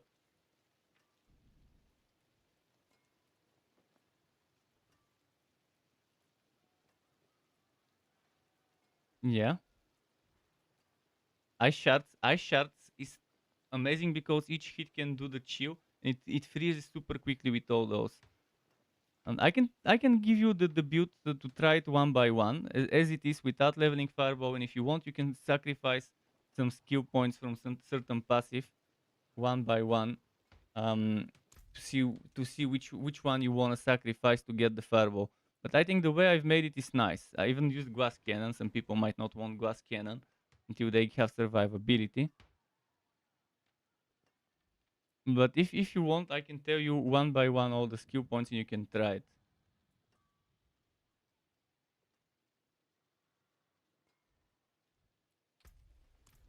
Why didn't you go to town?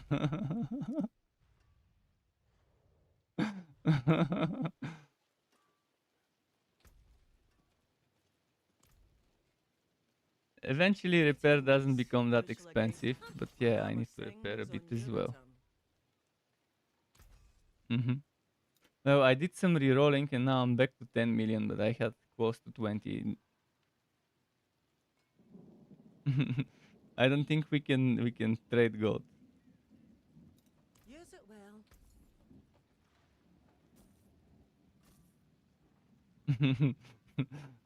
we can let the bot gold sellers starve.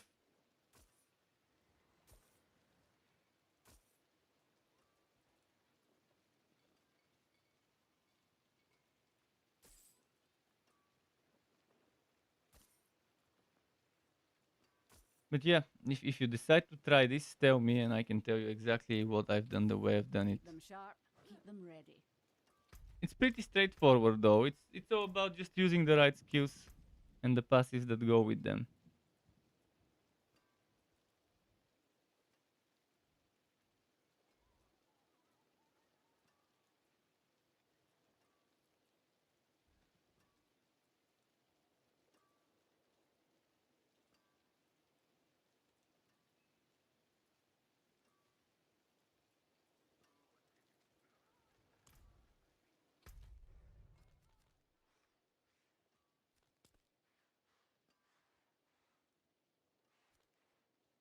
Let's go do your strongholds. If you want, we can do the strongholds that have world events in them first, rather than go act by act. I'll just take you to the strongholds that have such events in them first. Priority. The event that we just did. This same event happens in various places around the world, and most of those places are strongholds. So unless you finish the stronghold, you won't be able to participate.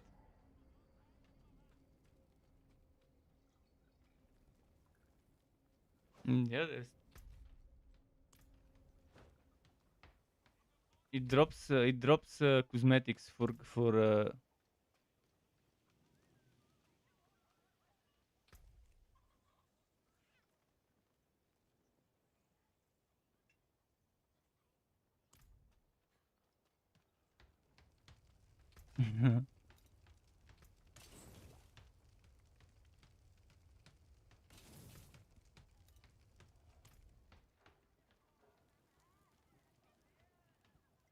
you could try extracting some of those if you need them, if you don't need the item. I do extract some of the close to max row, or if I don't have it already, I would extract it, but then later trash the one I don't need or whatever. Although that's waste of money, but since we have plenty at this stage already, at 50 plus, you get plenty of coins. But you still don't get enough to spend 20 million on full respect at level 100, I think.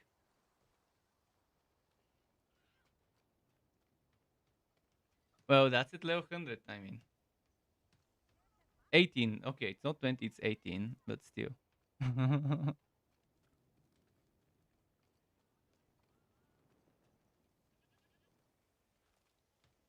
Yeah, but you need to respect paragons for a full respect. And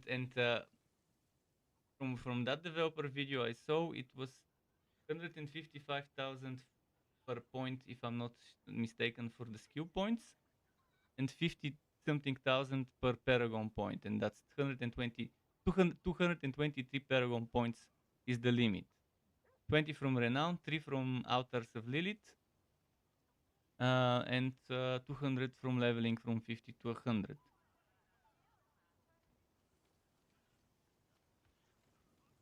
You don't need to respect, but just if you need to respect everything, like every single thing, that's 18 million. At level 100. It's okay until level 85. Apparently, around level 85, it becomes a little bit too expensive.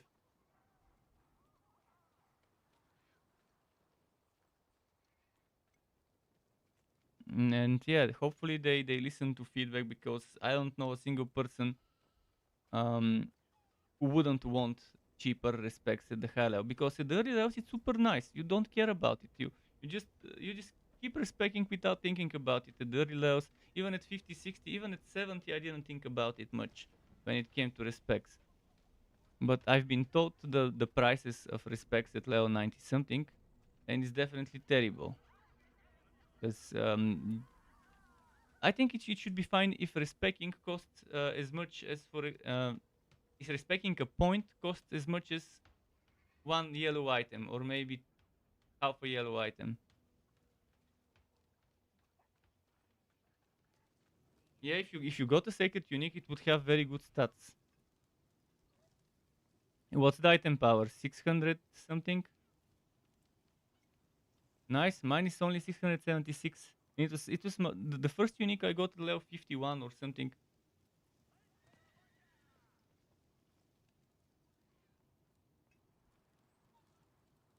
The freeze duration is also nice. I don't think you can get that stat anywhere else. That's not crowd control duration. That's not crowd control duration, it's freeze duration.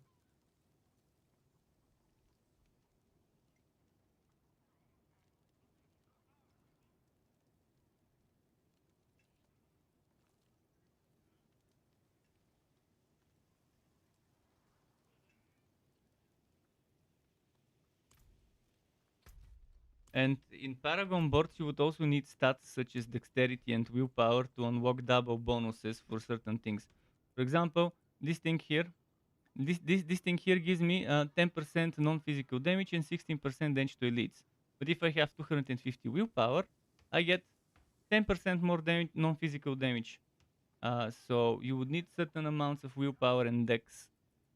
For example, on my next board, if I have 340 willpower, actually, let's not look at this one. This one. If I have 350 willpower, I can get extra 15% damage to shield enemies on top of the 15% it gives. If I have this one here, this gives me 10 cold damage. If I have 460 intelligence, I get another 10% cold damage for a total of 20. So willpower and dex is what you would be looking for. As additional secondary stats.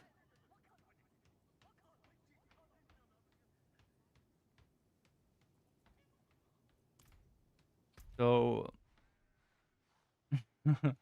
let's do some strongholds.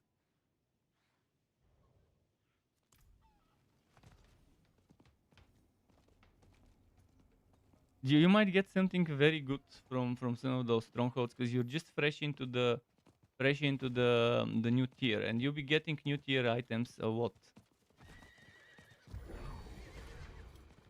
So try to only invest into items close to 700 item power, like 670 plus.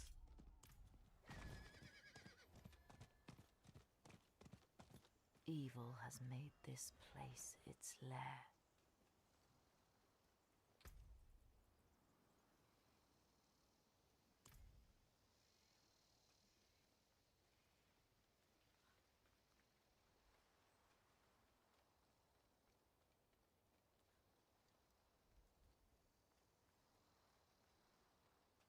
When you salvage unique items, you unlock them for the cosmetic stuff.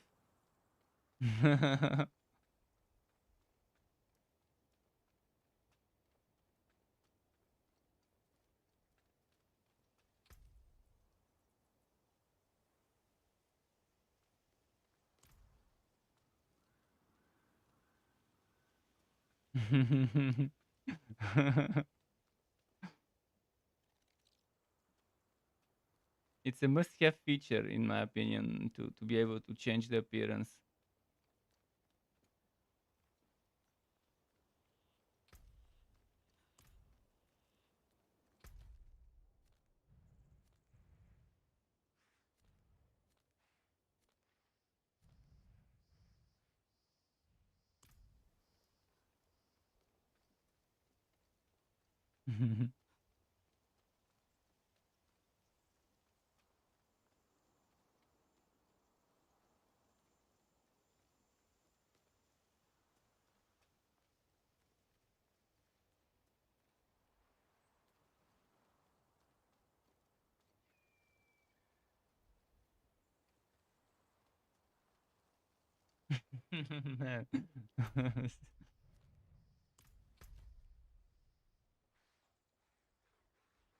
Now go do some bounties until you're ready. Cause are you ready?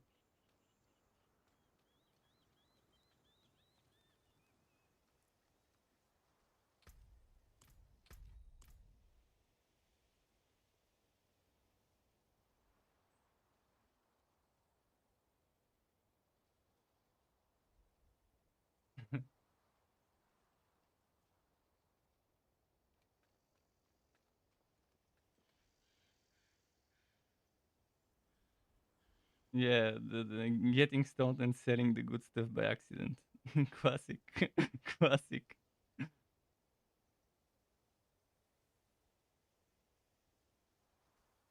Hmm. I'm already there. Yeah. It's a stronghold. Bonus XP only only if you're next to a party member and only if you have a elixir, which I obviously use one. Let's see this one: crit strike chance and crit damage. No, it's always 5%.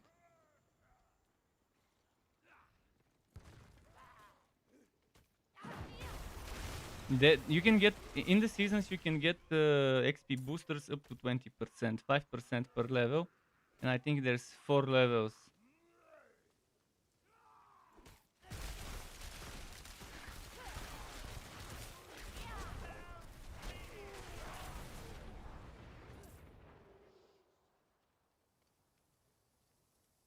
Help!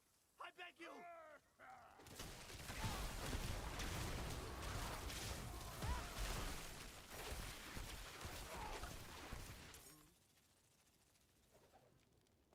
Wouldn't have made it without you.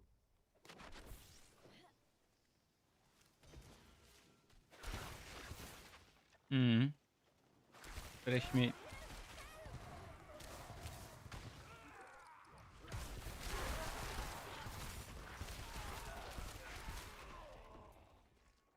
Help! I beg you! You're getting please the devourer.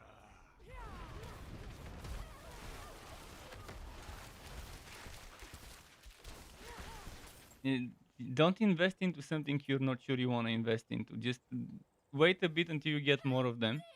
Because if you start leveling up those things and it ends up being a waste, you regret it. Because you can level them up to level 20 of those glyphs.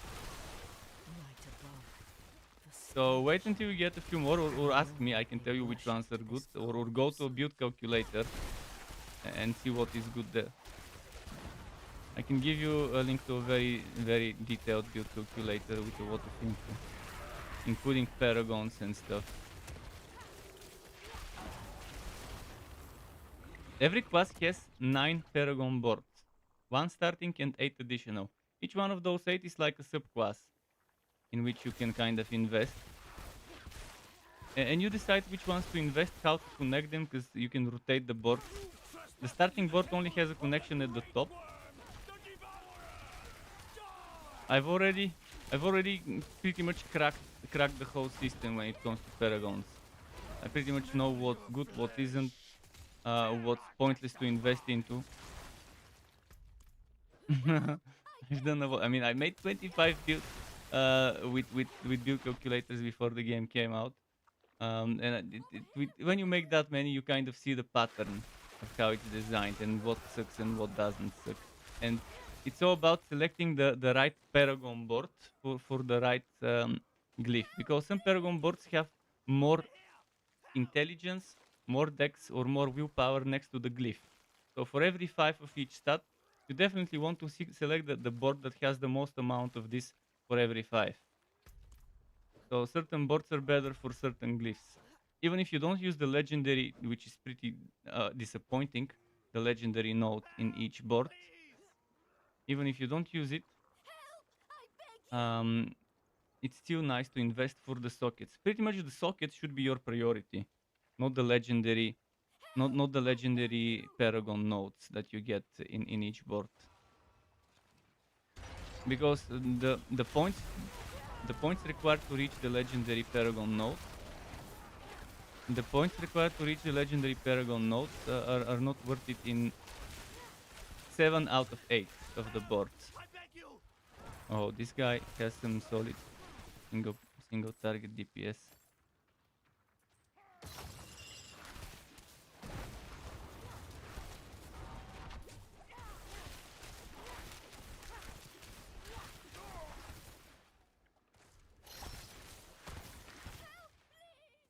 Help, I beg you. Gottes was asking what part. Gottes, the easiest way to get the Frost Nova double is go and take Pence in the Gambler.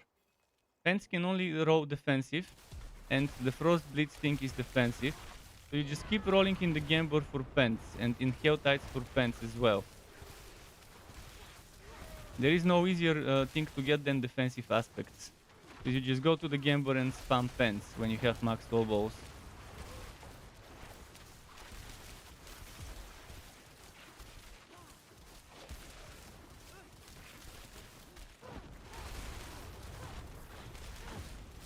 Yeah, defensive aspects, thankfully easy to get.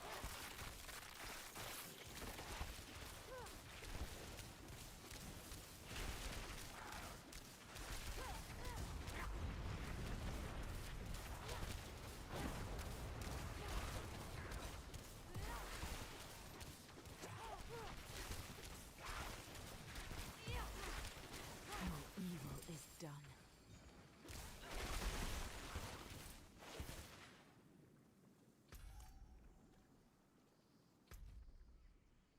Let's go.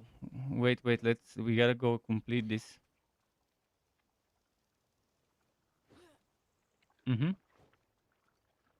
It's good, but not really needed because I can heal myself with flame shield and potions. And while defreeze is active, you're not doing DPS much. You're only doing DPS whatever defreeze does. Yeah, it does okay, but again, Inferno shorter cooldown, and while Inferno is doing its damage, you're also doing your own damage. another annoying bullshit.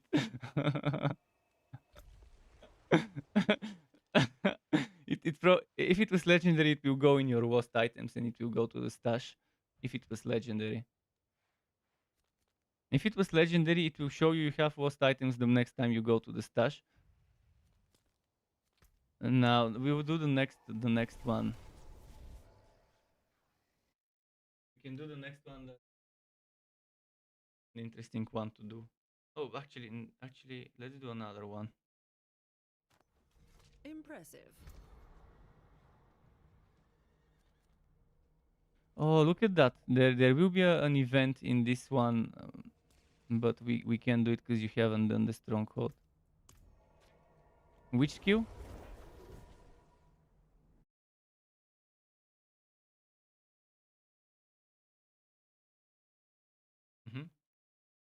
It does the skill regardless of whether you have points into it. But if you have upgrades into that skill, it will do the skill with the upgrades. The same as the enchantments.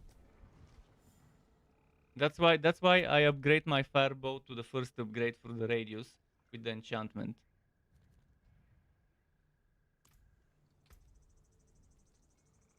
I don't have spare points. The passives are more useful than extra damage from this. I don't use max mana. Why would I use max mana? But I use Wiki hit chance. I use what do I use? Let me check. I use the 15% frost skills deal increased damage to elites. I use the 12% increased cold damage to vulnerable. You deal increased damage to chilled enemies and increased damage to frozen, 18%. Cold damage against vulnerable enemies has 20% chance to generate 15 mana, which is obviously nice. And yeah, 15% Wiki hit chance is nice. Then there's the critical strikes have up to 15 chance to reset cooldown of defensive skills. That's also nice. And then there's glass cannon, and that's it. That's 3 points, 3 points, 3 points, 4 points for protection because it requires align the elements. 1 point. Well, 3 points in protection and 1 in the align the elements. So then there's the icy veil, 3 points, 15% increased duration for barriers. Snap freeze. Frost skills have up to 9% chance to instantly freeze. Amazing for ice shards builds. And then cold front. While you have barrier active, you apply more chill. This is the 3 points you could remove. I'll remove this one, and I'll put it into fireball just to see if I. But they already die actually. I don't need the points in fireball. They already die in one shot.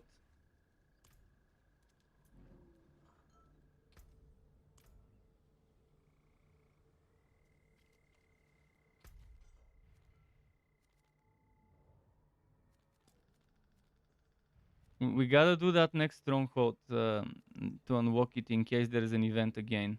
Oh, there is a Helltide, by the way. If you haven't done Helltide, we can go and do some. But better do your stronghold so you don't miss out on events for experience. We can invite Jedi. I can. I just did. He can also invite himself by requesting to join. I've marked the stronghold. I'll go towards it, and you can teleport to me after. I also have some items that Necro could use, some armor and stuff, and wands saved up in my inventory.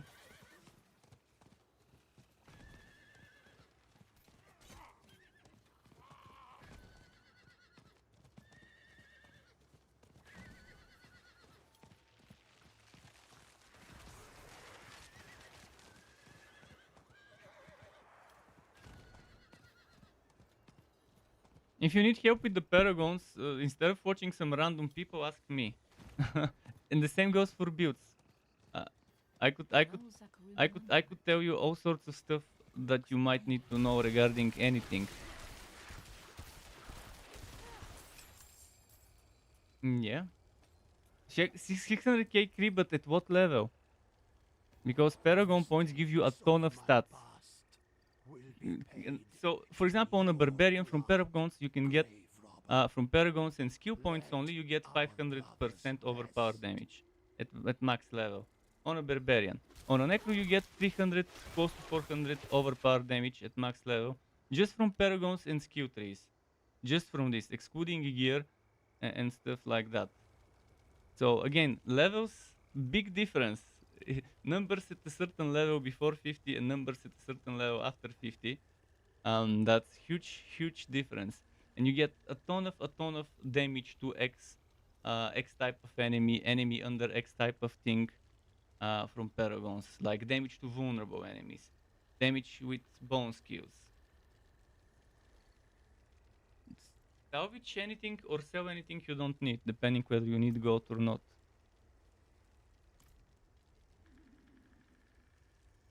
If it's sacred, it gives you a certain crafting material for sacred rerolling and stuff. There is something called Forgotten Soul. No, if it's not sacred, you sell it. That's still 20,000 coins. Or 8,000 or whatever, depending on the item.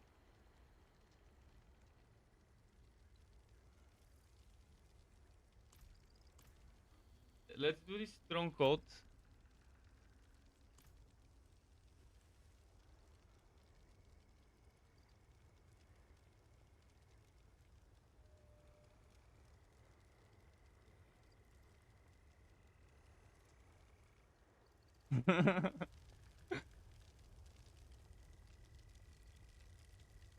Let's do that stronghold.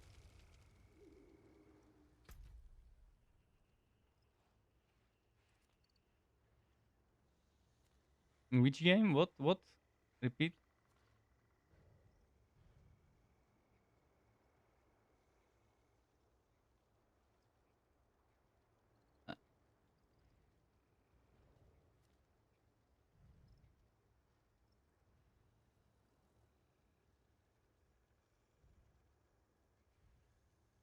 Durio and Andario in that one quest where you did them? Mm-hmm. Yeah, the book.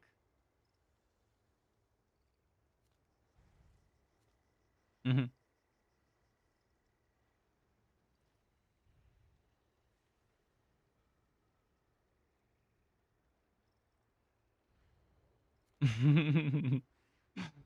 extra Durio book, yeah.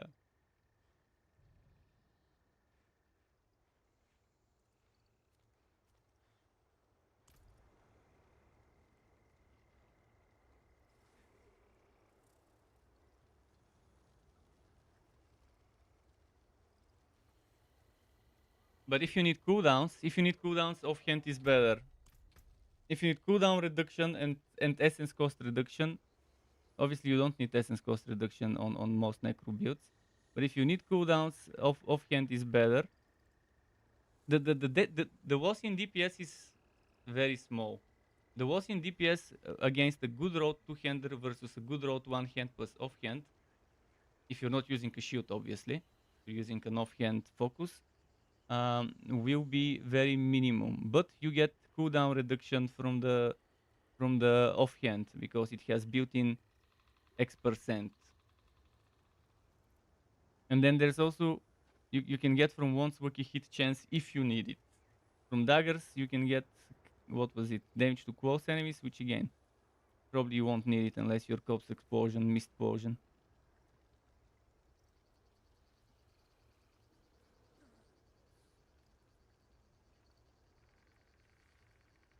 You can get offensive aspects in gloves, rings, and amulets, and obviously the weapons.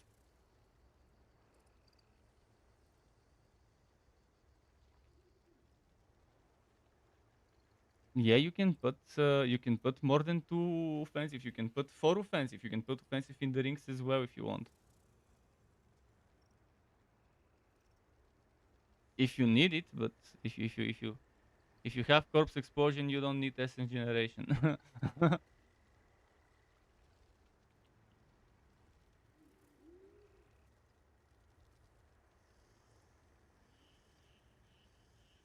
But if you spam corpse explosion, it generates essence for you. But yeah, one ring should be enough though.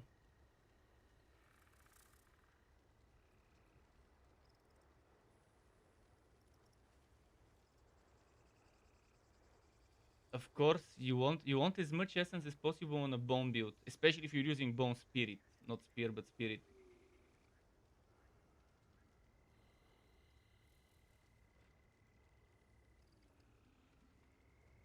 Like for my Doctor Bones 2.0 build, for example, I used the aspect of exposed flesh on the ring, and that was the only spirit, the only generation stuff. You could also use something called Doctor Bones. Yeah, I renamed it from Mister to Doctor.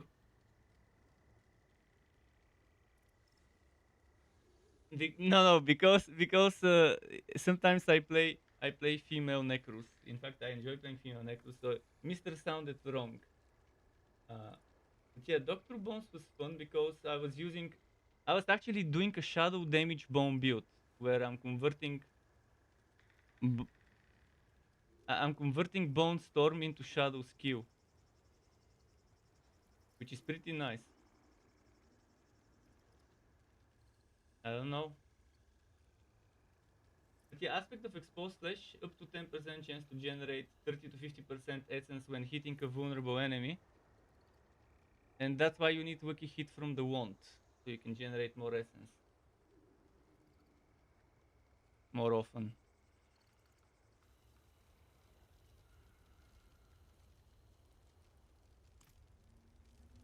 What's happening? We're still waiting here. Come on, guys. It's taking forever to do shit. Yeah, Jedi has been here for a while. Well, let's just get those shitty strongholds done quickly, and then everyone can do whatever.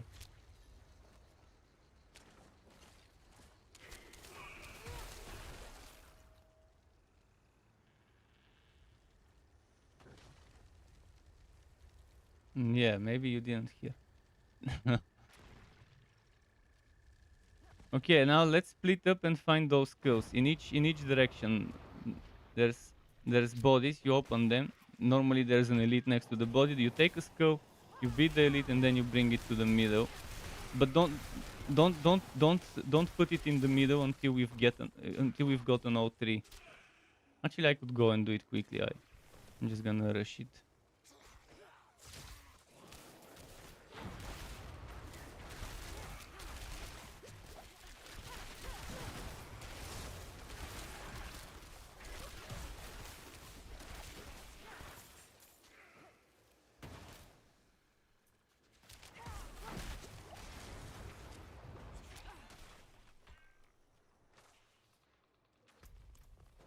If you've done your renown grind, you should have at this point 20 Paragon points.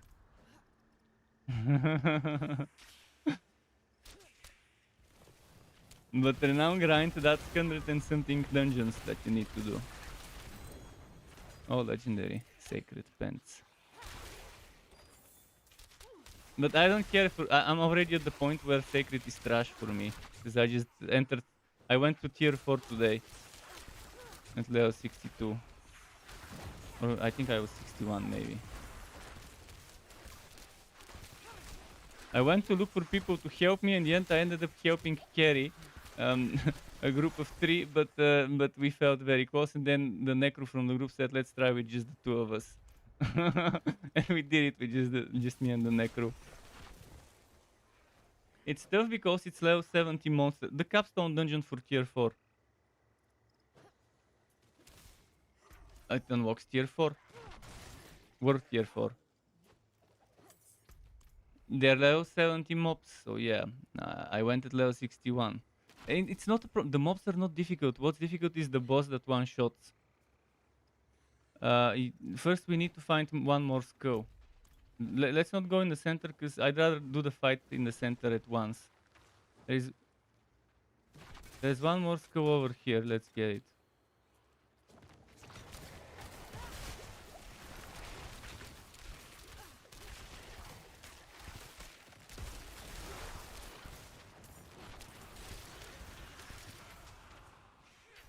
Okay, now we can go to the center.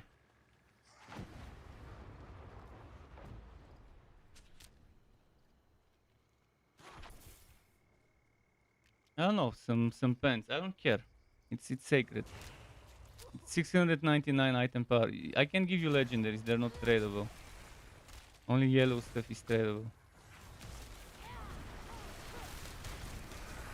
And it's legendary. It's not a unique, so it's not really that important.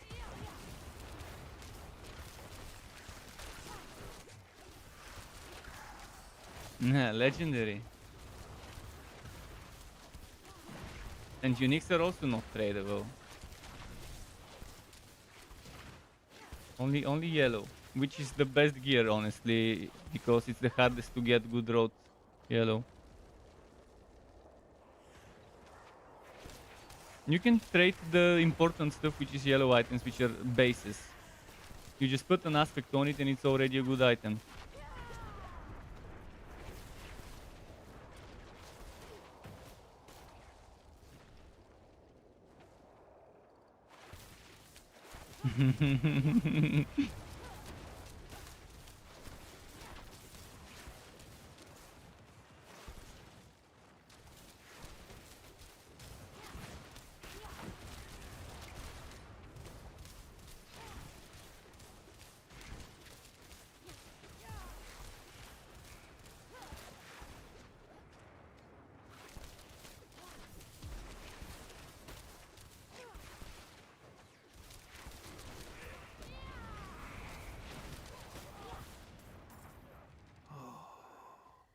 Okay, this one's done. Thank you.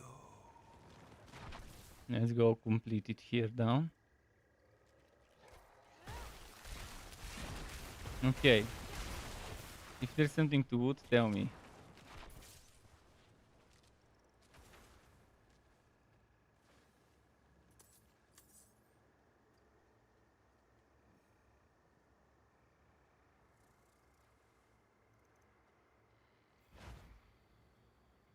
Okay.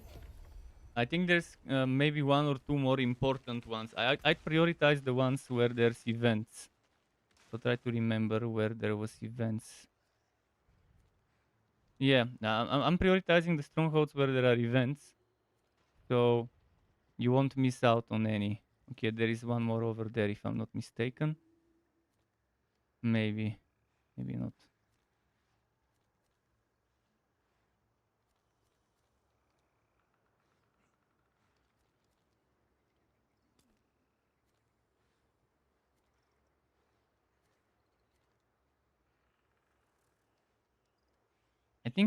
I think too much has all the event strongholds done. I think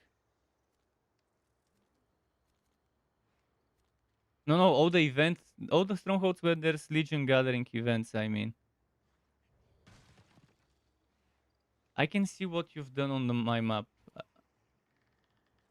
I can see everything you've done and haven't done on my map. Don't worry. I was saying that you've done all the event ones.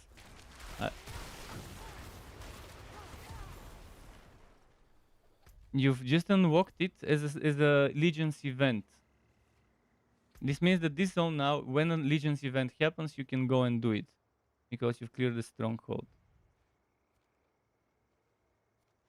Okay, which one would be the next one? I think a very fast one you can do is this one next to the PvP zone there. In Kyrgyzstan. This is a super fast one to do. Mm-hmm.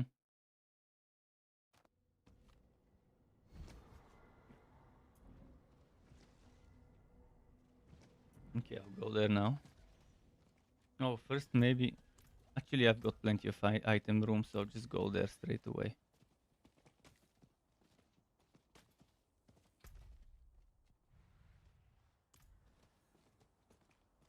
But yeah, this one is pretty much one room, and you just talk to... click on a bunch of items on the ground, a bunch of things on the ground. And to spawn a bunch of enemies, eventually there's a boss, and that's it. It's a fast one. It's the fastest of all of the strongholds, probably. So there's a lot of elites in a very short time that you need to kill, which is good experience per hour. I'll try to spawn all the elites first, and then we can just kill them. I won't kill them right away.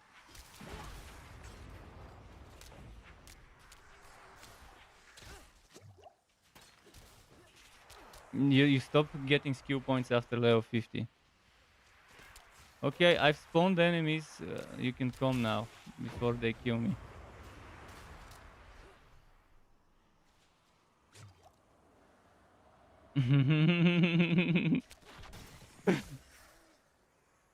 Teleport, because there's so many of them already spawned. I can kill them with the Frost Nova, but I'm waiting for you to get the experience. You take experience only if you're next to me.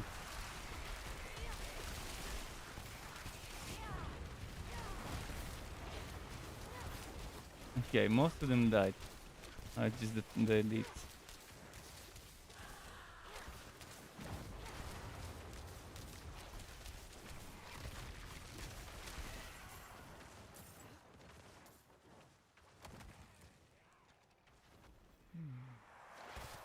Masonry stained with residual magics. Aftermath of an arcane explosion. Yeah, especially the red ones, the archers that do that red archer AoE. Okay, now it's the boss. This boss is super annoying because he keeps moving a lot, teleporting. A memory. Bone Prison is nice because it makes them vulnerable.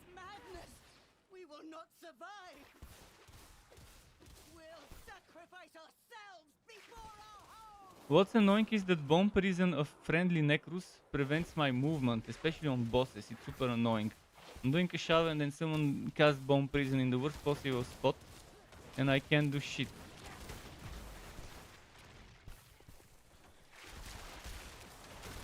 Yeah, that's actually the way normally you might want to do it. Cast it and then uncast it.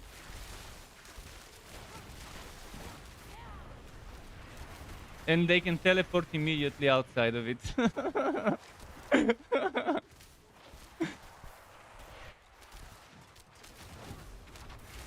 You force the skill. They can also use Flame Shield.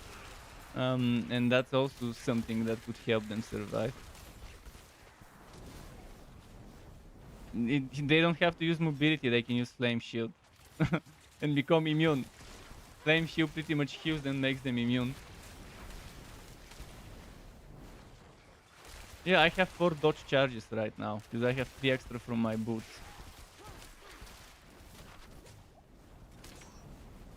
Every hero has some sort of mechanic to escape or to do. One thing or another, something.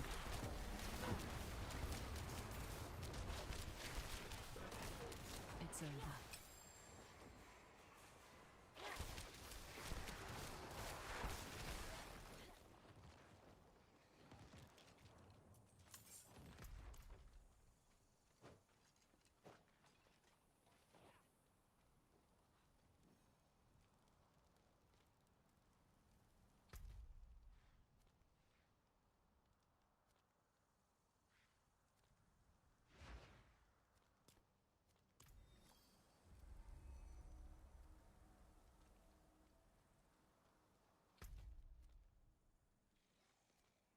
Every level you get 4. Every level you get 4 Paragon points. Every 25%.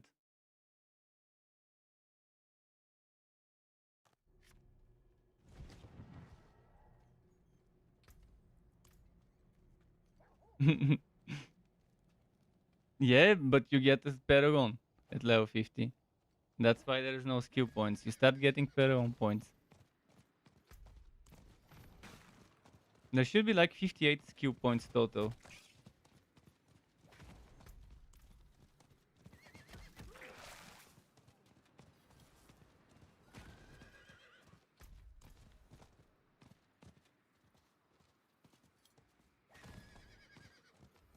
If you get all the Paragon points from Renown, you should have 58.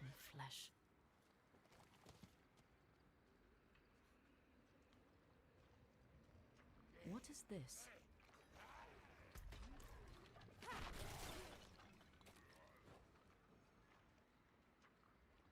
This one here is an annoying one. You might get destroyed at the boss. If you don't have the sacred gear, or at least a regular but level 50 plus, there are some annoying parts of this boss.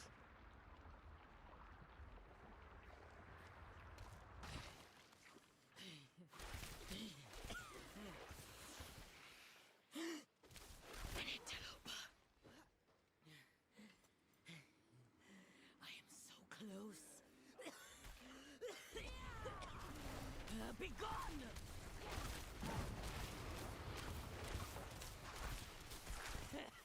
No! No! You won't stop my research! It's okay, I know what to do. I can click the stuff.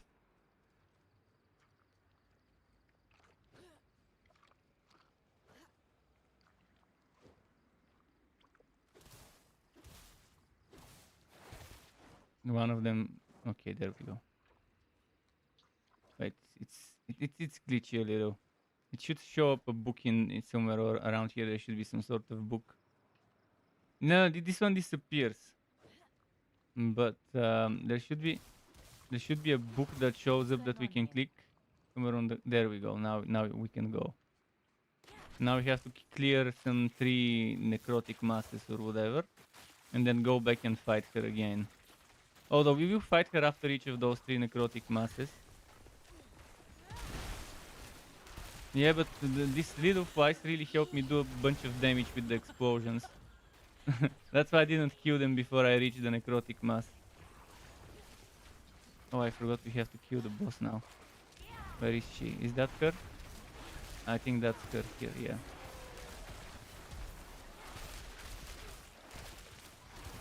She came back against the balance. I must destroy every shred of her work. Okay, let's do the next necrotic mass.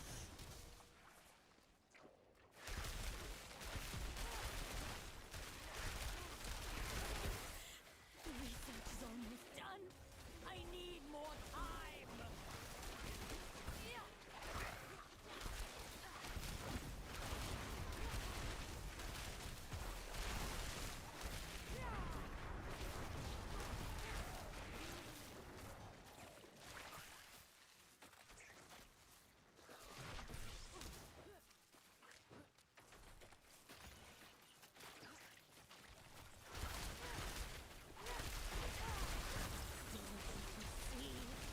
I could end suffering.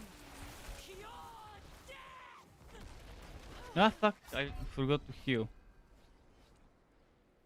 I forgot to heal at the ultimate.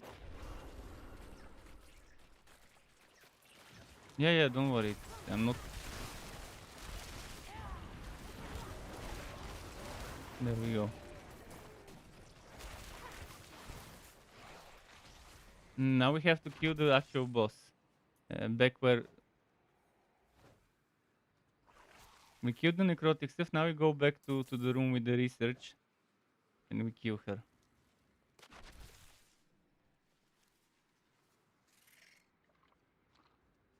You're probably fighting some trash elite. I'm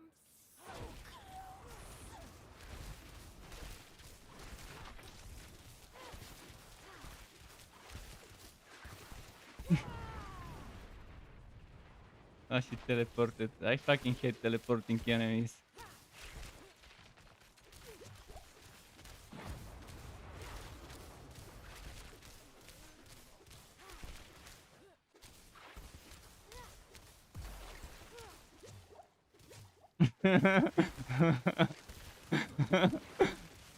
The toxic build.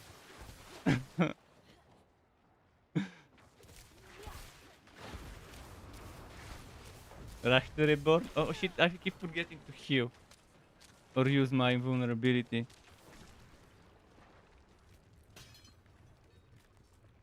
Oh shit, this is a boss fight, I can't revive at checkpoint. Yeah.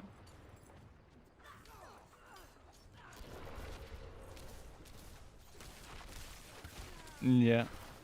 And it remembers, if you stop the revive at one point, it remembers how far you did it.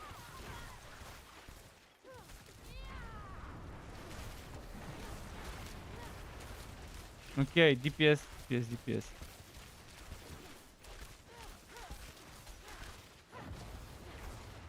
Now that annoying explosion. Let's kill the bot stuff. Where is she? There it is.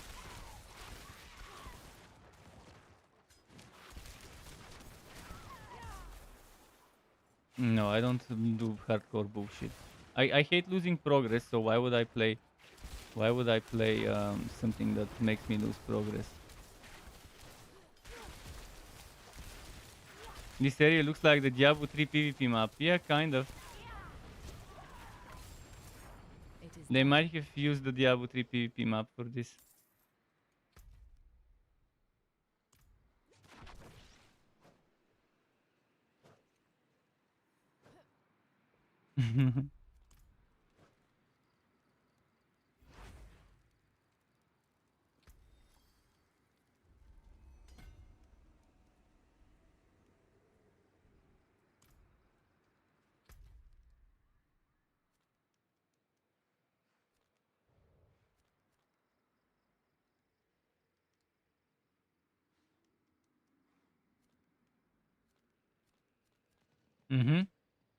Don't worry, you get a ton of trash legendaries on tier 3 and tier 4 that are not sacred or ancestral.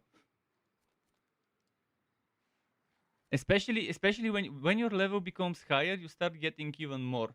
I've noticed that. At level 56 you don't get as much, it's like 70 or 70 something. The same goes for, oh, there's a Legions event. Let's do it for experience. In Scott's Glen.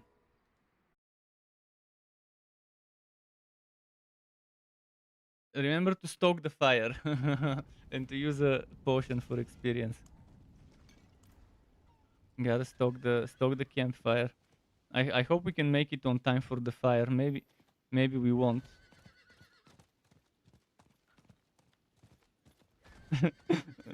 Jedi doesn't know about stoking the fire and getting stoked. You gotta get the stoked as the next game's competitor. They're always stoked.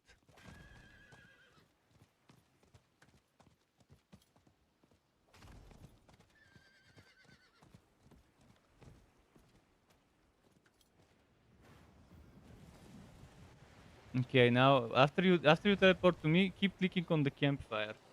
Although there's only 20 seconds left until it starts. Run with the horsey.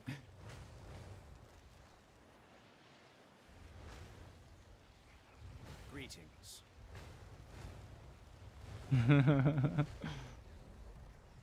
Okay, it started. It started. No experience for him. You can come. You just missed the first few kills.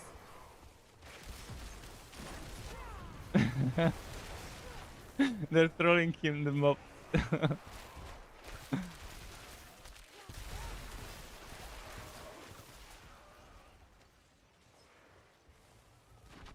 Fuck, they're on the other side.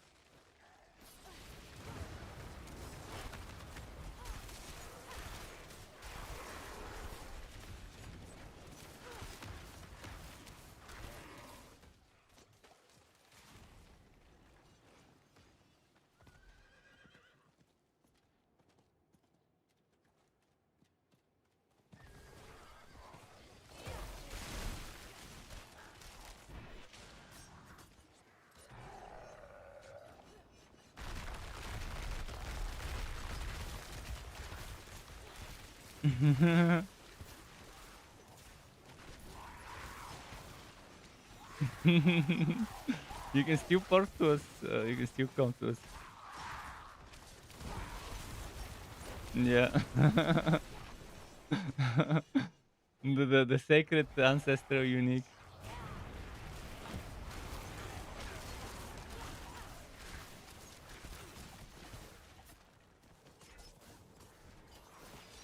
That's Twisting Blades, but with orbiting aspect. Yeah, when they return to you, they orbit around you for a bit. That's the way to play it, especially considering you wanna have those orbiting on a boss fight to keep damaging the boss.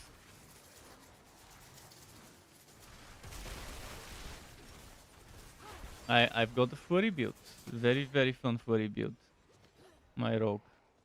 I'll be uploading the videos soon for the furry and for the build I'm playing right now. But first I gotta upload another guide video for tomorrow for something else that I think is more important to upload, and then in the next days after that will be the builds for this and for the furry.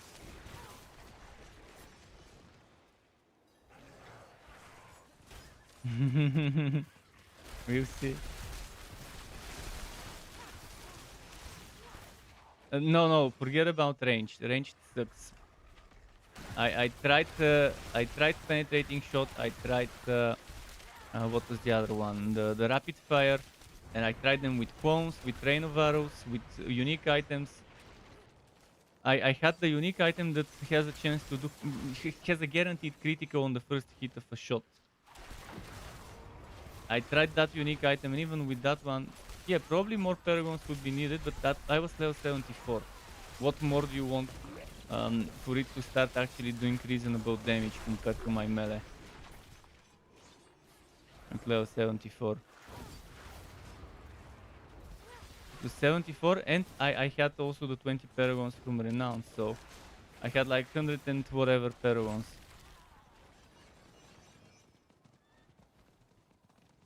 Which skills? I was not using the hybrid build. I was using the pure ranged with precision. I use the hybrid build on my furry because puncture is considered a ranged skill. So it gives you momentum stacks as well. So you're using puncture as your basic skill before every furry.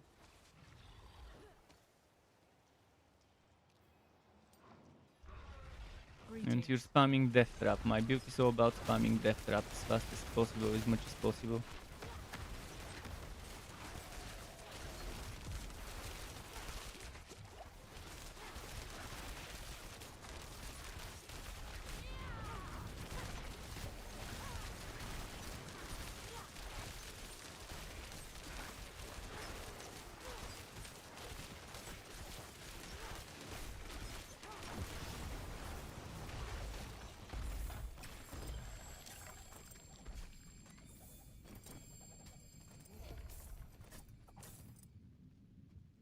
Yellow is the good stuff. You want yellow so you can reroll and do good stuff to it. I'll be seeing you. Farewell. Go and gamble.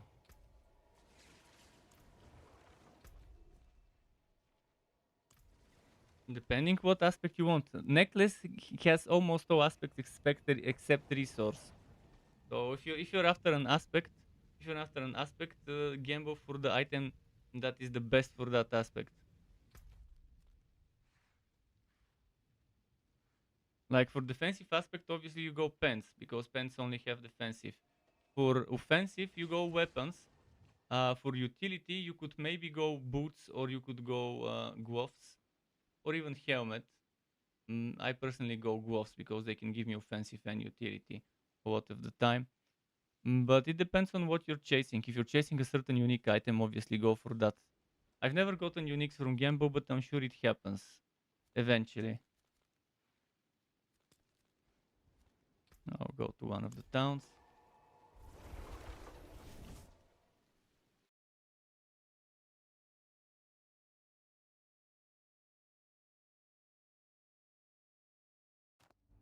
But yellow gear is good if it's good roads, because you can do more stuff to it.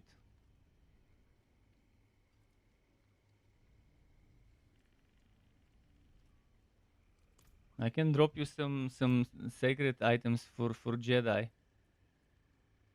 Some sacred yellow. If he needs sacred yellow, I can drop him some. Like for example, I have a wand with 689 item power, 742 damage per second, unupgraded wand. With crit strike damage 14.5% because he's a crit build. I know he's a crit build, so that's why I saved that wand. It's super high item power, 689.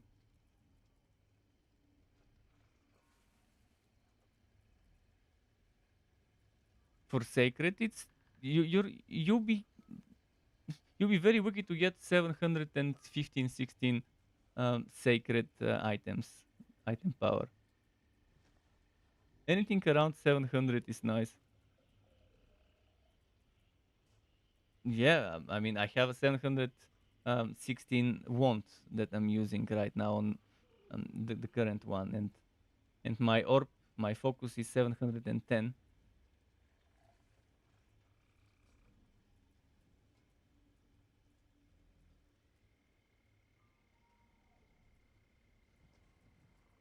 Mm-hmm.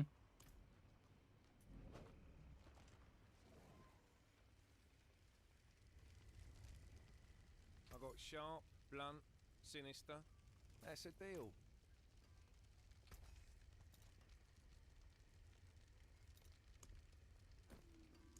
Of kingly make. Use it well.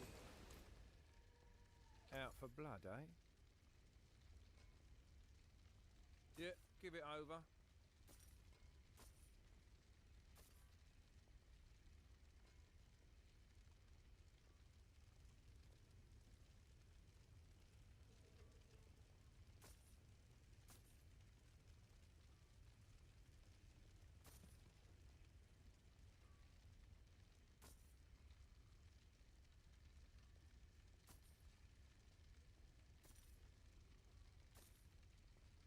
No, there's quite a few more left. If you wanna run them quickly, I'm all for it. I'd rather get them done with quickly, with the least amount of breaks.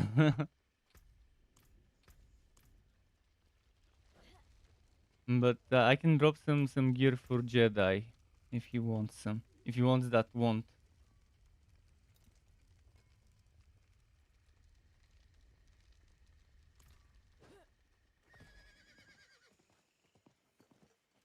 And what else do I save? I've got some boots for him. 332 armor, 664 item power, with all stats, strength.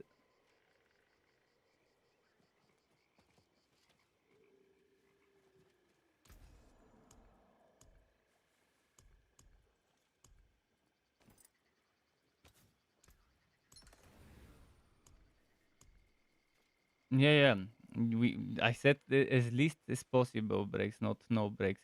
'Cause eventually we get full on oboes. Again, eventually we get full on gear. Exquisite.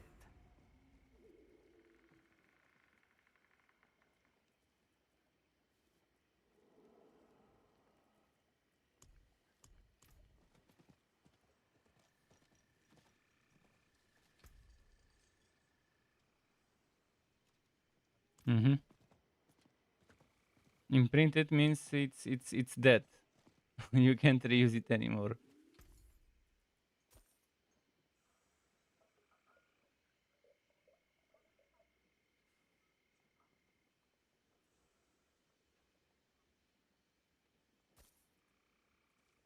You want fireball? I've got legs with 2 ranks of fireball.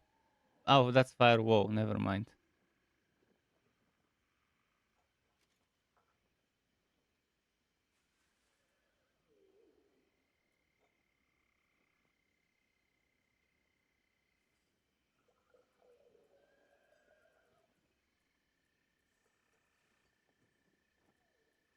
Yeah, meteor has that delay.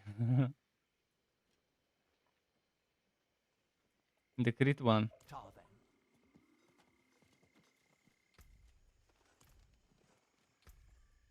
I forgot what the other one was. Let me double check. Oh, the burning kick. Oh yeah, I always use that. I remember when I use fireball, I use that one to detonate the burning.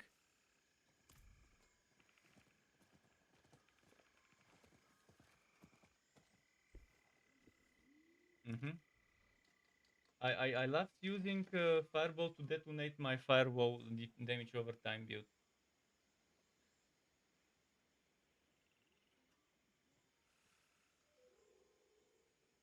And since you have that thing where the more firewalls you have, the more mana regeneration. It's so fun to make such a firewall build. I think I made it Scorcher. Scorcher was the name of the build I made for that.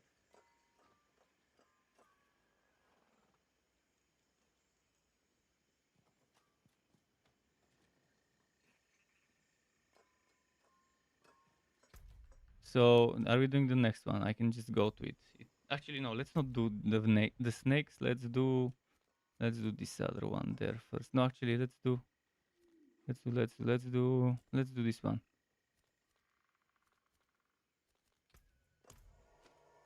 Because I think we've done the important ones. That's the event ones, the event vocation. This event that we just did. Again, it happens in some of the strongholds.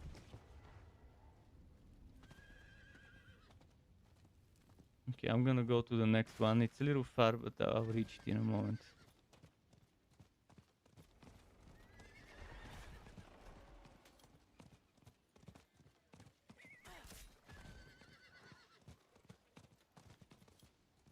Ah, yeah. The flawless and the perfect gems, they only drop. You can't craft those. But they drop plenty. I mean, I already stopped picking up flawless gems.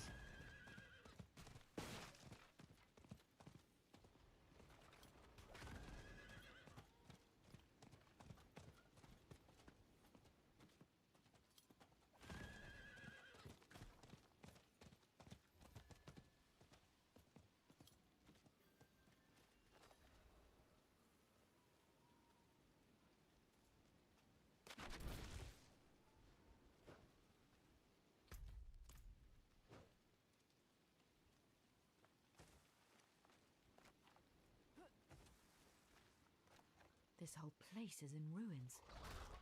What happened here? I don't think it will kick you off the party. Would you barrier skill? Hatred burns eternal. Yeah. I use it. I mean, I don't use it for the end versions of builds, but right now I'm using it because I really love it. I do have plenty of barriers, and I'd rather have that one right now. The what's it called? Protector. Yeah, protector. Because it's 30 seconds, which is pretty solid. That means you have it for 1/3 of the time, 10 seconds every 30 seconds. I mean, ideally, when you have plenty of uniques, you have to sacrifice aspects to make room for the uniques. What's going on here? A memory. Not always, but if it's yellow and it's not sacred, you sell it.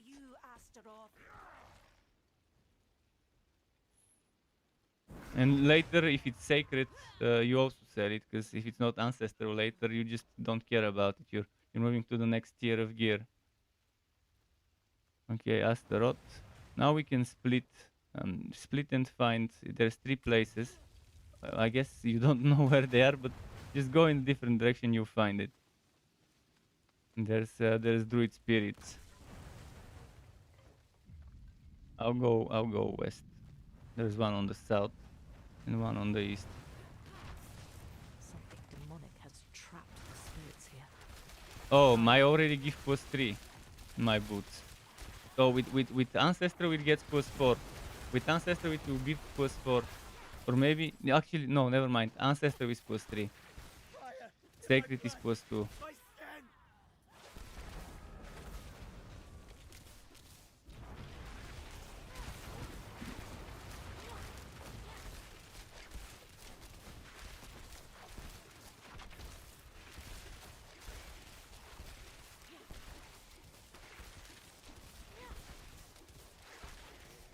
Yeah, the inner calm, it remains if you teleport without moving. The inner calm remains. It's a good synergy with this thing.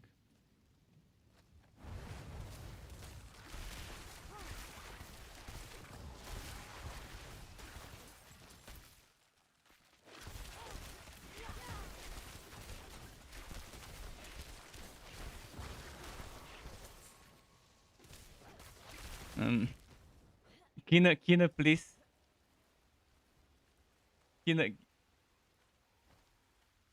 Begging for Kina in Aden. You gotta go to Aden to beg for Kina. They are forsaken, forgotten.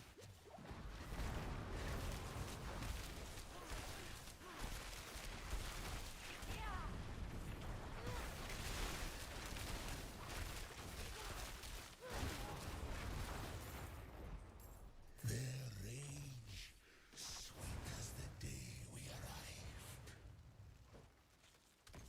The smoke! I can't see. Please, mercy.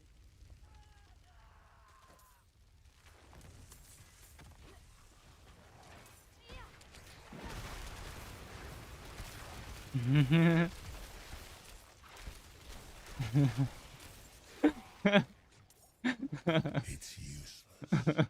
Their anger will feed me for ages. You shall feed the flames. You who is touched by hatred. I will feed on your torment for ages. Belgimot.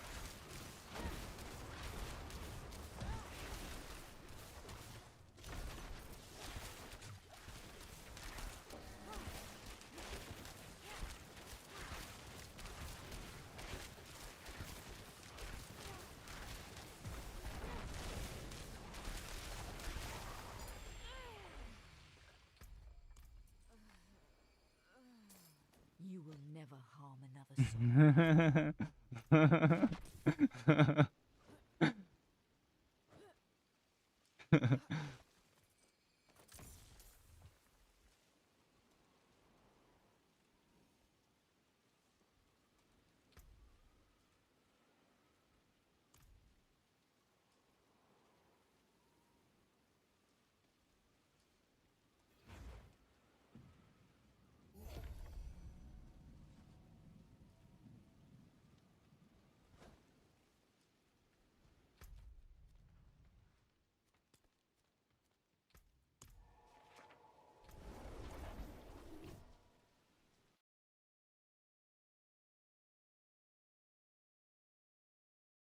We'll do one more stronghold. The next one, after the one we're doing next, then we'll do dry steps. Cause let's finish Scott's Glen. And yeah, you get the potions with all those strongholds. I mean, strongholds are 100. 3 strongholds are 300. So just that and a little bit more, and it gets you to the second thing that you unlock.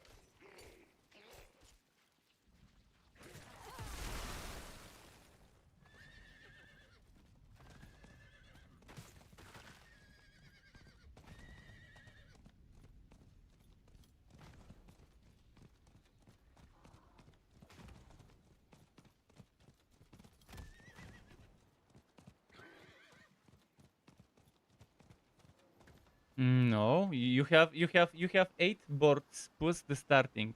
So you have to decide which other boards you want to connect. From those 8, you have to pick 2 or 3 more, or more if you want. But its point is to select more than 4 total, or at most 5 total boards. There's a lighthouse out And yeah, if you need help with paragons, I can just give you the paragon boards for my bone crit necro build, and you can just copy paste that stuff. It's gonna be much more easy. And then you can modify it the way you like after you do it. You can respect them point by point or all of them. And currently it's free of charge because you're level 50, but eventually it becomes more expensive around level 85. Around level 85, you would need probably around 8 million for a full respect of it.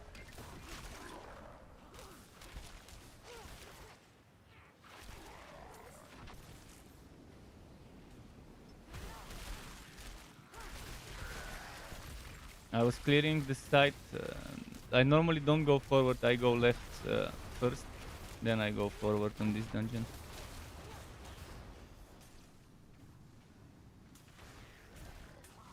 Yeah, because you risk the hit.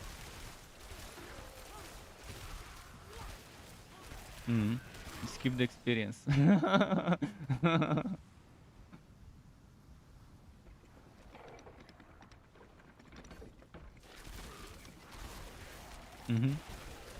But if you don't kill them, there's gonna be no experience in the first place.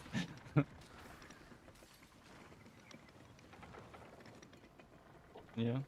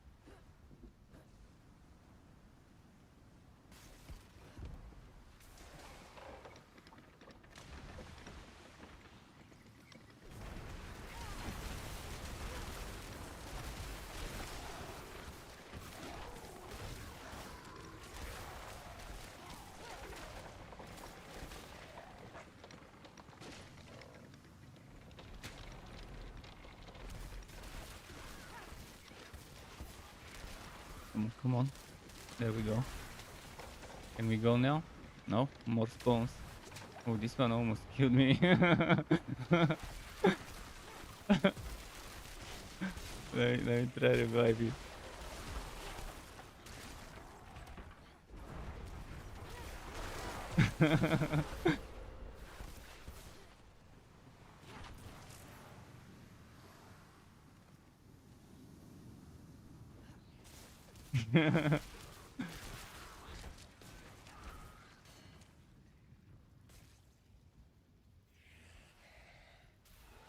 The horse in Wosen. Someone was asking where I'm going with the horse in Wosen.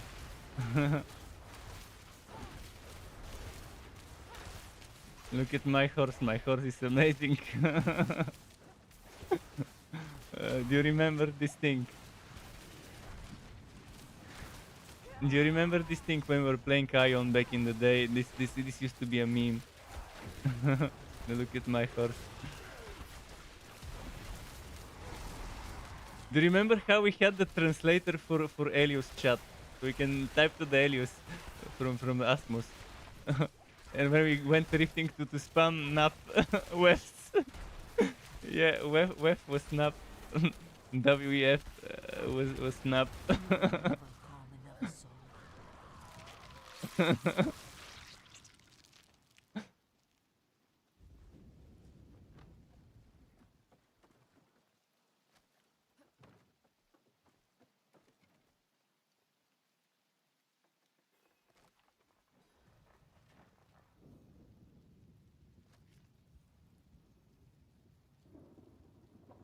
Yeah, there's one for Meteor, there's one for Inferno, and there was one more for something else. There's 3 for my Starfall build, for my Starfall 2.0, I was using all of those. That was my Meteor build, mastery weapon. You want to use the Paragon that gives you weapon mastery damage, mastery skill damage. The mastery skill damage that boosts Meteor. Yeah, Dex, willpower, stuff like that. It's gonna be 3.0. I'm just gonna... Yeah, 3.0 for some of the builds later.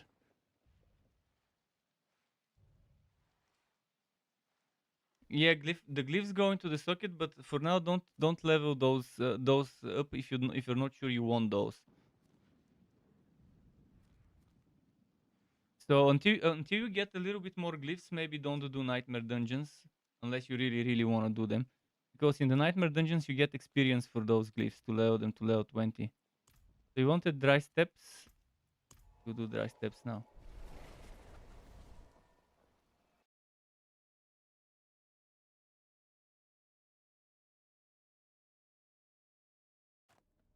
Mm-hmm. In the kunai cube or something.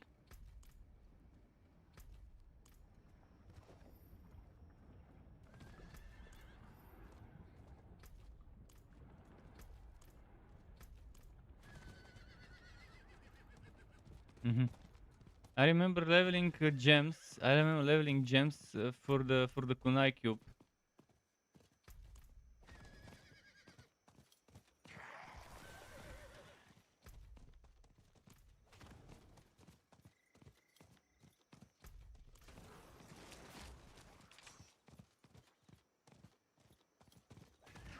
There was greater rifts in the other one, the regular ones.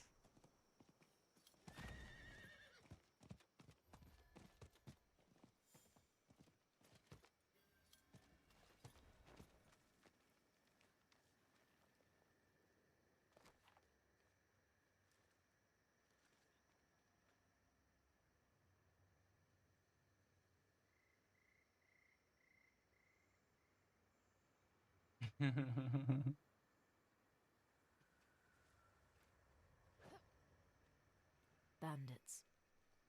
Is there gonna be plus 25? Oh shit! Wait. I'm gonna leave it. Don't teleport yet. Or we can wait for him to finish his stuff. Although he can stay at the beginning and still get the experience. They're following me.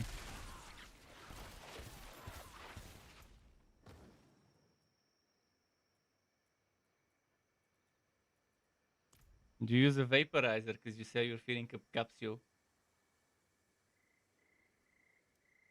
Is it nice to vape instead of to light the blunts?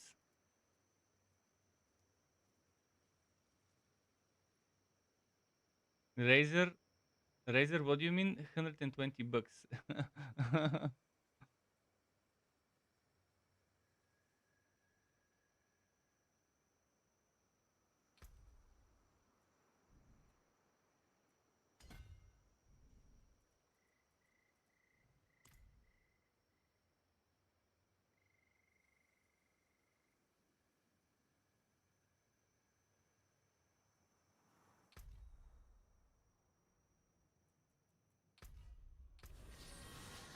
What's in the shop? I'm gonna take a look at the shop. Behold the marvelous tales I have While we're waiting. sound selection. Wait, why did I?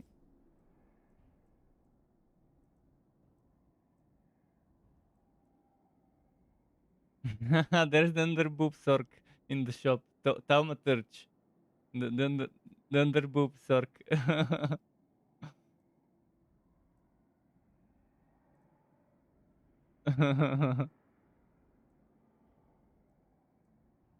Yeah.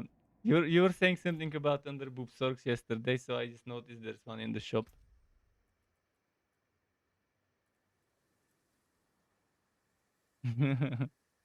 I haven't gone through the stuff yet.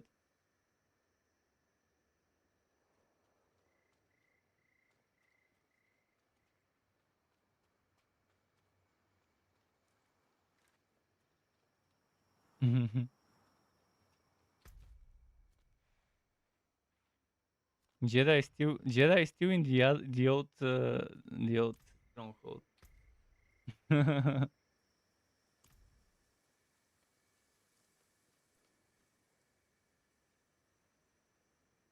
Uh,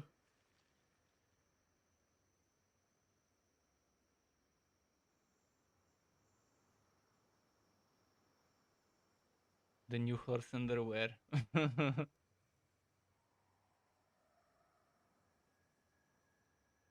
Donate to get a new horse underwear.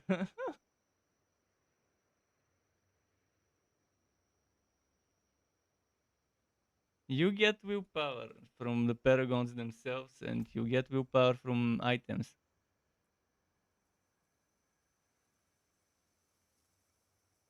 That's why in items you might want to roll willpower and dex, because those are needed for paragons. Unless willpower is your main, in this case you would probably need int and dex. For mage, strength is the one useless stat, the one stat you don't need for the paragons. The one that is dead. I like to call them dead space stats in the paragons, because sometimes there is strength in the paragons and you have to take it. And it's dead space. Wasted point. Because for the Sorc, the paragons, you would require intelligence, willpower, and dex. For the barbarians, it would require strength, willpower, and dex. For the druid, it's willpower, intelligence, and dex, if I'm not mistaken.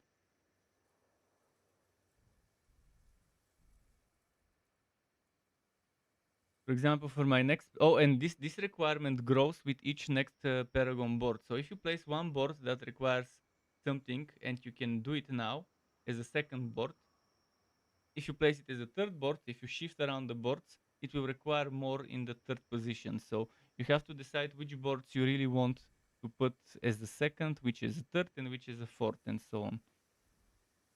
It grows with 90 points for each consecutive board based on the formula I've seen from the data mined stuff. So if this is 260 dex required to get extra elemental damage, it will be 350 if I put it in my next board, if it's over here.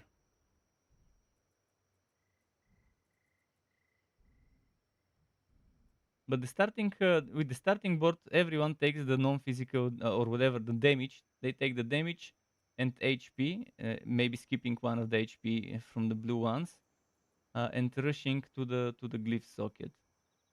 And from there, most people would go to the one that gives them damage on that side, and taking the stats that are needed for the glyph for the starting board.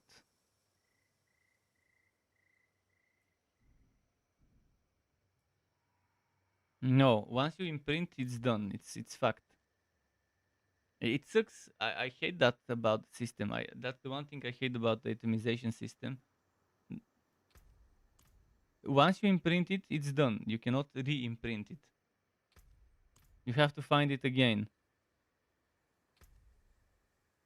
If it's already imprinted, like imprinted from you, you cannot do anything other than salvage the item.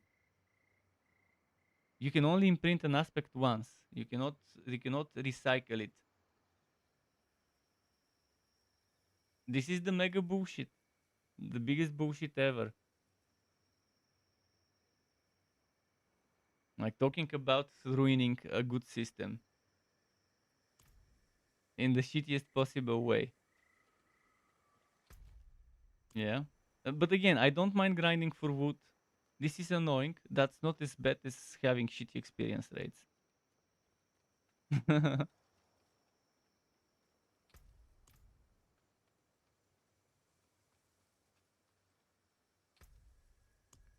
And shit that fuck. Shit the fuck. The fucking shit fuck. Fuck the shit. The shitty fuck shit. I forgot how it goes. This song used to be a meme again back from the Ion times.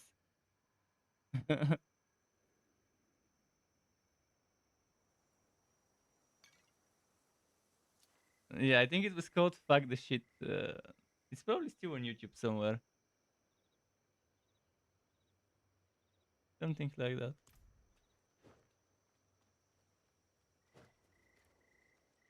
But it was definitely called "Shit the Fuck."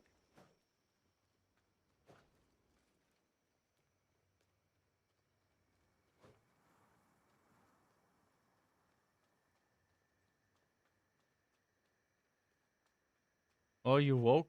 Your character woke up. Does that mean we are ready?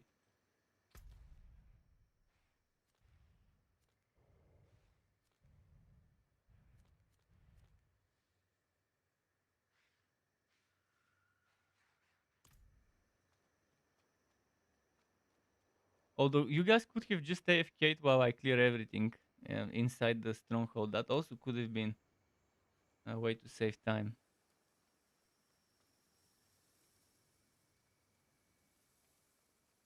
Yeah, you're AFK here, but he's in the town.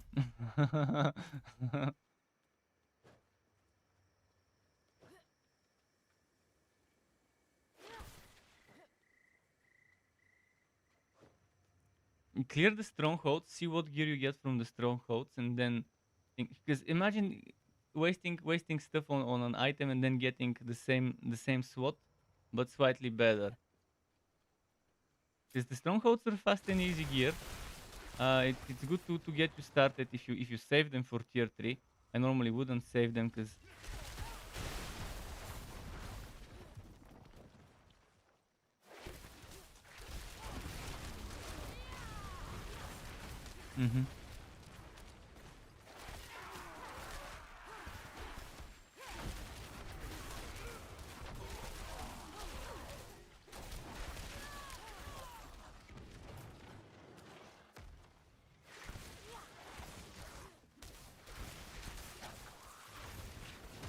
Boss will have your head on a pike for this.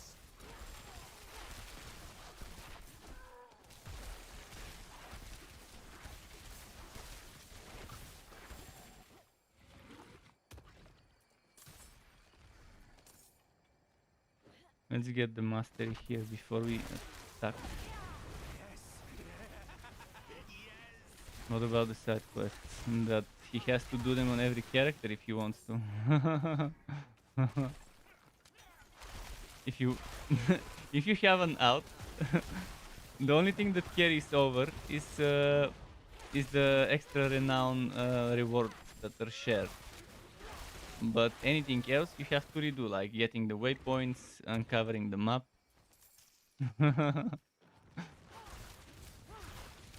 Do the side quests. Thankfully, you don't need to worry about side quests. Well, dungeons, you can level up with dungeons and with hell tide.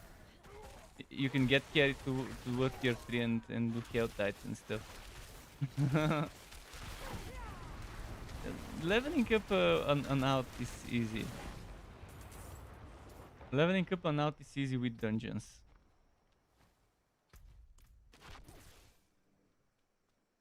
I think we can go and kill the captain. We've already done enough for the side activity.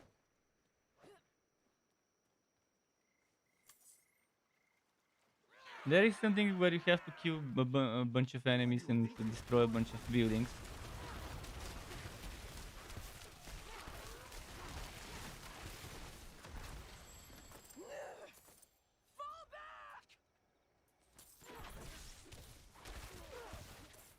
No, they're body walked.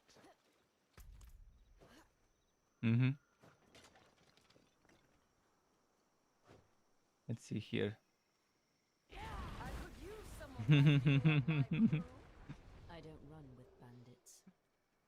Then die!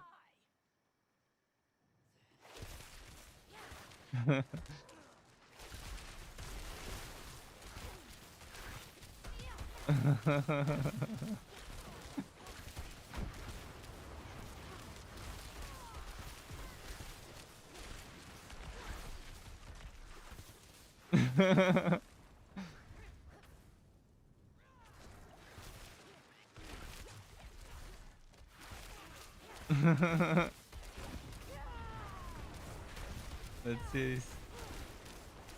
Yeah, that's one of the biggest bullshits ever. I mean, there's one thing to cosplay, but then there's another thing to take it too far. It is done. Yeah. Yeah, this one's done. But wait, before he wants to check the wood before we complete it.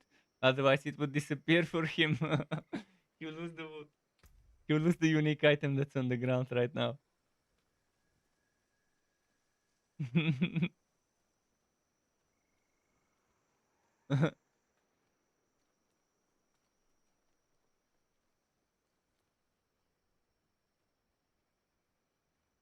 For the necro there is one item that gives you an essence shield, like a mana shield but with essence.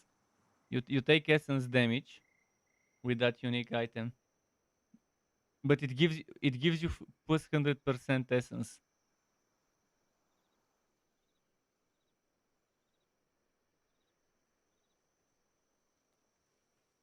He took them. He took them because we cleared it.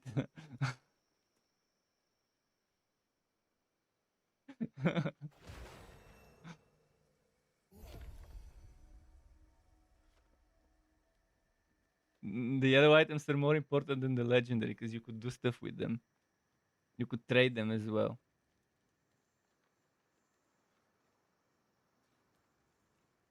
Oh yeah, I have something for him. What was it? It was this wand. This wand. No, I don't want that for my build. That sacred wand is good for the necro. Those boots, it's for the Sorc. Those boots, because it's teleport and stuff. What else can I drop? This helmet is good for a necro. Maybe. Maybe good for a necro, maybe not. There's some legs worth for every class because potion capacity and...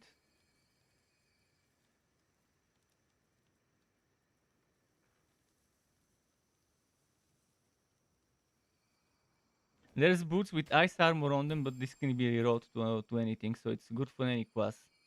Those boots. You can just reroll the ice armor bonus.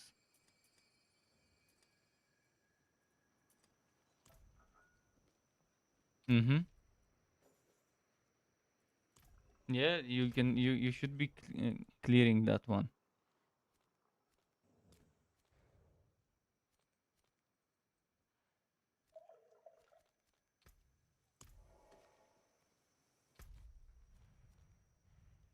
In the PvP area, but you have to be outside of a party and you have to press, I think, E when you're in there to get blood marked or something, marked for blood or something like that.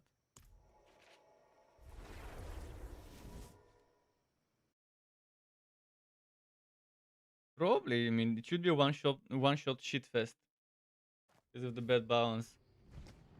With good builds, it's gonna be all about getting the other person to waste their damage reduction cooldowns, and after you get that done, it's a one shot. It's about who will waste their immunity and barrier and fortify or whatever first, and who would run out of those first before he gets the one shot. What if they have a flame shield as a enchantment to prevent them from dying for the first one shot?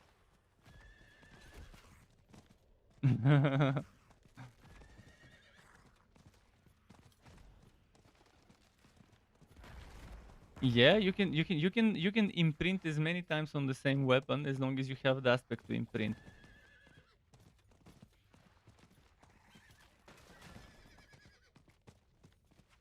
You can't. It's fact. If it only has 3 affixes, an item,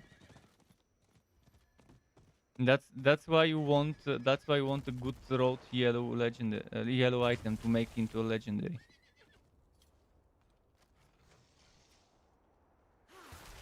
If it has 3 affixes, sometimes one affix is rolled twice, and it's double the strength, by the way.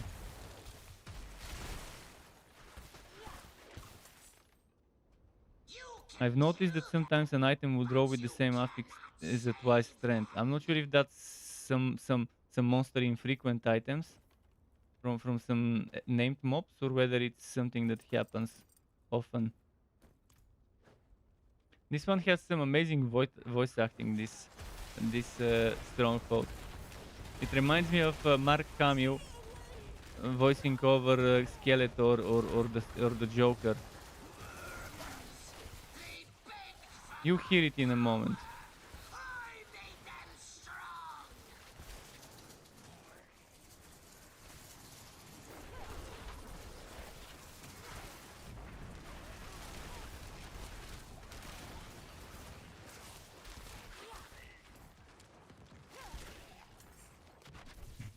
The boom boom room.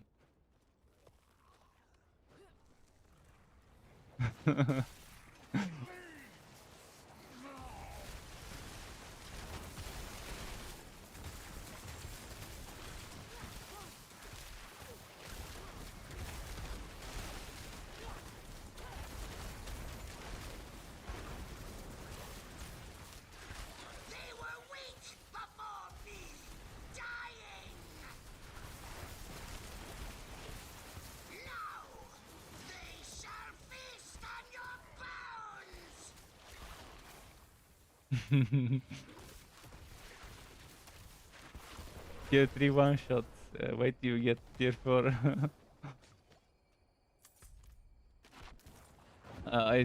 It's my usual mistake to forget about paying attention to my HP.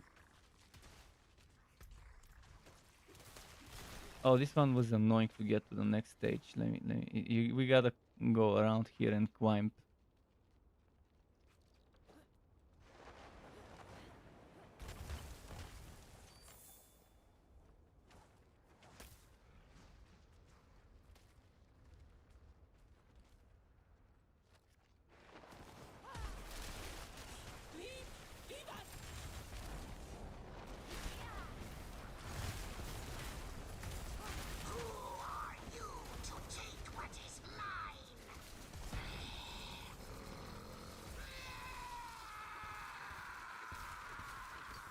I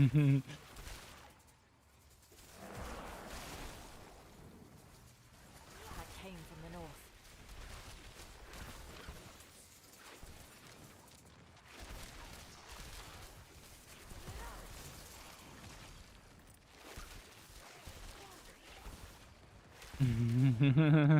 Yes, they do revive.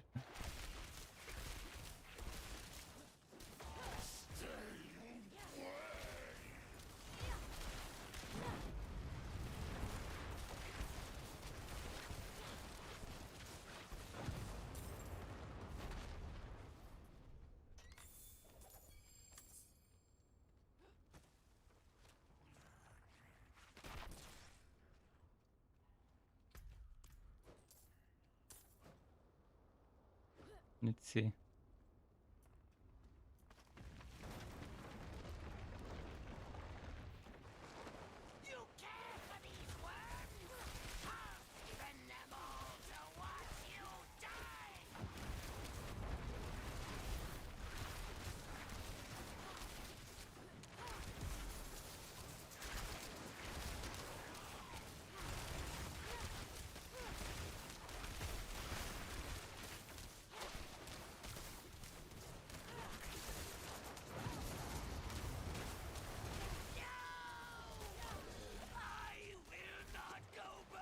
Let's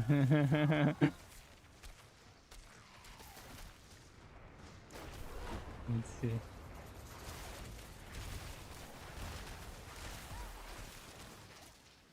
You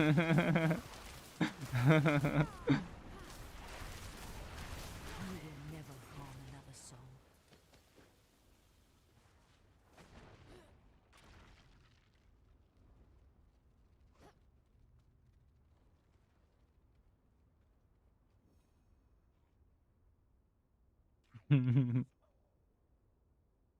I only got white.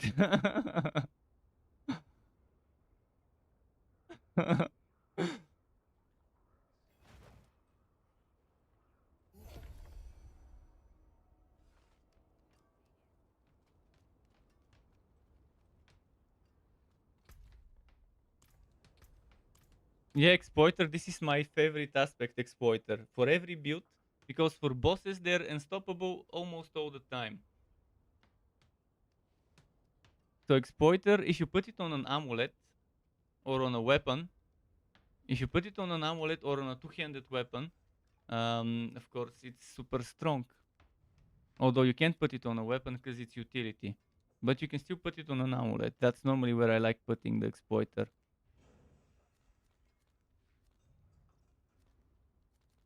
Okay, next maybe Outer of Ruin.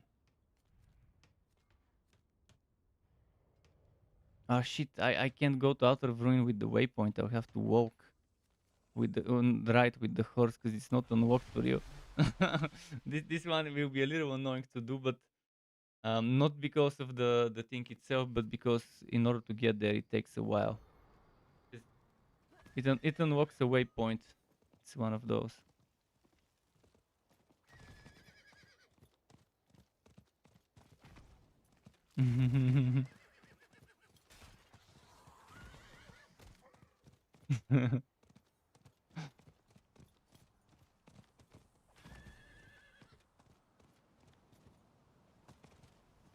See.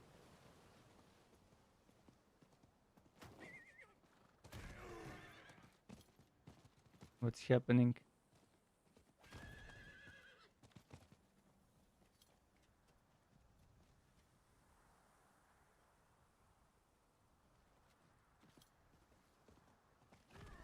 Let's see.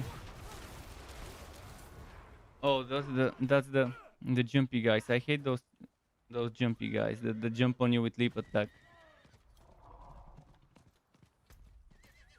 I'm on my way to the next stronghold because it's a little far.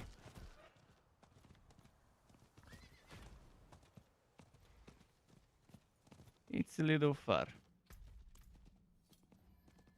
I'm almost there though. And there it is. Outer of Ruin.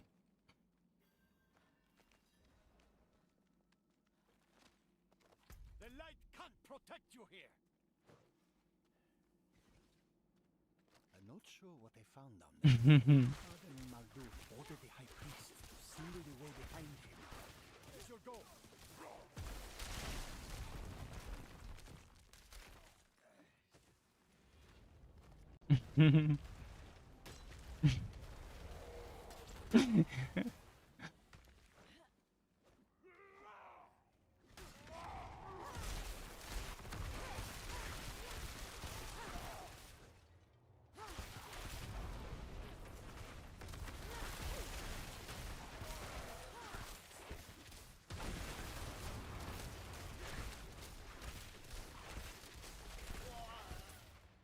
This jewel looks like part of a key. There must be more pieces. You won't leave here alive. Necros in general are slow.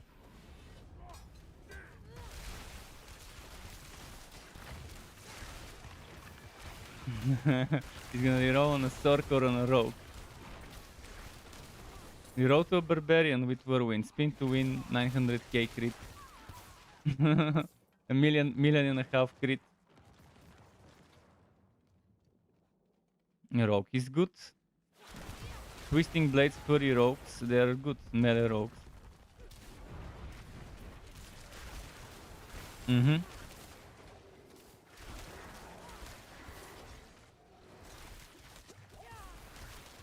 He's gonna make his female barb and call it horny. The classic, his classical name for warriors.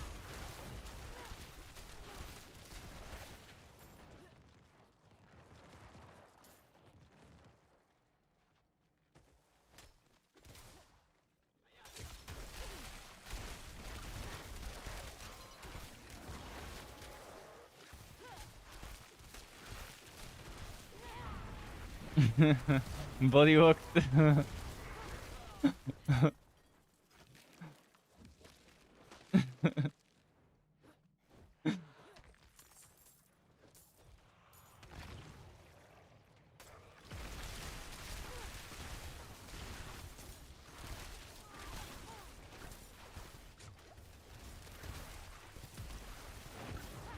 Well, rogue is good with melee. Just from what I've seen, ranged is it sucks bows.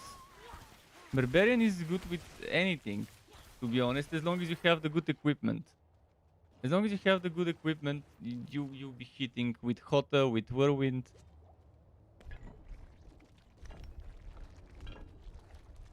The thing is, with Barbarian you need gear. Otherwise, you can suck bows, and that's it without gear.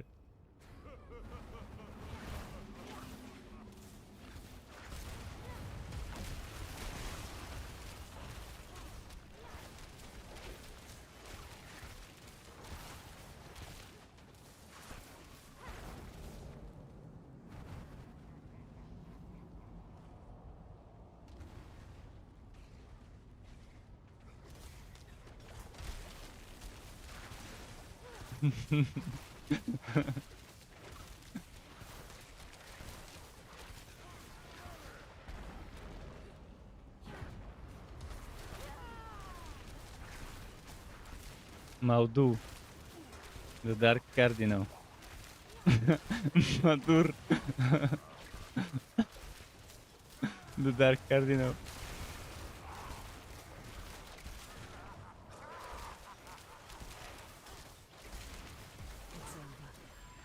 Okay, this one's done.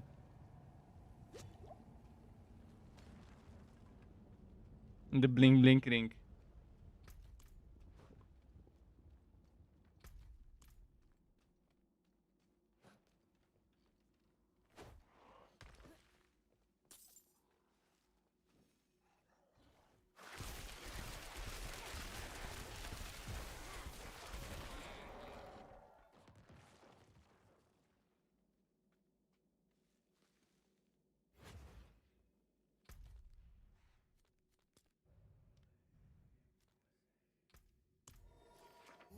You leveled up, that's why. You get the Paragon points at every 25%. You don't get them at once for every level, but at every 25% for the level, you get a Paragon point.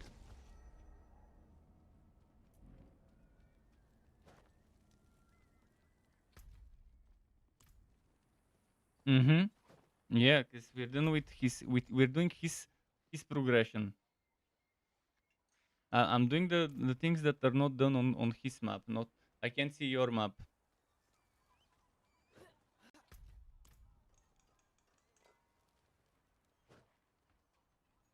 Which schema?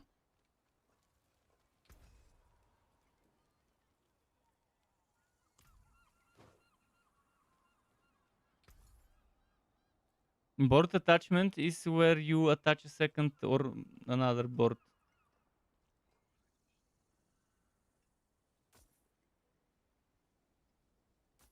Unusual, but a good addition to my wares.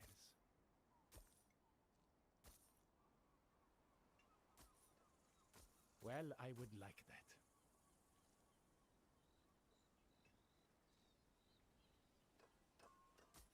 Blessings on you, friend.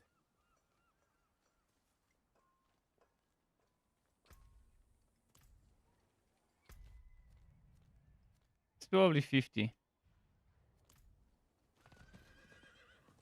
Almost. I'm in the city. In the city on my horse, but just exiting it now. It's very close. Oh wait, that's not the space. Never mind. Let's go to Ghost Glen. Oh, that's the one with the snakes. Well, it needs to be done.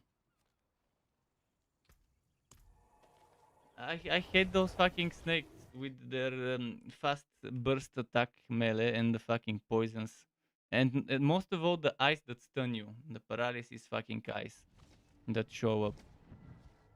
And that's the most annoying thing about the snakes and the snake dungeons.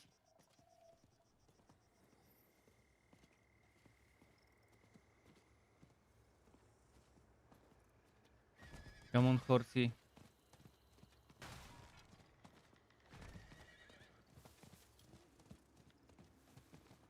You could use teleport to escape a stun, because you become unstoppable when you use it. You could use flame shoot as well, because you become immune. But I'd rather not waste them all the time on fucking snakes stuns.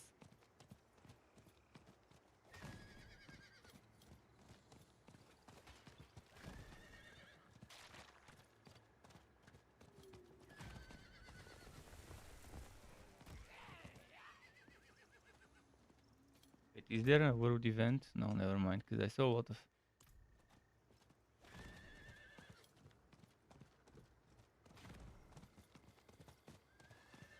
The poison is with the druid and with the rogue.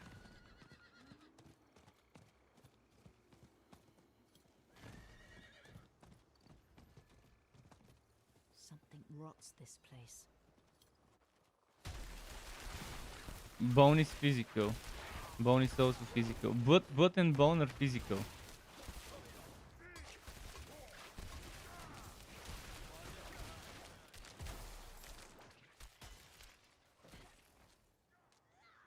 There is Andario's Visage item that gives you Poison Nova and Wife Steal. It gives you Wife Steal and it does Poison Nova around you. And if I'm not mistaken, Andario's Visage is an Easter egg for Diablo 2. Just like the Shaku. Must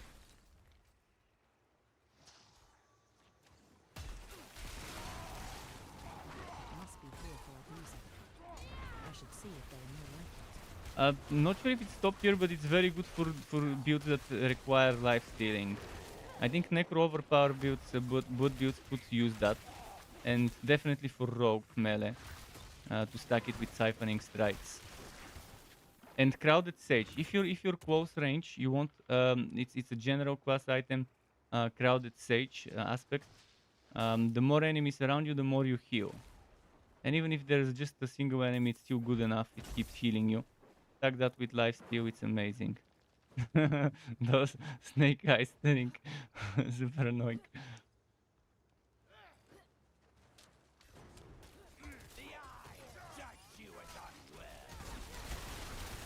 Mm-hmm.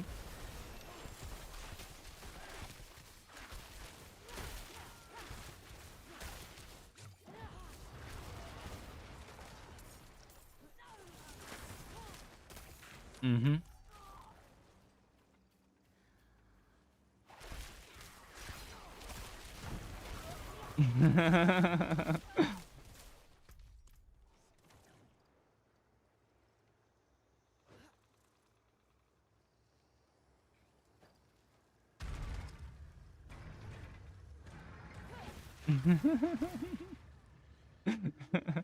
Carry.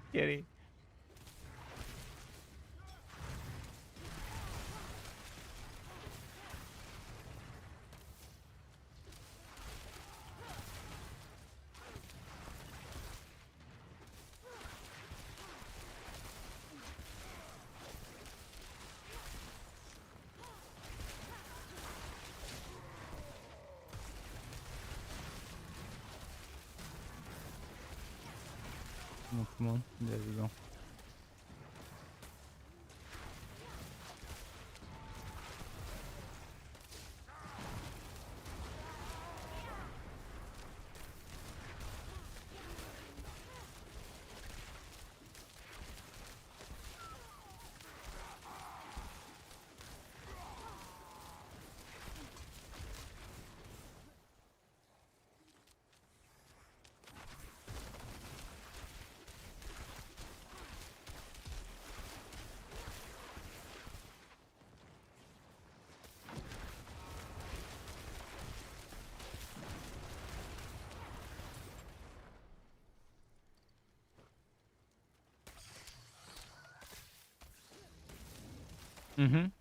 Just a Paragon point. For every 25%, including the 100%.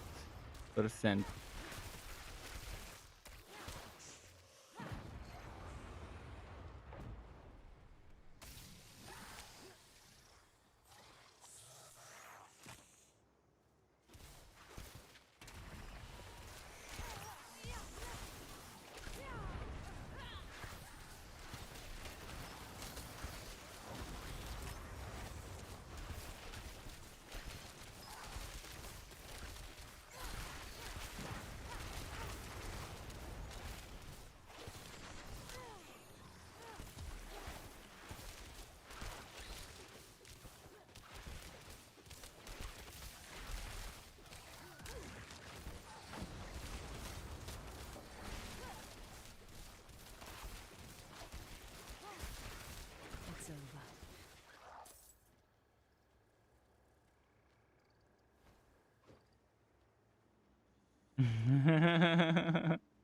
Let's throw him. But we can't until he's there. We can't collect that stuff. We can't turn in until everyone is at the spot for turning in. Oh, the spot and the items are too far away from each other. So where we kill the boss and where we turn in is pretty far away from.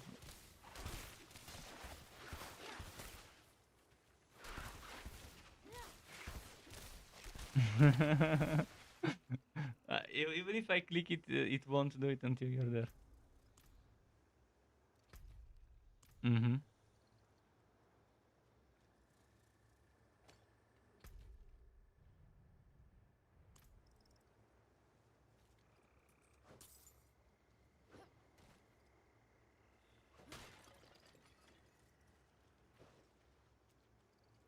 Let's see.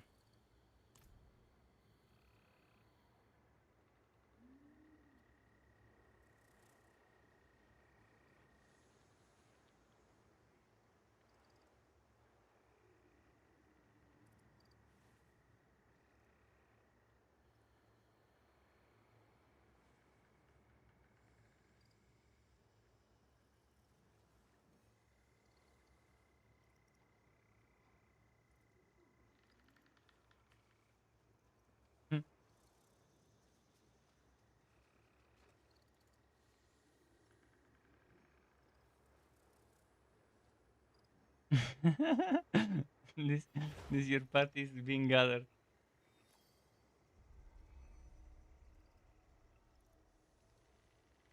Let's see.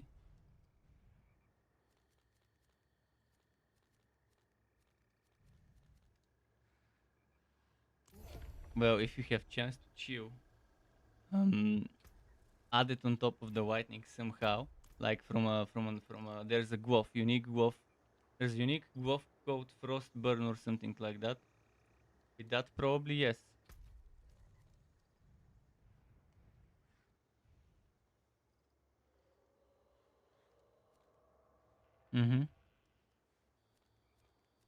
But there are items that give you chill without needing to use an ice skill, like that unique guaf.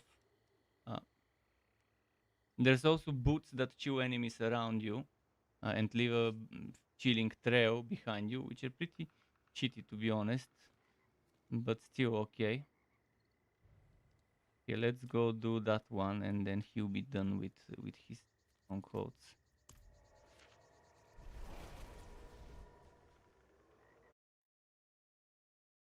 Then you could start doing some nightmare dungeons. I could take you to a tier 20 nightmare dungeon. I'll see if I can carry it. I can do them myself. Maybe die not sometimes if it's a shitty one, but it's fine. Tier 20 nightmare dungeons are 12 revives left. After that it's 4. 21 all the way to 100. It's 4 revives max. But we cannot do 20 plus because you don't have tier 4. World tier 4. We can carry you to world tier 4 when you reach around level 60, 60 something.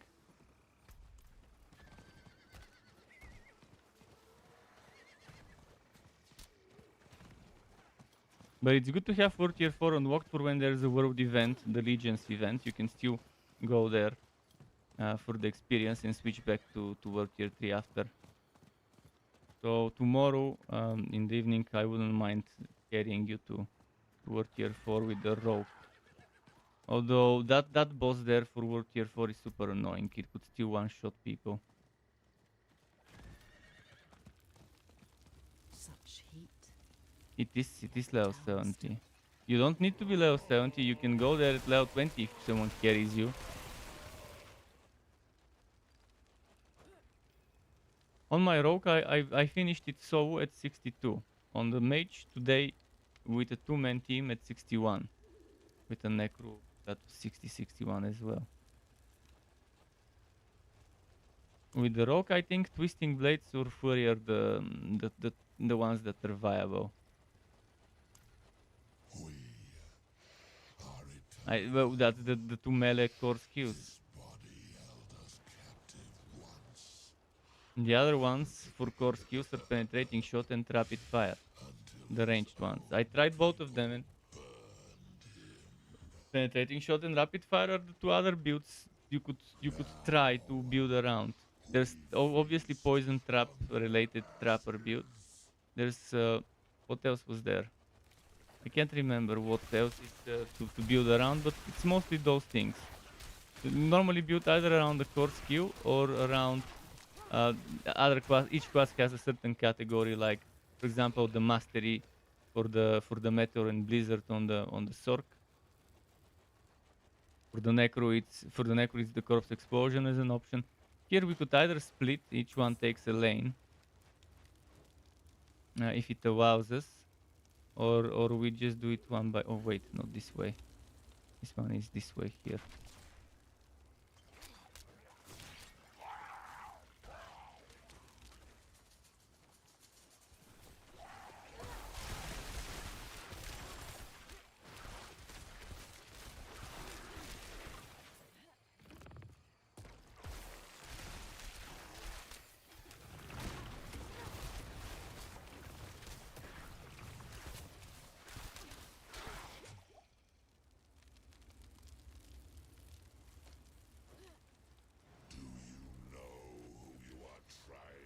Nice. Which one? Sight? Which one is it? Sight or the? Oh, that's very good for what's it called? For the minion build. But minion builds are still weak. What did it give? Because I forgot about it. The two-handed one.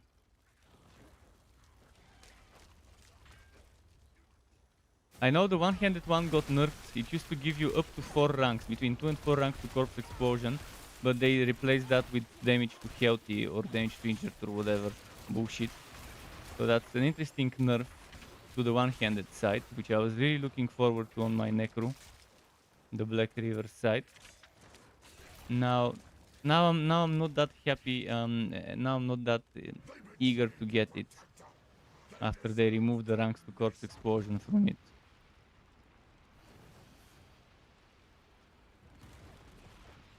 Wait, did we miss an item there? In the previous one? Did someone take the quest item? Yeah, you gotta click.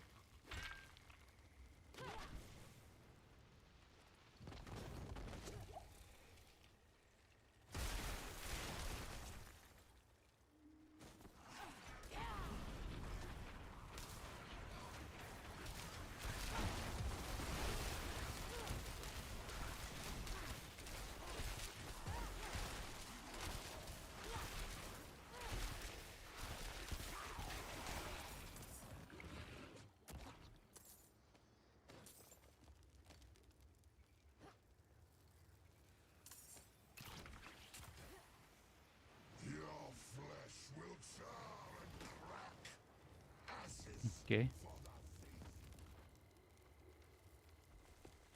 Someone says just get a controller. That's where the game meant to be played, on controller. It's not a PC game. Typical Razer trolling.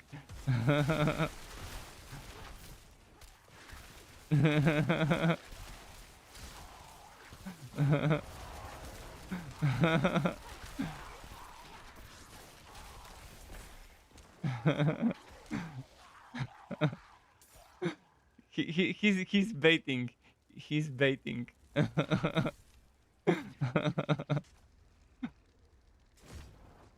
Let's see.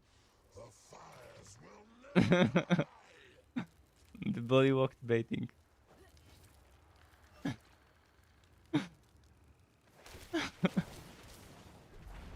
Let's see.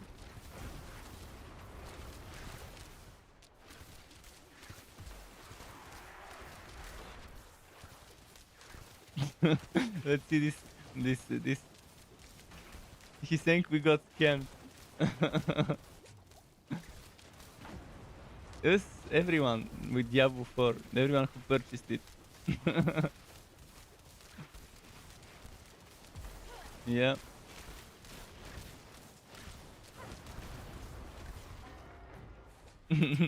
the Stockholm syndrome scams.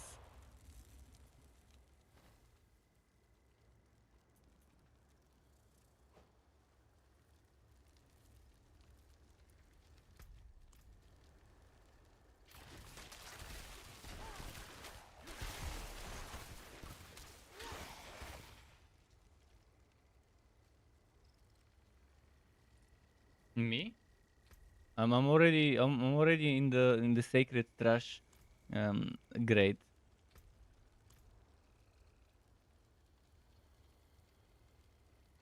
You don't need sacred blue. Oh, the blue items have higher stats. Blue items supposedly have better numbers on the stats. Like if it's 10 strength, it will be 10 plus whatever. If it's a blue one.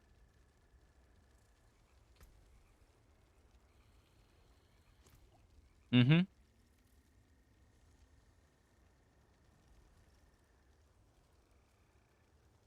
Yeah, that's for the freeze shadow build. That's for my shadow. I helped one of the clan members, Terry, to make his necro with that item, a shadow chilling damage over time build. Don't worry, unless you click OK, unless you're here where we are, we can't finish this.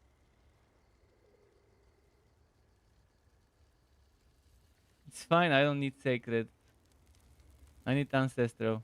Anything that drops on this difficulty for me is trash. Unless I move toward tier 4, where ancestral drops.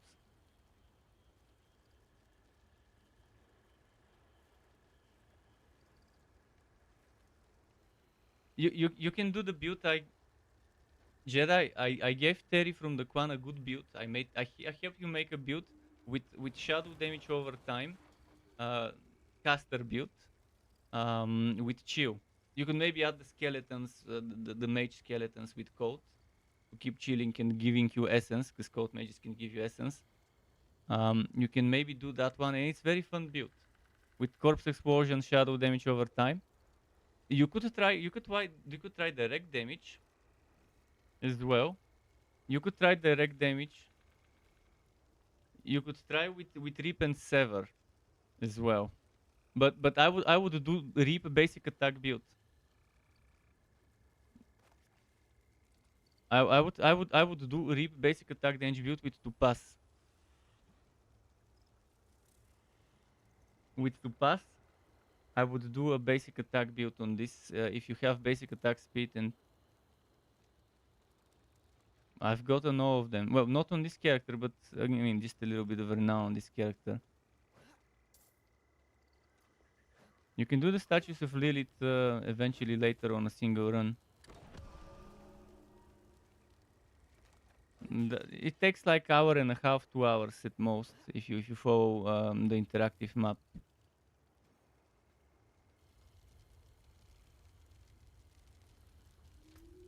But yeah, with this side, try a basic attack build with Reap and with Topaz in the weapons, and stack basic attack damage bonus. And if you get Andario's Visage for lifesteal, the unique helmet, you could have a very fun setup. The best thing is that Reap can give you corpses, and if you add Blighted Corpse Explosion for damage over time, shadow damage over time, you could keep chilling as well. And you can try Sever as a core skill instead of Blight.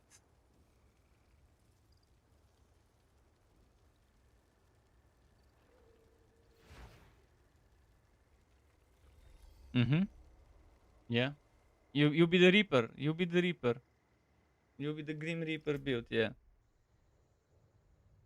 And with that, we're done with all of his strongholds on his map.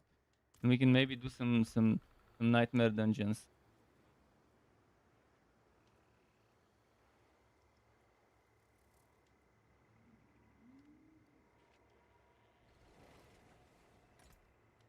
Yeah.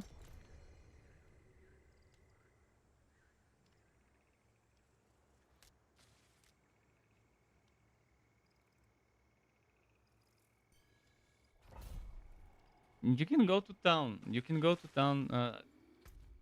We need to be in front of the dungeon. Oh, this would be a tough dungeon because it's the snakes.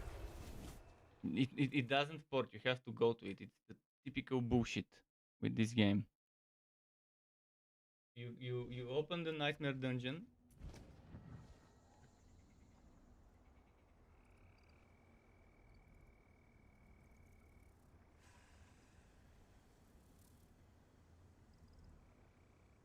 I was petting Sky because I saw him shaking when he was sleeping. Maybe he had nightmares.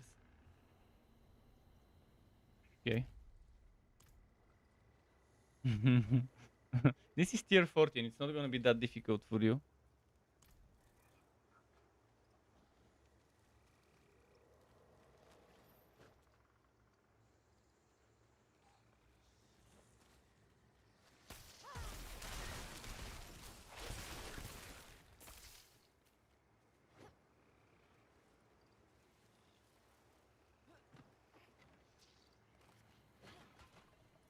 You should take coat mages. Coat mages to give you essence and to chew enemies. Coat mages are very good if they blight is decent because it can pull enemies. With the right aspect, it can pull enemies, but it's not as good as corpse tendrils. But if you use Reap and spam Reap, you won't have problem with the essence if you use basic attack stacking, basic attack damage stacking.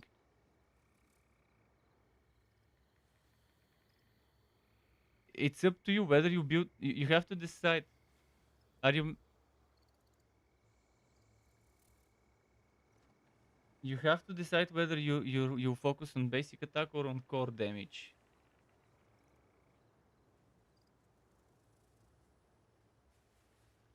Ultimate for the ultimate skill, you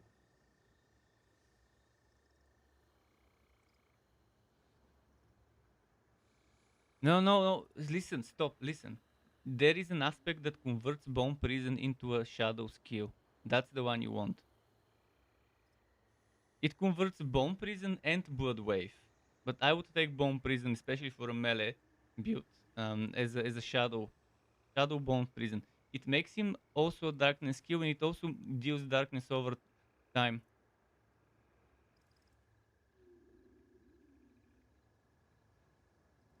Yeah, that's the one. Oh, I did I say prison? Bone Storm. Yeah, that's what I want to say. I keep calling Bone Storm Bone Prison, but yeah, that's the one you want. Exactly. That's the one you want. It makes it makes Blood Wave and Bone Storm a darkness skill, and it also does damage over time. But it also does the usual stuff. It also gives you the crit bonuses and stuff. So that's the thing you want to use with that site. It's more of a build around me item rather than build defining. It's not the thing that defines the build, but it's the thing that you want to build around.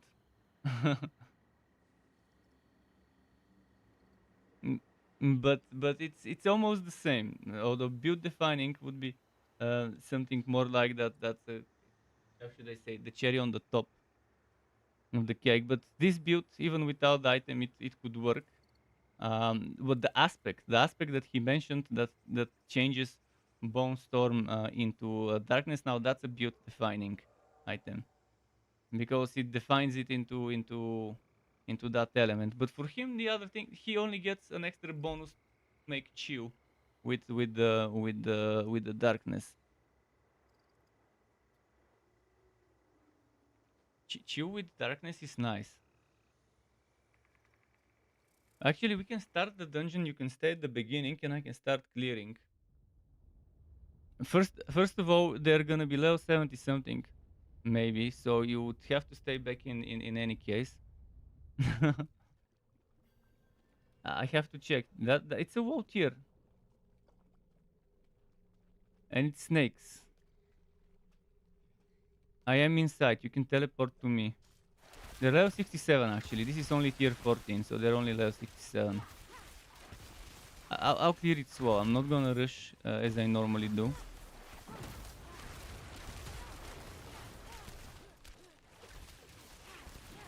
Yeah, he teleported on you.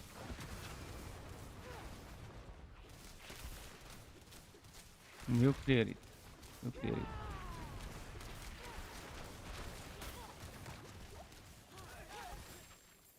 Shit. Don't die much because there's limited revives here. Only 12. Yeah, but it's two of you. And it's poison and stuff. Leave me at least 1 or 2 for the end, just in case.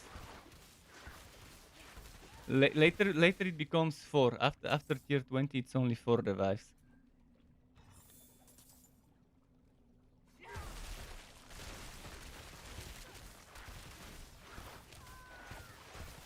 You went the other way, probably. From where did you get them to attack you? There were no enemies there.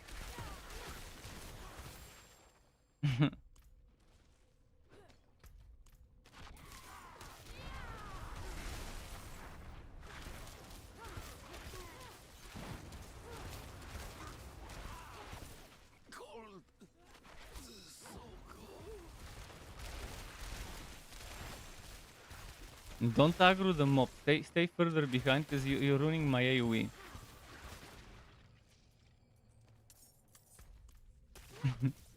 For me, I need to keep them. I need to keep them next to each other so they kill each other with the explosions.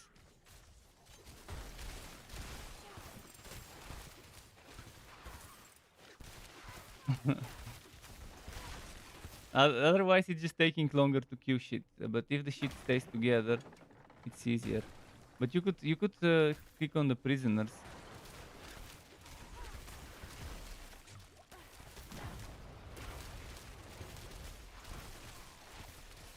Yeah, this is a shitty level with those poisons. Wait till we get to the part with the snakes. And there you'll be like, what this fucking stun coming from everywhere? This is the easy part of the dungeon with the cultists.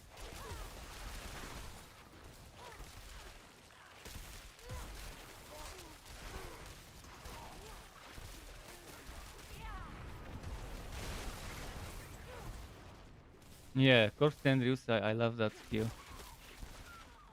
It makes them vulnerable, it groups them up, and it stuns them.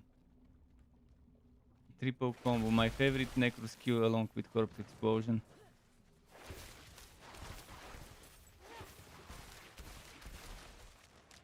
Maybe not the best skills, but my favorite skills.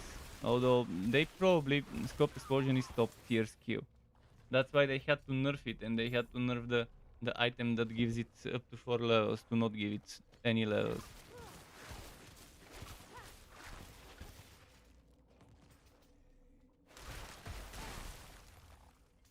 Wouldn't have made it without you. $70 for the Paladin expansion next year, eh? Or for the Crusader if they decide to go Crusader. The thing is that there are Crusaders in the story. In one of the side quests, you deal with some Crusaders. So there's like an Easter egg.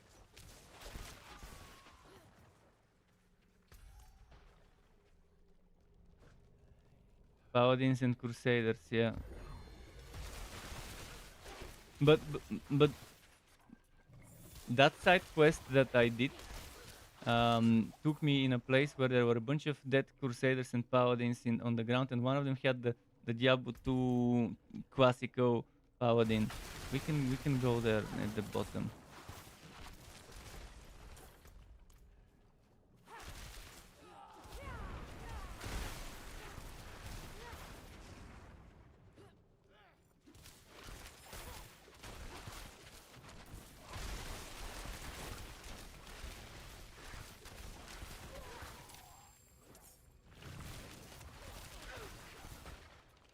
Yeah, the poison explosion.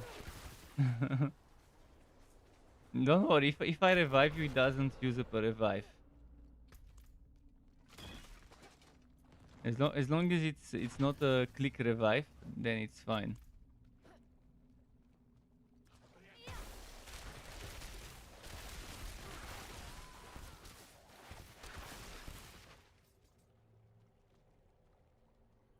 You saved my life.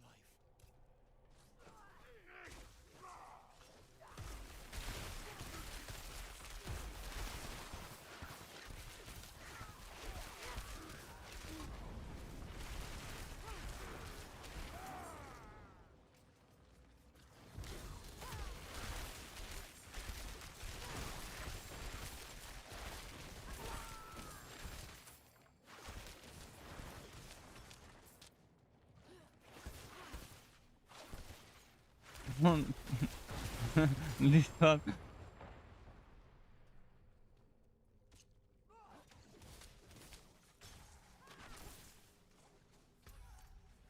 I'm just gonna run ahead to check if there was this thing, the prisoner here. I don't think there's a prisoner here, so I'm just gonna go back.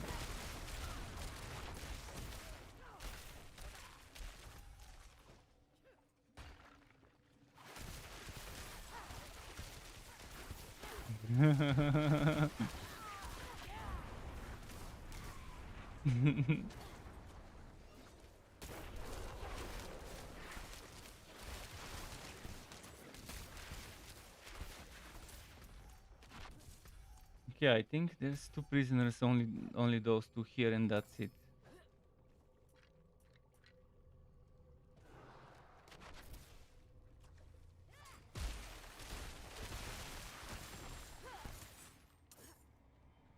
So at the end it will let you level up some of your glyphs. Hopefully you've gotten at least a few glyphs that are worth upgrading. I could tell you which ones are worth upgrading if you tell me which ones you've got. Right now you probably only need one right now, so there's that to consider.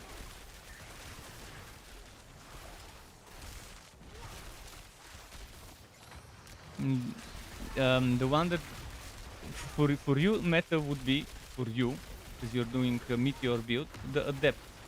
But if you're planning on doing core damage skills, you would want to level up. I think it's called destruction on the Sorc. Every class has one that gives you crit damage for core skills. Yeah. There's another one that's, for example, damage to vulnerable, which is exploit or something like that. I think it's called exploit. That one is for every class. It requires a different stat for the different classes based on that. That's also a good one. And each class has some good ones that they could level. There's also Imbiber, which works for some builds, which requires a certain resource. For the mage, it requires willpower. I think for the necro also requires willpower. And it gives you potion capacity, but the good thing about it is not potion capacity. It gives you potion healing, extra 30% or something. But you don't need it for that. You need it for the 14 point something percent damage while healthy, while you're healthy. We're almost done with the dungeon. Oh shit, stuns. And you probably went into the unexplored area.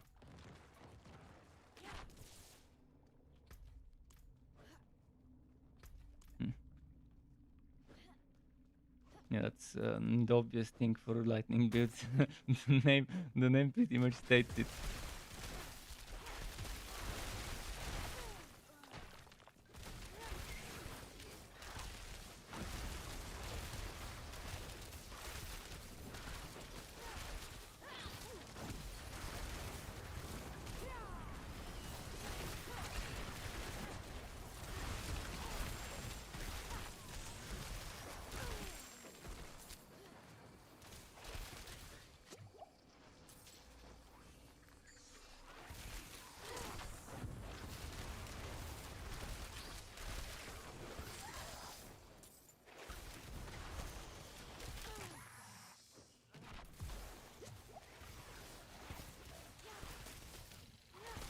Let me kill them first.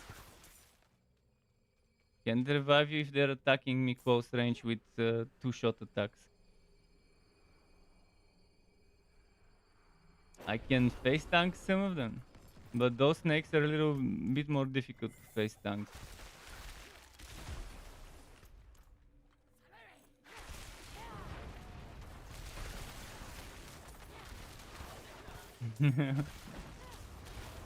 Yeah, Sacred is the norm. Oh, finally it dropped something since we started. And now I don't have room.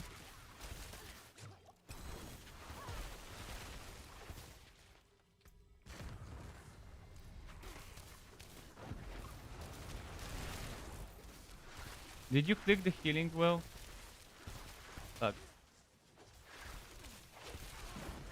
Obviously a healing well in the middle of the nothing, not before a boss room, would be a trap.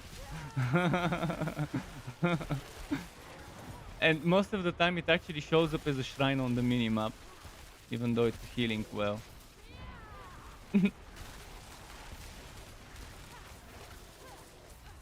Fuck, I got stunned. Stunned.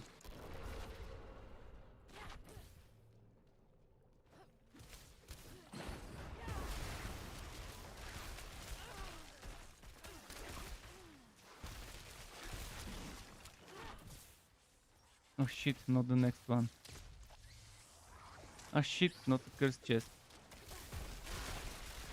You went in the wrong direction.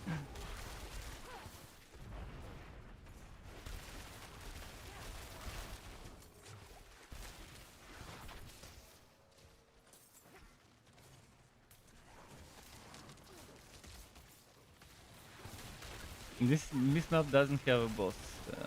It has elites and champs.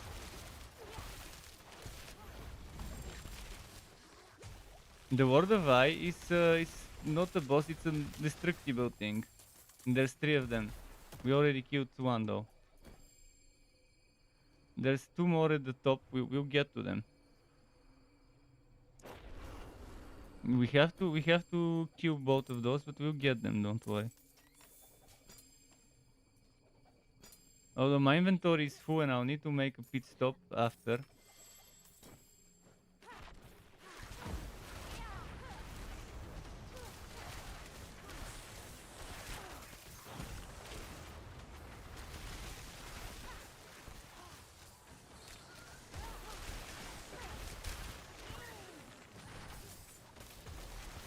Remember, things explode when they die a lot in this dungeon.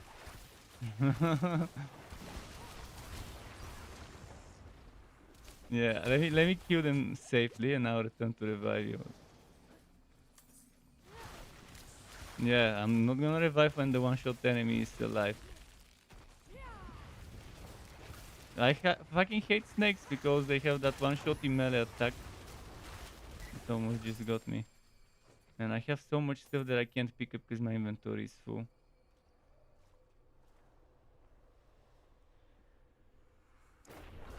I'm gonna go to the town after I revive you just to get my stuff sold quickly. Oh wait, let me drop some stuff if you might need. Let me check something good for you if there is anything. 696 item power boots with teleport ranks. 666 ring, boom.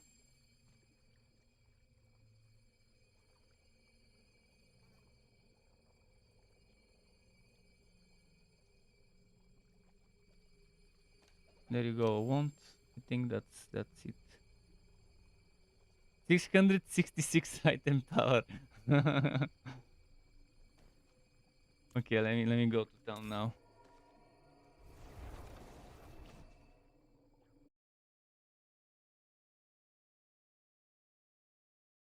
You could save them if you think you need them.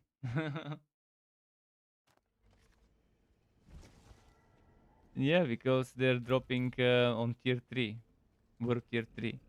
So they can never row with 800 power like Ancestral.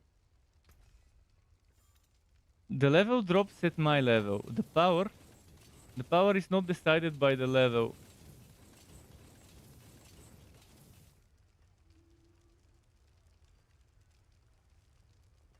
Yeah, but if I drop you Ancestral when you get to tier 4, I would probably be very high level.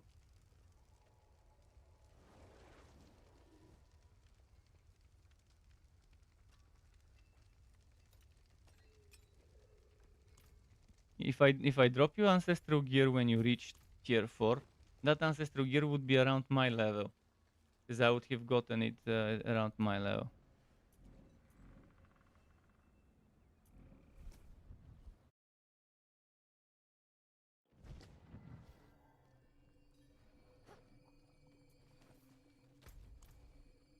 Yeah. That's why I try to drop stuff with power level close to 700 when I drop. Most of the time.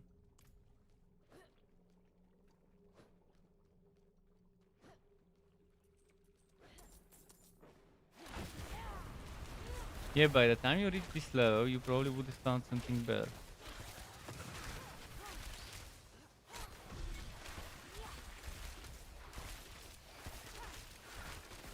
Okay, and now where I am is the safe area. There is a bubble in which the monsters cannot get.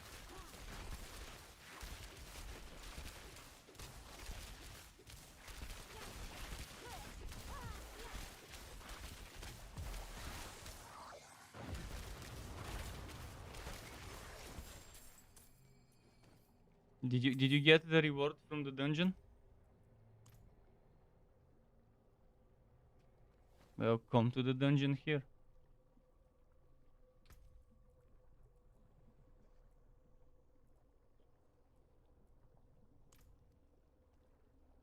Maybe it wouldn't give you the reward because you weren't here. Normally, there's no clicking. It happens automatically when you kill the final objective. And it gives you on the screen a reward of 2 items that you get. Maybe you can come here and still get the reward, I don't know.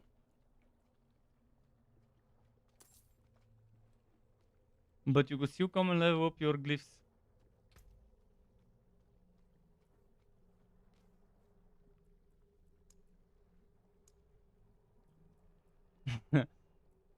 You could still come and level up your glyphs with this device here.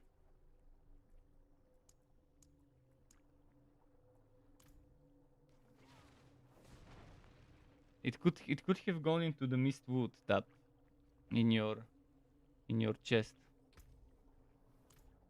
But yes, only fucking 30 experience. Stupid WoW experience for the glyphs. That's pretty much nothing. That didn't even give me a single level from 5 to 6 of the glyph.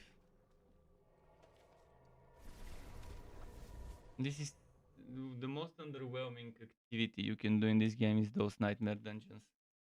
You don't decide what the glyphs, what the sigils with the affixes are.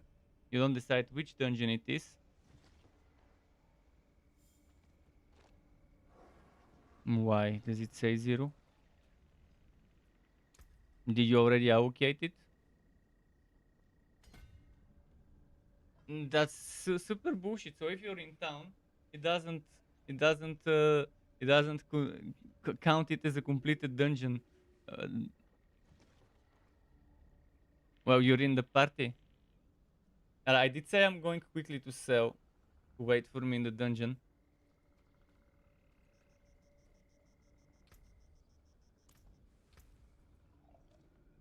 Well, I said I'll go quickly to sell. I'm not gonna look at my items. I'm just gonna sell them. That takes 10 seconds. But it's bullshit that it doesn't count and give the rewards to people who are in the party. Which any normal developer would make it so that if you're in the party, yeah, why does it work that way in other games? When a dungeon is completed,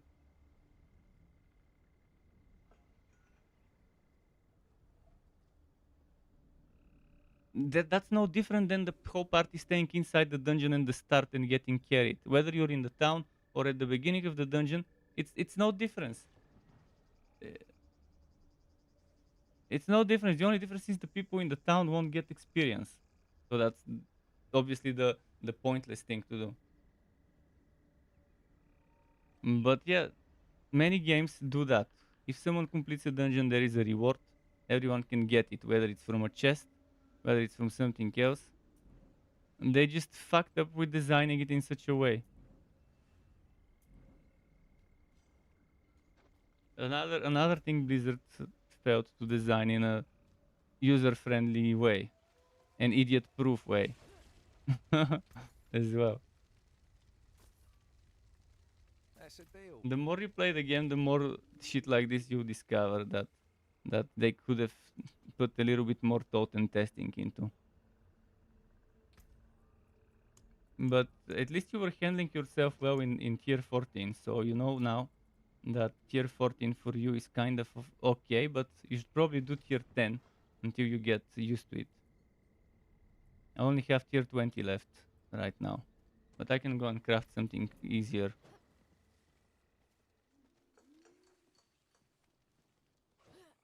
But the bullshit is you can't pick the fucking dungeon and you're stuck with whatever dungeon you get when you craft it. And the affixes that they give you, which most of the time are super shit. I tried to give you one of the good ones. First Carlo, now Leah. There's something out there killing us and no one will do anything. You guys need to do all your dungeons for the renown anyways, so you gotta find time to go through every single dungeon in every single area that you haven't done yet. It is good grind, but it's boring grind. You can click in, open your aspect, you open your codex and click on the aspect. And it will show you where it is. I forgot whether it's left click or right click because mine is completed, can't test it. But one of the mouse clicks would mark it on your map as a tracking option. Chris says got some levels on me. What levels? What levels have you got on you? Oh, you're experiencing that 70s XP, and yeah, it's the terrible slow XP after level 70. What level is Chris now?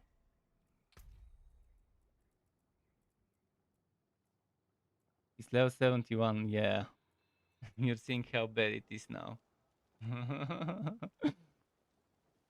And they expect people to start over every 3 months with this experience rate.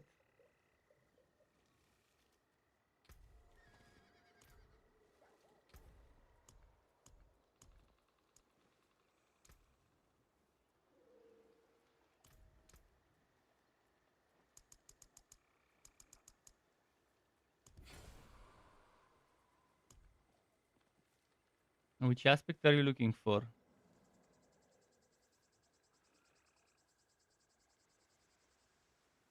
First of all, you need basic attacks. Mm,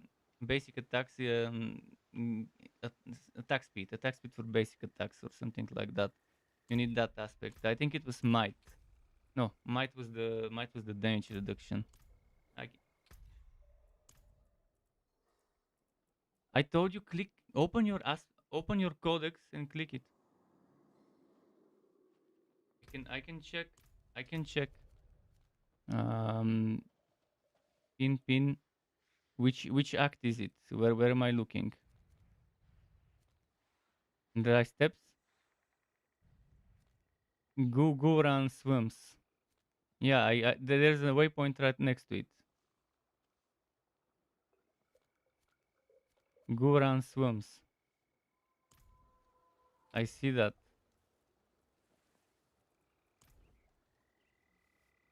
To me, it says Guram swims.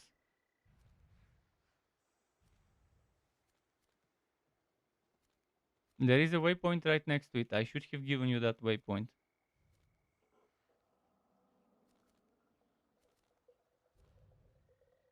Hidden Overlook. The waypoint Hidden Overlook is right next to what you have pinned. Which pin are you looking for? Look at the yellow pin. That's my pin. That's right next to yours right now.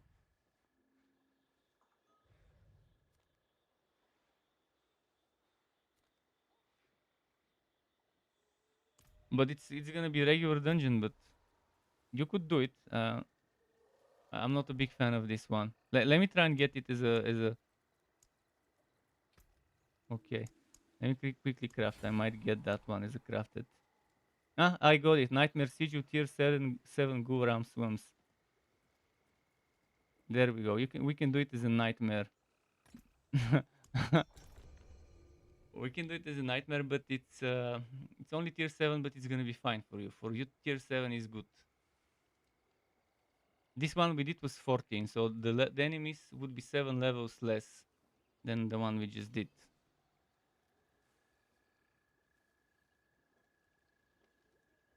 Nightmare dungeons are the best way to get uniques from what I've noticed. They have the best chance to give uniques. And they always give you, at least from what I've noticed, there's at least one legendary at the end. That's the reward at the end when you finish it. But the other nap is AFK, so we can go in.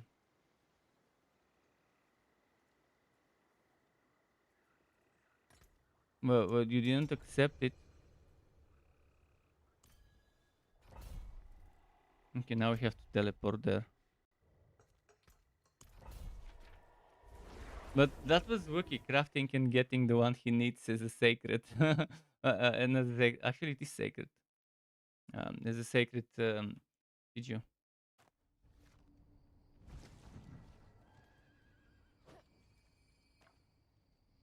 Oh, you dropped the stuff for him. Never mind. You could enter and wait at the entrance AFK.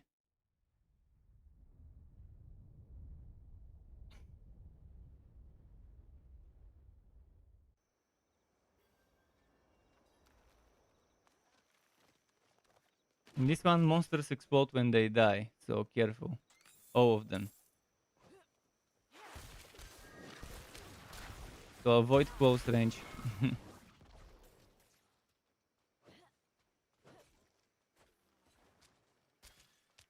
Bless you.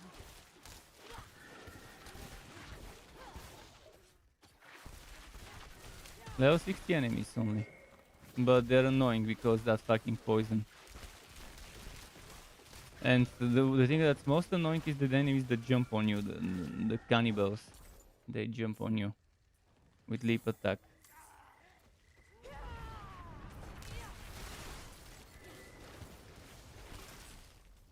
I told you they jump on your fucking head. That's the more annoying part of this dungeon. My savior. So the types of enemies that are in there are fucking cancer.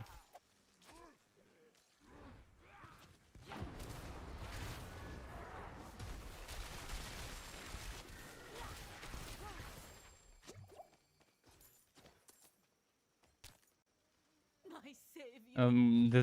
The glyph gets stronger and gives you more bonuses. Like from 1% to 1.3%. From 2% to 2 point whatever.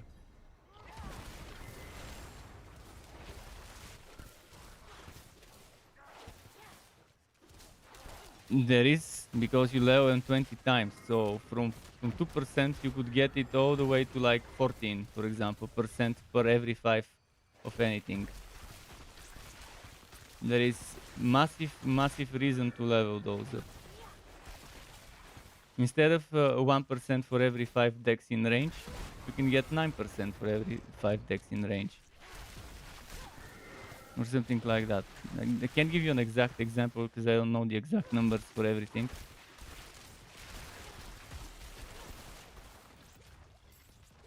I can give you an example with the exploit one because mine is level 1, so I know exactly how much it is.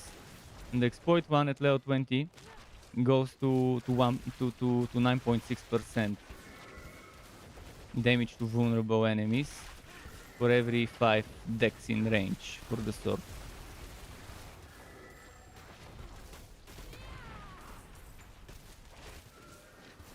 And if you're lucky, if you're using the right board, you can get 44 decks. Or 49 decks in the best cases around it.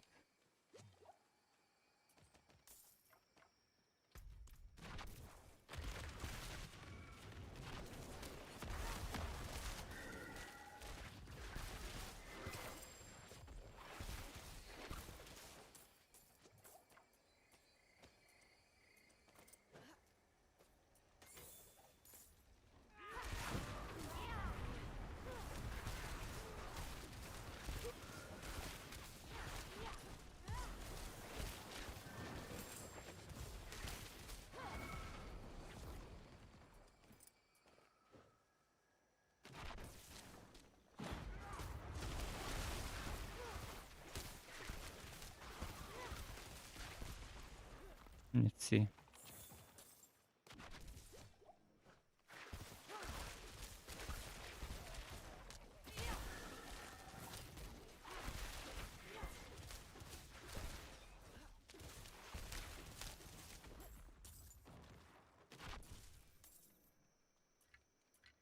Wouldn't have made it without you.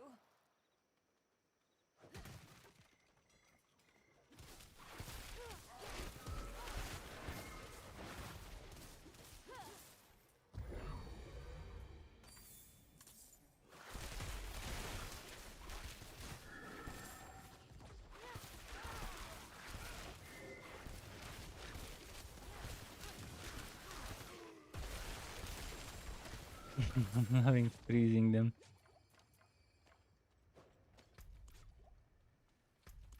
Is Tune up in the dungeon? Because if we finish it before him, and before he enters, that would suck again for him. Is he inside? Oh yeah, he shows up. Maybe he's not. Okay. Then we can go ahead and free the last prisoner that was over there where we were. And then there's gonna be maybe the boss fight after it. Possessed Brute. There it is, Possessed Brute.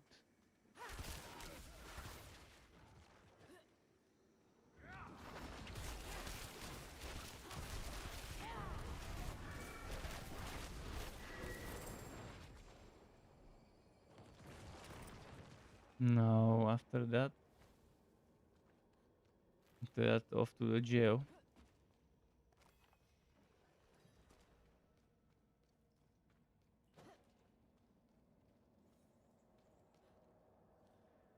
And yeah, now it's the fucking jail. Okay, let's go to town.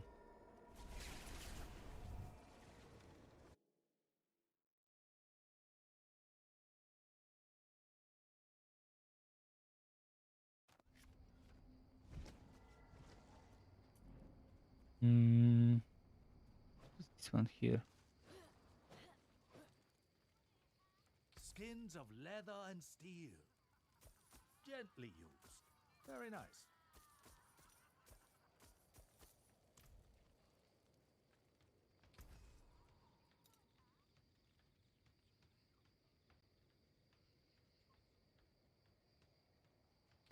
Plenty worth keeping.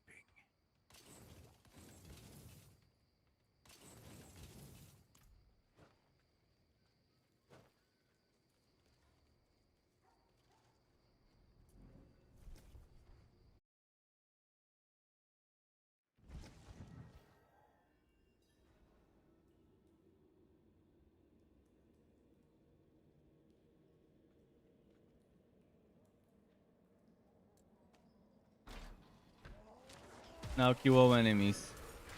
The worst thing ever. There's one behind you. Oh.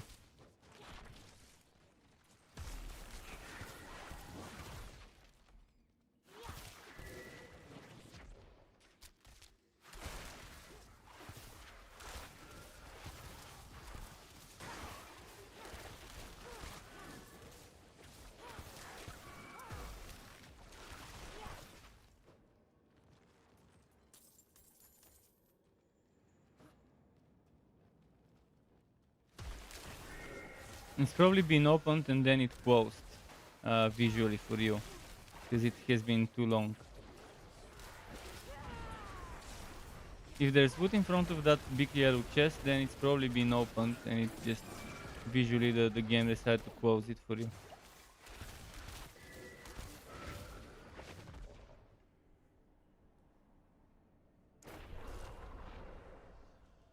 If it's if it's legendary, probably shouldn't get too excited about it. Yeah, but legendary instead of yellow.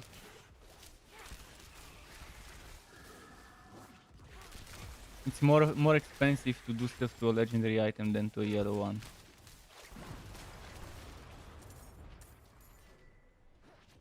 And that's why it's best to get a good yellow one, and then upgrade it and reroll it, whatever, and then make it legendary after that.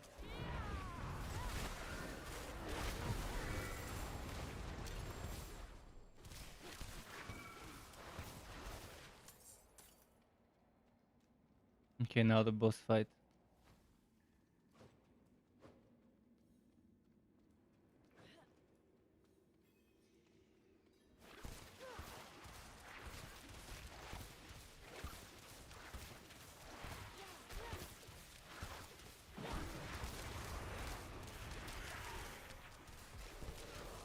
Says both wave and bone storm become darkness. Yeah, that's a good one. I can't wait to get it on my necro, but I haven't been farming it much. Haven't been playing the necro after I got to 50. I just left it there. It's gonna wait. It's gonna have to wait for me to play this, then the druid, and then it's the necro. The necro will wait. After this, I'm going back to the werebear. After this one is level 70 something.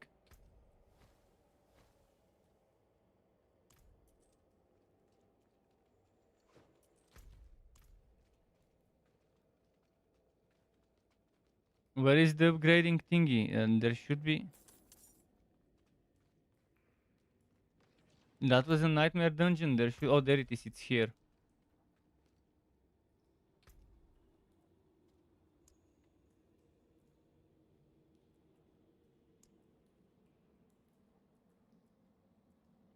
Yes, 16 so little.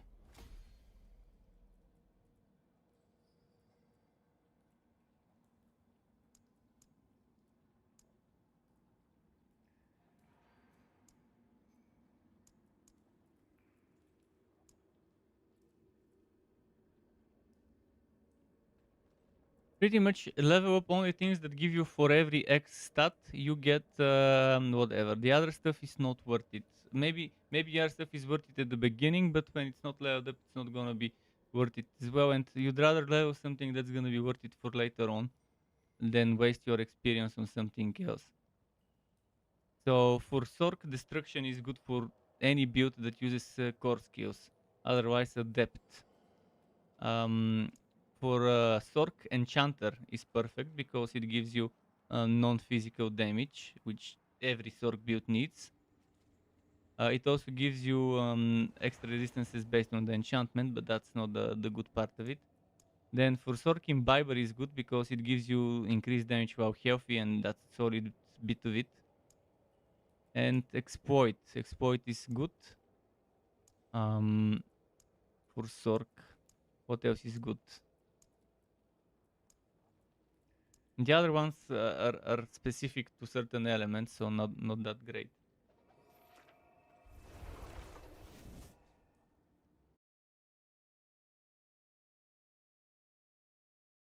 But what you want in your starting board with the Sorc is something that requires for every 5 intelligence.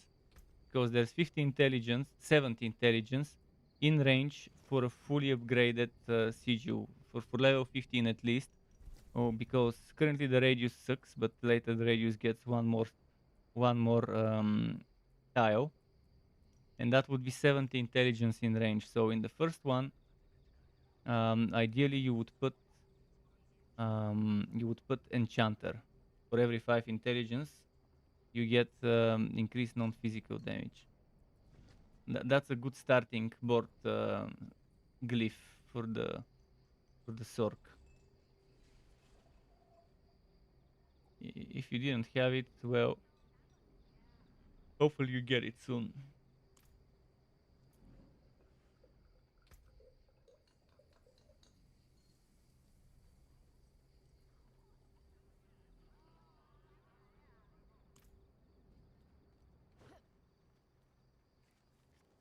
Hopefully completing those higher tier ones unlocked crafting of CGUs for you. You can craft your own dungeons and do them.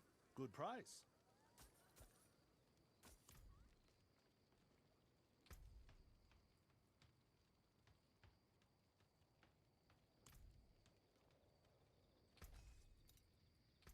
Plenty worth keeping.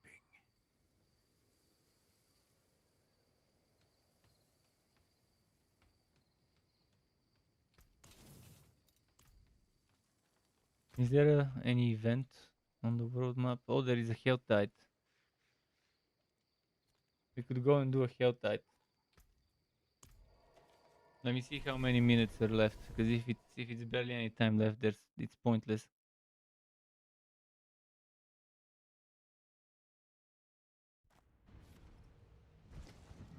"27 minutes. That should be still enough to get some stuff.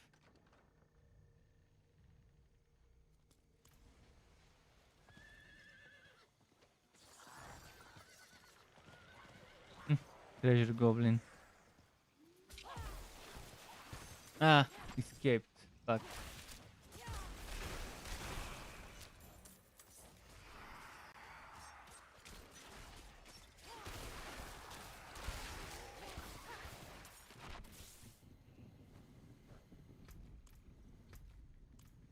Okay, let me see where the boxes are. I need to see where the protection is. Fuck, are there no boxes in this area? That would be big fail if they didn't put any boxes in this whole fucking chunk of land. Okay, there it is. Protection next to me.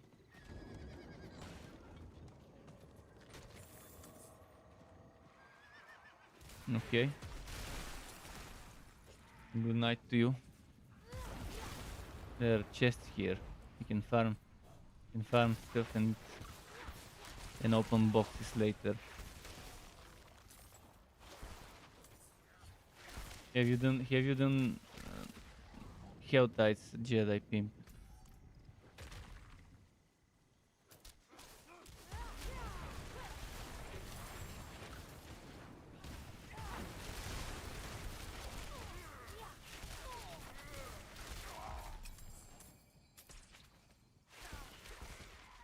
If you're doing a melee close range build, you definitely need the crowded sage aspect to keep healing you based on the number of nearby enemies.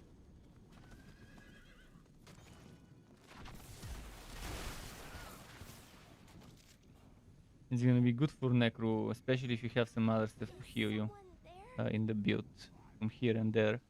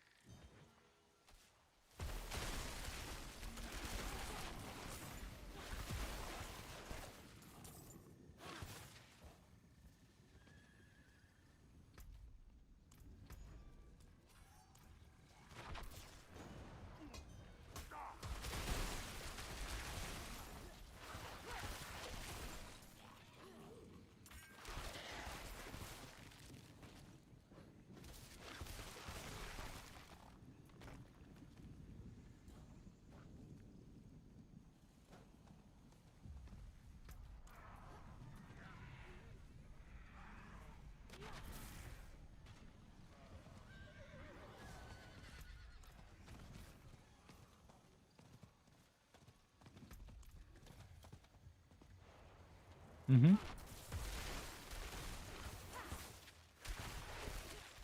Yeah, but Bone Storm also gives you buffs, and it remains for a while, and it keeps damaging the enemies bit by bit. If I were you, I would extract it and put it on something useful and try it out. It's perfect for that build. You just need to find yourself a crowded sage to help with healing if you're gonna stay close range. For Bone Storm to hit enemies and to use Reap. If you decide to use Reap, I personally would definitely test how crowded Sage could help with surviving. Also something for Blood Orbs, you might wanna invest into some stuff for Blood Orbs.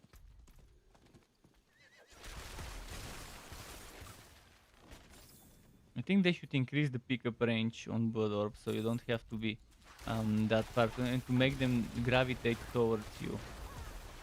Make the Blood Orbs, if you're within a certain range, start moving slowly towards you until they get within pickup range. Because it's super annoying to have the same should be done with crackling energy.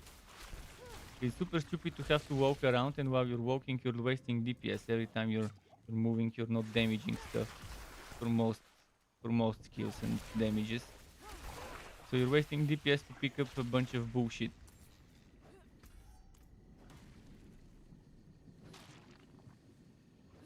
Torchlight 3's developers did very well with the Cursed Captain. It had some gimmick mechanic where they would drop coins and you have to pick those coins, and they ended up deciding to fix it with making the coins gravitate towards you. After I gave them feedback that it's super annoying to have to go and pick them up, and I wasn't the only one that gave that feedback. Eventually the death just made them slowly move towards you. And I think they should do the same in this game with Blood Orbs and crafting energy.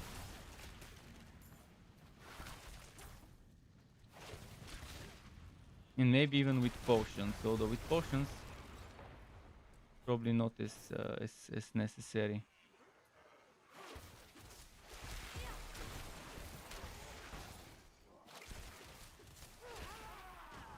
Oh, I can open the rings now.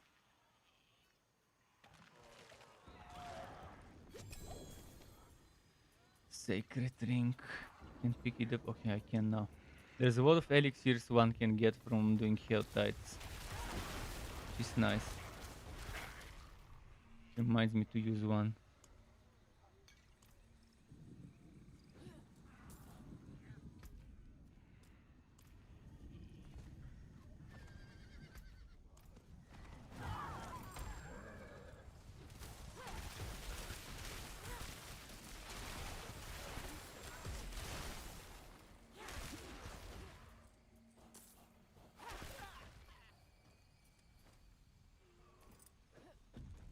I think the majority of people avoid Hell Tides because they get bored of it pretty quickly.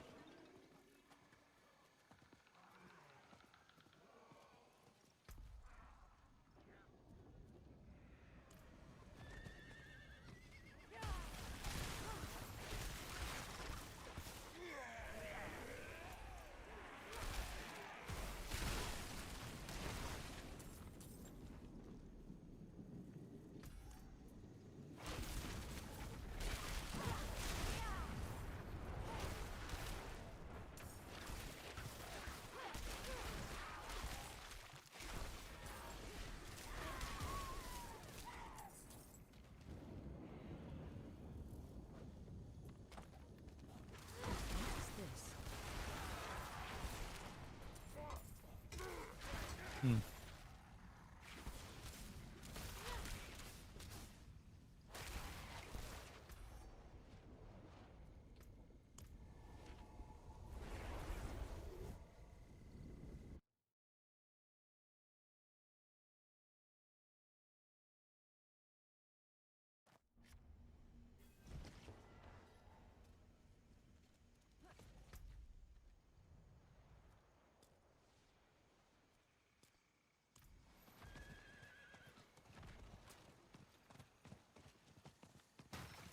Oh, shrine, nice.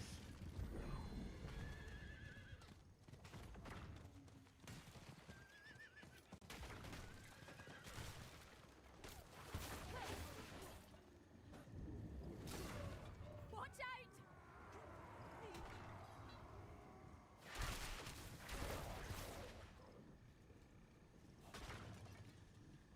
Defend event.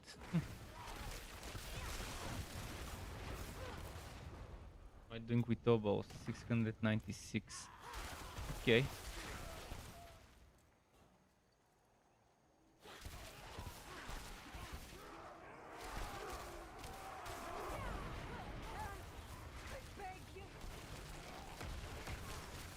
Ah, shit.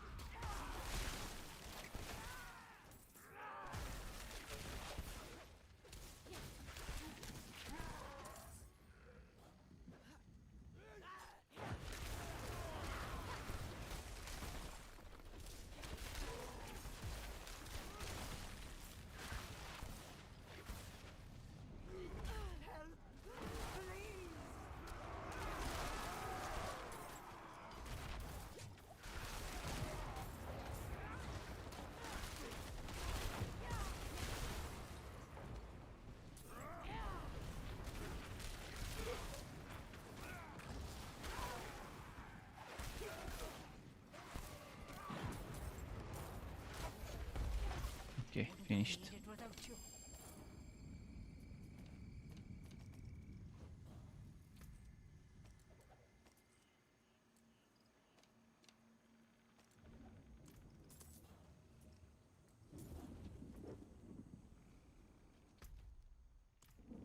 Protection chest.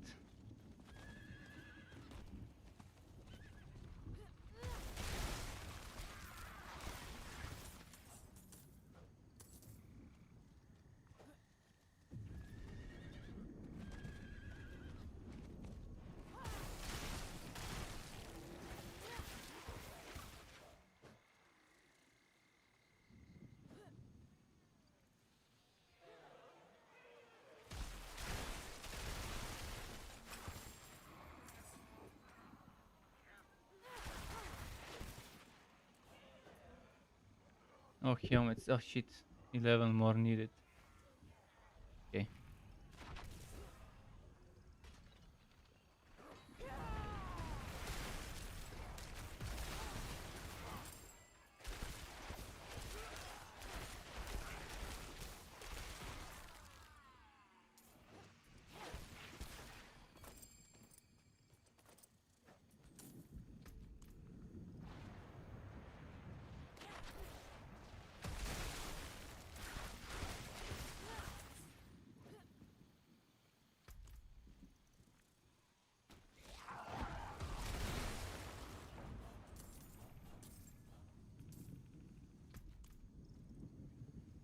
Let's see here.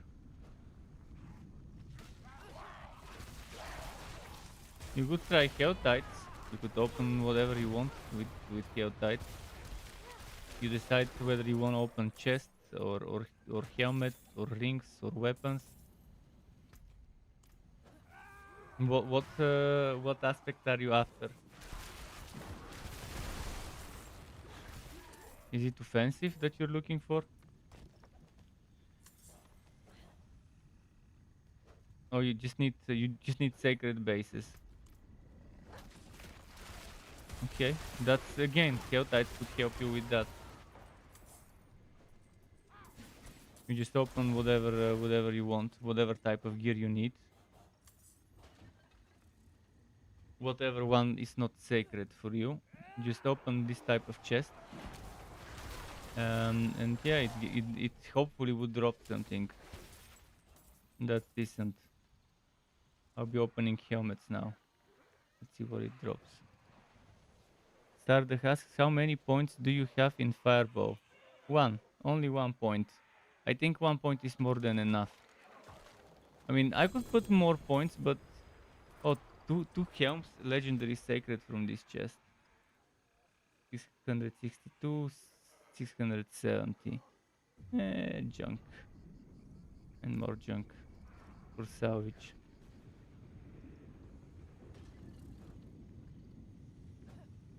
But yeah, I think 1 point in Firebow is so far enough. At least so far it has been enough for me.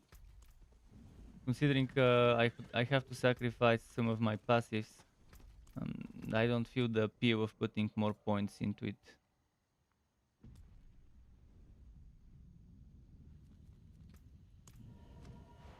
I'll check that other area.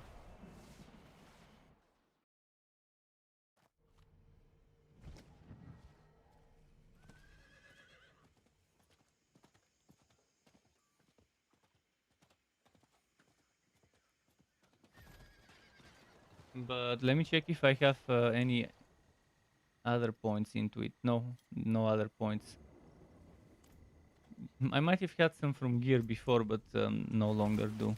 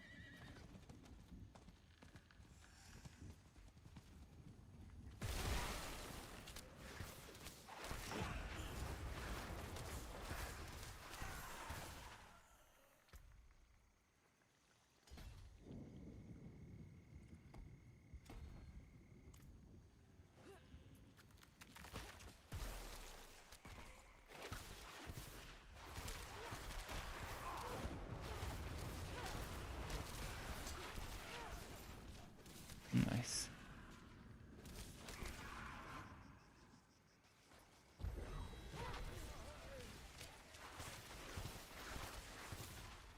Oh, there's an event here, or maybe it's over. Yeah, and there has been an event here.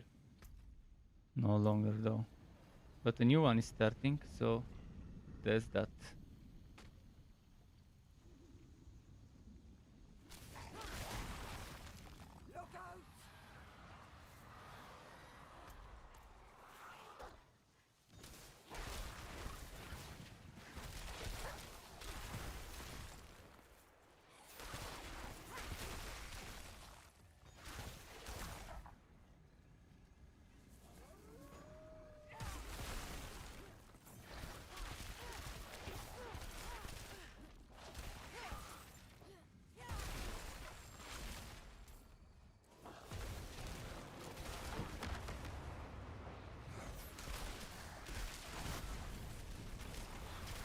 Many more seconds, 37 until the event is over.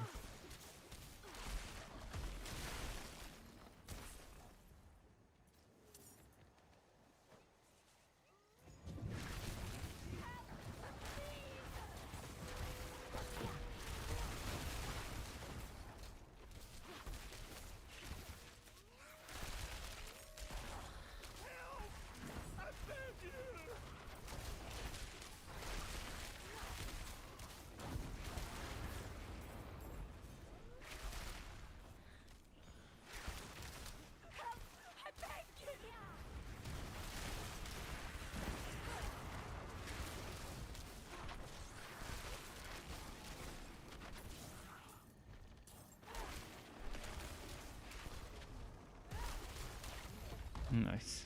Couldn't have made it without you. 58 oboes. Yeah, I'm doing Hell Tide. There's 10 minutes left until the Hell Tide is over.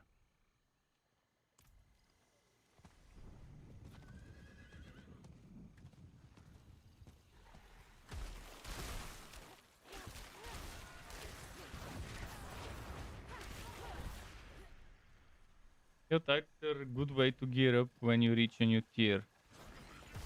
Especially considering you can target certain slots. You can target certain gear slots that need upgrading before others.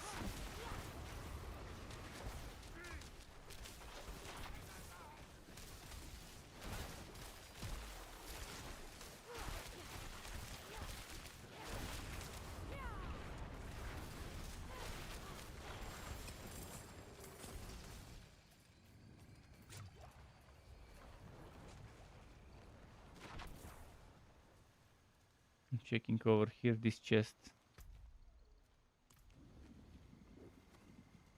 Ah shit, no. Fuck, it climbed up. Fuck. The spacebar is my dodge, my number 3 skill. No, not no, my dodge is spacebar. And when I press it next to this, it instead of dodging, it starts climbing. Okay, there is a chest here that says protection, which is leg guards. Okay, I don't need this one. Already have unique. Oh, how many things dropped here? How many of those have you collected already since you came? You can see next to your minimap. Okay, you need 75 for the smallest chest. There is plenty of time. You have 8 minutes. You'll be getting at least one thing. You'll be getting to open at least one.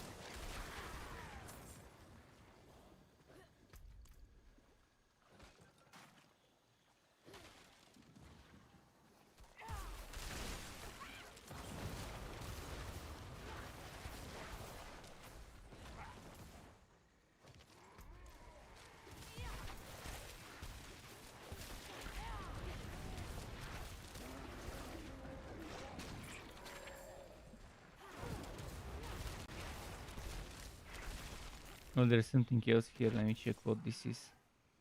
Amulets. This one's 125. Protection ones for armor are 75. Rings are 75. Amulets are 125. One-handed weapons 125, and two-handed weapons are 150. There's also another one that's of mysteries. That's 175 to open.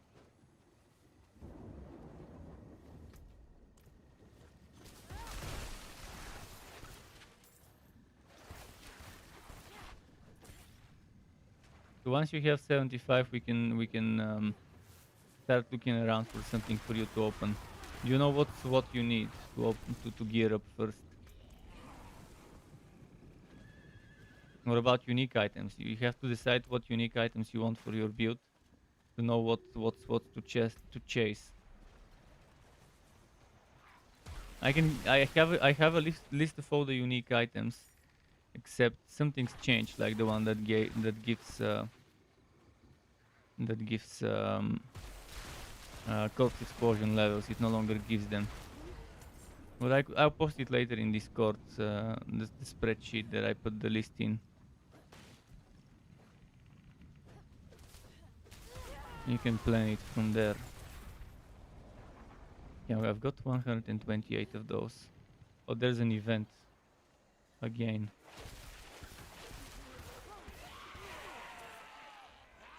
Oh, this one is just waves, perfect for experience.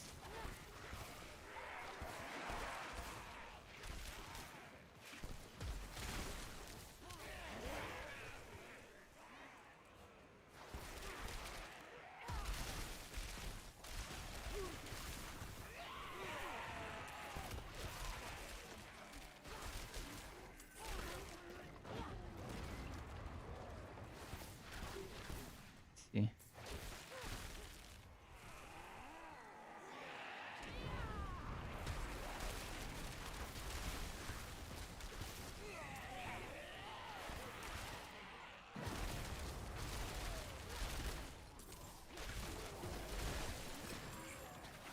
Oh, nice.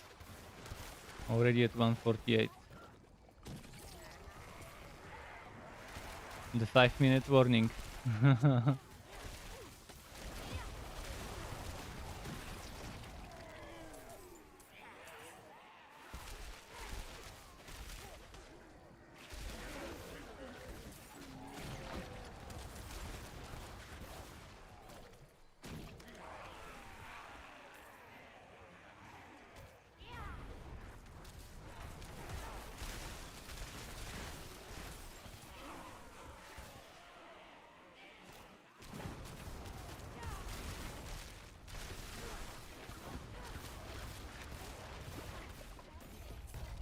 Now I'm at 175. Okay, that's pretty nice. Let's see, I'll go over there and open that protection one. but conspiracy chest, yeah, easy to mark it on the map. So pick a chest and mark it on the map.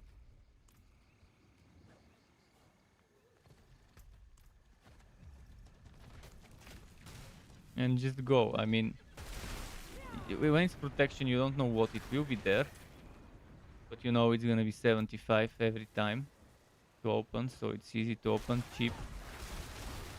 Just don't die because you lose half of it. But yeah, you can use your horse, so there's that. Okay, there's boots here. Where I am, there's boots. 75 for boots. You definitely have 75 by now. Well, you can open boots for 75, and then maybe if you're lucky, get enough to open another 75. Next to me is boots. If you're looking for boots, they're here. Oh, legendary stuff dropped from a mob here. Let me open those boots, see what's in there. Okay. Oh, boots sacred. Let's see. Have to drop something.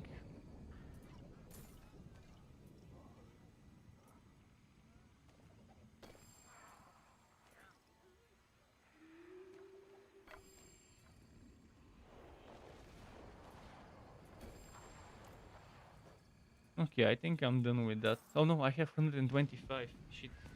What did you say the 125 is?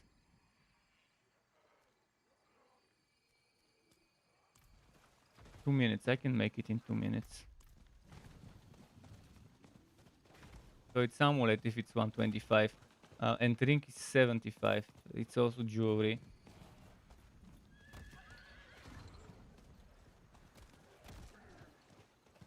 Did they kill you?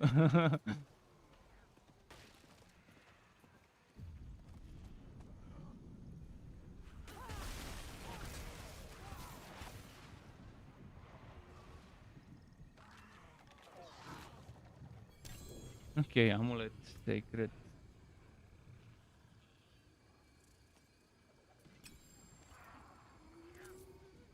Not bad. I'm going to town now. If you want a dungeon, we can do dungeon now that this is over.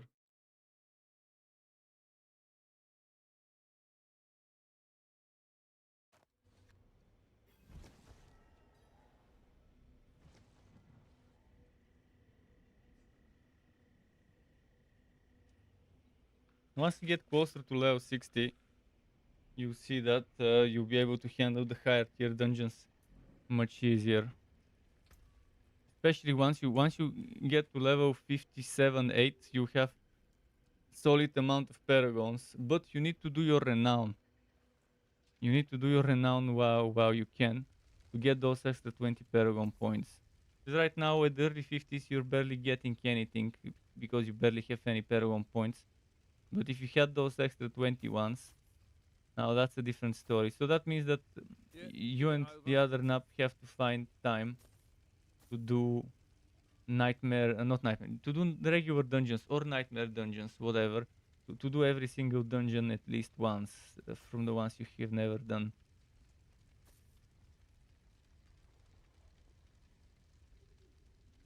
There's an item power 684 won't, but yeah, it's gonna be too high level for you.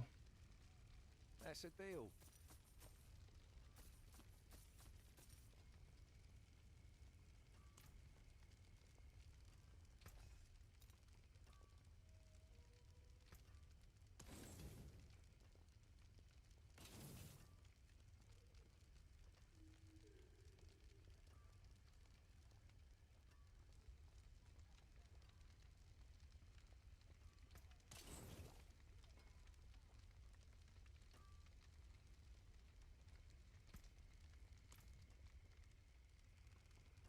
There's that.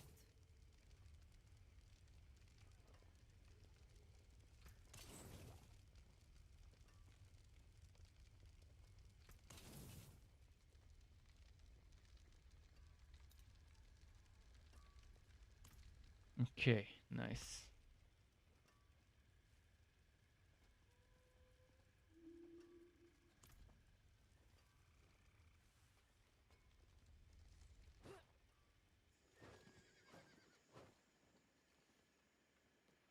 Welcome to the treasury. Where was that socket NPC? There it is.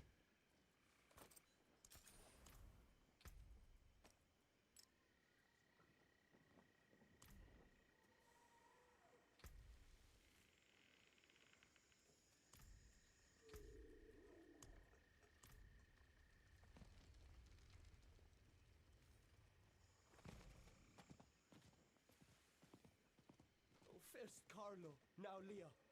There's something out there killing us. If you want work done, let's get started. Very good. Still intact.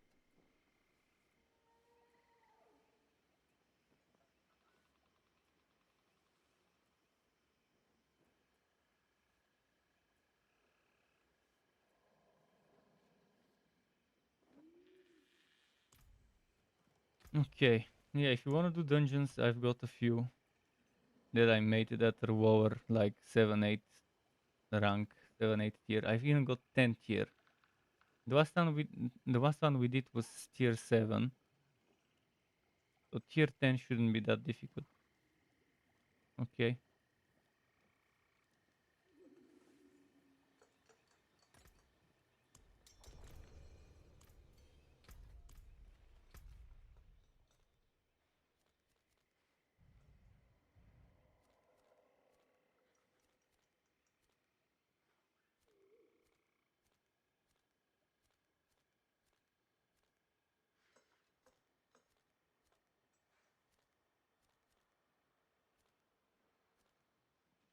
I'll go take a leak, chat. Be right back as well. So 90 seconds to take a piece break.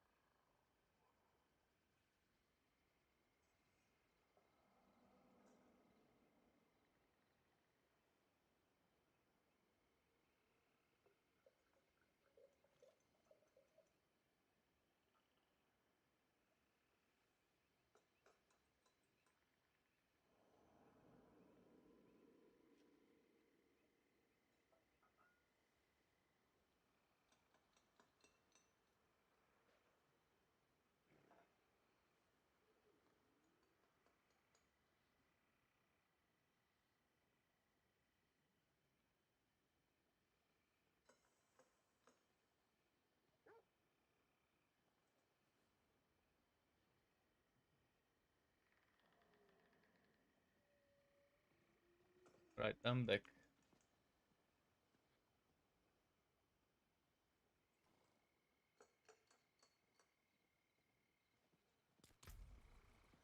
Late night worker. So blind burrow.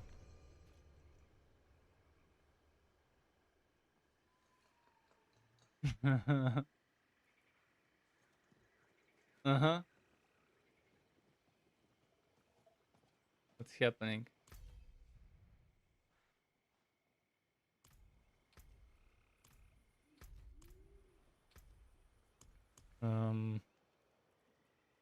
Blind burrow.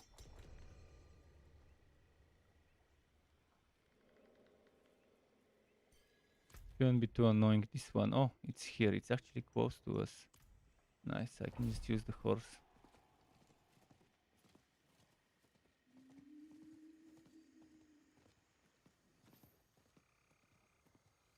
But yeah, I can remember that boss raid where camping Bakarma and then doing Bakarma. And I fell asleep.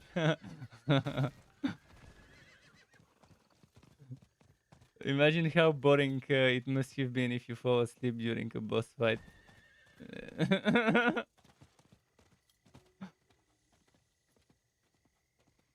Mm-hmm. I think he dropped an orb or something that I missed. Like, must have been what was it? Sorcerer in Ion? Was the quest I played in a Sorcerer? Yeah. Yeah, and it was. I think it must have been an orb because there were Awukina, Menotius, and I think Bakarma, the 3 orbs that were the good ones, the Pharma at that time. Yeah. Slade infested villagers. Okay. Help. There's gonna be some help.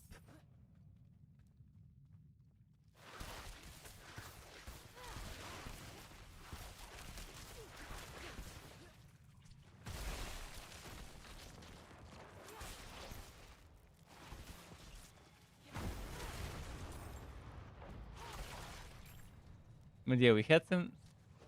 Yeah, it's the portals. They'll keep spawning. It's the type of map affix we have to deal with.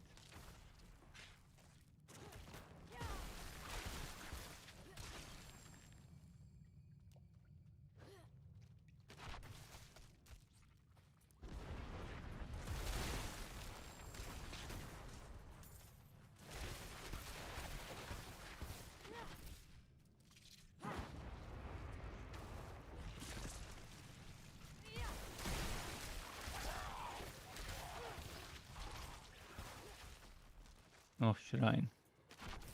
Conduit. Oh. I love how they improved Conduit Shrine compared to Diablo 3 Conduit Shrine. I'll loot after, I'll go and DPS stuff.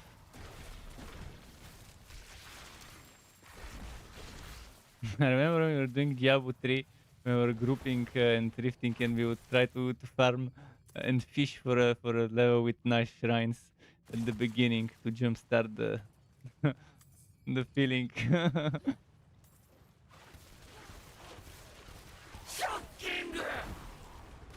And someone just subscription. I need to check my notifications. Subscribe to my YouTube channel, Thomas Sizer. If you're watching, welcome to the Stuck Club and thanks for the sub. Really appreciate it.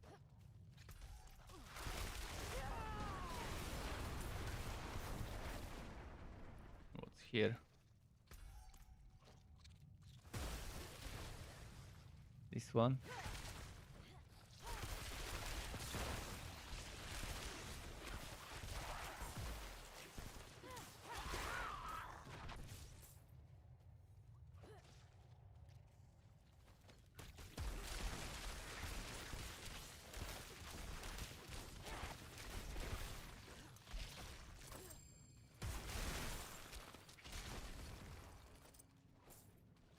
Okay.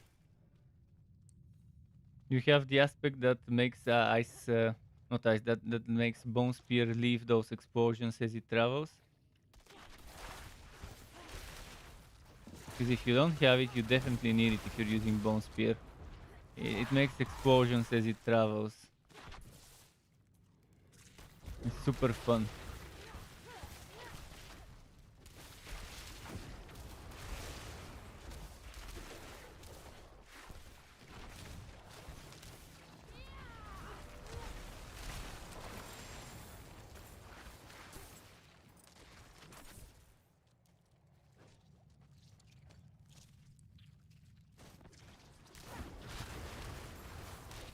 Yeah, you'll be getting those gifts eventually. Eventually you get all of them.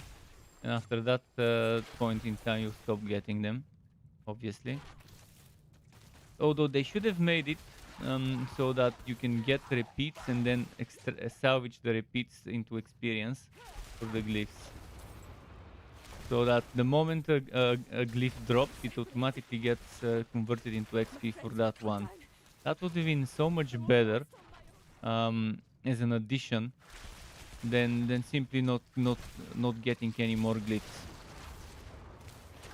So let's say I have the glyph destruction at level 5, and it drops, and I pick it up, boom, extra little bit of experience, 10 experience for example, for my glyph, or 8 experience or whatever for my destruction. That would be pretty neat. So we need to travel to that one there at the top.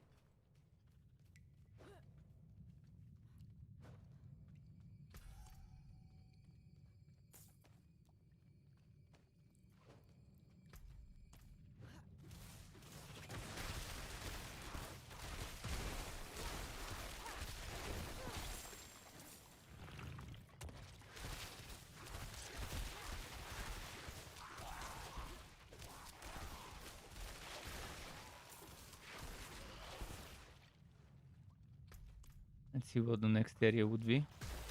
Hopefully it's not QO enemies.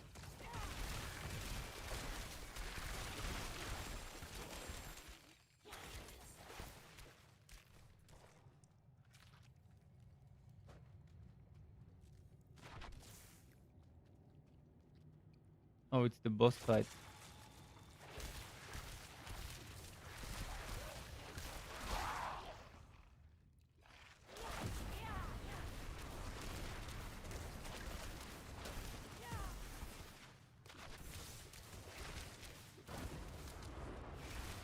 This boss runs a lot. But not with bomb prison.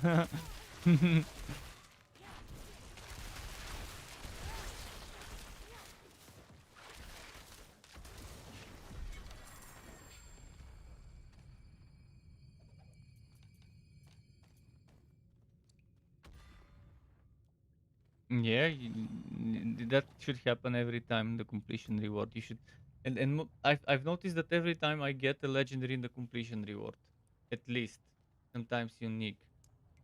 Maybe I'm just lucky with the completion rewards, but yeah, I think it might give it every time.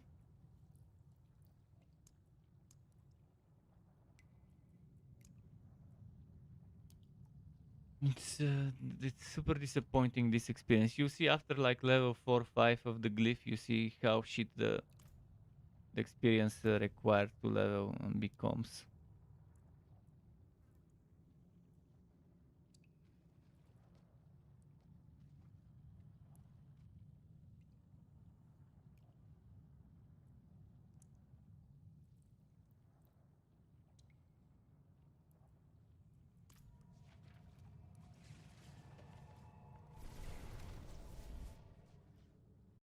Okay, well, it probably won't be the exact same one.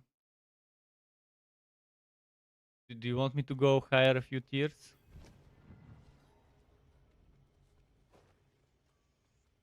Well, it gives you more experience at the end to level the glyphs. And yeah, it should increase the stuff that we get. Most likely we'll be getting better loot. Slightly, I don't know how the formula works there. But I can try and see, because this one was tier 10. If you can handle yourself on tier 10, you probably will be able to handle tier 15, 16 or something like that.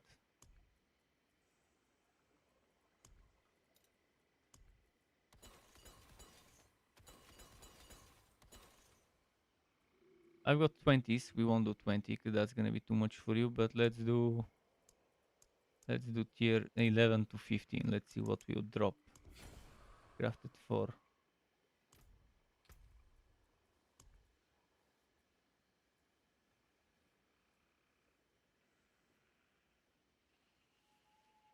We can do Guram swims again, but better do something you may not have done. Conclave. Have you done the Conclave dungeon ever?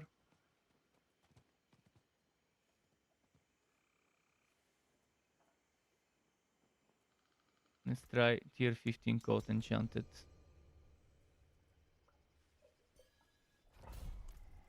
One is over there, I see it.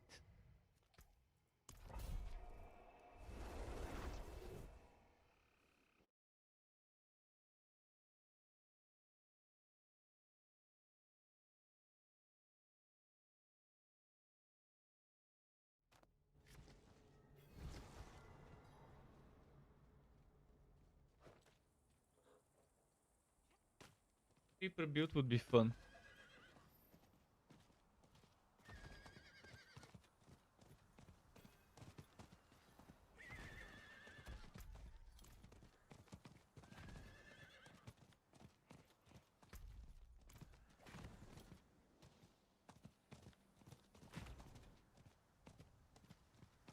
You could go Blighted Corpse Explosion for that Grim Reaper for sure because of the shadow and chilling with shadow.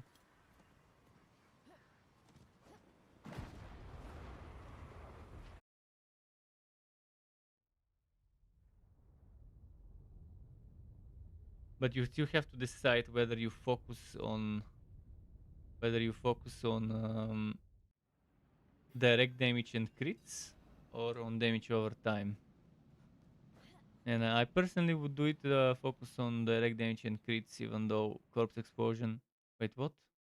What happened? I got in a loading screen.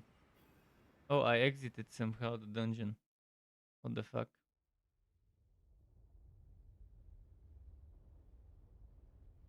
What the hell? Is the dungeon bugged or... Wait, what the fuck? This is... I think it's a bug dungeon. To glitch the glitch? I'll try teleport. I'll try to... Maybe the dungeon is... Maybe the dungeon is bugged, or maybe the dungeon was glitched and people were exploiting something and they forbid us to enter.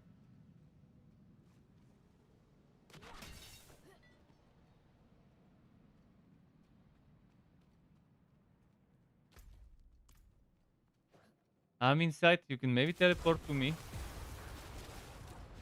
I managed to teleport through that big area, and now... Oh, and now I got teleported out again. I think this dungeon... Maybe there was something wrong with it and they decided to prevent people from entering. Or it's... Maybe. I can enter, yeah. So the moment one person enters, the other one gets kicked out.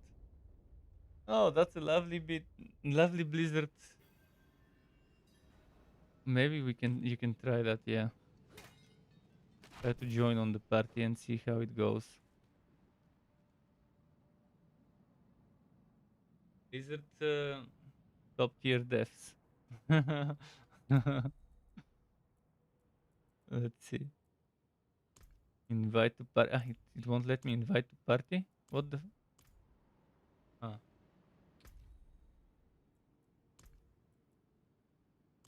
Why is it taking so long to vote for you? Oh, there it is. Invite. Okay, accept. And now try to teleport through the... Nah, it kicked me out.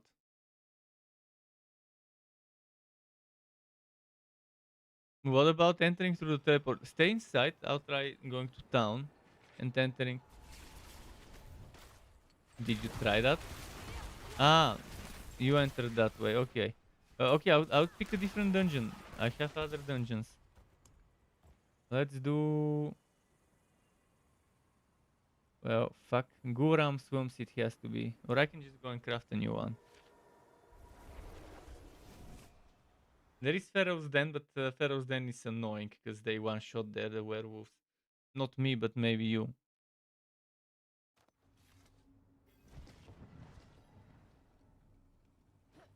Pharaoh's Den sucks.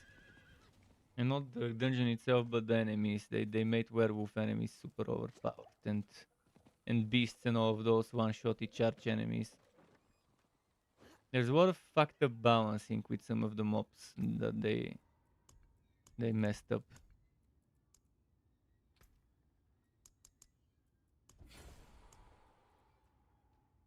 Whispering Pines, I think Shifter Ruins. I don't think we've done Shifter Ruins.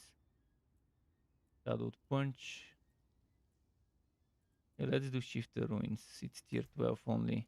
It has an annoying thing called Drifting Shade, but you get used to it, I guess. I normally don't do it, but fuck it. I'm not gonna roll all day.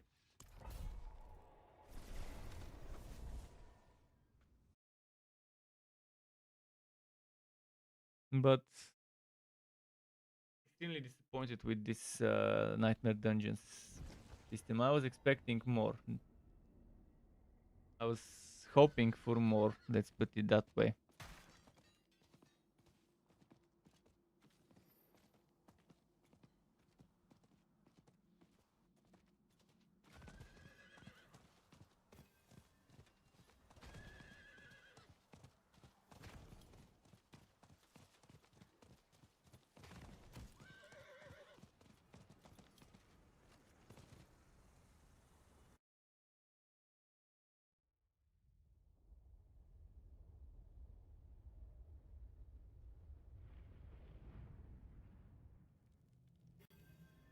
Yeah, the ruins.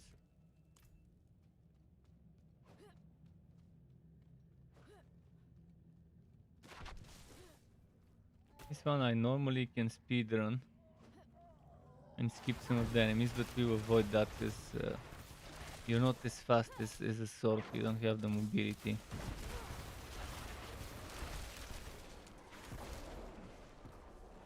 You have to avoid this, by the way, the thing that shoots at us every few seconds. Those AoE fields are not mine. Those. From the shade.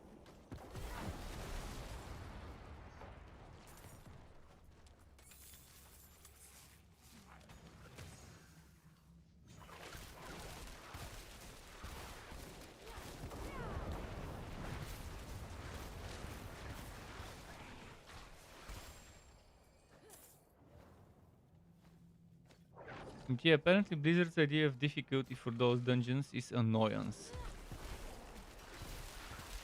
Because the majority of the stuff they've added as a so-called challenge is pretty much annoying bullshit. That's how creative their team was when designing dungeons.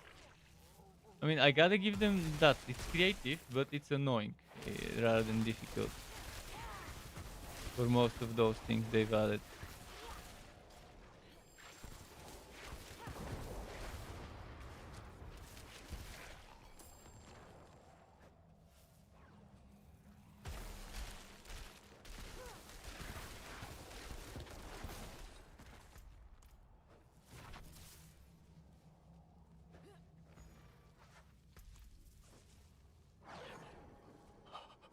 Gold. So.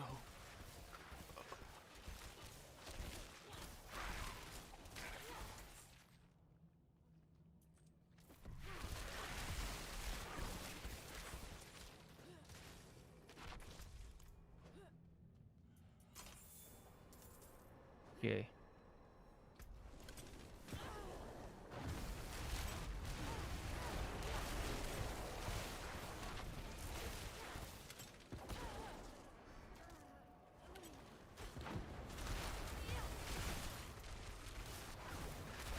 Did you hit the explosion?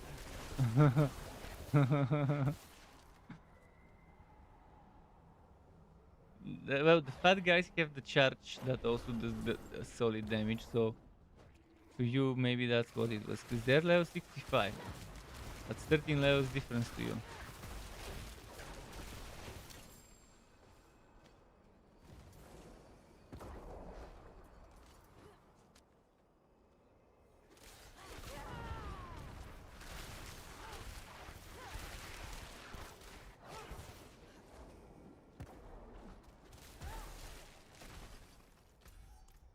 Wait, I think it's this way.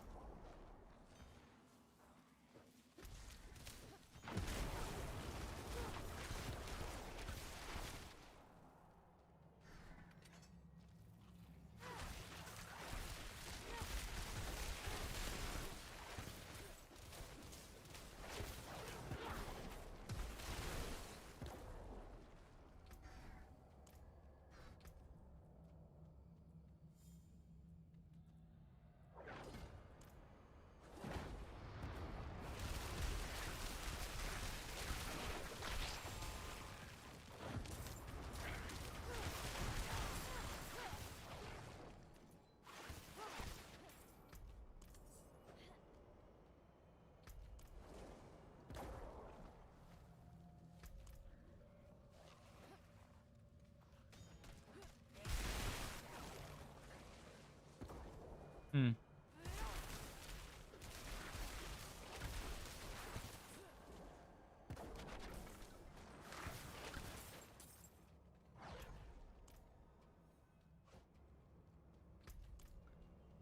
Damn this thing, where is it? Maybe it's here? No. Maybe it's around there.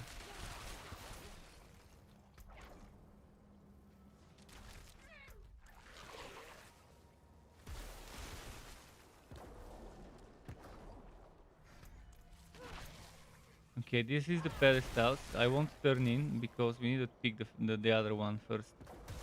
Otherwise, we lose the extra movement speed and it's pointless. Since it's two of us, let's get the other stone first. Nightmare siege, okay.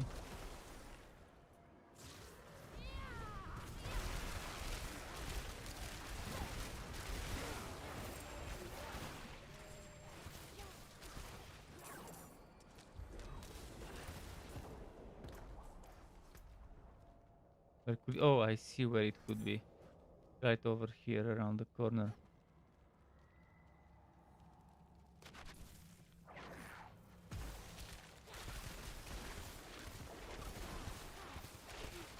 Which shrine?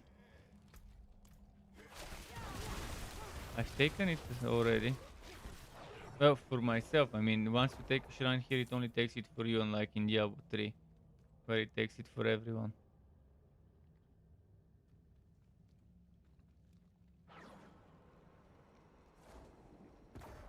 You have to take this stone.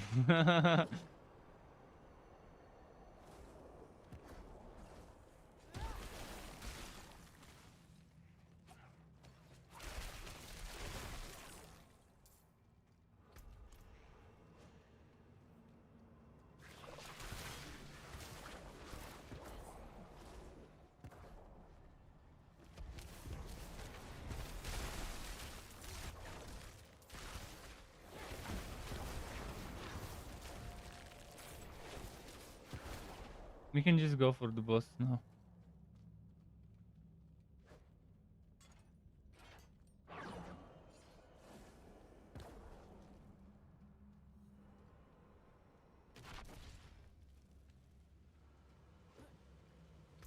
There it is.